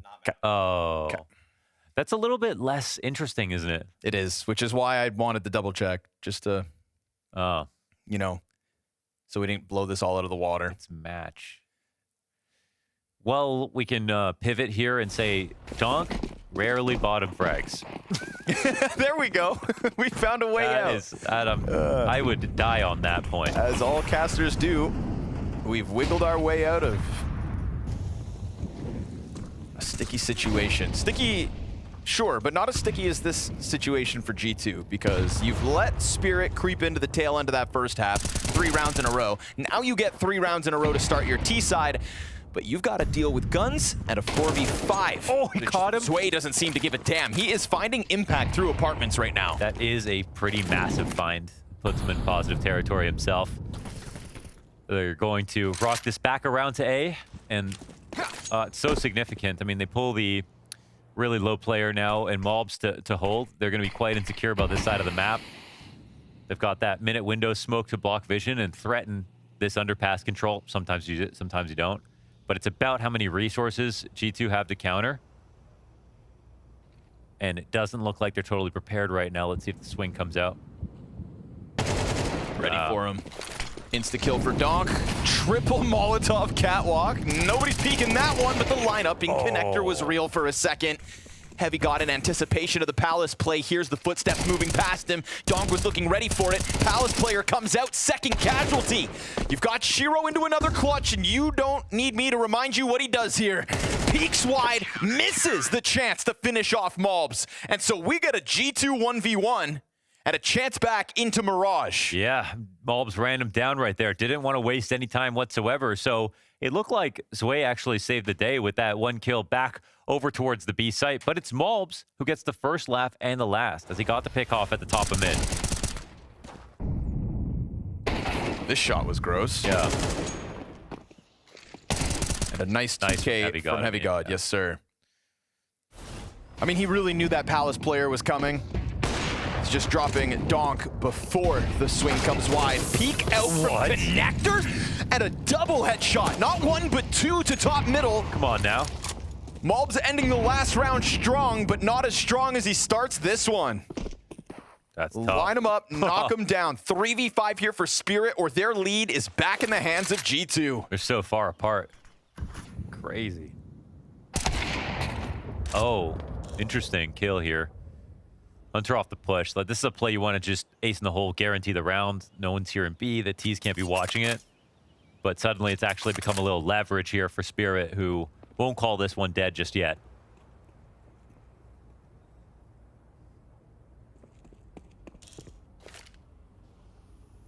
I can't imagine Chopper is like picks up this off, wins this round for him.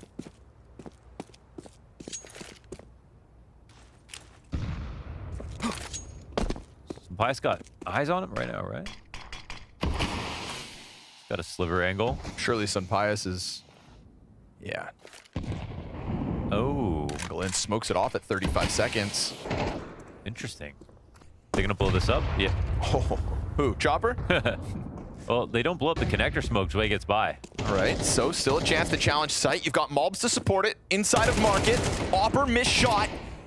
Sway's coming at this bomb site from a different angle, but he has found success here in multi-frags before. Not this time, because he's got a counterpart. Mobs with a triple kill and a close right after.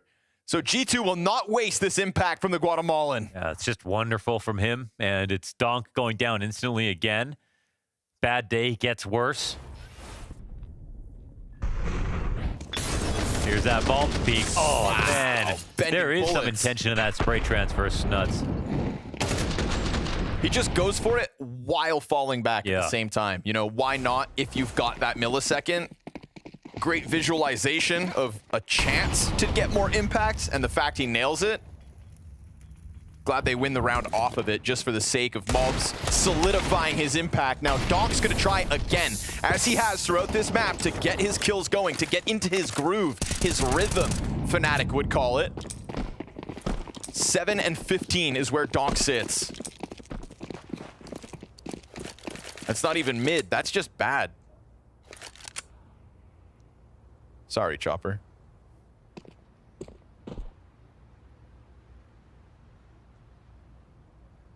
Couldn't have expected much from him with the Deeg, but it's limited for the rest of Spirit as well.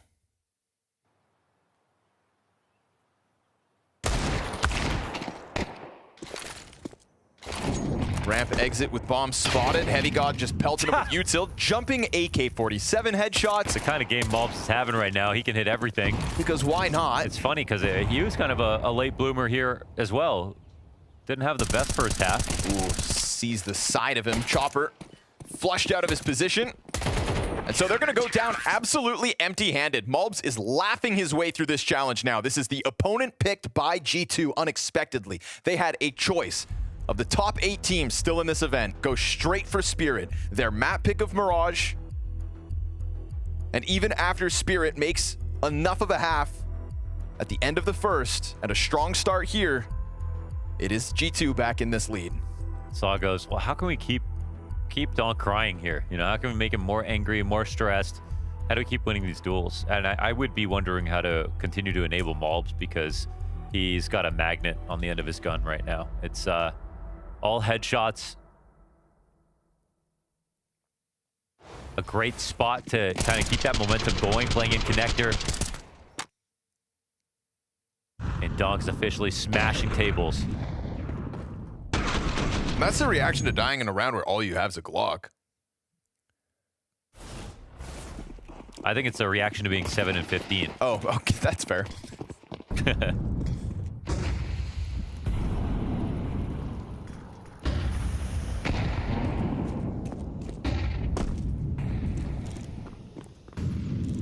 Pius missed shot down through underpass. That could have been a bad start again for Spirit. Chopper's gonna get burned into the open. He'll win his duel. Does he get away with that? Oh, yeah. He does, like 50 damage.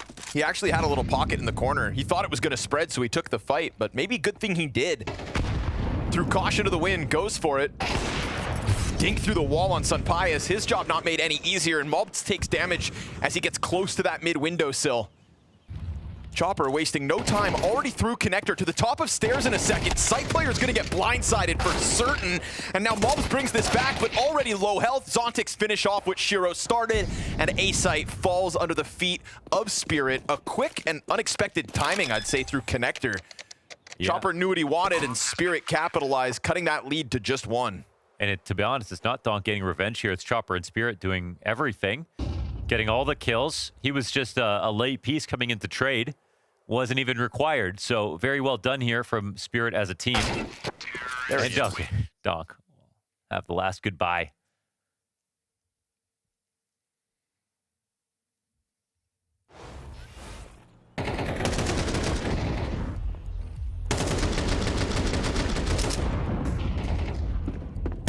We've seen how good Heavy God can be when he's getting, split upon as an anchor. He's so good at picking the right fight at the right time.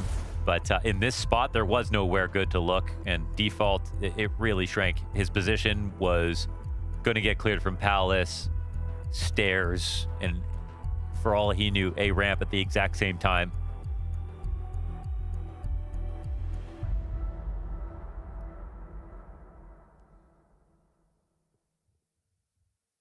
I just can't help but, still hear Sun Pius. Calma, calma. Don't let them get back in our heads. You're still holding this one-round lead. You've still got a strong economy. Yeah, well, they don't anymore, but at least they have this bye. It's actually where it could get quite nervous. Yeesh, Hunter, wow. Oh, still decides to run back through that, even though there was no real threat from top mid. Wanted to really make sure he got out of there. We're going to get a slow 4-player mid take here from Spirit. Last round was definitely a symptom of too much map control. No kill on the way through. We saw some Pius in the same angle last time. Didn't get the shot in. And it's not always about that, but it is about finding a new fight. They're going to get back into connector. Malbs wants a position in here. He has no vision, though. Smoke is pretty perfect, but he's getting found out. Zway's going to find impact yet again. His gun might have been sticking out. Who knows? Yeah, it's a weird one. Sitting on that corner like that. And Matt is starting to go forward up in B. I mean, they're kind of hoping it's not going to be the B site.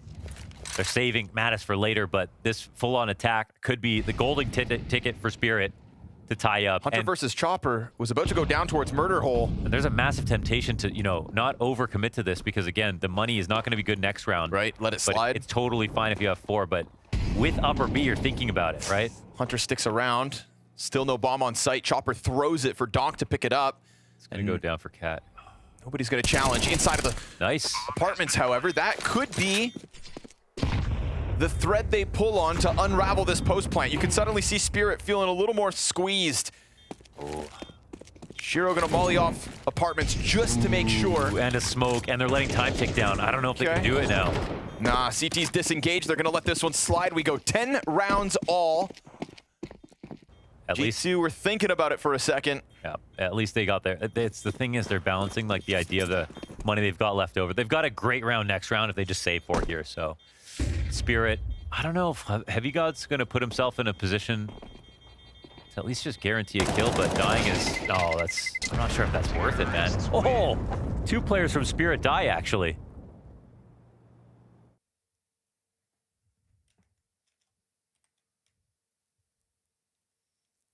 Spirit do come in with a weird one. 5,500 on 3 players.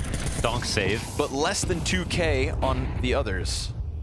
But yes, Donk did save.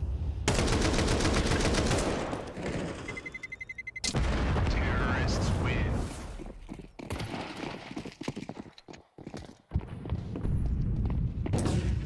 Both teams looking all right in this bye, but it's on the line. We'll say that. Last 4 rounds of regulation.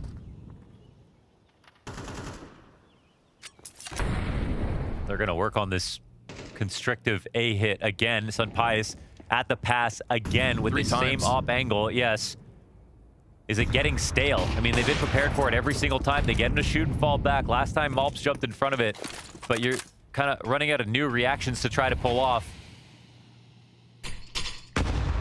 Feels like Malbs can jump in front of it again, but just has to make sure he's not the first one to go down. They've done such a good job of killing Donk every round, but this might be the most important round of all to do it. He's putting a lot of subversive pressure on them right now. Heavy God takes a position up on. Oh, man. Palace. Now they're pulled. Donk's coming forward. Ops unprepared. Sun Pius just gets blasted away by Zway, who again finds impactful entries. Just a kill here and there, but he keeps just plucking them off and sprinkling in his impact at the perfect timing. Donk slides up through connector uncontested, and this is Spirit just shoving G2 back into another save. Yeah, Zontic's not the most impressive scoreline, but lots of impact in the rounds they win. I feel like you can apply that to Zontix and Zwei. Yeah, for sure. You know, just enough to get him through it in a game where Donk is 8 and 15. Yeah, I think Zwei in the first half was definitely part of the problem with the A-holds, but the impact is absolutely there when he's getting kills. And it's just like that, Spirit back in the lead. Save isn't looking nearly as guaranteed. Is this the first lead, actually? Nope, second time. Oh, okay. Oh, okay. They were 8-7 as well.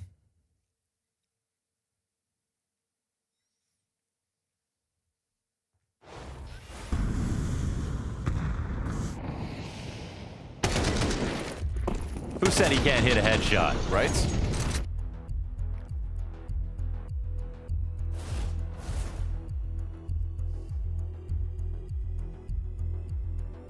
Perfect time for Saw to get in here this last time out.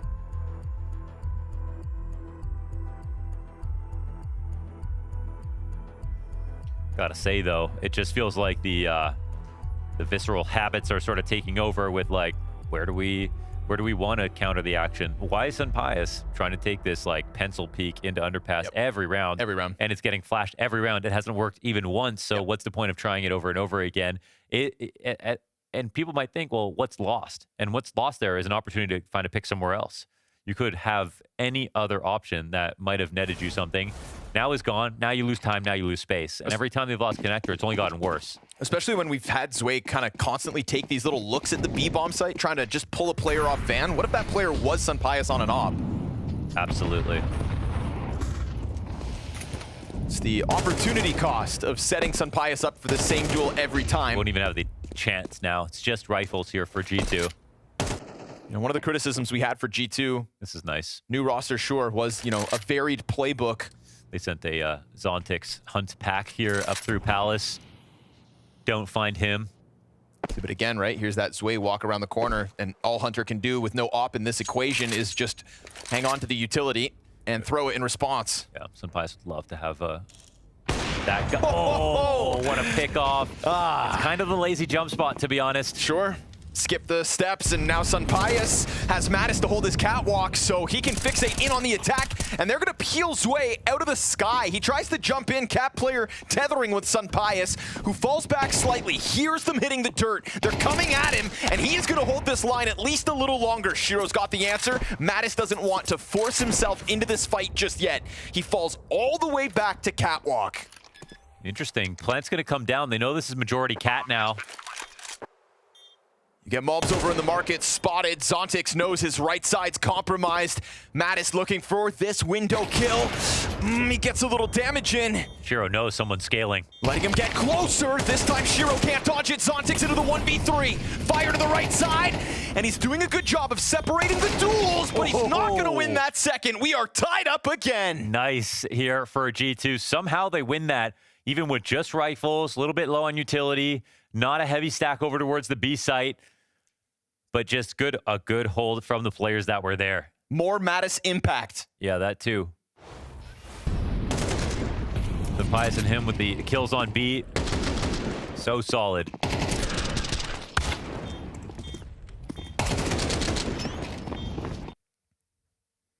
Really holds that cat position at the perfect time to get into the action on the B site. Finding Zwei midair like that to get his 2 kills. Natus goes up 16 and 11. We talked about the rifle floor of G2. Well, he is making a break for the ceiling. And now the money's right here for both teams. Well, kind of actually. Hunter's a little bit broke. Oh, Natus isn't fighting this pressure, but they don't think about Heavy God. They're just going to get by this. They have B. Zontix gets the opening kill to the B site. Double Molotov into the market. Mobs half a magazine, gets popped by the climb up of Zwei. Wanted to end this early. Get out there, but now it's 4v2. Spirit just bombard the B site with a faster tempo that catches G2 off guard while they're making multiple moves out middle, and then Chopper hangs on to the ladder room to really guarantee this. For the amount of time Sunpius has been positioned to try to get an opening fight, it's really never come to the Opper on this CT side.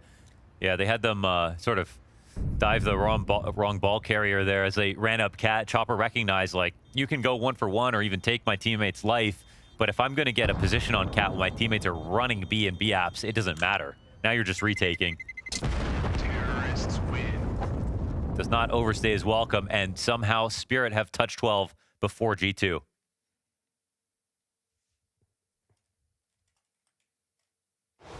They do it with Donk sitting at the bottom of the board. 8 kills, 17 deaths.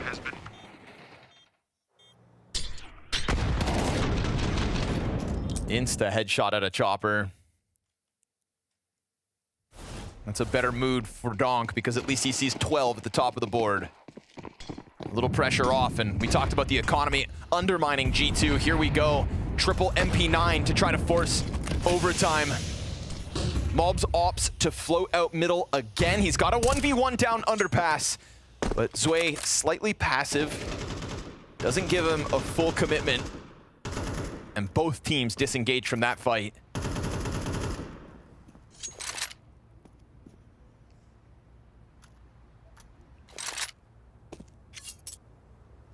Sunpius with a slightly different start. Does have the op, of course. Yeah, it's interesting because it's that, you know, A ramp is the most underserved spot, I think, from the T perspective on these attacks. But with A ramp, you have a nice kind of cave to opt from and back towards the site. But Mobs will be pretty much alone if it comes in this direction. However, with Zway up here, still prodding. They're really looking for a lead in this default, I think, before they make a decision. He's gonna get ahead of that, I think. Hunter's... It should spread, it should spread. Hunter's in a weird spot still. Mobs tucked into connector. You're gonna have 4 players on the other side of this.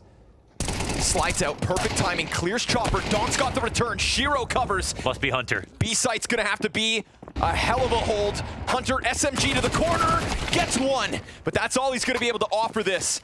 So 2v2, final round of regulation.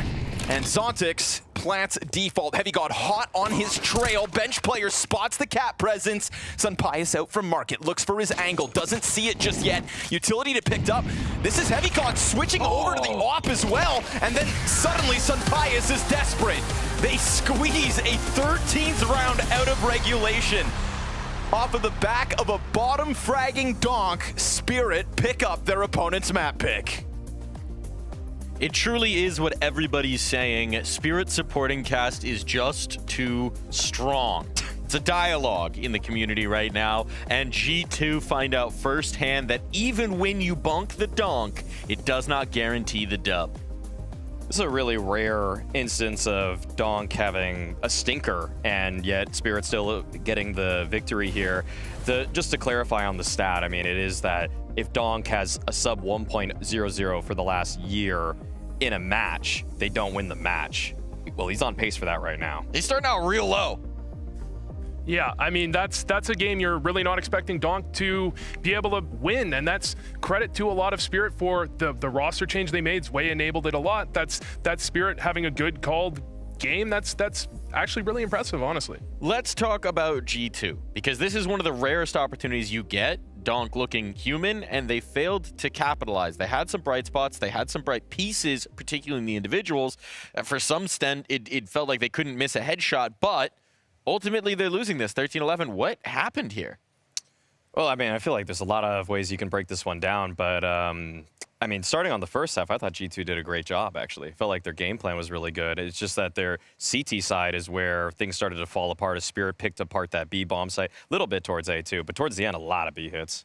Yeah, I mean, that's G2 coming in with a really great game plan. They were kind of attacking the extremities early on. You had Heavy God, you had Malbs actually making some really nice plays, some lurk plays from Heavy God on important critical rounds. You know, you had a lot of exactly what you want to see out of G2 with the players that they have. And to some extent, I mean, they were kind of just killing Donk off the server, but I think they did a great job of attacking extremities, and that's the players that are a little less, you know, used to it. That's Zway, that's Chopper, that have swapped sites a little bit. They also caught Donk off on just some. I feel like Donk right now, the flow state that he's in every single game is just he's the master of the meta. Not only are his mechanics and his aim just at a tip-top level, but he knows what's going to happen before it's going to happen, especially in the early rounds. But there were times when G2 was just walking through a smoke without a flash. There was times when people, I mean, there was this round where Hunter just kind of walked through the top con smoke. There was no flash, nothing, and he caught Donk looking the other way because he thought that a flash was going to come. So there's just moments where G2 just slightly tweaked the game plan, and it's almost just kind of, it's like that saying that, you know, the second best swordsman in the world is never going to beat the #1 swordsman, but the 100th best swordsman has a chance. What happens when that 100th swordsman has been watching every move the best swordsman's been making for the last half a year? Exactly. He tailors a game plan to defeat him, and they did defeat Donk, but they didn't defeat Spirit. Now, maybe some things still coming together here, particularly where big microscope on the leadership on the G2 side. I think we've got a clip to listen to from that game of some of the messy comms that we got as a listen-in. Maybe a bit concerning with this new look G2. Let's give it a whirl. They're gonna pick bench. They will pick bench. Joker, please. Sorry. Chill. Default that, I jump. Yo, guys, upstairs. One more jungle. I flash that. I flash one more. I flash one more jungle, Mario. Calma. Stairs. I'm nading. I'll move back. All good, guys. Just stop now, okay? Don't stress the communication. Nice. Boxes Mach 10 and one. I'm gonna make a step heavy already, okay? But I'm gonna go back to B. I block B, I can boost you. I Take the go gun. back to B, guys. I think it's gonna be B. They molly it back. Take Matos. Third going. Wait, they cannot yet. You know, many moons ago, Malbs lost to a team called Keep the Comms Up that might have had one familiar face on it, exactly to you on this desk. But they were definitely keeping the comms up, maybe a little too up there, Maui. That sounded ridiculous. That was a million words per second. I don't even know who could even type that fast. I feel like that was, I mean, those comms, you could hear Sun Pius just calm. Like, he needs it to be a little bit different. I feel like maybe his performance lightly reflected the fact that that was just getting extremely hectic. And I don't know how you're supposed to put a plan together if there are 4 people talking over each other. Yeah, I mean, those are NA comms, you might even say, but those are like... They would call them NA comms. They would call them NA comms. Those There's are... only one NA player.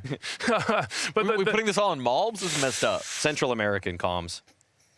That's not a real place. No. It's just part of NA. Yeah, that's true. Okay. Yeah, Panama Canal comms. Okay.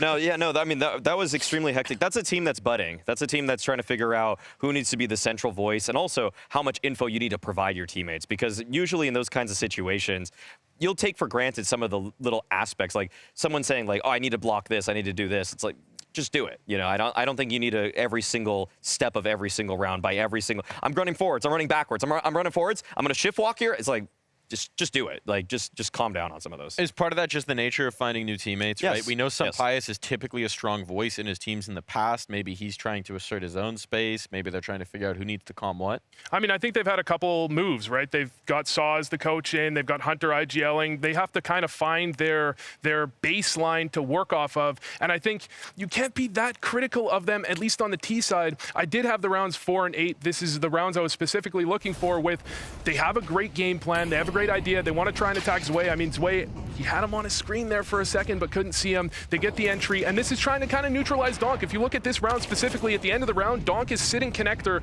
with nothing to do because not only did they attack A, they ended up in CT spawn, took down Shiro, took the whole team down around him. They tried to attack B a couple of times as well. Zwei, I think, one of the criticisms I've had of him is he's not yet kind of at the level as an A-site defender that I'd like to see, but he is an upgrade in certain ways, and I think that's what we saw in this game, right? He struggled a little bit on that A-site defense. You come in, you're playing a different team, different execs, you're not used to it. Maybe their comms aren't as clean as you want them to be, but you go into the T side and he gives them a different look that Magic's just didn't have.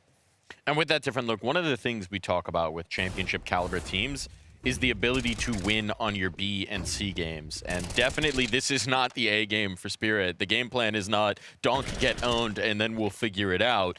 But they were still able to overcome, and Zwei, the new player, a big part of that here, Maui. Zwei was great on the entries here.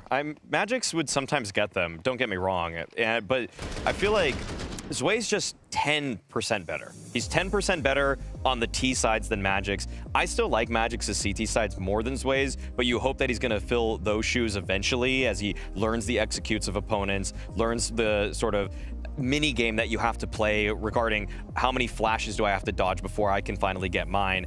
But the T-side skill is apparent. The way he's able to just fly into a bomb site, not even always assisted by a flashbang necessarily, and he just gets the first guy. Like his pre-aims and his snappy aim is a little bit quicker than Magic's was. I think the community criticism for Zwei a little bit, I don't think anybody's been too harsh, but I think there's something you could pick on a little bit. But this is a great example of why Zwei is important. He needs a little bit of work on the CT side, but on the T side, gives them another look, and they can make the game happen. They can actually win without Donk doing that well. And I mean, certainly when you're jumping up this high of a jump in competition to be consistently a contender team, just doing enough, being a positive contributing force has to be good. I know they just lifted a trophy, but we have to remember this guy's been here a month. I'm interested in the ceiling of Zwei. I really think that he's kind of like the perfect replacement for Magic's. He needs a little practice, he needs a little time, but he's, to me, the perfect replacement.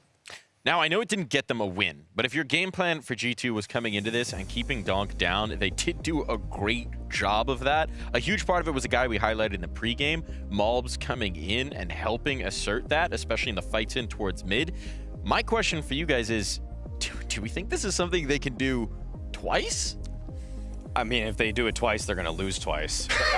I don't know if the second map game plan, I mean, on Ancient, I don't know if the game plan can really be centered around that. The G2 lost this game more because of their CT side than their T side. I mean, the Extremity players were having a lot of difficulty also containing the plays from Spirit. I feel like Hunter is so used to playing so many of the connector spots that when you see him on jump spotting towards B apps, he's just not really used to that kind of role. So he's got to fill those. He's got to fit that role a little bit better. He's got to be a little bit more concerted in his efforts on the sides of the map, because maybe I don't want to get too ahead of myself. We'll say it in the post game. I have some ideas for what you could do to G2 to make their CT sides better pretty quickly. Well, we'll keep that for the post. For now, it's time for us to take a quick break and find out if Spirit can wake their sleeping dragon.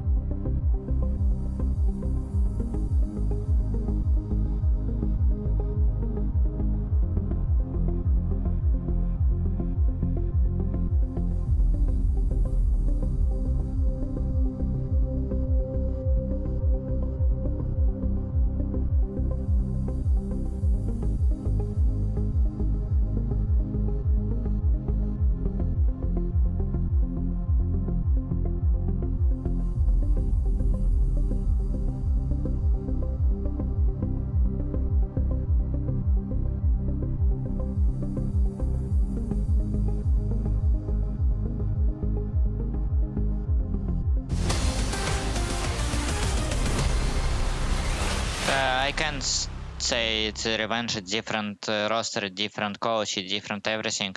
The only history it's between like organizations. I would say that we didn't like we won G2 only once, but it's not the revenge. Like it's a different roster and different players. Might be a different roster, might be different players, but one thing is the same. It's not the same donk when it's G2 in the server. But fortunately, it's not the same spirit either. They win in spite of donk. I don't know that anyone's ever said that sentence about this team. Maybe not, Mike, but you're going to have to get used to it because this new spirit roster was way. Maybe they're going to keep doing it. This is the new era? This is the new era. Donk bottom frag, donk support player? Donk support, Zontic's top frag, Zwei, entry, God. It's difficult to fathom that one player change could have done this much, but it wasn't even the most clear-cut upgrade on paper. It felt kind of more like a slightly diagonal upgrade for me with Zwei. Like, there's still obviously growing pains with him, but that T-side energy that he's bringing to the team is giving Chopper a whole new tool in terms of just entry fragging power. Now, as we head into Ancient, that's our second map. This is Spirit's pick coming through as well. We do still have the stat that they have not lost a series in the last year while Donk has gone below a 1.0 rating, so we don't really expect him to have another map like that. Does that make you very afraid for G2? Yeah. Yeah. I mean, this is a great map for Spirit in general, too. I mean, I feel like, one, Donk won't have 2 maps. Mark my words. Donk won't have 2 awful maps in a row, okay? What if he has 2? What if he goes negative again? Well, then they won't win. That's what the stat says. That's how stats work, right? They predict the future, right? Sure, we'll go with that. They I think don't. you might be confusing those with tarot decks, but what do you think, Vu? What can G2 do here? I mean, this is, to be fair, a map where Donk has been shut down in the past. Mid on Ancient, it's a spot where he has had trouble because it's hard to shoot back when you're blind. G2 can definitely work with that. They can definitely make it happen. It's not a terrible map for G2, but it's definitely Spirit's map. It's their map choice for a reason. It's a map where I'm expecting Donk to dominate. Well, I know one thing. That's my analysts are definitely feeling the spirit, but in the spirit of competition, we'll see what the action brings. To bring you that action, Scrawny and Launders. Yes, sir. Thank you, Darv. Thank you, gentlemen, for your expertise. And thank you, Donk, for having a bad first map, because now we get to talk about... Hopefully it's 2 maps in a row. Right? We get to talk about this what if. What if Spirit, for the first time this year, first time maybe ever, Donk drops a sub 1.0 rating and they still win the match. Now, he finishes map 1 with a 0.8 rating, okay? Even though he was 9 and 18, he still had a ton of damage. Gets into it all over the place. It was like the best 0.8 rating ever. Exactly, still 0.8. So it doesn't feel like a 1.0 is impossible, especially knowing what he does on a map like Ancient when you really just let him off his leash. Oh man, yeah, totally. He could easily bring this back, and I mean, but what? Like he's probably going to bring it back. Look at him. Look at him. He's probably going to bring it back. Zone. Yeah. So we kind of just have to see. But for what it's worth, I mean, it's a really nice thing that it says a lot of good things about G2, that they pick Spirit here. They found a way to counter Donk, which is the #1 way to win versus the team. They bring it so close in the end. And then it's also nice to see that Spirit can actually have enough going on besides Donk that they can pull out a map like that, which is an extremely rare sight. So here we are on Ancient, the bigger test, the bigger, badder test. Regardless of result, I still have a certain new respect for G2 with the fact that they just straight up challenged Spirit today. Yeah. You know, they embodied the spirit of the Blast Bounty. And for that, you get no points. Hunter, triple kill. No way. Just taps players out of A main like it's absolutely nothing. And that's not just any team. He taps Spirit out of A main. Few bullets in. Bunch of bodies hit the ground. Heavy God sits on top of the bomb, and now Shiro 1v4. Okay. Not only can he call the pistols, Launders, he can perform within them too. Yeah, I mean, he's got the P250 white out. I think he's going to have to black out in the booth to be able to figure out this. He's just going to come to. Everyone's dead. He's like the color green, you know? Yeah. Muscled up. Hulk mode right here in 45 seconds. It's pretty much the only... I mean, how's it start if he is going to win this? Starts with CT. Natus confirms the position. Temple player gets closer. Oh, Sunpia's gonna embody Hunter in that one. Same position, same result. USP taps away. So G2 really angry about the fact that Hunter switched to calling, and then he was known for being the caller on pistols. They played against Amiga, lost 4 pistols in a row. What the hell? They're looking to change that.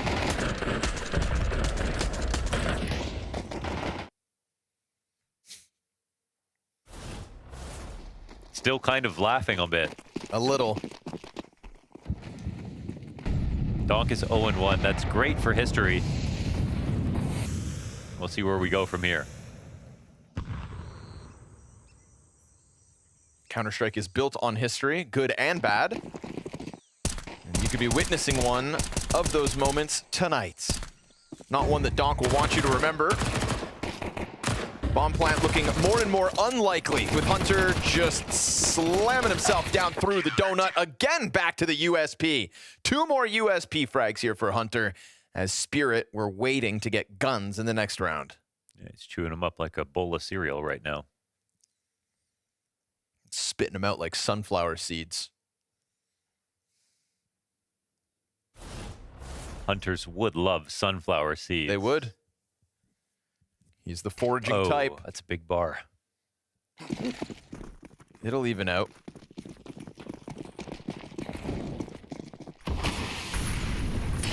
And then there's Natus with 0 damage. Hasn't seen any play just yet. Donk very quickly starting to recover this one. He is exactly where you expect him to be, swinging out mid. Yeah, that molly ended up working out exceptionally well. I'm not sure if that was paired with some rifle damage from up top, but 2 players in mid just got evaporated. I mean, our G2 are just like, well, just hoping it was paired with just an A rush through Donut and they're going to split and go, but there's nothing happening on the B side. They don't want to alarm anybody about a rotation. This is a moment where I always find it impressive how the other team can figure this out. They don't know right now who's where. They got their kills in mid. They would have gone B if they knew it was open, but they still are sussing out the right positions. No pressure back, no nades, no double push down the B ramp. It's an invitation as far as they're concerned. Second moment of utility pressure on the site and still no answer, so feeling more and more comfortable about this one being free for the taking, and they will find that they are right to do so. It's all yours, Spirit. First gun round is a first round win. The only incentive to move here for G2 is to maybe go slowly into mid, get kills on exit, get some guns back, but because it's been such a long time, they have no info. Better just try to stay alive. Well, the T's will have a look.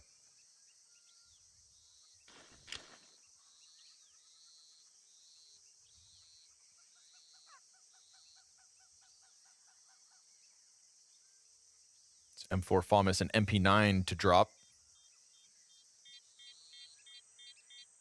But it's a gentleman's agreement here at the end of the third to let it go. The majority stay up for G2, but no contest out middle as Donk goes swinging out the gate as soon as he has a gun.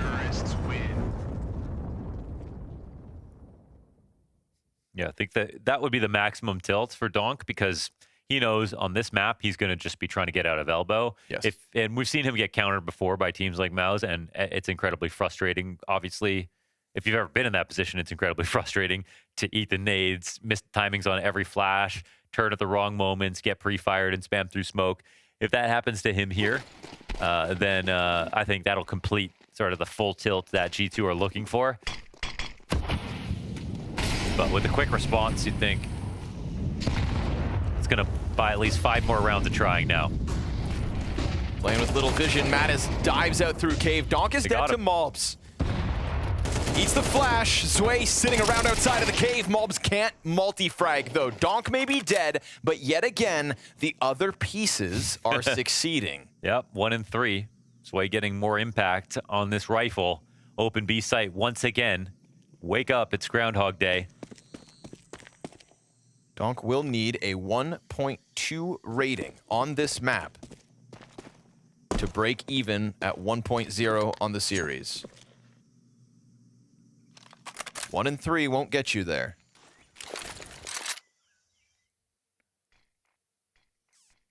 And we're putting Donk under this microscope, but it's like, it's actually going to be a chance to finally celebrate the rest of Spirit. I'm definitely cheering against it because I love the stat.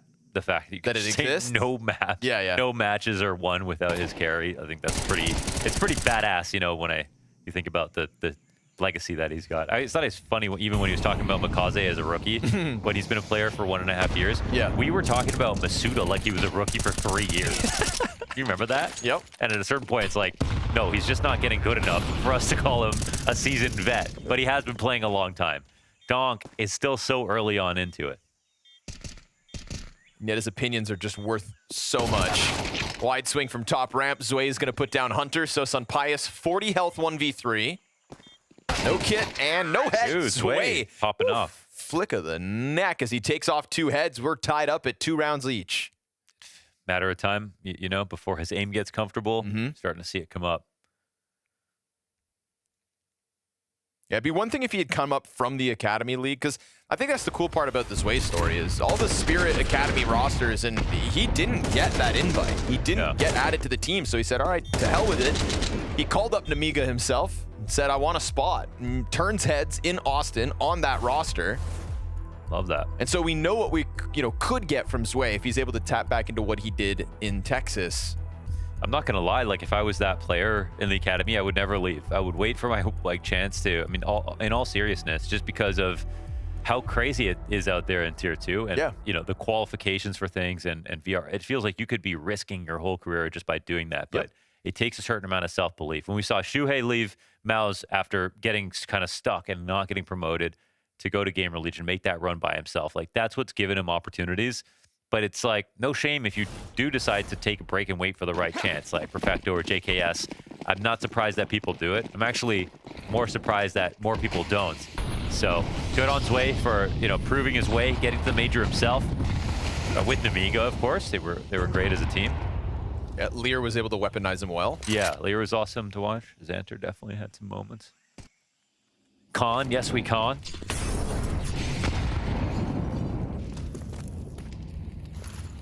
Don't forget about that risky peek. Old Bobby boy. Hunter MP9 in red room. It's just the MAC 10. MP9 versus MAC 10. A battle as old as time. Yeah, a battle as old as time. But who will win, Connor? Who will win the MP9? This is ancient history. MP9 versus MAC 10s. The Romans have these. In a raw duel face-to-face, like it's got to be the MP9 like by a huge margin. Yeah, I'm telling you, man, it's still just the rate of fire. The rate of fire, the time to kill. And it's close, so it's not even, there's no nerf at this distance, so. Just don't jump. That's the habit we all have to break. Yeah, that's definitely something you see too often. People running away, jumping away. Don't even bother, just run. Donk looking for a fight here. It's one of those uncomfortable spots to be in. They peek from long. Damn, yeah. Chopper's the guy who pays the price for that one, even though with 2 other players ahead of him floating around on site. What's happening here? G2 come up 5v3. Here's the rebuttal from Shiro. Caught in the smoke, the gun is empty. Not ideal. Zontic's thinking about just putting the bomb down. Wall nice. Banged out of it. Nicely done from Malbs, and he'll close. G2 close the round. 3 players still standing. That was weird. Spirit was in the site, looking for fights, and G2 just felt absent until suddenly they were all there. They might have got stuck on communication, like there was no Molly and Cave, and that's why they couldn't transpose into the full take. So they were really trying to figure out how to get by default. But you can see from Donk's spot, it's literally the moment where you're in the most jeopardy on the site. You can catch them coming around the other side of default. You can peek long, you can peek short, but all those places can peek you too. So I think he was waiting for something, and something that never came.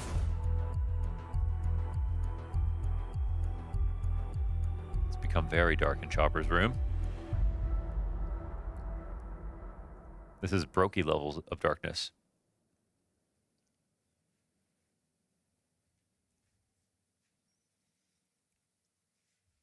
Zontic used to be that champion for Spirit when he would sit in his totally dark glass box of an apartment while it was raining outside. Yeah. That was just so Zontic. It's just, yeah. Yeah. Now he's got window shades. They grow up so fast. Money helps. Ooh, Natus again. Thinking about it, but decides to just stay in his cave. He is without a kill so far here on map 2. Whoa, dangerous. Heavy got down beneath the ramp. Good awareness way. Yep. I mean, locks that one in. Natus gets active, finds Chopper. Oh, but Mobs tries to get cheeky through the smoke. A little bit too hungry. That one's going to cost him. Natus on the recovery again. Both casualties that G2 have faced were made good by Natus. Now Hunter tapping in a main player out of this. Bomb is outside of B. Donk could just peek this. Uh-oh. They need the kills. 56 seconds. That's more than enough time. I won't say... I mean, I guess I can't say more than enough, but it's a good amount of time. It's just weird the CTs don't see it, right? They haven't. I mean, nobody's been even outside of that doorway. Natus kills Shiro. Donk's just coming for the duels. I think if I'm Donk, I'm just going to go for the fights. To hell with it. I'm Donk after all. And they still technically don't know. He would go A, naturally speaking, right? So if Sunpius is here, he's got to be able to... He hears this. Yeah. It's just it's a matter of time. I think Donk is probably going to hard clear this, right? Oh, Sunpius locked in. Donk's hands were tied in that round because of bomb positioning. Had to just hope that no one was listening. No choice but to run. Yeah, zero inkling as to where Sunpius was at, because it was Natus that was doing all the work this round. Plus the Hunter one tap here on Zontix. That was clean. That was nice. I believe that's Natus 3 frags. Surprised that Zway didn't respect that smoke from Natus, though, inside of cave. Oh, speaking of respecting smokes, Malbs getting ambitious on the mid-follow. True. But look at the position it puts Spirit in. G2 leading 4-2. Pistols back for Spirit. Be very careful on this round. Tech9 charges into the cave. Natus hits the ground from a 3K to empty-handed here in the 7th. It's an upgrade to an M4. There's a massive lead waiting for you, G2, if you can put this one together. I mean, you really sacrifice it if not. Oh. Kevlar on most. Donk hits the headshot. Chopper doesn't have a gun at all. Chopper, okay, there it is. Tech9 picks up. Hunter's gonna drop a smoke in front of it. They're just gonna commit, flying over top of it with the Tech9. Sunpius is on the scene. Missed shot. Frag grenade could easily kill Chopper if it found him, but he backs up just enough. Bomb plant being covered from some distance. Sway leans back on the M4. Heavy God's got him dead to rights. 10 health, one shot would do it, and the trade frag's good. A USP headshot makes the difference. To be honest, a round where they get a plant, 4 kills, and we're saving, this is so expensive for G2. It's definitely not a great moment for them. Surviving this is, they're supposed to make money on this round. Yeah, it sucks to get rushed down like that in cave. It's going to happen sometimes. Whew. Instant as it can get. But yeah, this is maybe equally as important. I mean, maybe more since they're winning.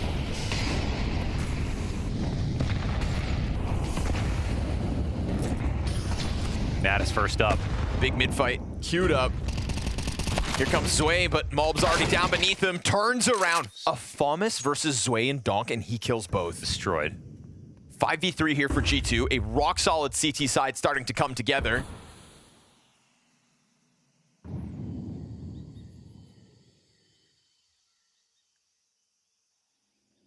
Another good start and another good move here from Malbs.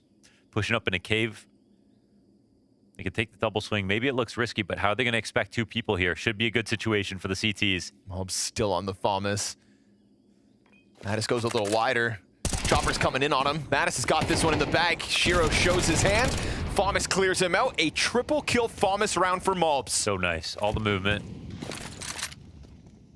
2 first kills. No bomb possession here for Zontix either. A 1v5 that he doesn't believe in, so he'll tuck tail and hope to save.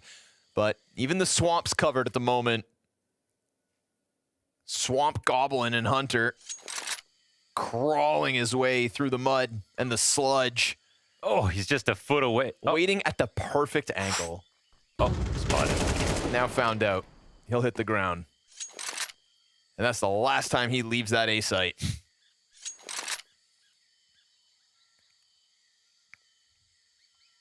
So this is nice. A lot of sweat off the brow here for G2. Still pick up a 6th round. They'll make some money here. They have lots of guns saved. It's what they were looking for last round. Trying to cripple Spirit here on the T side. As the opinion was ubiquitous on the desk that this is, you know, the last map. Okay, let's see what G2 can do. This map after Spirit won, you know, this one should be easy. Great double kill for Malbs. Had a huge reposition here as well to just guarantee Cave never falters. Not that it looked like Natus was struggling on his own, but just a strong support system in place. Yeah, Natus's aim is definitely robotic sometimes.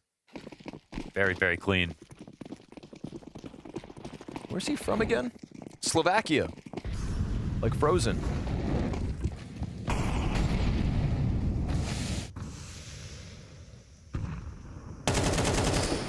Well. Hunter's never going to leave that A bomb site again. That's a good hunt. Pushes into A main, pays the piper. God, that's just so prepared. Yeah, Hunter's going to have some scar tissue on that.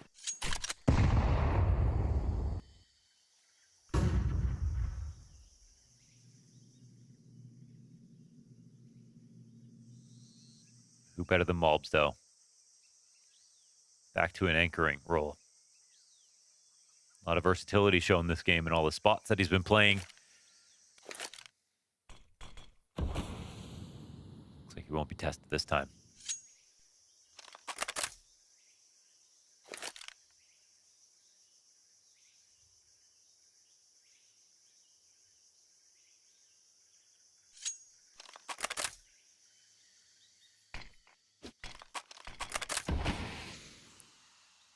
Smoke comes down a touch early, still up 35 seconds as they walk in. They'll have a real shot at this. I mean, it's two very far players on the A site. No mid control, slow rotations. A little emphasis here on Madison and Heavy God not to mess this up. Nades come down, but Matt is still good for his one. Now it's going to be Heavy God's turn, but burned forward. Ooh, Sontix not able to punish that. His teammates will. Donk a double. 5 seconds. Stop the plant. The round's done. And he does exactly that. Bomb hits the ground. Two players that better survive this now as well, or else it's even more dire. Yep. But they'll hold. And so G2 just stopping that bomb plant to put 5 rounds between them and Spirit at the moment.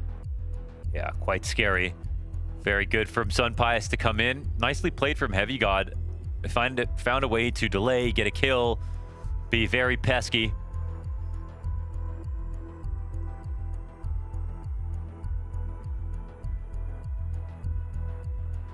Chopper looking more and more like the God of War every time we go back to his camera.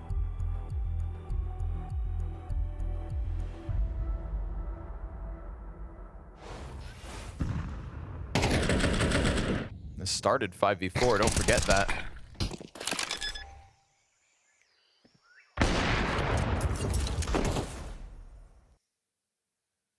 Sliver's all he need.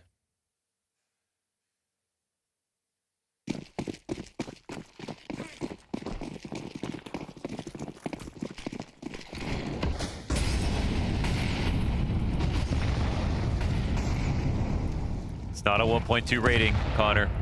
Not yet.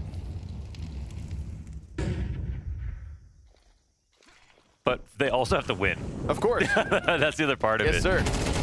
Or else we go to a third. Right now, Zwei finds an entry on the B site. Heavy God happy to just try to hold the ground. And it's a low Zwei at this point, but they don't actually get the punish back on Heavy God, and the support is inbound.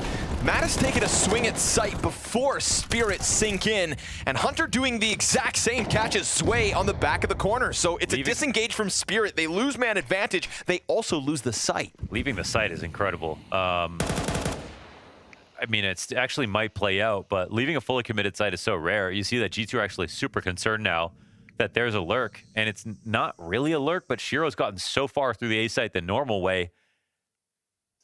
They're right. They have to be quite careful. I mean, I think Zontix is in a spot where he wins or loses this round, because he can either catch rotations or come mid. Bomb has been planted. No one is going to come cave side.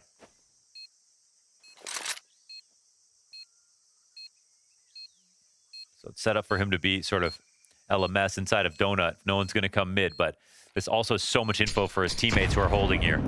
Close corners cleared. The momentum of the retake now inbound. Zontix comes to add himself to the site. Insta kills from Heavy God and Natus. Zontix leans back to Donut, misses his chance to kill Hunter. Nicely done. And just enough time to get on that bomb. And all things considered, even though they scramble that back for a late retake on A, it's still majority alive. On top of that, 8-2 lead now for G2. Looking for double digits on the defense. Looks great. I mean, I really appreciate the composure from G2. How slow they moved here, just to be careful. They had lots of time to work with. They see how quick the pace is once they start the retake. Everything lands in place, guns are out, everyone's ready to trade. Nothing bad about it.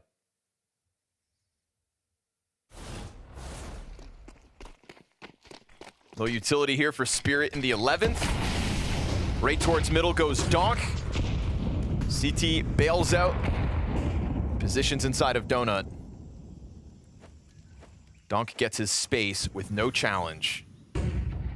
This Swift conversion, it looks like, into a B play. Natus jiggling here. Arm's been spotted. Didn't see that. Yep, so Donk gets dangerously close, tries to chase him down. Natus holds his own inside of the cave. No trade immediately. Zwei still comes forward, met by smoke now, and that's going to leave one player on the other side of ramp. Zontix falls back. You've got the bomb here inside cave. They're going for the boost, and Hunter's reading this exact move. He doesn't end up getting vision, but he is indeed ready. Nice. And he just decides to pull the trigger on it. On the brink of a 9th CT round win. That's prep, 4v3 to close. Knew exactly what they were going to do in that reaction. G2 looking one step ahead. Hunter comes forward in this spot. Up 4v3. Looking to make it even worse. Bombs down. Should be easy from here on out. Should be. Zontix on the recovery. He's the player that bailed them out on Mirage. I mean, that might be a little bit too much from Hunter, depending if they go back to B. Heavy God's still back here. I mean, it's still a great spot, but you never know with Spirit. Got to be careful all the way through. Out of 20 seconds. It's bomb here on Zontix for the ramp play. Chopper's got to clear out all those cave corners again. Now they're both ready to hit this site. Zontix is going to give him the bomb so that he can try to give the cover. Does it get stopped again, though? It's happened already, and it'll happen a second time. Done round. Zontix now needs to die before time expires. And, oh, that's close. I think it's after. Looked like 0 to me, but maybe. After time. Yeah. Money bottomed out for Zontix. Double digits suddenly feeling very real. What a read from Hunter on a half where he is dominating at this point. Yeah, we had a lot of examples of why this is a good half from G2, but none have really been emblematic of how dominant the overall scoreline has been than this one. Even that push from Hunter, the confidence from it, the read on the boost. They gave up mid on this play. It didn't even matter. I gotta say the B players have been doing so well. I mean, B and A, to be honest. So it's a MAC-10 charge up the ramp, but it gets interrupted with the double frag grenades. You see how it takes the steam out of the other two. And so the front runner comes through low health. Donk on the recovery. Natus on the aggression. Surprised Chopper didn't think that threat was so real. Donk in sight, trying to open the door for that bomb to move up with him. He's gonna go for the long control and eats a flash. The team play coming together here. Nothing has been easy for Spirit inside of this site from start to finish. You've had bomb plants denied. You've had man advantages crumbled. And now a 2 versus 4 is going to have nothing to stand on. MAC-10 here for Zontix. Catches Natus off guard, sure, but that's it. 10 rounds from G2. They are definitely prepped for this upset. 17 seconds left, so this is going to be just an all-out stomp to the bomb side. No slowing it down. They just have to rush him in, get the kill instantly, get the bomb planted. Frozen is dropped, and that's the bomb on the ground. Oh my God! It's Brolin with an insane transfer. He keeps it going. It's a quad kill. He saved his team. Vice I don't know, the bell is ringing, might be the train bell, but certainly ringing for Astralis right here. 1 versus 4, and he's gonna get a headshot follow. Oh, what? No way! He actually makes it work. That has to be just pure out, just divine intervention. Shut up. I can't. I've never seen anything like that ever before. If they're going to get a 5th in this first 15, this could be the round he offers it. At the helm of that monster hit, Apex comes around the corner, back of Electronic turned. A double-man advantage that feels like surely Vitality have already got enough. But what about that flash from SDY? How about this hold from Perfecto? Incendiary to the right. Sumdai Young turns his attention. Oh! All 3! Sumdai Young and Sumdai again and again and again. 11-4, 11 rounds straight, and a dominant overpass CT side. Yeah, you see definitely a big gap providing itself. They're going to come through this. They're on their way. Setups here. Good flashes. Rots, he is supposed to be the way in, but he's escorted out off the premises. Shush! This is his site, and he continues to lay down more and more from Shush. Oh, 5 from the Dane. Sometimes these work. See if they eat the flashes or not. They do. Oh no. Oh, that's Zywo's blind as well. Oh, Rain the double deagle. You're not gonna. Oh! When it rains, it pours. And then Rain adds in that extra secret spice.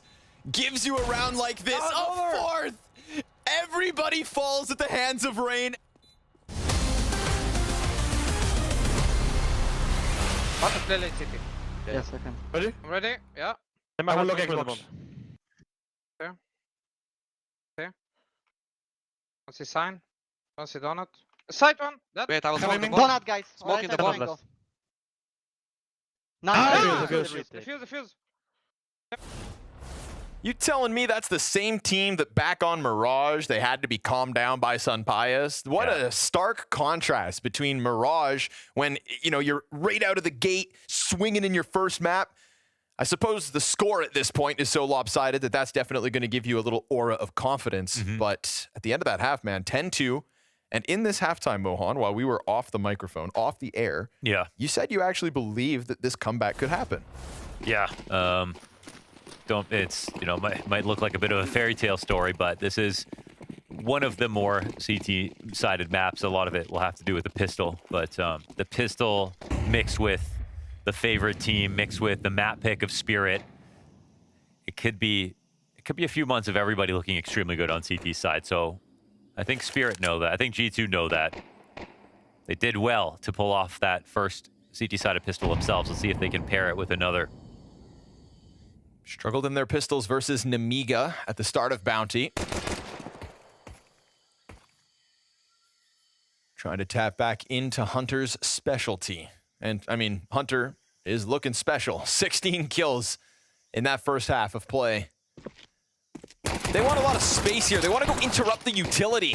Eesh, Chopper stuck in the door frame. I mean, no cave control. Zway and Zontix back on the lane. Chopper is locked in here versus the util player. They don't think he would come back up, actually. Okay. He starts to chip away at the health as the flank. Zway goes ahead, moves in deep. Hunter's just going to go right back into the kill feed. And that flank is denied. Zontix on 1 point of health. Has 2 headshots already. Gunning for a Sunpius, who's only died once this entire map so far. Zontix gets up close, Sunpius swings, and G2 starting to put the final nails in this coffin with an 11th round on the pistol. Yeah, 2 pistols with that great CT side. Now they are in a prime position, absolutely. Plant coming down there, Dunk talking a lot on this round.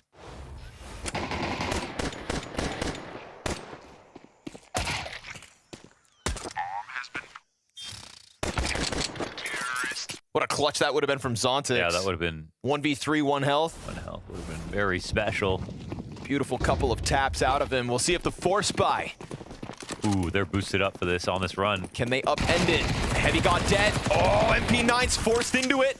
Sampaio's on the wide swing, falls to the second, and so Hunter and Natus both shaved down low. G2 think they can skip steps and instead step on the landmine that is SMGs on A. They got finessed so hard right there. The boost, the quick boost versus the rush. G2 were like, we'll just win this one. We'll just win this one. So quick, we're just get out there. Oh, come on, we can do it. No default, no getting scouted, no mid control. Don't worry, no flanks coming in. We're just gonna win this nades, no nothing. Yeah. W. How about L? Called out really hard here by Spirit. Still, they got their 11th. They are so close now to the finish line. But it makes the comeback for Spirit all the more delicious. Lose the pistol, win the force. I have a feeling Senpai is going to have to say calm one more time in this game.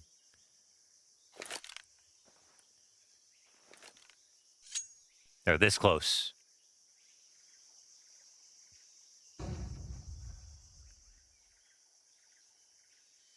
Take a look at all these score lines, see which ones you're impressed by.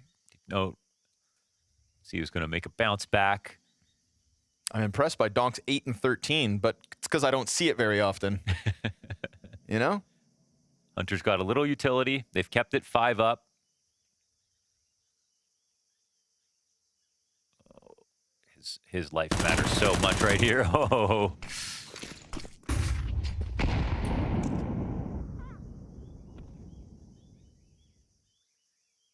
So he never reloaded. He's going to be really supportive from the perimeter, yeah. He didn't reload. True. That ump magazine's not the biggest. He's got 12 bullets in an ump. Gets insta-dinked, doesn't even fire another bullet, and then Hunter hits Chopper on the ramp. Was this a key for Spirit to get back into the game, or for G2 to just embarrass Spirit that much more? Their own force puts them into the post plant. We've got kits and we've got real rifles here for Spirit, plus a Donk AK. He gets hit by mobs. The double deagle out of cave. No way. Zontix. He bailed him out on Mirage, and he's gonna have to do it again, but not in the face of the Guatemalan Mauler. Ding dong. Triple deeg kill from cave to the retake. 9 map points. Man. Ding dong.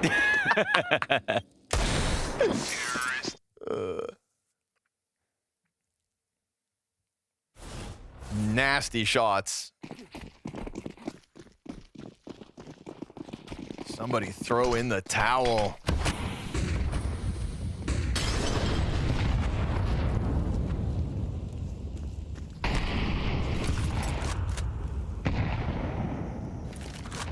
Down to just a smoke and an incendiary at a minute 35. They go for the mid control, no opening kills. And in such a tough spot, you've just got to start to... How many kills did Donk have last map in total? 9. Wow, 17 and 2. That's impressive for some.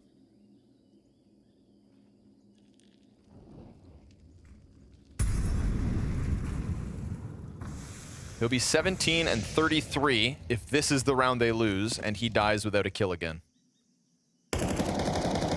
17 and 33 in a series does not sound like Donk.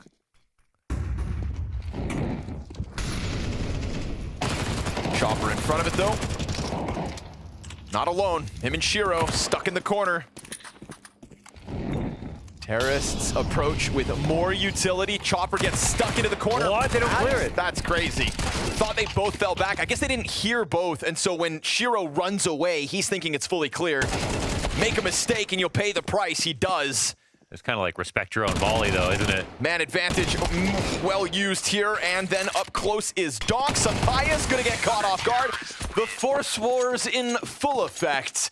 We're gonna go back and forth a little longer. Little awkward there for Natus. I mean, half the job is done. You get the molly in place. Just clear it. Just clear it. Just clear it. Clear it. You got 2 options. Clear it or don't. Yeah. Clear There it. is a right answer. Yeah. Did he just run over a gun that was empty? Is that what happened? Was it M4?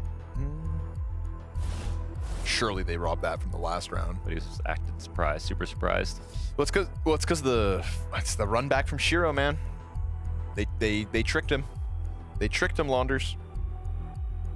Shiro ran away. He thought it was Chopper. Chopper never moved. Scared you. Put him in the body bags. That's 4 consecutive, non-consecutive round wins. Makes sense of that. Uh-oh. Oh, wow, where's that's that? skipping. 4? Yeah, that's in the rough. We can't turn this commentary into golf. That's the new meta. Here comes in the corner. Again. Come on, Mobs has an AK. He's down for now. Gun will be picked up as the pistols push past. There's no way we get 5 of these force buys. Oh, careful with your life here. Right? Surely not. Donk's on the scene. Slides up, bombs down. That AK never got picked back up off Mobs, and so Spirit do recover. Only 7 more rounds to go. 7 rounds back in the day wasn't even a huge comeback. Sure. But in this economy, 7 rounds is just difficult. Astralis did 7 rounds and they won Atlanta. I could do that standing on my head.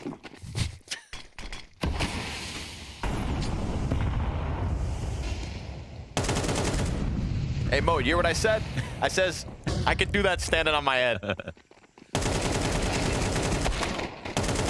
Donk stands his ground. Zontix, a double nade kill. That's fun.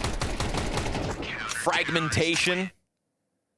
Blows open the mid-play. 3 consecutive rounds now for Spirit with this freebie. No bomb plants in the middle of all that either. So back to the drawing board, G2. Based on what we've seen from Mobs, he can win a round by himself.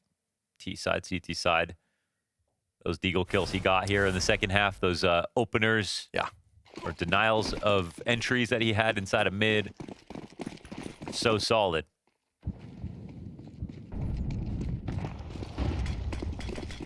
Mid control again for Spirit. Quick lead his way. I mean, G2 do this. Ooh, wow, incredible spray transfer. That's what Grim was looking for. The AUG looks good in the hands of Zwei. Malbs hears that cave move. Heavy Gods left alone, and the bomb got dropped on the attempt to cross over. But if Malbs can attack cave from the back end, that peels the support away from the players on the back lane. Yeah, Donk's got his... But still, somebody's got to grab that bomb. Heavy God trying to stay off the line from the spam. Malbs has to be very cautious, and Heavy God sees the barrel, hits the headshot. That's Donk dead. Chopper and Shiro in a clutch with a kit.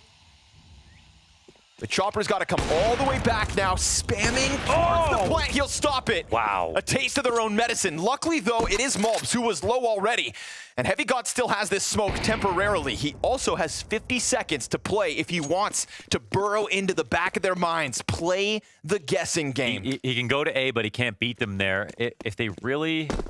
It might take him a second to realize that he would have tried it, but Chopper is starting to get the message. Here he's worried about a mid lurk. There's still lots of time left over, so let's see how Heavy God plays it. Spotted. Jumps over. See if he can get back on notice. Is it Temple or is it Big Box? And they're just going to come at this from CT.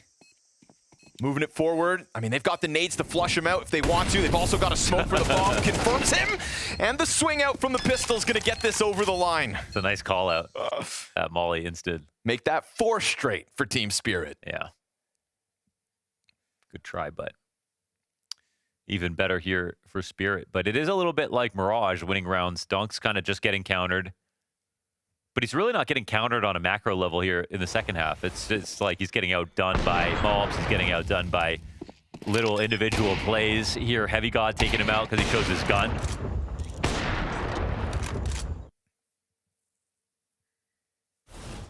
I feel like Natus looks upset no matter which round it is. He's kind of lost his mojo on this map. Now, this is one of those times where we're starting to see him actually make a couple mistakes, as per running into Chopper. True. Obviously, he holds himself to the highest standard.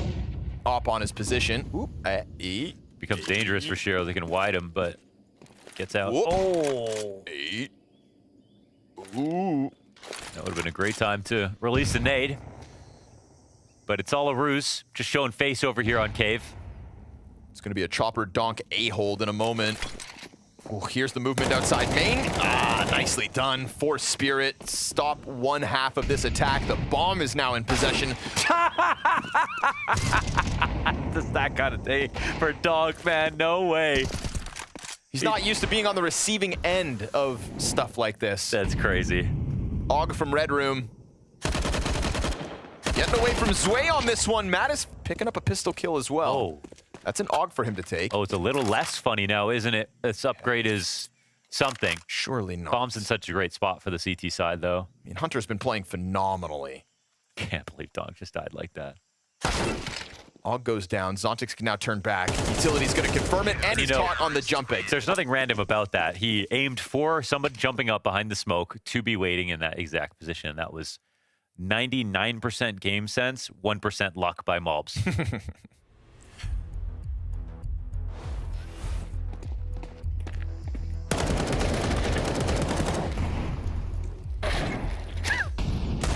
I want to see Dong's reaction.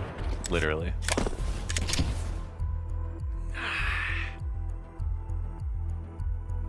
I can see him just squirming in his chair already. It's already hit a table here. G2 have been successful in that way. But what they haven't been successful in is closing this game. This is 5 rounds in a row from Spirit, from 12-3 to 12-8. Flying through these timeouts. So I won't be able to help out for the rest of this soon.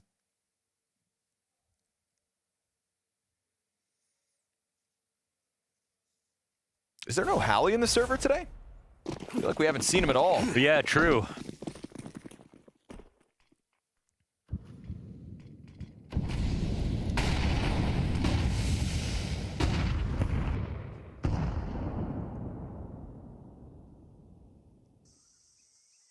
Same. Yep. Rinse and repeat. Same spot, which is definitely a little bit like, whoa, is this going to work again? No way. But yeah, they aren't clearing it. Again. 2 players go past. Good trade. Oof, and Donk only gets the 1, but Zontix keeps that edge in the hands of Spirit. It's still, I think, all things considered, not the worst position. Put the bomb down and try to close this, because the 2 players left have been playing exceptionally well. Mobs is feeling it with that Deagle shot off the last round, and Hunter is your top fragger. That is crazy. Peeks into Temple, just gives his life away, and puts his in-game leader into a 1v3. Hunter could do this. First one's free. Second's there for the taking, and it's a low-health Zontix. 6th time's the charm, perhaps, to close it. And that fire's not going to spread. On top of the bomb and denied. That is what it takes. You can take one Kovac out of G2, but the second still standing strong, and Spirit fumbled their map pick. Sometimes when that map point is eluding you, you just gotta go out and hunt it down. Holy cow. We asked the question, can G2 humble Donk twice? The answer, yes, and this time they got the map too. Shocking. What a great ending there for Hunter, who had such a fantastic game. I feel like it's only fitting that he's the one that gets them through at the final hurdle. Yeah, I mean, that's Hunter struggling when it comes to the T side in terms of the calling. They're getting kind of countered all over the map. Great plays coming out of Spirit, despite some kind of heroics, but Hunter drags his team kicking and screaming across the finish line individually at the end with the 1v3. Really as clean as can be. I don't know if I really always... I don't know if I loved the calling for the last 5 or so rounds there from Hunter. So I'm glad that he just did it as an individual, because he'd be blaming himself, saying, why did I just call all these B hits, full A hit? Like it felt so simplistic, you know? Look, some people buckle under the mantle of leadership. They get 2 in their brains. They say, I'm thinking about 9 possibilities of how to maneuver my pieces. Some people just say, all right, all my teammates are dead. Now I can look at my crosshair. And that's what Hunter said. That's true, and thankfully for the CT side, it seems like he did an awful lot of that. It was known that Hunter in the previous iteration of G2 was the CT in-game leader. Now he's doing it on both sides, but he really hasn't lost too much of a beat. He's not insane right now, but he's been definitely holding his own. Like if you want to start a conversation with limited sample size about fragging in-game leaders, this is a great case in point example. Maui, I think we start that with every good fragger that turns into an in-game leader in their first 2 months. Yeah, we go, I know. oh my God, fragging IGLs are back. It always. It's the same trap. And then we start to question it a little bit. So I want to give Hunter a little time, but certainly in this series, he's a fragging IGL, man. Fragging IGL. Honeymoon period of not thinking too hard about it yet. Just kind of going with the flow. He's running. He said it himself. It's SAW system. He's just in the driving seat, you know? He's not building the car. He's just going to put his pedal to the metal, and he's going to push that thing as fast as it'll go.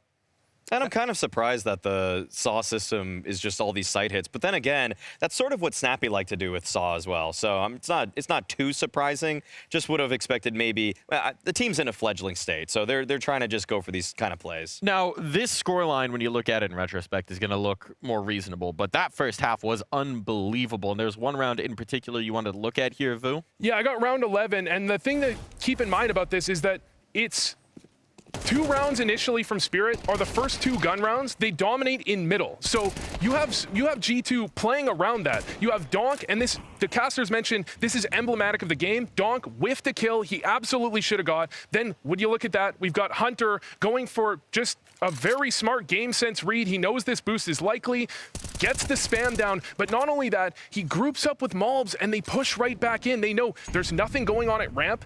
Are they hitting B just through cave there? No, most likely not. So he goes for the push through, he gets the kill from behind, and they just close this round out in such a beautiful way for how this game has gone. Despite, again, they win this half 10-2, but they were losing mid control consistently.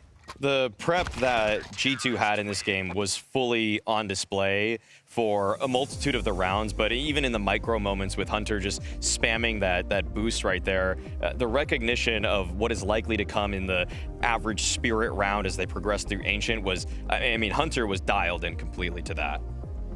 Now, one of the things that's always been consistent for G2, at least through the last several iterations, that they've always had the kind of spark plug that can win you around out of nowhere, that can do the unexpected. New spark plug in the engine. We got Natus. You want to talk about him, Vu? I like Natus. You want to talk about him, Maui? I mean, Kassad loves this guy. He's sharp.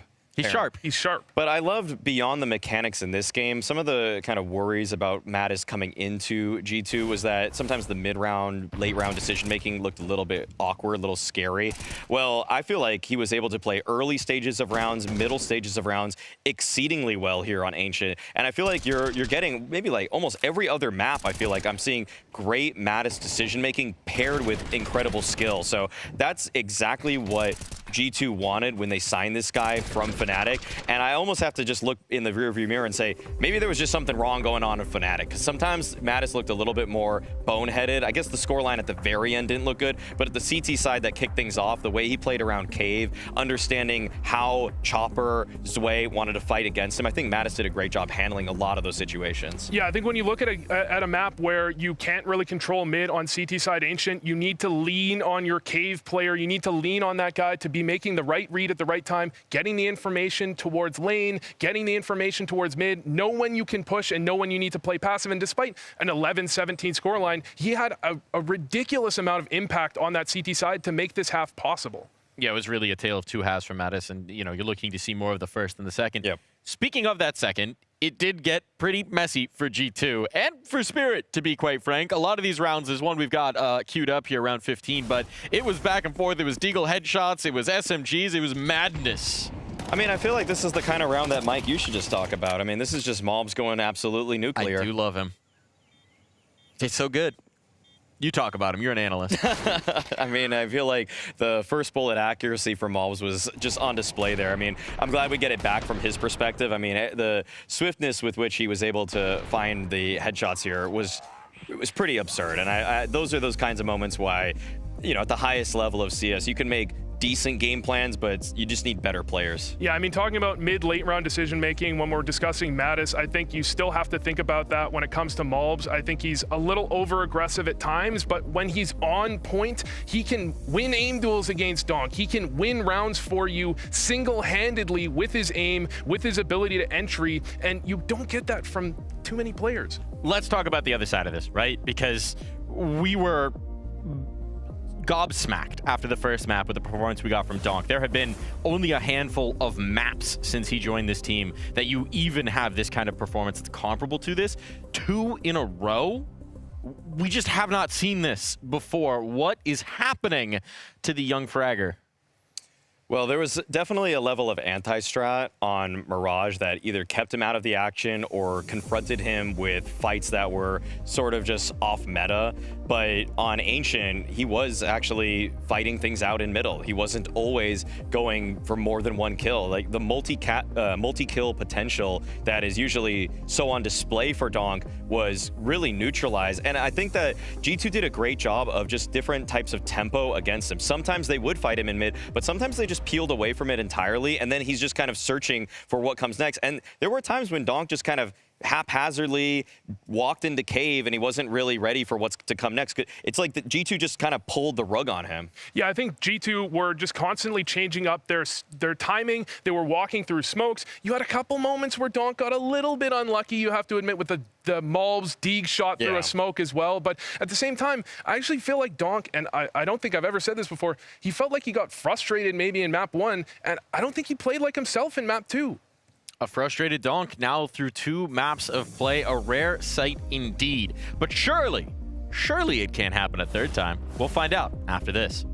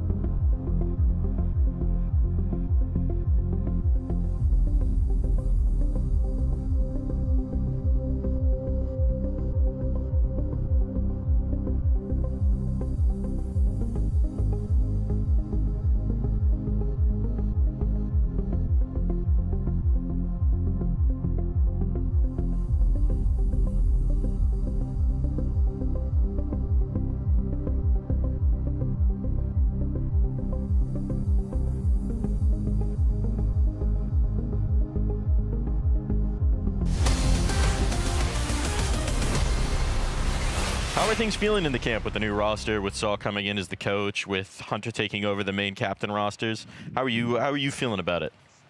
It's been good so far. I think Hunter is doing a really good job as an IGL. I think having Saw is really helping him a lot. I think Saw is a really, really good coach. It's crazy to me how good he is. And yeah, Hunter, as I said, he's doing good. I think Saw is doing a really good job as well, helping him. So I think things are going good so far. Big praise for the new hierarchy, and of course it helps when your new captain actually just kills them all himself. That was a very good map coming through for the new world order, for the game plan coming through from Saw, for Hunter in that IGL role. I mean, this has been a great display for him so far.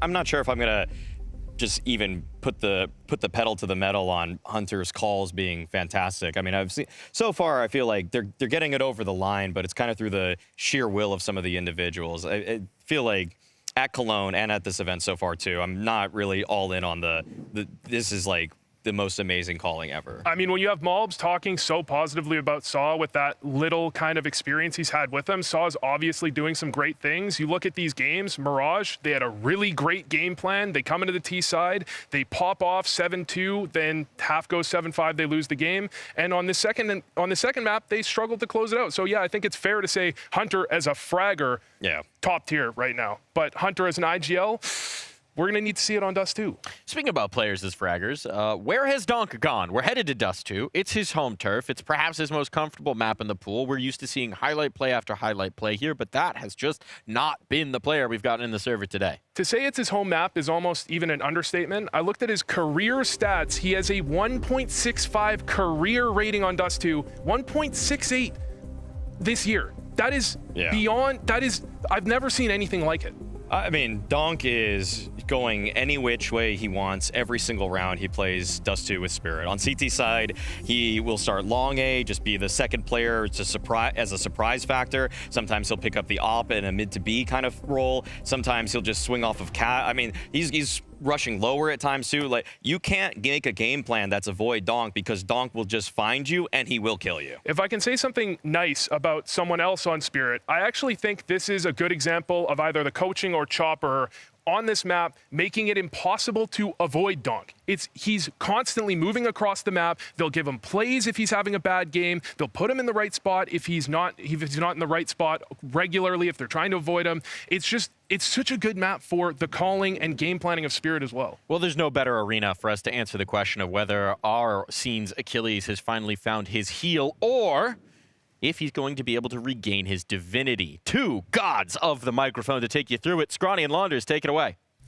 Oh, you're a beautiful entry, Michael. Thank you very much, gentlemen. I think great stat bringing up the Dust 2 performance of Donk. You'd think that this is where he turns his series around, Launders. You'd think, right? Yeah, I mean, it would harm the stats, that's for sure. And just to reiterate, 1.68 on Dust 2 on the year. I'm going to go out on a limb and just say that's just simply never been done. That's this deep into a year.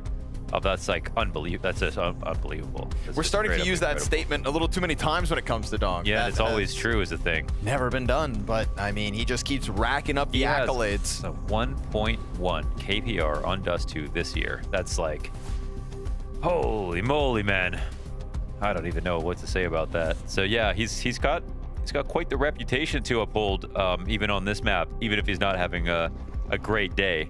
And it's like any small deviation from this is going to drag his stats down a lot, right? So, yeah.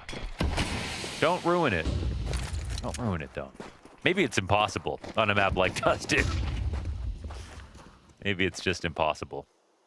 Time to find out. Right now, it's all of Spirit out long. Like, to keep this, 1.71 was the single record for an event. It was, Nico set it at New York, and then Donk matched it at Katowice, a 3-week-long tournament from the play-in. He was jumping. 1.71. That's an all-time event record. Yeah. He has a 1.68 on Dust 2 over this year. Average. Year. It must be fun being Donk. Why does he look like he'd have more fun then? Oh, all right. Through the smoke, insta USP grab. Little labored here for Sunpius. 5v3 post plant for Spirit. Bodes well for the records. The stats lapping this start up, but now Donk's dead. Heavy God scours the field. Nobody really gives him anything to shoot at, so they're going to call this off. G2 give it up. Pistol round to Spirit on the T side. Won't even test this. Couple of entries and it's over. For the record as well, Donk is 0.84 on the series. Okay. But now, this is the third map, so it's not going to be as easy to draw that out into a 1.0. And again, Spirit still have to win. To have a sub-1 rating on a match and Spirit win so far has been impossible. Look at that shot. On Malbs, wild jumping.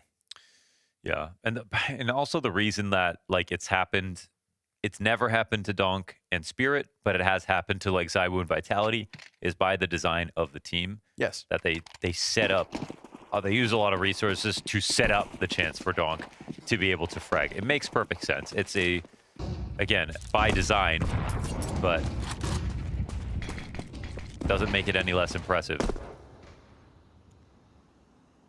This force up will have eyes on mid. Well, behind the smoke is Sunpius, but you definitely can find some chances.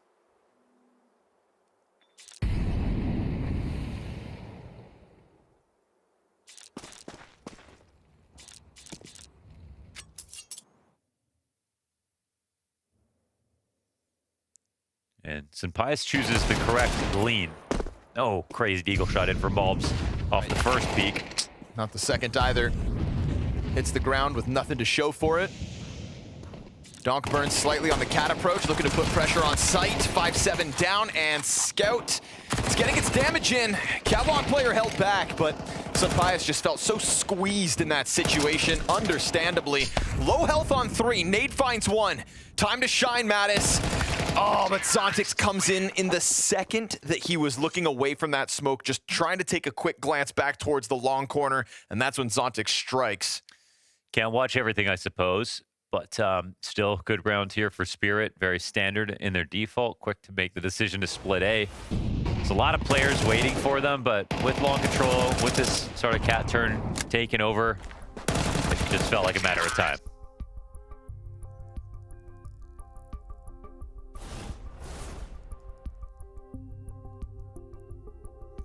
That's okay. Don't want to get too upset about that.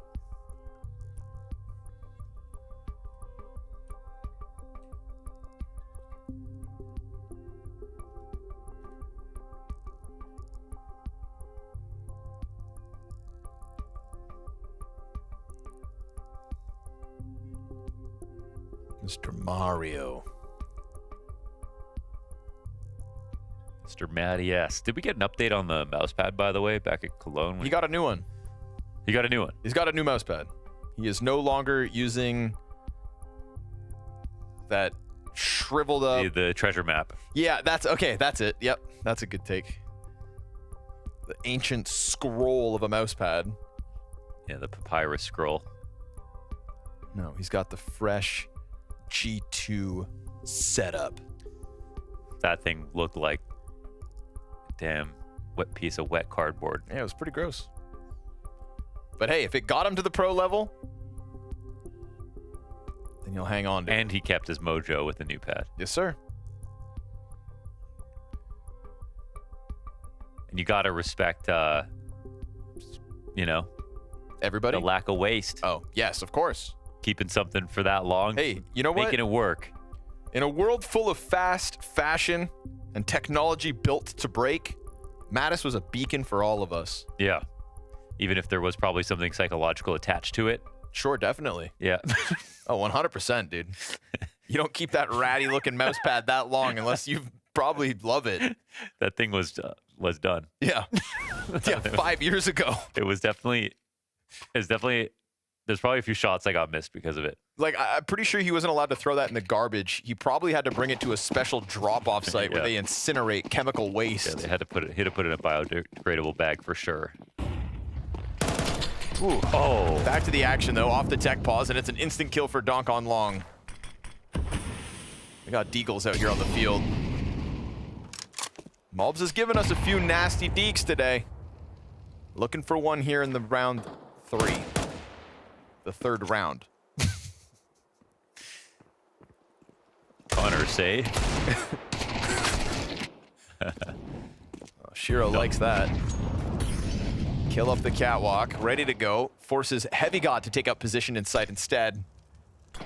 Using a Galil from this distance is just so inefficient. Donk goes down all the way from Long Plat. They're still dishing it out on him, man. He's getting some kills, but he's never letting him multi. Or they're never letting him multi. Snail's pace now at 53 seconds. The flank's coming in from upper tunnels, but the shoulder spot only helps Chopper out. Whoa. Is that jumping Mach 10 accuracy?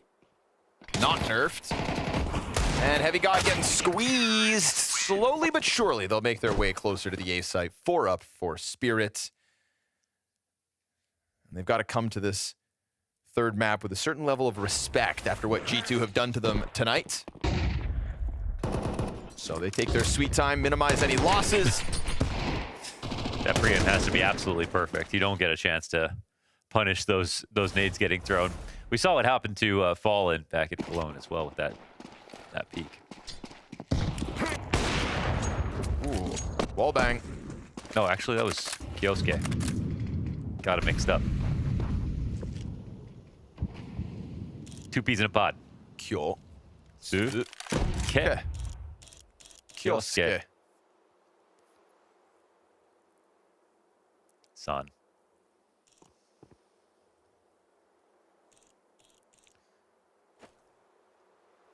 Speaking of Kyosuke, where you at, Asu? He's working on just Scrimtings. Yeah, you have to pin the Scrimtings again.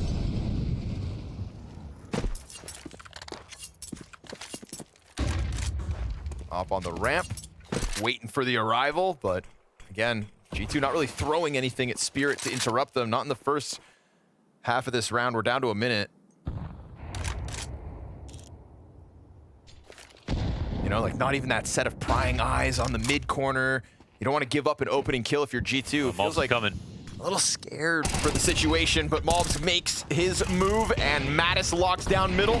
Oh. Shiro's answers one thing, but the up on the other side looks even better. Sun's out, baby. Triple kill Sunpius off the ramp. I mean, he was waiting some time for them to get going, and Malbs just sort of flushed him forward, right? Spirit go running into the site thinking they could strong arm through. Sunpius has other ideas. We've got G2 with a round win, 4 rounds into play. Nice little clip. 3 good flicks right there.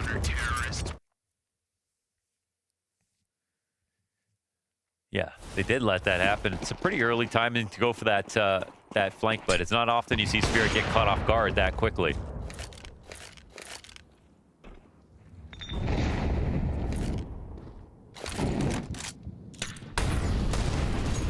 Ooh, that collateral. Was a and he didn't take any molly damage. Sunpius survives because of Malbs. Donk hurt more.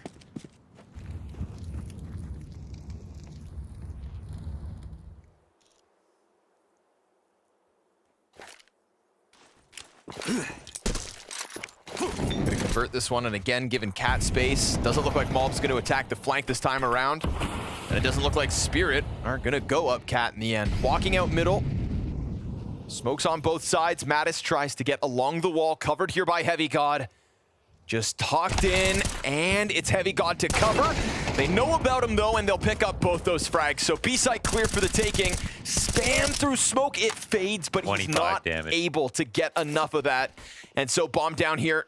Chopper plants. Shiro keeps eyes on the flank. And in doing so, looks like Spirit right back to winning ways. Yeah, Shiro looking to full punish here as well. Outside the site, up in hand. Sunpius watching the smoke.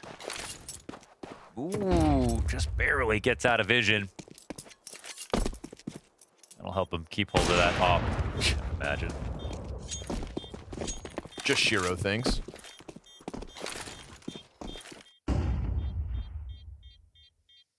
It's a nice round back. I mean, if they knew it was on the other side of the smoke, I think they would have run the same play again because It's just two guys that are out of cover. If there was a split coming in, that might have been a better situation where Spirit aren't as strong on the mid B, and G2 could shut this down, and then they could turn around together, but they had so many angles covered, all walking outside. Puta madre, instead of 2-0 now and drinking Heineken, I need to win one more month.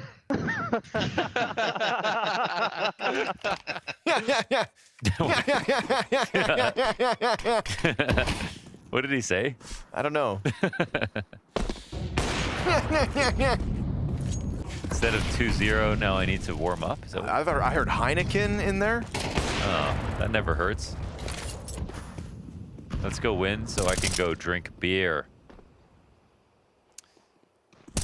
Well, it's going to take them a little longer than Spirit if things keep going at this pace, but... That just sounded like a bunch of rich guys laughing on a golf course. Good one, Jeff. How's the stock market today? I'll buy some stocks with my credit card. That was a real laugh, folks. Do you have anything that's gluten-free? Oh, nice move. DP. Thought he was going to get scared and walk back. No, he went wider. I prefer seeing G2 make moves like this. Active movements, right? Malbs in the round 2 rounds ago, attacking on the flank. This time, Heavy God gets in on it, and the fact he recovers that one. Heavy God should have had him dead to rights. Last two players here for Spirit trickle out from tunnels. Hunter just trying to sprint over. Heavy God's going to go down with nothing more, but a player cut off on car, dropping nades. Hunter in the flames, puts that frag on Zontix's feet. And Chopper's allowed to plant. It's a little bit slow to the draw here. Mattis on the tunnel flank. They have them dead, you know, Zontix. Another flash for Sun Pius. Not even needed.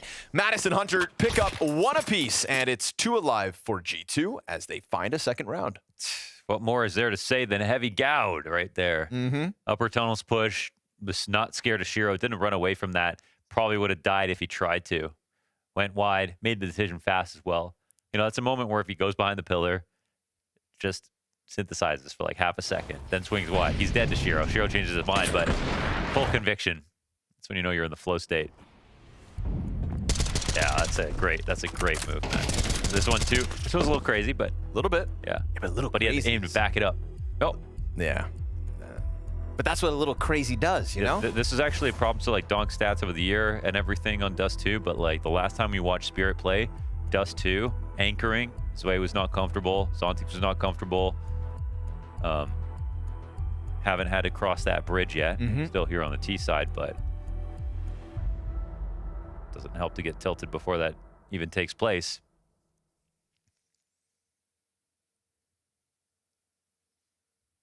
That was a tilting way to die, though. 100%. I'll say that. And you know Heavy God knows it. Yep. Kill them all. You're going to need a limousine hearse. Yeah. Careful. Dangerous game.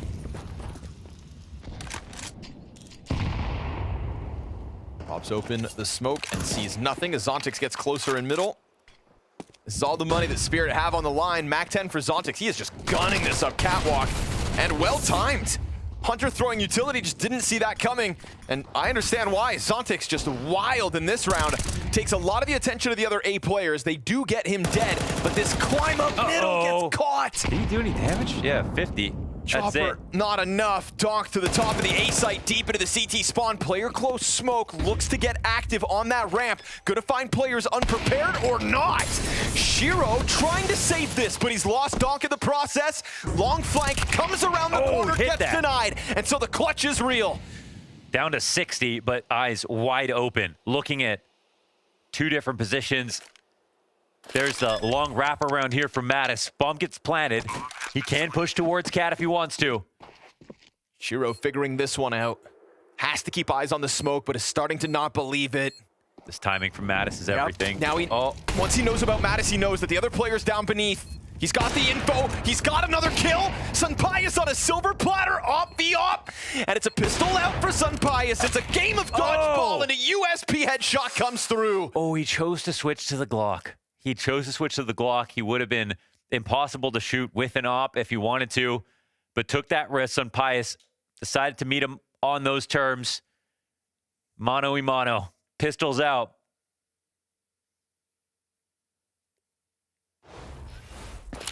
Such a key round here for G2. Even though it comes close, lots of damage. This game, whole series really gets ugly without this win. What a tap from Sunpius. One round game. Spirit, I said money bottomed out, but that bomb plant gives them enough to try to come through with a scout Galil. And a tag through the door is good. I mean, Shiro tapping into his potential, 11-3 on the start. It's just a question of where's Donk? Yeah.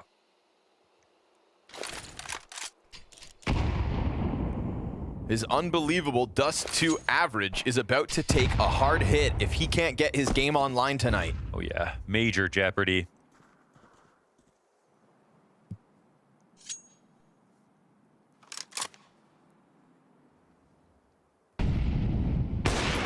Oh. Shot missed. Vision lost on mid. Invitation up Cat for the T side. Hunter's gonna be a bit timid because he's been caught throwing utility. Doesn't want it to happen again. This is something Nico is so good at. Timing these HEs, getting lots of damage out. Hunter, admirable job here. 40 on that one. Donk chucking smokes out. Won't have a reload, it looks like. You saw Sunpius with that stellar 3K in this exact position, but now losing that angle has to really let them out.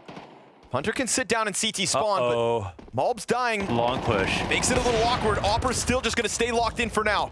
And the fact Hunter gets one down towards spawn helps. Op on Shiro's back. Oh, he hit him. Excuse me, it's the scout, of course. Shiro's still out there. Sunpius, the bigger and better gun. He gets popped by Shiro in the end. A headshot much needed. Zontic's down to a quarter health, dies to the jumping M4, and we are tied, folks. And to be honest, I'm wondering why Chopper just ran a marathon just to come back up Cat to die first on that run. Why didn't he just put pressure on Long in a spot where he took Malbs out pushing? Once he takes Malbs out pushing, there's no one there to trade it. I mean, it's pretty clear that G2, they aren't leaving people behind to watch that. They could have put a lot more pressure on this site position from Long if they had it, and maybe reinforce Cat a different way. But either way, it's not a full buy coming in for Spirit. G2 tie up off this round.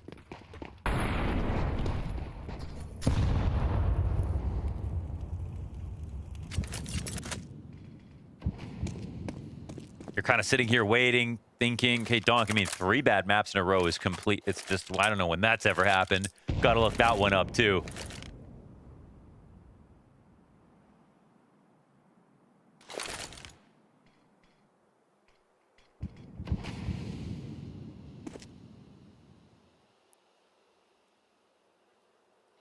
First time in 8 months his team has won without him having an above 1.0 scoreline, and still on the 3rd map, he's struggling.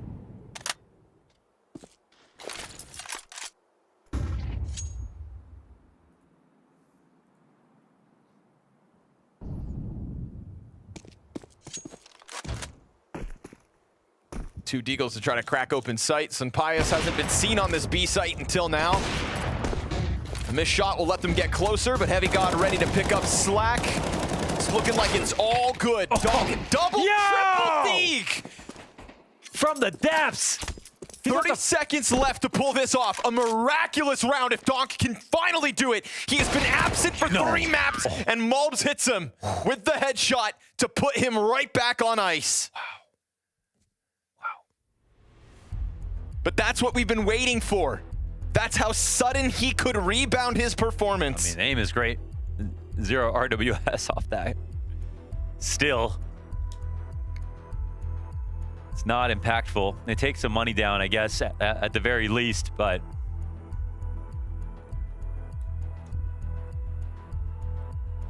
I don't think he's going to impress himself with cosmetic moments. Might just be a moment of hope that the farm is recoverable, but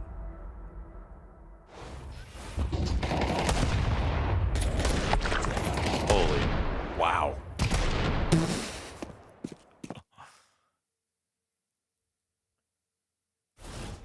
And you're allowed to laugh it off because you are leading 5-4. It chips away at a bit of the money, but that's all right. G2, they've been in much worse positions. He was very close to getting that kill and pushing out of the site. Wow. Once he picked that op up, his low health didn't feel like it would matter too much, but pinched by the last two with the tunnel push.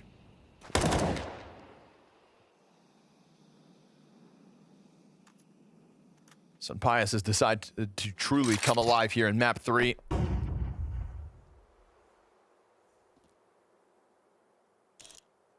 Heavy God looking to be the highest rated player on the series.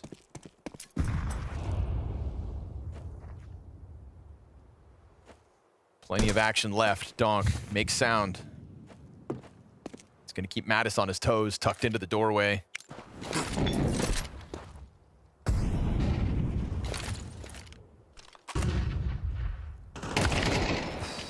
Interesting. Man, they're killing this Malta push a lot. Here it's reinforced at least. Yeah, good they get that back for G2's sake.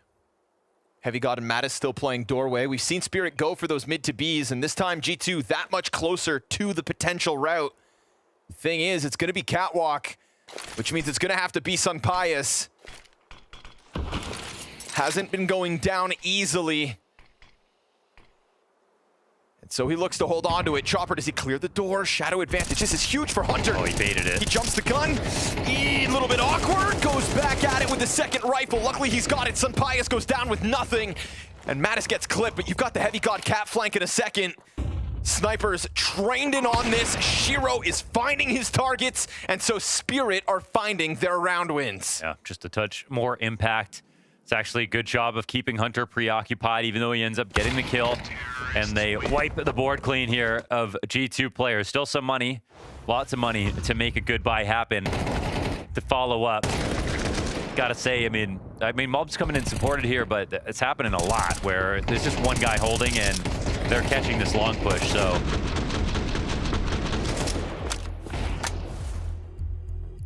I think it paid off once where they got the flank in. At a certain point, you can't just lose your anchor that often.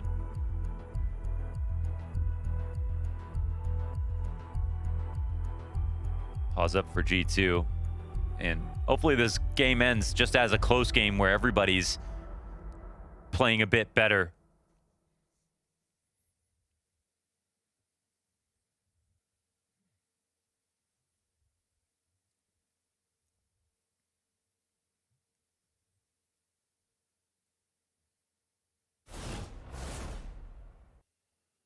Oh, thought they had more money than that. Natus is on a deagle. Heavy got on a 5-7.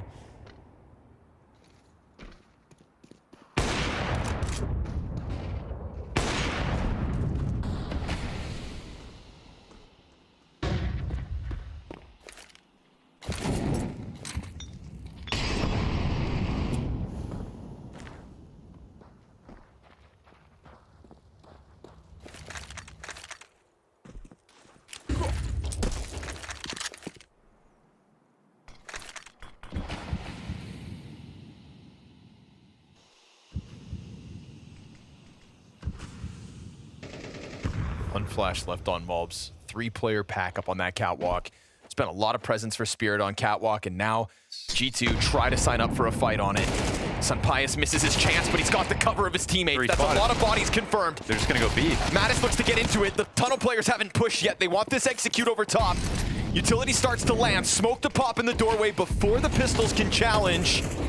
And they don't have the nades to open that up, so G2 have to play on Spirit's terms. They can't really risk the op on the retake. Mobs has an AK. Maybe they can just try something cheeky. Thinking about maybe the flank. Ah, boost up. Interesting. Try to find an angle. They got vision. It works. That's Shiro down. You take Shiro out of a clutch. You've got Donk and Zontic still to deal with. Window being held here by Donk. Jump in through. He tracks that. They trade him. And Zontic's down beneath. He's gone unnoticed for now. They don't seem to be considering this spot. Zontic's right back into the cubby. He will close this and keep Spirit in the lead. And perfect composure from Zontix. They have to, with conviction, clear that. Running out to the left, looking down. He knows he has a second. If they kill him, whatever. He's got to win on 1-on-2, and he separates those fights nicely when their guard is down. Very good try here with the boost. That's something that you want to see in a round where you're coming in no armor. You just picked up a gun. You had no expectations. They nearly made that a winning situation. And now, oh, they spend everything. I mean, again, of course they're going to have to save twice, but... Last round of the half. Oh, last round of the half. Man, they got no rifles. Sparse on the utility. A few bits on everybody.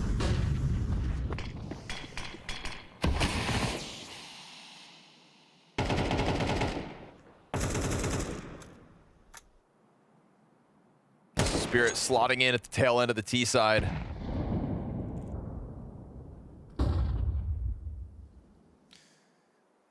You don't really like to see a standard default in this situation. There's that long push again. They wait for it and catch it again. Malta's really only got away with it one time this whole half. Set an early tone. Nade though? Nah, a little shy. Chopper takes a step back and dodges the brunt of it.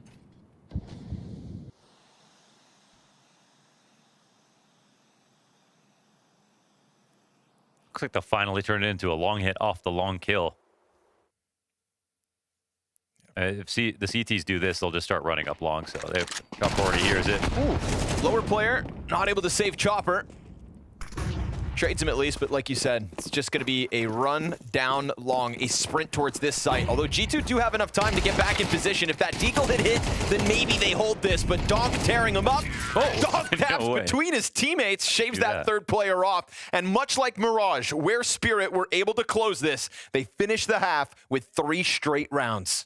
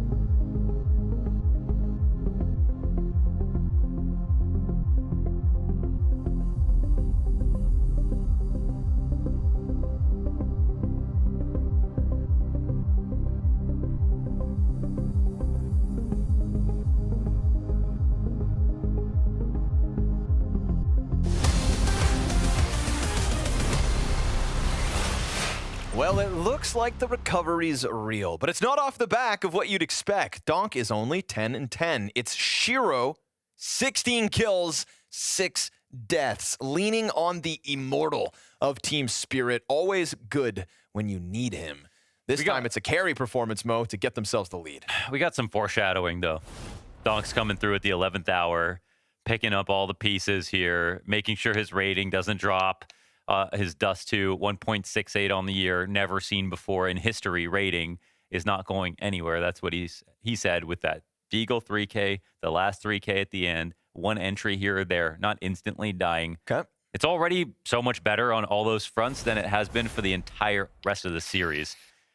Donk is trying to show us that, yes, he completed the game, but he's an infinite game player. He's here to kill every single day.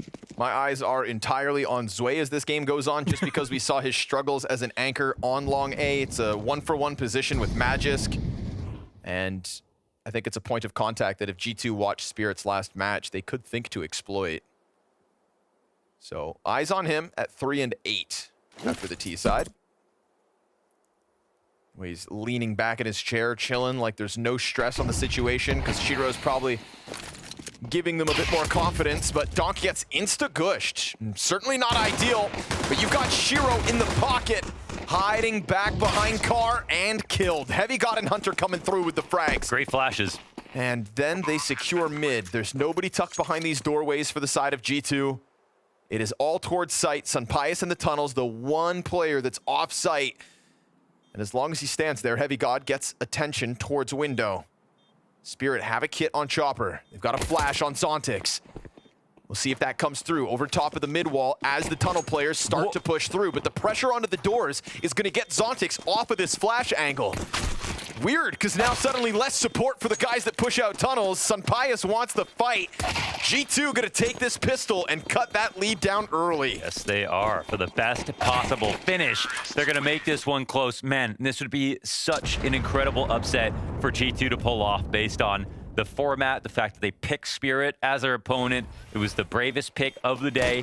It's something where it didn't even really make sense when you match them up, because you think, oh, they're just going to lose pretty, in a pretty one-sided affair. Might go to 3 maps, but in that case, they're probably going to end. We had a good T side lately. Let's keep it up on official now. Love it. It sounds calm. It sounds calm from Hunter. Yeah, things have mellowed out since Mirage. Yeah.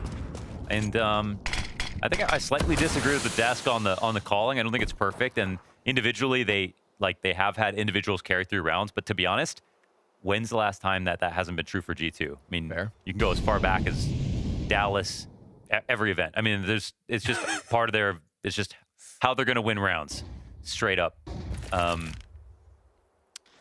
And compared to when they played Namiga, I'm already seeing improvements. I'm seeing better defaults. We're seeing more utility used. There's more conviction. They're clearing things out properly, and individuals are shining. God forbid an individual shines. God forbid.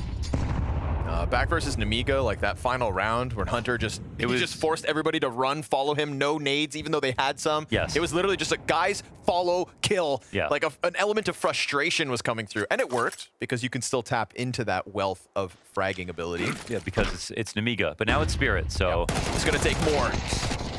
Chopper! A second? Oh my god. We're going to have to watch that back, because how in the world did he get 2? In the first spray, Chopper may have just won this round. It was a little ugly, but that second frag had to be instant with the pistol. Yeah. It opened a door for Spirit to come stack this A site. Spam on the player, just trying to pepper the cross. Hunter dies to the smoke. Spam player peak sight. Sunpius is dead. Natus 1v3. 2 players on the ramp, and the deep from downtown. Chopper sets this up, but how? How? It's shoot, tracking the jumping player, flick down, boom, right? Oh, you didn't even jump. Oh, it's the opposite. Wow. Jumping player out of the sky. Mobs introduces inaccuracy to himself, thinking flying would help. Hold on, I'll just say that was the right way to do it. Sure. He had an SMG. Oh, yeah. It's an amazing shot. Absolutely. Just saying, that's the thought process. It's the right thought process. Right. And Chopper had other ideas. Wow. Disturbingly impressive flick. Unfortunately, could be a real map changer. I mean, around right here, destabilizing the economy, and G2 now have to try to do that.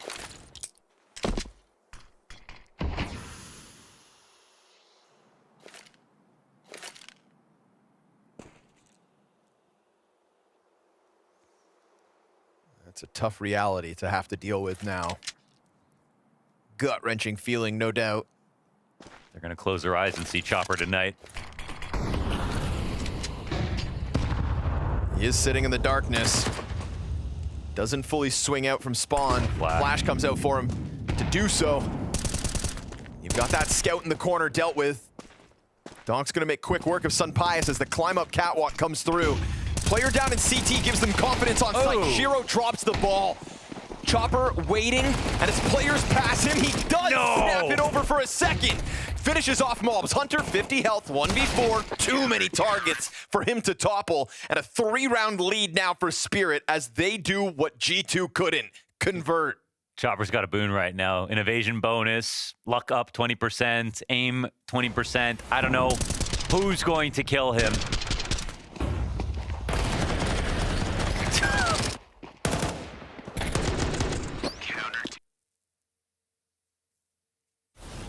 Hopes are getting quickly dashed here. And again, Chopper's 2K on that P250 cascades into that last round, which is a low buy, but forced down for G2 into absolutely nothing to work with to potentially give Spirit 10. I'm willing to say it's off the back of that one extra kill.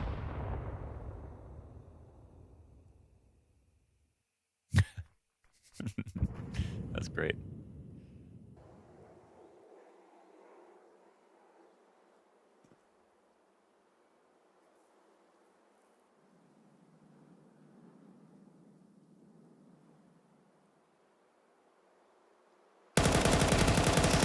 The doorway. Ooh, baby! On for the ace, Zway.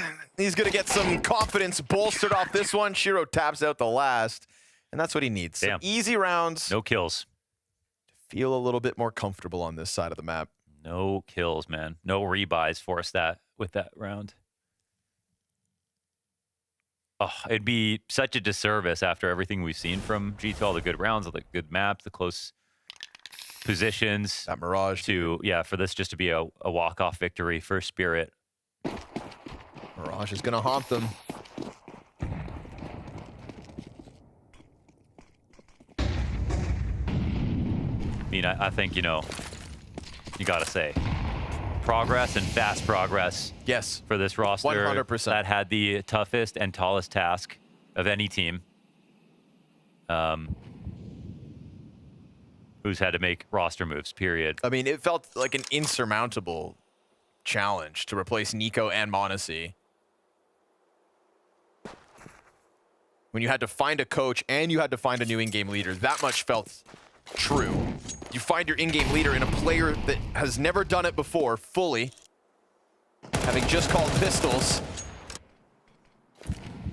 No denying that G2 are up and running already in the second half of 2025. This is a huge challenge in Team Spirit. Cologne champions, by the way. Less than a week ago. I don't want to talk about them like they're dead in the water in Dust 2, but you can feel the tides turning to Spirit's comfort on the CT half. That's the window of opportunity. Definitely was open there for a bit. Spirit looked dizzy. They were making some mistakes. Rare moments of individual misses. But impressively, again, a map where Spirit did it without Donk. That's why they're even here in the first place. And this drop actually could be great. Donk's going to be up to the plate. 3 players his direction. Flash comes through, the help from Shiro.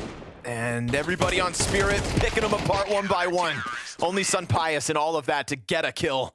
Did they miss their deep CT smoke? Must have been. It was just open? Mm-hmm. Yeah. Yeah, that's actually, that might have got their mid-B guys crossed up and they came out. Well, not the best note to end on, potentially. we could still be looking at Team Spirit winning a series with Donk having a negative KD on all 3 maps. That's what we're on par for. Love it. Never before seen. I love it as long as we don't see it again. Yep. I'm here for the history. Sure. Yeah.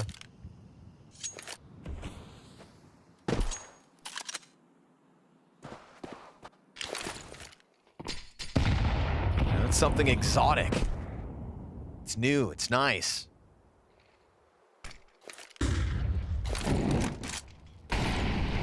Once is enough. 20-8 is Shiro. You want to talk about consistency, dude. This guy. Yeah. You know, you're never going to be able to shine as bright as Donk when he's on your team and doing what he has throughout 2025. In the last 2 years, just the 18th months that he's been a professional player. But man, Shiro's praise has to be sung because he is so consistent at the same time, right behind Donk. What a phenomenal decision for his career to move to this roster when he did. And he did it when it didn't feel like it would necessarily come together. Sway hanging on to long again. Once more, given a lesser challenge. Takes a 3rd player to pop him, but he is down. Chopper now also toppled by the pistol. And so you bank on Shiro yet again. All's good. Cat player dropped, scout at a distance, he knows it, and Sunpius as he just goes to run. Shiro can smell your fear. Yeah, he can. He's in tune with the timings. That's Way playing that open angle again towards long. We saw him struggling to really, you know, have impact, sometimes getting picked off right away. You could say a little bit too aggressive for an anchor in some spots, but when the confidence is right, you see the aim really complement it well, and it's working out right now for Spirit. They're officially in a place where they can do no wrong. That's not been something we could say for some time here.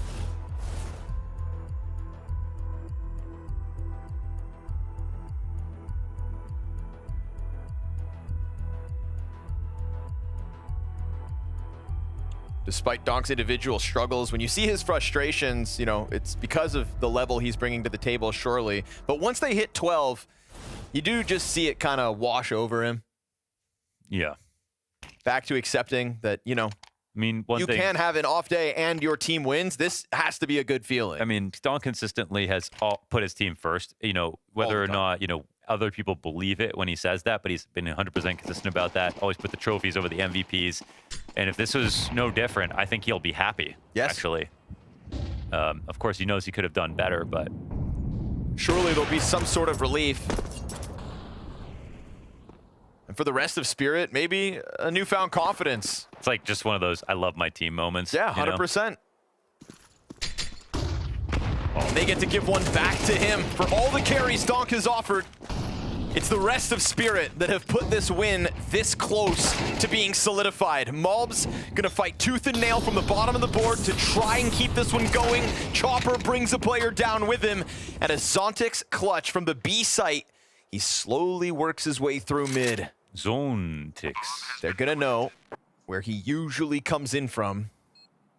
And what I love about a Zontix clutch is sometimes you sit here and you watch him burn so much time off of the clock that you think, oh, he's just let this slide. And yet then in the final moments, he'll just rip it out of their hands of his opponents. Yeah. And he is doing exactly that right now. He still has the tools he needs for this job. Bomb is planted for Catwalk though, so deep angle for Sunpius. He lets him know exactly where he is. Frag grenade for the player on Gandalf. Sunpius shouldn't give him anything to shoot at just yet, and they will pinch perfectly. Malbs has got a solution going. 3 kills for Malbs in a very quiet 3rd map. That was something that was definitely missing from the Spirit formula. As we had, you know, Zontix is extremely good on CT sides. I think he went underrated even somehow as an anchor last year, where others took more attention, but he was a CT specialist. But that also means if you're playing small sites, you're naturally, you know, like a Perfecto or whoever, are going to be coming over to make clutches happen. You don't have to do it every time, but it is going to be part of the resume. And last year, where he was a lot more inexperienced, he would take the same amount of time in clutches, but sometimes just a bit too long to actually be able to win the round. Now you do see him convert. He looks like much more of a threat. It's the same sort of composure when he comes in. Like, you know he's going to make a move really late, and it's either going to be both kills at once and you win, or okay, we move on to the next round. But now the game plan is sort of, I feel like the rubber's meeting the road with the timings and the aim at the same time. That one was maybe a little too difficult. And so, okay, here we are, G2, game alive. Fast pace out of G2 out middle. A lot of noise. This could get blown up if they're not careful. The bomb is late. Them. Oh, God. They're trying to force the issue again, and this could just fizzle out. Looks likely. Yeah. Okay. That's not a... For all the promise that G2 showed us today, it was a matter of consistency and growth. A team just put together, showing us good things early on, but to topple Spirit was always going to be a tall order. There's no denying G2 embodied the spirit of bounty by making this challenge versus Cologne champions. They wanted to take a swing at the Kings, and they did, pushing them to limits and forcing Spirit to pull off a win despite Donk's absence tonight. Their journey complete. It may have taken a detour to the river's Styx, but Spirit resurrect their young star from the bottom of the scoreboard. He goes positive on a map. And it turns out that they don't even need the pop-off to win the series. Spirit in 3, they take this, and they show that they aren't just about one dimension. I mean, this is just kind of blowing my mind, honestly. Like the whole latter portion of this series, I'm just wondering, when is Donk gonna wake up? Sure, he got a couple multi-kills at the tail end of this game, but something about his aim just felt off today. Something about how he was playing, how they were game planning against him. But that goes to show that Spirit might have made the right move in the offseason. This is breaking news. Donk has his first bad series in almost ever. Like, you just never hear this about Donk, despite playing an aggressive rifle role, despite making entries, his name and just, it's such an insane series to see that Donk finally has an off game, but somehow Spirit actually, they do make it work. And if you're wondering, if you don't have the broader context here, you're wondering why we're harping on this so much, it's because this guy, since his rise into Tier 1, has set a new standard for consistency, for excellence in the role. We're kind of flabbergasted. This is just perhaps the most unexpected thing that could have happened as we went into the server for this match. I mean, it's pretty much just him and Zywoo, who you can... you're assured that they're going to be putting up a 1.2 minimum against just about everybody. I'm really curious what the ending rating is going to be of this one, because he did get a little bit of ADR towards the end of this game. He did bring some rounds back to help out Spirit, but I don't think it was enough. I mean, if I look at that scoreline, 40 and 50 with 76 ADR, that's kind of borderline for me. Like, I don't think he got there, honestly. I think we can talk a lot about Donk, but I think we do have to give some credit to G2 for that. We do indeed, and we have the mastermind of the game plan ready to join us here. Saw coming in. Commiserations on that loss. How do you feel the team performed today? I think it was an alright performance, I would say. Like, we had our chances, for sure. It could have been our match to win, but I mean, not enough in the end. But they're still a young team, so I think it was a good try. Can you talk at all about the game plan going into Mirage? Did you have a real plan to counter Donk, or was that kind of almost incidental, that you played a great game and Donk didn't show up? I mean, it wasn't like a specific plan to like counter him, so to say. But obviously, we avoided going mid at the start of the half a bit, and I guess that's why like he didn't have so much impact necessarily. But it wasn't like targeted at him. It was overall like the team and just the game plan we chose for this match, I would say. Yeah, I mean, I feel like what we're seeing from the beginning of G2 and Hunter's career as an in-game leader is, it feels kind of poppy. It feels like you guys are doing a lot of just sight hits. I mean, maybe it was just this game, but even some other examples from what you guys did in Cologne, it feels very sight hit dependent. Are you trying to start with those kinds of plays and then branch out? Because I remember when you were coaching Kixan, there was a lot more defaulting. I would say it's still a mix of things. Of course, like, we don't necessarily have all the protocols and all the details down in all of the defaults. Of course, depending on the maps as well. Some maps you can play more direct, some maps more default-ish. But it's a bit of a mix. Like, for sure, we are gonna like learn also more of the default way. I do know it's quite a lot of direct hits at the moment as well.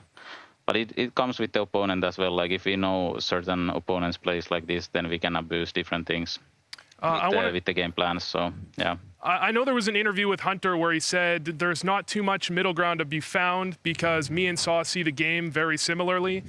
Can you talk about what it is like working with Hunter as an IGL? I think it's been good so far, like, because he has good eye for the game. He has good ideas. He can also call the mid rounds overall, like from, well, thinking about from the directives, what was mentioned, he can call like from spawn calls, call mid rounds. He has good idea for the game, and also like for the pace of the game. Like he can easily switch it where we can play a bit faster, but then on the other hand, we can also slow it down. So I think he has good eye for the game, and there is of course like a lot of similarities the way we see it. I think it's still super early days, so we will probably learn a lot about each other as we go. But yeah, I think it's going pretty smooth with him so far. Early days, perhaps, but you did give us one hell of a series here. Thank you for joining us, Saw. Commiserations on that loss. Look forward to seeing you at your next event. Thank you. Thank you. I think it is going to be lost in the sauce at the end of the day, because you're going to look at this and you're going to say Spirit won, and everyone's going to be focused on Donk. Everyone's going to be hyper-focused on them winning despite Donk. But on the other side of the coin, lots of things to be excited for with this iteration of G2. I love that you're taking this spin on it, because the headline is definitely going to read Spirit wins series despite low Donk rating. But for G2 to push Donk and Spirit in this fashion is totally unexpected, and it merits the pick that they went for. The choice to pick Spirit, despite having, I think, the second pick in the drafting show. Like the first pick. Oh, right. Okay. So, I mean, that caught us off by complete surprise, and I'm pretty sure they caught Spirit by surprise too, with how well drilled some of those plays were, especially on Mirage. And I mean, the crazy thing you have to keep in mind is this is a G2 team. Their home pick is Dust 2. That's Spirit, arguably the best team in the world on Dust 2. They don't really have a map pool advantage. They still pushed it that close. We do have confirmation, by the way, that this is the first time that Spirit has won with Donk below that 1.0 rating in the entire series, only going negative at the last round or the last two rounds of the third map, or only going positive, sorry, in a map at the last two rounds of the third map. Kind of an extraordinary situation. I know it's at least 2025 that it hasn't happened. That's crazy. I mean, for them to actually be able to get it over the finish line, I would also give props to Zway, because I was a bit critical of him and what he showed at the beginning of Cologne. I felt like they more or less won that tournament, and it wouldn't really have mattered if that was Magic's or him, or even if Zway played even a little bit worse. I think they were fine. Like, they comfortably won those grand finals. But today, he was definitely a difference maker. Some of those long holds, especially where he's multi-fragging out, props to him. I feel like this match has given us enough meat that we could just keep talking all night, but there is another map of Counter-Strike to get to, another series even, and we're going to dive straight into it. It's a matchup between Liquid and FURIA, and so who better to introduce us to that than a man who's played for both? Here's an interview with Yekindar. All right, I'm here with Yekindar and his musical accompaniment ahead of their matchup against Liquid. Now, Merrick, it seems like you guys are having a very musical boot camp. Is that a theme the team's trying to hit? Yeah, honestly, I've been practicing piano. Fong has been teaching me some piano, and now he actually learned the Inferno theme song. I don't know, guys, if you can hear it fully, but it's beautiful. But honestly, we expected a little bit of Inferno third, but this way we at least have it in our musical background, you know. In our hearts as well. This matchup, right? This is an exciting one. They chose to play into you. You, obviously, with a lot of personal history recently with the org of Team Liquid. Does that give you a little, some extra in it? Is there a little extra spice? No, honestly, I think people are kind of making it a little bit of a big deal, but I still have connections with them. They're good friends of mine, and I have no hatred towards them or no grudge, you know, and I'm just happy to have a chance to play against old teammates and old team, you know, because it's always nice, you know. When I was in Liquid, I was happy to play against VP, and it was like different mind games coming up, so it's gonna be fun. Okay, still all good friends, but surely you still want to show them how well you're doing. Of course, of course. But honestly, any other team, it would be the same. Now, you guys have been on a very nice upswing, it feels like, becoming consistent contenders here.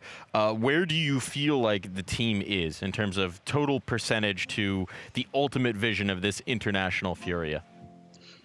Yeah, after the vacation, we actually started focusing a lot on fixing the individual decision making of everybody, kind of removing the mindset of the FaZe it mindset and everything, and try to play more as a team and having pairs, being able to hold like sides together without having a set plan as a team on how we're gonna play, you know, kind of a thing. So kind of focusing on the individual level and everything. And I think Cologne, especially after the loss against G2 in second stage, it gave us a lot of ideas, and we knew what we were missing, and that was. We talked about it for like 3-4 hours after the G2 match when we were rewatching, and we kind of came to an understanding of what we need to improve. And yeah, it's been great. We had a great game against Mouse in quarterfinals. Obviously, we could have won that, but we're definitely on the rising start now. Most surely. Now, in this matchup, in the bounty, we've obviously got some money to wager. Are you guys going to be wagering? Yeah, we're willing to wager 2.5k all in. All in? Chips in the center of the table. We are willing to, but it all depends on Liquid. Well, we'll see if they're up to the challenge. Thank you for joining me. Good luck. Thank you.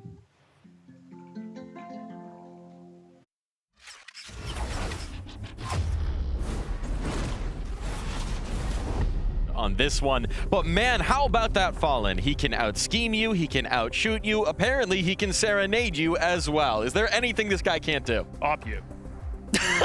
Not anymore, apparently. But you know, sometimes you gotta let the moment pass you by. It's a good thing he's got a multi-talent. Vu's witty. He is definitely witty. Yeah, no, I mean, the energy that's coming from that FURIA camp has been a lot of love lately. It's been a huge resurgence, and I'm glad that Yekindar is a part of it. Okay, I feel like he got thrown under the bus pretty unfairly with what happened at Liquid. I mean, look at what's going on with them now. Okay, I think he won the breakup. That's how I really want to frame this one. Yekindar's been.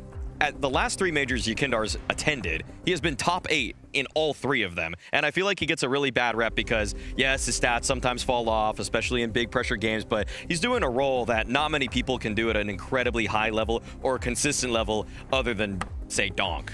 I don't think Yekindar is a perfect player, so it's oftentimes easy to pick out an over-aggression, a push that you could say he shouldn't have done, but I think overall he's underrated, because when it comes down to it, it's hard to find a player that can go that aggressive and make that many plays and do it consistently, or at least with relative consistency, without getting tired of it. Yekindar, he might be one of the unsung heroes when it comes to the entire pro scene, but certainly of this FURIA squad. And you think once you got him on your team, you'd really want to keep him there. That's what he would have thought. Because there is a little bit of a story here. I touched on in the interview. I tried to get him to put a little spice into it. I do want to be clear, again, that Liquid did not accept the wager, did not accept the gauntlet. I believe their idea was they're not in a position to be taking any added challenges here. But there's quite a contrast between what Yekindar was able to accomplish on Liquid and now on FURIA as well. Definitely, without a doubt. And, you know, turning the page to his former team, Liquid's kind of just been falling apart at the seams. You know, the most recent major was not all too impressive for them. There's a lot of scrutiny for certain individuals on the team. I just feel like they wanted something out of Nerds that they didn't really quite think all the way through in terms of the entry, like what Yekindar is versus Nerds, and that's really kind of hurting this team a lot. And also, there's been tons of scrutiny for NAF, but I know Vu likes NAF. So I want to let him have the floor. Yeah, let me hit you with the stat here, boys. Okay. Gun versus gun on full buy rounds. Both teams on a full buy. Since the break, NAF is their highest rated player. Even with his worst game of his career, 1 frag, he's still their highest rated player on full buy rounds. It's a little, I mean, it's concerning, to be honest. Nuke. It's actually concerning. Truth nuke. It's concerning. Destroyed. Mind blown. Mind blown. NAF can go back to remembering how to play the game, and they still can't beat almost anyone. That's a real concern if you're anyone on Liquid. Yeah, I would say that is distinctly a real concern here. We've got our maps coming through. We are going to be diving into this matchup pretty quickly here, as of course the night is getting late. We're going Mirage, Train, and then Decider, Dust 2. What do we think of this one, boys? I like that Flashy's just saying, you know what, let's just go all in on the Mirage, because Flashy's bringing in all of the Navi strat books to Liquid, trying to get them up to speed in terms of what was the most dominant map of last year for any single team. So I'm glad that they're trying to just make this one work. Trying to work it in, trying to make it work. Two guys who always make it work no matter the situation. Scrawny and Launders, take it away. That's right. We're paid to make it work, so we do. We've got cinema at hand, folks. I would stay up all night to watch Akinder versus Liquid. All night? What time is it? I would stay up 24 more hours to 10 watch p.m. it in a rematch. Let's run it, baby.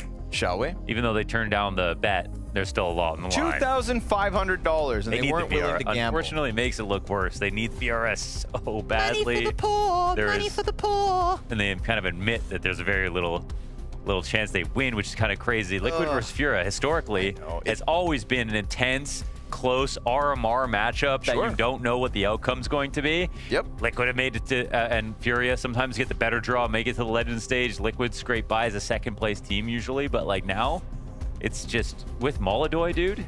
It's not even close. Core for core, these teams have played 5 times, and Liquid have won every single match, whether that's best of 3s or best of 1s. And that would be since August of 2024. So in a year, 5 head-to-heads, all Liquid. Although it seems like as of late, in the most recent months, the momentum has shifted. And you heard Vu's stat, whatever it was, something about every day on Thursdays after 4 p.m. Naf wins if he has both hands on the keyboard. Yeah. Gun round versus gun round, Naf the highest rated player. That's crazy. We'll have to see if the alignment is there for this one. For now, it's a bloodbath to the favor of FURIA. It feels like at this moment, FURIA could be getting their revenge. Again, core versus core, by just kicking Liquid in the nuts while they're down on the ground. While somebody's down is the best time to kick them, in fact. Kassad taught me that. Yuri and Yakindar to close out. 4-player strong for FURIA. I don't think they feel the pressure of this head-to-head. No, I think they're going to come at this full force, and Molodoy, like in a sea of amazing rookies, Molodoy still manages to stand out. He's just like, I don't know. He's going to make some kind of run this year. Like it's damn it. It's going to be legendary. I think we're already seeing like the maps that show us how good he really is. And I think an interesting part about his game is that he actually repeaks quite a lot. But with that, because he's getting away with it, he's creating a lot of open map for his teammates. Like, we got Glocks here for Liquid. Frag with their name on it. It's funny because repeaking was like, that's the one thing you never do, right? That's why you bring out the do not peek bat. Okay? If you're peeking in a post plant, you're repeaking. And then Molodoy's bringing it back into fashion. Under Fallen's watchful gaze. Fallen, years of opping. He's like trying to bring the repeaks. He's trying to bring back like skinny jeans right now, where everyone's got the wide pants going on. Molodoy, one of a kind. Owned. No entry allowed, no impact whatsoever. Nothing out of the Glocks here of Team Liquid. They were willing to take that loss to set them up here for round 3. Don't want to write Liquid's death notice, but... Team, how much Molodoy should get? Plus 20 for us to be happy, or 25? Plus 25? 25 for me. It's fine. It's fine for me. It's like that. He's kind of got like a donk thing going on with just how much you can rely on him to be consistent. But to be fair to the rest of the roster, man, a lot of pieces operating at a high level. Yeah. Yakinder's made a real comeback. Fallen's look great on a rifle at this event in particular. It's just crazy that we're now talking about a FURIA. That's right, FURIA, where it's not the K-Serato Yuri duo that needs to be top 2. Yeah. That hasn't happened since they've joined FURIA. Yeah, but they kind of fit in perfectly. Yep. Because K-Serato's kind of like a couple years ago Rop's role player lurker star. It's hard to call him like sort of a well-rounded star because he's still going to come in late.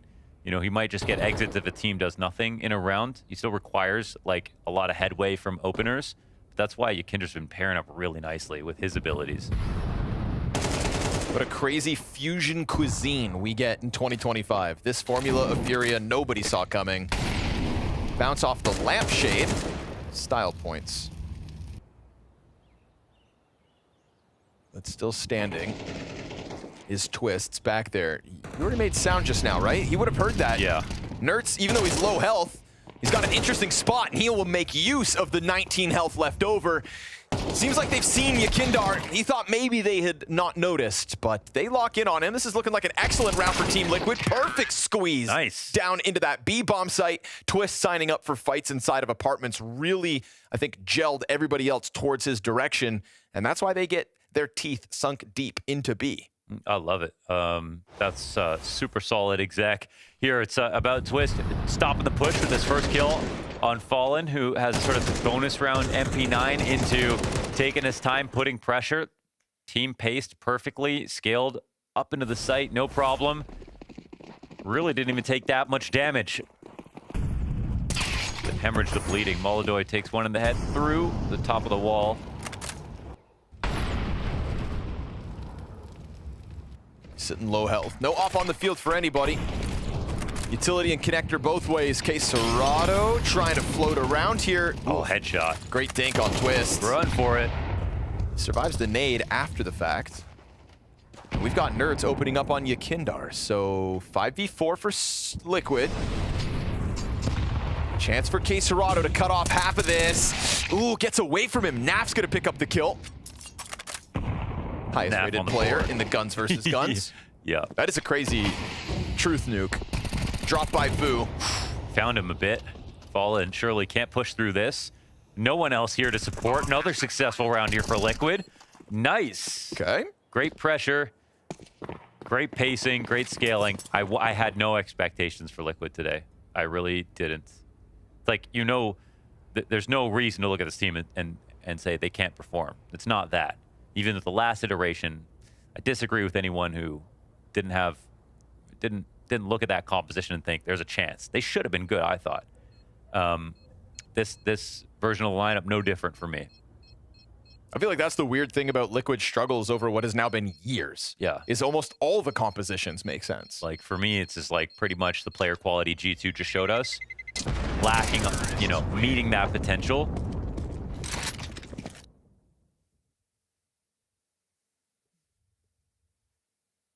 More of an unknown in Ultimate, of course, but we've seen the highs.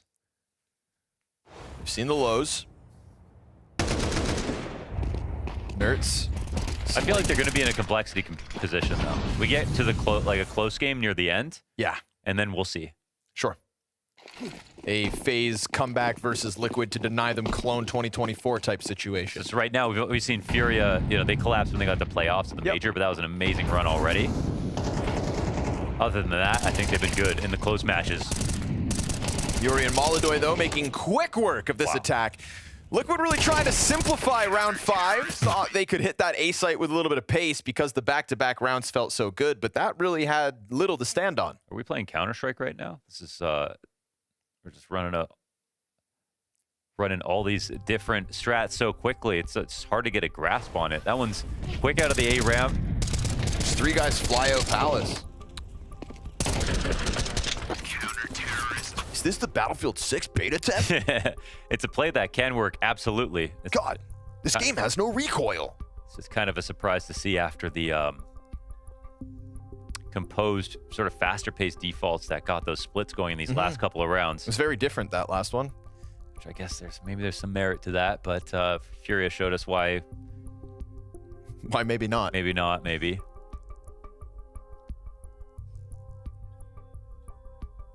Is that a Glock over there? Is that a gun? If it's pointing it at yourself is... No, I thought that was the bottom of the handle. Or the grip. It's not easy to play late night, but it's the same for everyone on the server. So let's do the best we can. Help each other all times. Bro, we have Molodoy, bro. Molodoy for you, it's a normal game, right? Face it. Fallen's projecting because he's old like us. Yeah. Everyone else is totally fine. Fallen's eyelids are falling. I know it's late, guys. Yeah. Fallen's like, I usually get up about 3 hours ago. I know we're all tired right now. Ooh. Nice one, Ultimate. Boosted over top of smoke. They didn't see that coming. So it looks like we're going to get Liquid going back to a tempo comparable to the first 2 rounds they won. Nert's floating around has no support here, and he got hit by that fire, so they're not going to let their guard down. Molodoy can sense you. That's what Kinder was talking about. We have Molodoy. All right, but in this spot, looking actually pretty solid for Liquid. They, over on Cat, they're kind of they tied up a lot of resources towards B. Not a lot of movement on that side of the map. Kinder's going to have to play behind smokes if this exec comes in. Oh, unless he gets that spray down. Wow. Right, that's what he's looking for. That's why he's that much closer. Peeks into the hit just as Liquid come out of that ramp as a pack. Takes 2 of the 3 down, and we go Naf and Ultimate versus 3. Molodoy on the flank. Ultimate to plant default. Naf secures ticket. Make sure that swing can't come out. Retake now needed. Kit is on KSCERATO, looking to join up towards CT in a moment. I wonder if they're really maximizing this position. Like, oof. Got Dink there. Ultimate missed the op shot. Play off each other. Open the door for the retake. You'd think Molodoy comes at this now as well with the ticket players. He waits a second, letting the SMG go first. And then as it swings, Molodoy arrives on the scene. So solid retake, but really set up by Yakindar. Puts that advantage into FURIA's hand. And for them at that point, it's a no-brainer. They take the chance at the retake, and they stick the landing for the 4-2 lead. That's where I would like to see, and I mean, fair play. This is like, this is a very solid way to play this spot for Yakinder. I would like to see a bit more creativity from Liquid in that 2v3 situation. They're playing missiles and triple, and Ultimate has a flash, but they don't use it to scale into CT. That could have allowed Ultimate to take some more open lines towards other positions, or they could have played together, but it feels like communication sort of just dissipated as they played for one peak at a time. And even when Ultimate took contact in CT, Yakinder, he's not on Liquid anymore. Naf doesn't swing off it. Fallen just emoting.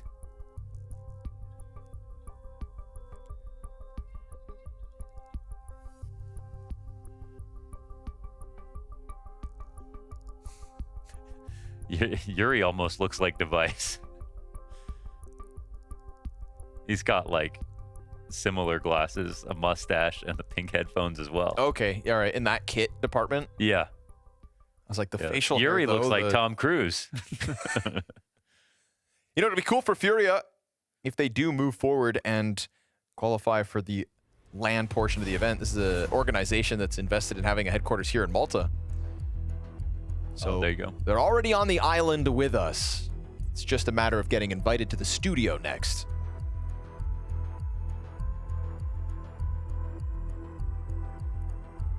Tech pause comes to a close. Tac pause right after. Talk it out. For a moment there, Liquid were looking good in back-to-back rounds. Yeah, it's brought up on the desk. You know, the idea is flashy. Could be bringing in a lot of stuff from NAVI. It would make perfect sense to get Liquid on track.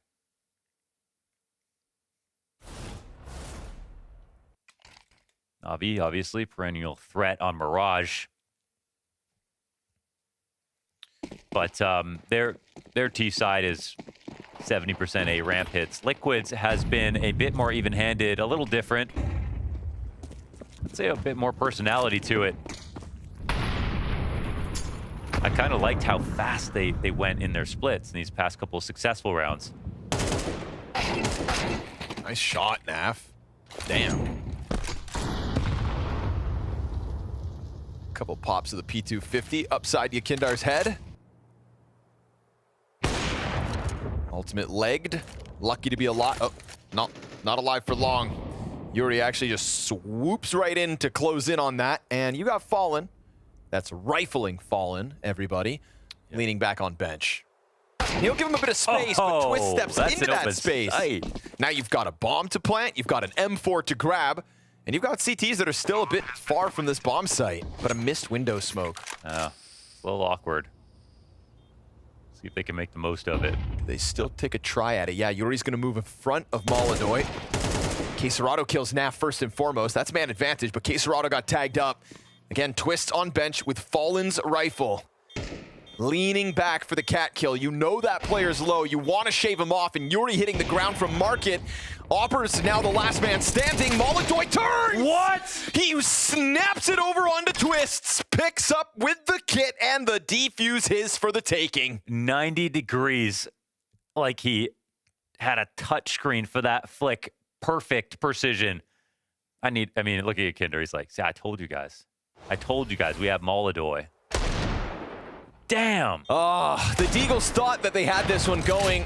Swaps out as this comes through. Whoa. Oh, he reset his spray. It's just filth.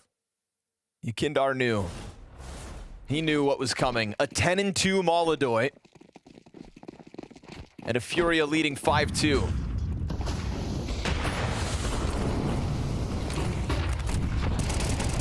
Kill towards top mid, easy. Flashes not enough to make him uncomfortable. That round could have been such a boon to the comeback that could be for Liquid's T side. Instead, they go down 3 versus 5 now at a minute 30 to try to figure out. The 2 rounds Liquid won were great. Then they tried that rush up the A ramp. Since then, haven't been able to pick up another. NAVI will eat this flash and get chased down. Last bullet, no problem, says Yuri.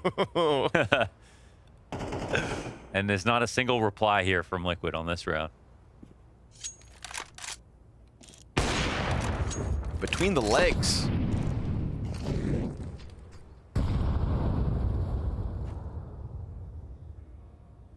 No pickups yet.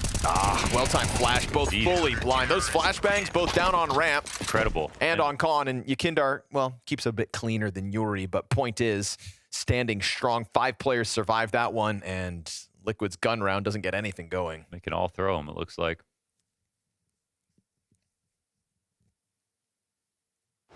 Yeah, we're definitely entering a new era of play with these lineups. Got to get used to it. Some rosters you see, they feel sort of unfinished, like, well, maybe they'll make one more roster move, but we're talking about FURIA, who's already made a top 8 run. Fresh. And not just vanished afterwards. It's also so crazy FURIA have pulled this off by going back to being an English-speaking international roster. Because the last time with Junior failed. And this time they really jumped in with both feet, picking up Yukindar at the point of his career that he was in. And Molodoy is sort of like an ultimate type of find. Sure. It's not as if he was some random academy player or whatever, but he had built up a, sort of enough attention for himself, but definitely unproven at this level. Goes down to the pistol. They do pop out Palace pretty quick. That bomb's got a crossover on Nertz. Yukindar feeling very alone for the moment as the op bullet whizzes by. Ultimate, he's missed 2 shots now. Gets flashed, so that op slowly drying up. He's got 1 bullet left in the magazine, doesn't get anything from it. And so Yuri about to push past that Molotov as well. You've got a player stuck in sandwich. He's next up at the fight, and he survives a bit longer, but great cover offered by Quesarado. The Brazilian rifles combining. And now as Fallen gets tagged up, it's just that 1 Molodoy kill that they end up getting. So even when he goes down, the rest of the team pick up the slack, and we go 7-2 the lead for FURIA. Yeah. I mean, Yukindar says we have Molodoy. They've also got Yukindar. Here he is, 13-4.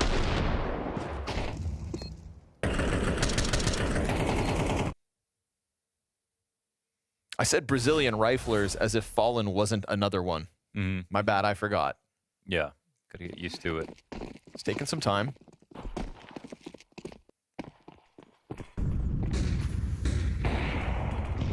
FURIA basically coming at this as a 4v5. Fallen 2 kills, 2 deaths, just hasn't seen a lot of action. But he's out there, floating around the B site, waiting for another chance as Molodoy just keeps racking up kills, but ramp player survives. Can't kill Yuri. Down to 1 health. Shuhei looking to get up connector, but Cat player gets chipped at. Quesarado knows there's someone up close. Yep. Shuhei forced out. Locking horns with Serato, tries to take to the stairs, and he'll get his headshot, but Yakindar's gone quiet, hiding under Palace. They're not mollying. Getting closer, they're gonna clear it. He turns from it. Ultimate had that sixth sense and was correct. Molodoy still out here on the field. Fallen goes for the long T-spawn flank. They're gonna switch guns because, again, Yuri, that single point of health, not a lot to work with. It's crazy how they're still entertaining this retake. They've got this full flank in from the new man on the rifle, Fallen. If he does take out Nafly, they can make a case for this. One smoke on Molodoy means they could dive this. Bombs planted the other side of triple. So 2 connector players looking to lock it in.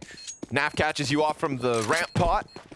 And this will be Liquid's third. Nice. It won't go out quietly. And again, when Liquid are winning rounds, it's with rifles. It's in these, like, you know, default attacks with connector control. They're trying to do everything fundamentally sound and the hard way. It's not random rushes that are pulling these together. They're just not winning any of the rounds in between.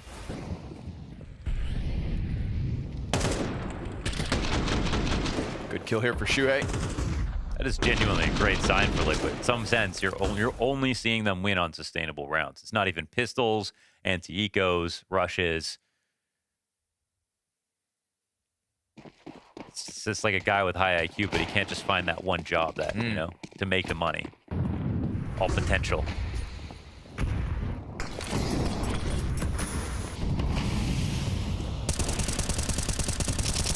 Double op setup though. Fallen tap it back into it. As soon as Liquid find that vocation, they'll take off running. Ooh, good spam by Nerds, finds the perfect timing. Liquid looking for a couple more rounds at the end of this half.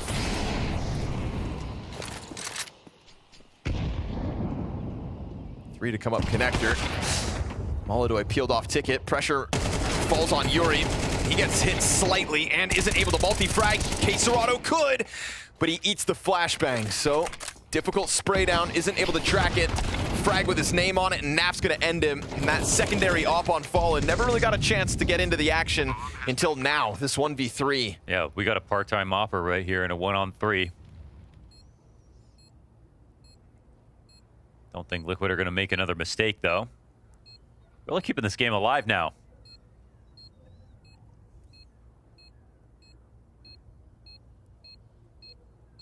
It's not like anyone's in particular online and just carrying this, but there's a lot of contributors, which is also good to see.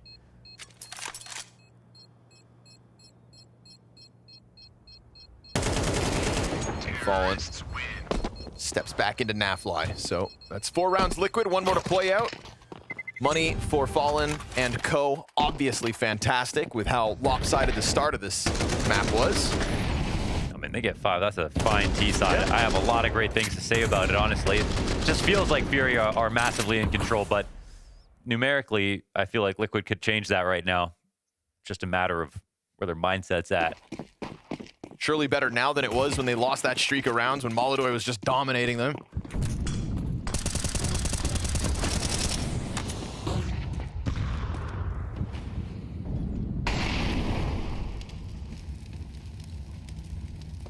Gonna take it back to the B site. You're used to seeing Fallen here, but guess what? Molodoy swap out. Probably not the name that they want to see on arrival. I mean, they got to a great spot. Nerds, well, Nerds is Nerds underpass? Yes. Okay.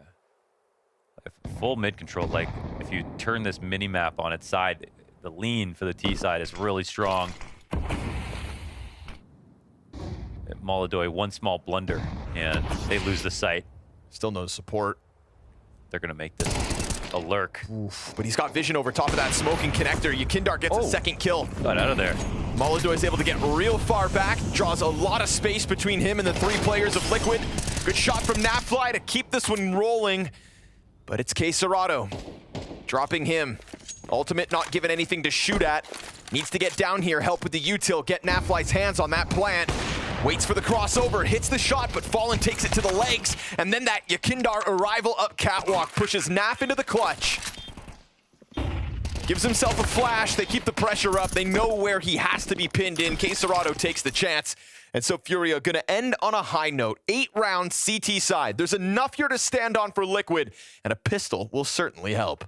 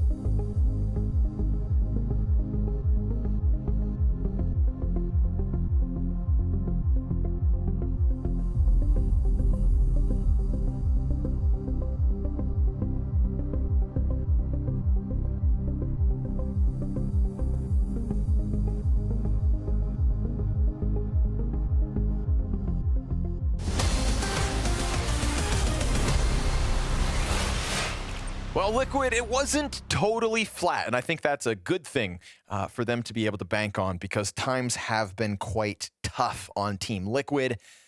Reassuring, of course, that a couple of those rounds are just legitimate rifle attacks with structure and good timings. It's like they look like a real team, believe it or not. Yeah, I think there was... I remember this Hazed tweet. Like, you remember Hazed from CLG? I do remember Hazed. And he just said, like... someone replied like, "Oh, this thing, you had so much potential. This is so much." But he's like, "I am so sick of hearing that word in my career. I just no longer want to hear potential." And that's sort of where Liquid are at, where we can look at those rounds and go, "Yeah, those were genuinely good." But they didn't even tie up the half or win it or get close. 4 rounds in total.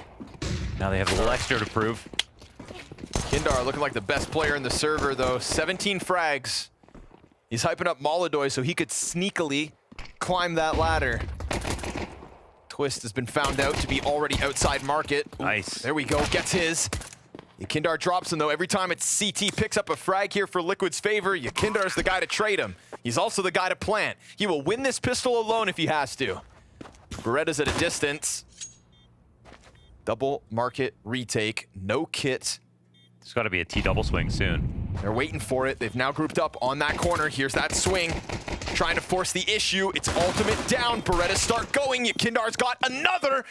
And he could have 4 frags in this pistol. He could be up to 20 and 6. And he will be. Nasty. Quad kill from Yakindar, trades his entire team to that bomb site, plants, and closes. Oh, the hard angle on the last kill too, man. That's Yakindar back. A really good try here at Twist. I think he got 2, right, on this hold. Twist just the 1, I believe. Oh.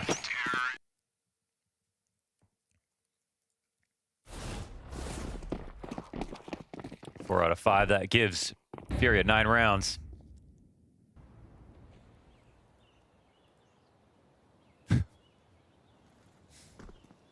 5-7 up close, but didn't expect Yuri to be so far in. Now, if Shuhei had a 5-7, you could maybe believe.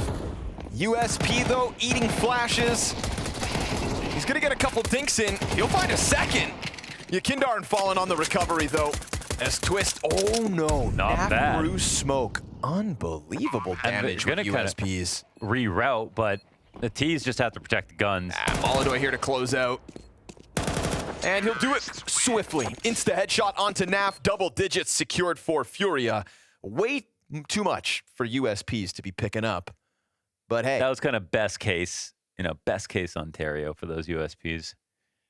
So put the bullets in the right spots. But was there a real chance in the round? I don't know. That's about as good as it gets, it looks like. 4, 5, 6, 7, 8, 9. 9 Nafly. Top fragging. NAF frags.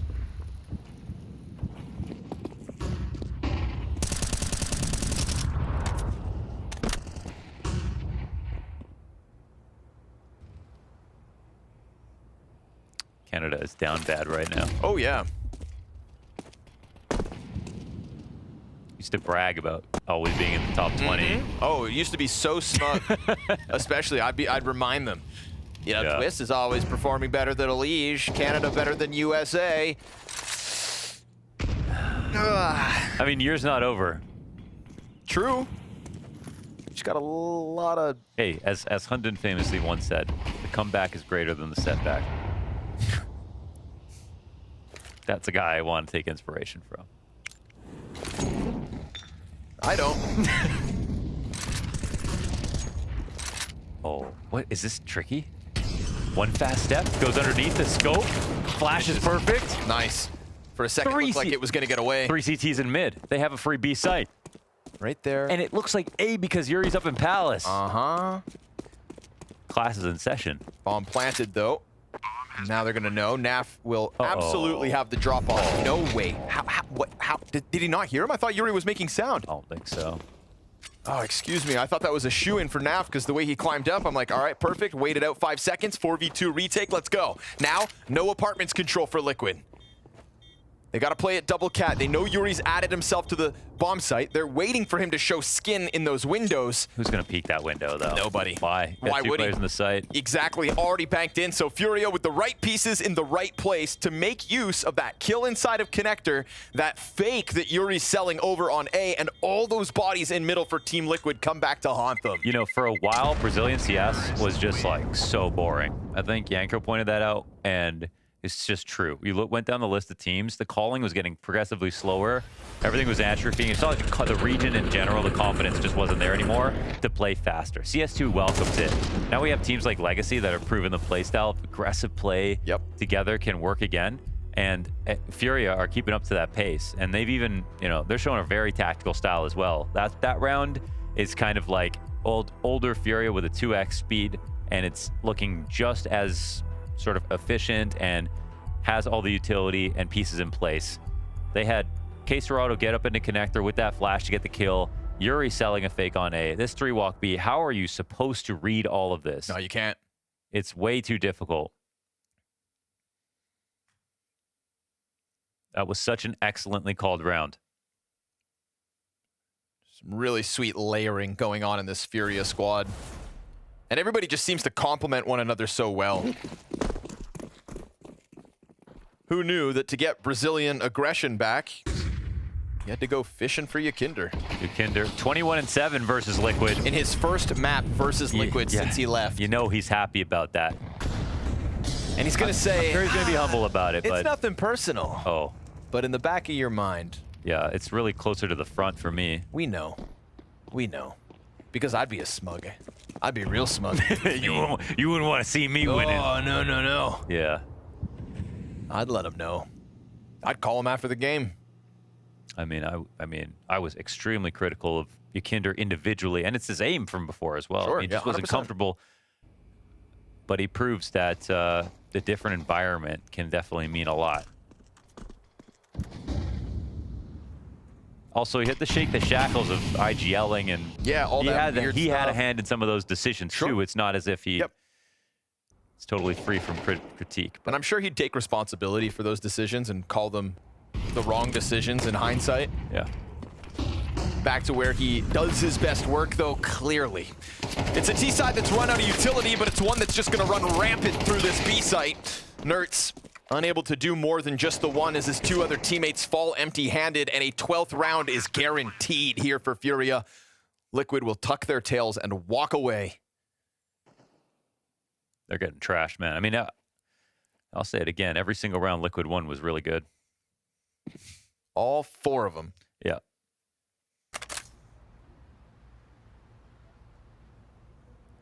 But they didn't set up any ecos. They didn't win either pistol. Genuinely, you win 4 rifles like that, even if you don't have some of the easier other rounds, if you get at least a pistol, you've got a healthy scoreline. I mean, 1 pistol in conversions in the series, and they still have a chance to make this happen. So 4 solid full buy wins, that sometimes wins you an entire map.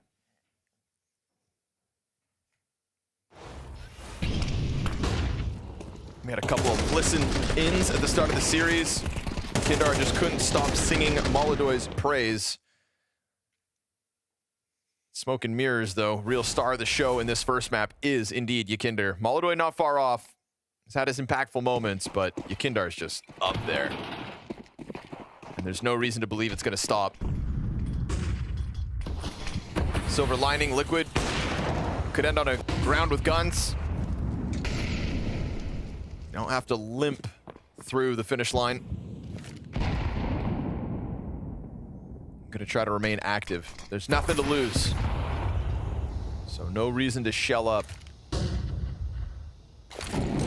Kindar finds space, bottom middle. We get this quick rock back from FURIA towards that T-spawn. 4 players outside of it. Ready to split, and Liquid have put themselves in the right position. There's not going to be any reason for them to be drawn back over towards B. Nav's got the deep angle. Liquid can sit here and hold them back. Could. Ultimate in between positions, though. If he's not careful, he's going to be caught unprepared. Yeah. Moving forward and backwards instead of being scoped in on the ramp. Molodoy comes right into the challenge and wins it.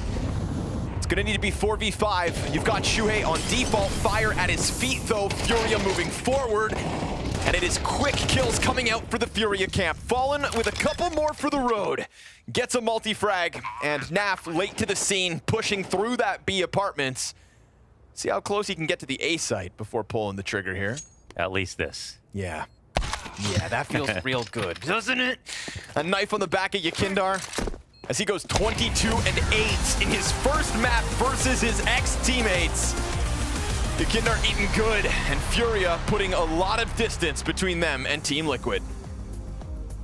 Maybe no hard feelings, but some damn hard shooting coming out from Yakindar against his old team. Utter domination. Liquid evaporate on Mirage. That's not the Liquid I was hoping to see, but that's the Liquid I was expecting to see. Yeah, I mean, do knife kills count for gun v gun stats there? Look at the scoreboard. Naf on top. Yeah, no, I mean, actually, this was really... Naf is not the problem. I mean, this was extremely disappointing from Liquid, where some of the rounds at the beginning for their T-side felt good, but honestly, Yakindar was too much to handle. This is such a great play in that round, knowing that jungle smoke was coming down, getting ahead of it just at the timing. Nobody was ready for it. He had so many aggressive, really great reads in this game, and that's Yakindar at his best. That's Yakindar controlling a game and just giving Liquid no chance in a lot of these rounds. I think what's so nice about watching Yekindar in this team is for a long time at the tail end of that Liquid stint, you could tell he was still trying to play the same game, but it was almost like a musician who had lost rhythm. He didn't have the feel for the moments. And whenever you play that risky style of play, it's all about picking your moment. And he's found the beat. And maybe it requires, you know, Fallen playing accompaniments behind him, but whatever it takes, this is magnificent. They are a musical duo, as we have seen. I mean, Fallen is his Fletcher, and he's found his tempo, honestly. I'm really happy with the resurgence from Yekindar. Great from Vu to point out just the way he's just kind of like poking and prodding. I feel like if Yekindar sees a system and the way it's unfolding in a round, he's the one that is decisively finding when he can find his next incision. Now we've got a treat for you, because so far every listening to this team's comms has been a treat, and we've got one, so let's give it a whirl. Flash inside. Come on, right side. That's right. Play stall, play stall. Yeah. Default. Nice. Sick, Nice, man. That's it. Yes, nice. Yeah, this is my boy. My boy, pianist, duolingo, everything, bro. The vibes are just... It seems like they're having such a good time every time we get a listen in. Yeah, I mean, that's what you want to see from FURIA. That's the vibes that actually make a team work. I think if we listen into Liquid's comms, I think they'd be kind of depressed. Well, we're not going to listen into their comms, I don't think, unless the voice in my head disagrees. But we do have a round, and it's from the beginning of the map. It's from very early on. There were some bright spots. They happened early. Maui, this is round 3 you wanted to talk about? There were signs that Liquid came into this one with a great game plan. They're playing a bit of a default here. It's a mid-control default. Twist is in the B apartments here. K-Serrato tries to get him out. The Molly flushes him back. But really, again, like, I think that Flashy has brought some good ideas to this Liquid team. We're not seeing it come together in terms of round victories, but the way that Nerds slinks in through underpass, up connector, it's like what Ima did for Navi. So I feel like they're using the structure that was probably crafted by Blade, by LXEB. Flashy's brought it to this Liquid team, and you could see that the bones of these rounds are pretty strong, but this was far and few between. We got that one good one and not much else. Yeah, I mean, when it comes down to it, Liquid have had hope. They've had some structure. Since Shui joined, there's been a lot of, that looked good. That looked like a well-called half. That looked like they have promise. But we need to see the promise come to fruition eventually. And where is it, Mike? Where is it? It can only look so good if it's not ultimately working. There was another round. I think this is one where it wasn't working. This is round 7 we wanted to talk about here. This is one where there was, again, promise. We saw the individuals from Liquid fighting back into a round that they really had no business winning. You saw the firepower on display, but then FURIA, they one-up them, okay? This sequence of Deagle headshots from Twist and the way that they were able to get into the bomb site, felt like everything was gravy. They put themselves in a 2v3, they found those kills, Nerds gets one, Twist gets one, and then look at what Molodoy does. At the end of the day, everyone has a game plan until you get shot in the head by a kid no one heard of 6 months ago. I mean, that's one where Molodoy makes a really nice play there. He gets the shots, but at the same time, Twist clearly knows that Molodoy is coming from market. Nerds is looking in the opposite direction. They're just not on the same page. That's Liquid in a nutshell. Does it just come down to communication? Because I feel like, yes, we've had these constant little changes for Liquid. They chose to keep the same roster. They bring in a new coach. Okay, we're trying to get on the same page. Maybe we're trying to implement some new systems. But if at the end of the day, you're not talking to each other, you're not hearing each other, how do you fix it? I mean, I feel like the synergy in the mid-late round is just not there for them. It's hard to say how do you fix it when you don't hear everything, but it just feels like, I don't know if it's completely outlined in the round, like who's supposed to take point next in every single situation. Like, I think everybody kind of wants to bait each other a little bit, if I'm being completely honest. And sometimes you see them get kind of blocked up, and sometimes you don't really see who's supposed to take first contact where. Those sound like the worst matchmaking games to be in. Yep. Vu, there was one round from the second half. You want to talk about 15? This is exactly what we just discussed. This is a round where I think Liquid had a few good things going for them. I like the plan towards mid. They call NAF off of B to go for a heavy mid play, but then they abandon B completely. And in their defense, I think maybe a footstep was heard in towards Palace, so they go for this push up top mid, but NAF knows this player is coming through T-spawn. He knows he's coming. He ran away from Palace. His teammate heard him. He dies from the T-spawn flank. They end up in a 3v3. It should have been a 4v2, absolutely winnable retake. but NAV just didn't do it. And despite top fragging, this is why I brought up NAV to begin with. He top fragged in this game, but there was just a few fumbles from NAV. This is not the NAV that was so good last year, that has been so good for Liquid since 2018, I think. NAV needs to be better. Yeah, I mean, he definitely does. I don't quite understand how he's not hearing that, how that isn't relayed. That's what we talk about when we're saying these little mistakes for Liquid. They just compound because individuals maybe don't call something, maybe they don't hear something, maybe there's too many comms so they can't hear what they're supposed to in the game. It just feels like there's just one critical error once every 3 rounds that just everything Liquid's building towards, it just collapses. It is interesting that there does seem to be a little bit of an inversion between these two teams, right? They're not functioning in parallel, they're functioning in opposite, where FURIA was in these woods last year, the year before that, where they were doing some moves that maybe look good on paper, maybe sometimes there were the flashes, you'd see the bone of some good structure, and then it just never seemed to click, and they were tumbling down the rankings and tumbling down the rankings. And now it's Liquid, where so often we look at the move that they're making, and on paper, you'd think it'd be the greatest move. They're picking up Shuey. Everyone was crowing for them to get Shuey. They signed Nerds. He's been a phenomenal player at stints in the past. They do this, they do that. They're trying to get Flashy in here, who's been studying under Blade. Everything feels like it should be the right move, and yet they just keep falling down those rankings. They cannot find the actual results. Yeah, I mean, Liquid, this is a team that they can do all the moves they want, but it must be a mentality thing. They need a mentality shift. And Flashy, I hope bringing him in, he's studying under Blade. Blade, if he can put Simple in his place, then surely Flashy can do that for Liquid. But I think it's unfortunate that you can make all the moves you want. If you don't have the mentality in the right place, it doesn't matter. It may not matter, but what I will say is Liquid have one more chance, at least, to make a move in this series. We're going to take a break. When we come back, it's time for Train.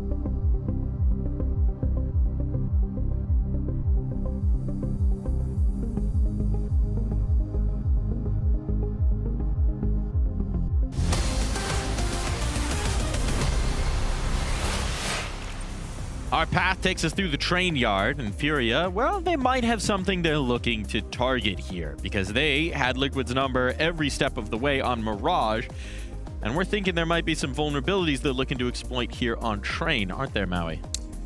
I'm just really curious about Liquid's defense that they decided to enter this season with. The departure of JKS means that they lost their natural B anchor towards that side of the map. And weirdly, you would think that should just go to Nav because he's pretty good in those small site positions, but it's actually been TWIST who has been anchoring it down on that inner site. And I'm not really mad about how TWIST is playing it, but I just feel like, in fact, he's been doing a serviceable job over there. I think the outside yard defense gets a little bit weaker because then it's Shuhei, it's Nerds, it's Ultimate, sometimes Naf over towards Ivy, but like, I feel like TWIST should just be in a little bit more action instead of just being relegated to choosing a different spot every round on B. I actually have the exact same question about TWIST on T side on some maps, including this one, where I would like him to be consistently in the pack. I want him going out on an exec in the dirty jobs where TWIST performs his best work. And oftentimes when I look at him on this map, he's left in the halls, he's left out of the exec, and he's kind of there in the late round. That's not where I think TWIST does his best work. So we want him more in the spotlight, we want him more featured, we want the focus on in, because if we look at the post-break stats, the carry engine of TWIST seems to be breaking down. Yeah, the point here is that it's not that TWIST is playing terrible at the moment. I don't think he's playing all that bad. The problem is Liquid is not playing that well, and TWIST pre-break, I think he was a bit of a band-aid. I think he was kind of disguising a lot of the problems they had. Now they come in post-break, TWIST isn't popping off like he was before, and all of a sudden they're losing to teams they have no business losing to left and right. There was, well, their win in the first round here. Yes, it was a win, but it wasn't exactly the most confidence-inspiring win, especially considering the competition.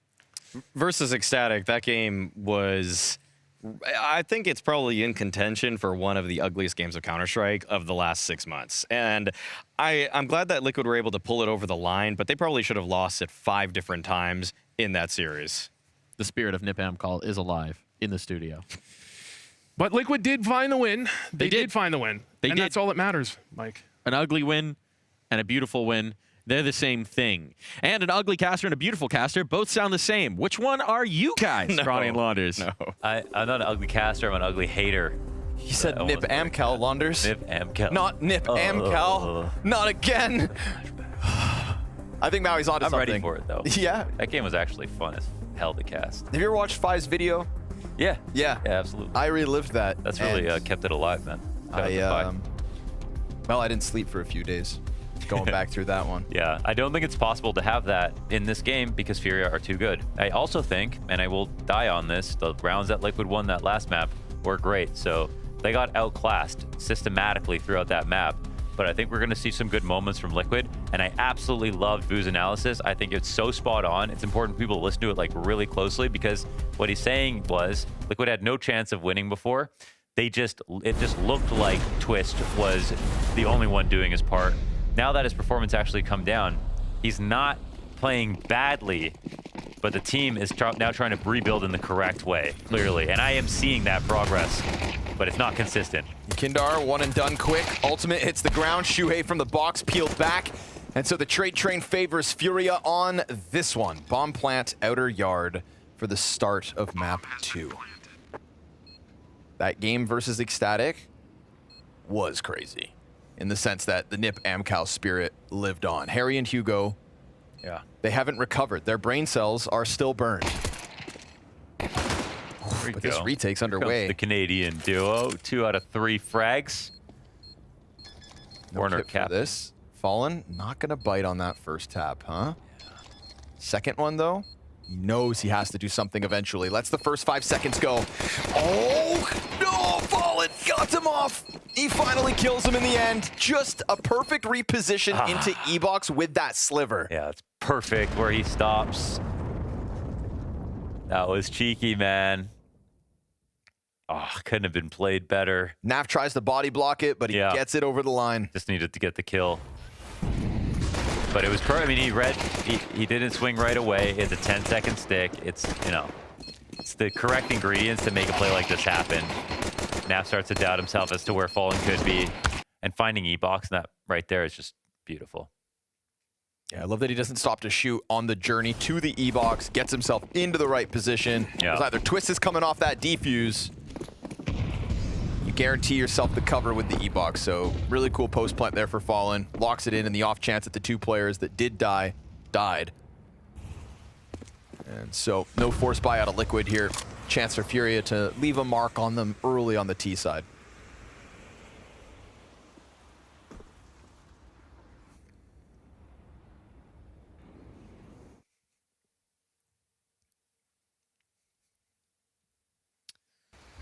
CST's been in a very exciting place. I would love for Liquid to be a part of that sort of reason. You know, I think a lot of teams are just like, wow, how's it going to go, and how many deep runs can they make? We're seeing so many sort of amazing results happen, and it just feels like Liquid are this close.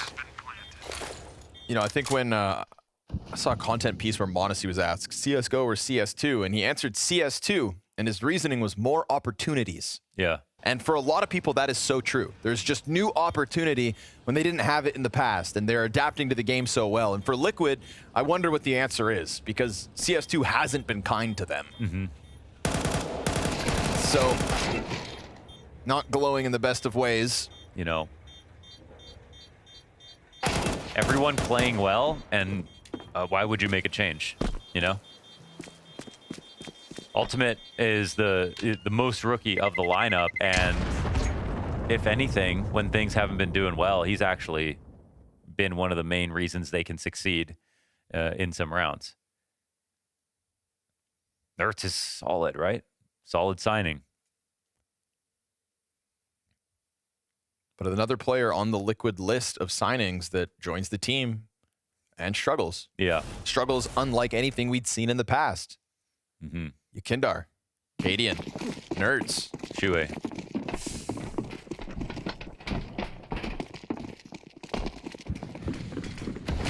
Yeah, that's why they do need to do that total rebuild, you know, mentally, structurally, and really look at themselves and say, we have the pieces. There has to be something within. There has to be a way. Yeah. There has to be a way for these 5 players to find significantly more success than they are. Because Vu also said it. They have no business losing, no offense, to teams like Virtus.pro Academy.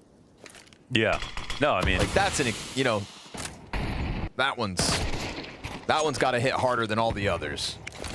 Yeah, that sucks. And I mean, to be fair, some of these Academy teams are super strong, but mistake here for FURIA. Bomb. Okay, Malta will go get it. Never mind. It's a lot of footsteps. Twist in a good spot though. Yeah. Knows there's a second one coming, but won't be able to get the better of Fallen. Oh, to avoid that up. Ultimate can't get a shot. He's getting... Is he getting... Did he get spotted? I don't know. There was bullets coming at him, but it might have just been because of the smoke. Fallen swings into him. We've got man advantage here for Liquid while bomb is planted B. Got utility for the retake. Moldo's got a smoke to connect here. This does make it a little... Uh-oh. Getting awkward. Yuri, not what he was looking to do. Molodoy, 1v3 clutch attempt. Shuhei perched up, survives that first fight, takes a ton of damage off Molodoy. 19 health, he's getting flanked. Nertz is gonna find him, and Liquid get a round win early. Gun round makes a difference. Crazy swarm on that B site through the back of CT. But Twist kept his wits about him, so did Ultimate. They didn't second guess the situation. They got what they were looking for.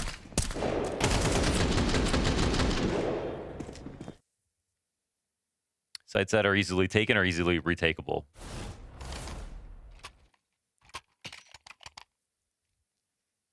Low funds for FURIA immediately as well.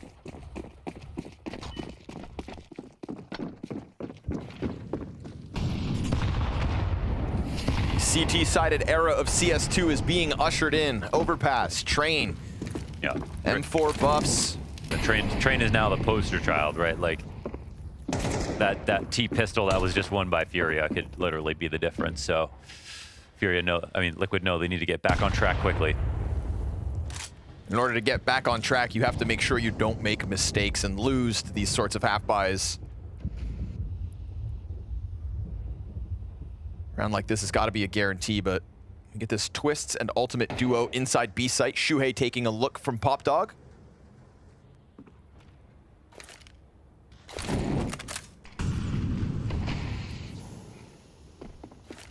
Smoke outside of T-Con that could serve up a threat, a path for one of the Furia players to walk through. Twist hanging on to Thomas, gets flashed. He'll pop up, find K-Serrato. Burned and flashed though. Kills continue to trickle through for Liquid, and that is excellent. Bomb dropped in the ramp. Make sure that they can't get any extra money. And looking like majority alive here as Yakinder wasn't a part of that action. And Twist a proper star player. This is obviously, as we've seen, a role change that he's made to play inner. But like based on his aiming style and the kind of guy we see as Twist, I think it kind of makes perfect sense, right? Like I think he could be very solid at this.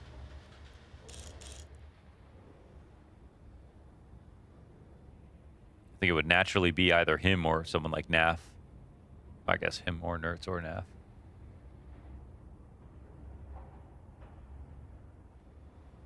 But I think Nerds does really well when he can like rotate freely. Yeah. He's just really crafty. Yeah.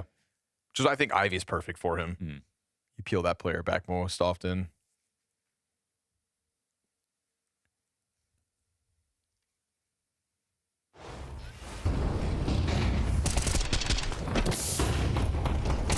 No panic here for Twists. Yeah. Get that on the ladder, right? No. He There's like a stood up. Yeah. Okay. Ledge. The old Thomas shove. Solo AK here for Yakindar.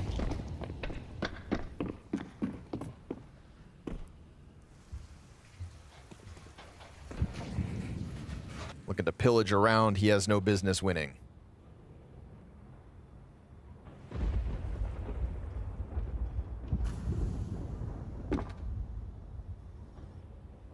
Molodoi trying to be tricky. False step. I don't think Liquid fall for something so little. Gonna have to put a little more effort behind it. They group up 4 over towards Ivy's side. This is gonna be Naf with his hands full.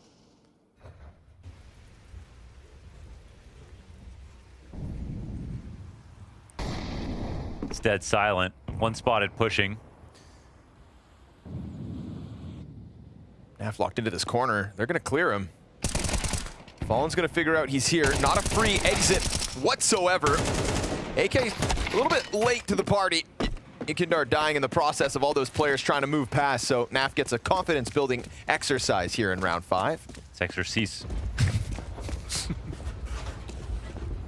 And the Molodoi catches Twist upside the head. Of course, he's just got to get his, you know. Chance for Naf to get a 4th on the round. Leans out, grabs the AK. Hang on now. No, sir. Nerds has had enough. So Liquid in a lead, folks. But we know the CT side has to be very present because the T side is where the challenge lies. Yeah. Anyways, great signs. It kept hold on a really crazy split through Ivy. I think on these ecos as well, like there's just almost no sense going fast when you have like one gun and very low utility. Like you're waiting for longer only benefits you the longer the round goes on. The CTs aren't going and getting tons of map control and flanking everything. You're just gonna get stronger, so. Already out. Here we go, back into a gun round. It's got limitations, but they try to slam themselves into the outer yard, and it's Liquid to step up to the challenge. Naf finds a lineup through smoke on timing, and so many bodies here for Liquid early. This is not the defense that Furia were looking to challenge.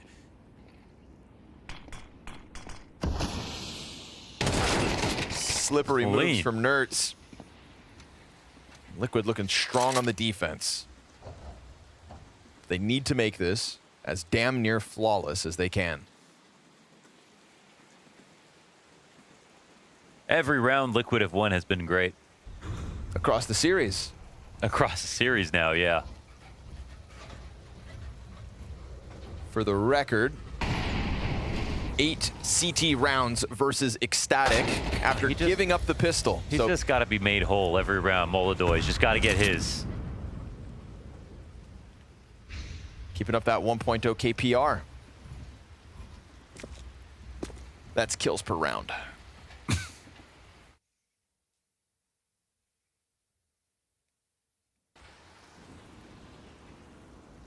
30 seconds to finish this. Ooh, for a second, I thought he'd get the freebie on Nerds, but no, sir. 4-2 Team Liquid.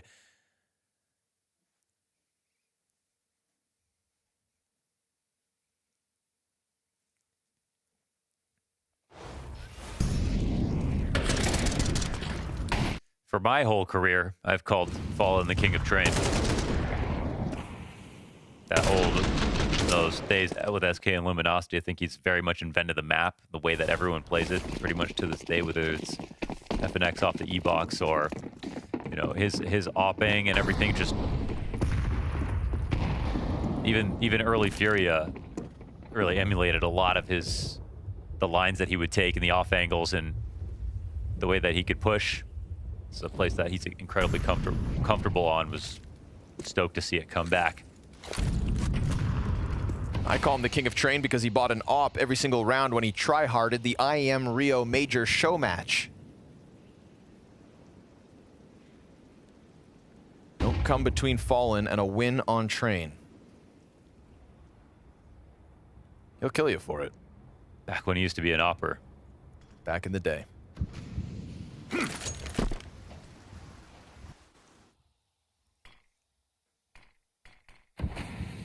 Again, bit of harassment outside with that smoke. Nerds never really knows if somebody tricks them through it. And we get that additional volley over top. This is all just K-Serrato chucking out Util. Fallen, the only player who's really going to take a sniff at the site. Stomps his way forward, tries to get through Z. It's actually Yuri right behind him, and the Opera's not ready. Whoa, and he turns it around! He's got a teammate to deal with that frag, but Fallen gets both, and Yakindar hits the 1D. What a sick setup! Incredible call. What a strat, man. Even cooler execution. It's the King of Train, baby. You just don't see novel strats like that anymore. Like, so many pieces in place. Wow. Such effective use of that utility. Look how confused a top-tier team was every single step of the way. They just QB snuck a player from ladder into Z. Got every kill. One gift at the end. That was optional. They could have ended this round with 5 alive. We said that Liquid couldn't afford to lose to rounds exactly like these. That was a masterpiece. Train is so back.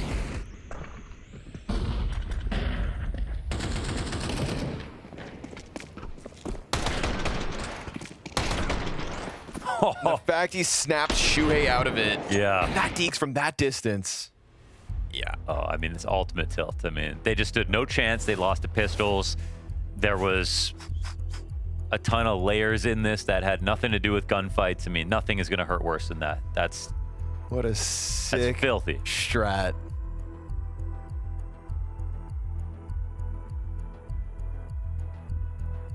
That's squeezing water from stone right there. You know, and if they try that and it only goes correctly halfway, yeah, we still give them praise because it was an awesome attempt. But that was the plan and a perfect execution. That was the dry run of your dreams.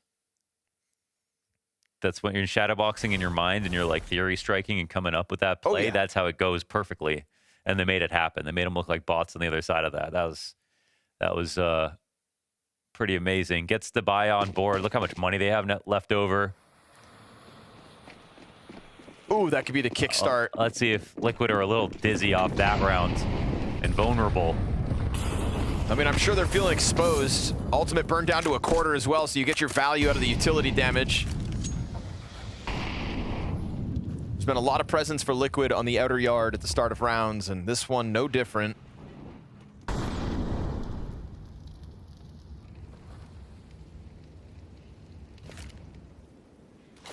That was sick.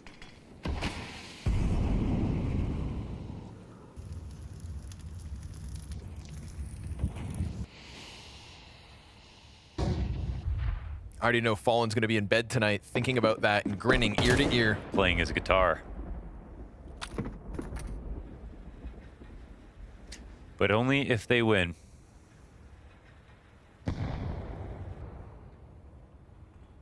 ultimate back to the post that he was gunned down in 1 round ago. They're going to cut off Ultimate's vision. I think it's just coming back to watch this with Twist. It's relatively passive. Again, CTs can stay alive. Again, the site is very retakeable, but Yakinder puts one between the eyes of Ultimate. Damn, finishes him off fast. They know Twist is going to be back here somewhere. NAV can't really help out, can't step out. The faster they plant, the more time will just bleed off the clock, and then the retake comes in. Oh, they do let their guard down. That's huge for Twist. Just as they tried to clear the corner up above Oil, he makes his move. Fallen in the open. You've got a low Nerds from over on that A site. They want to deal with Twist. NAV dead. Twist follows suit, and the low HP here of Nerds, but you've got Shuhei on bomb, and he gets off, but he gets his kill right back to it, and it's going to be FaZe down from ramp now, and the headshot comes through. So sharp there from FaZe. Nice try from Shuhei. It's a fast-paced situation. Twist does the absolute best that you can do in that spot. Your teammate dies in the site, and based on the setup, you know where the supporting rifler is going to be. Not up top this time on Cloud, this time playing from beneath, and managing to grab 2 means this round is definitely still alive. But my goodness, what a kill from Yakinder. And of course, you've got the safe hands of FaZe coming at the end. You got a system like FURIA, you're going to base it around that every single time. And they did it. They've gone from the half-buy win to the full rifle, and it's a question as to what Liquid can invest now.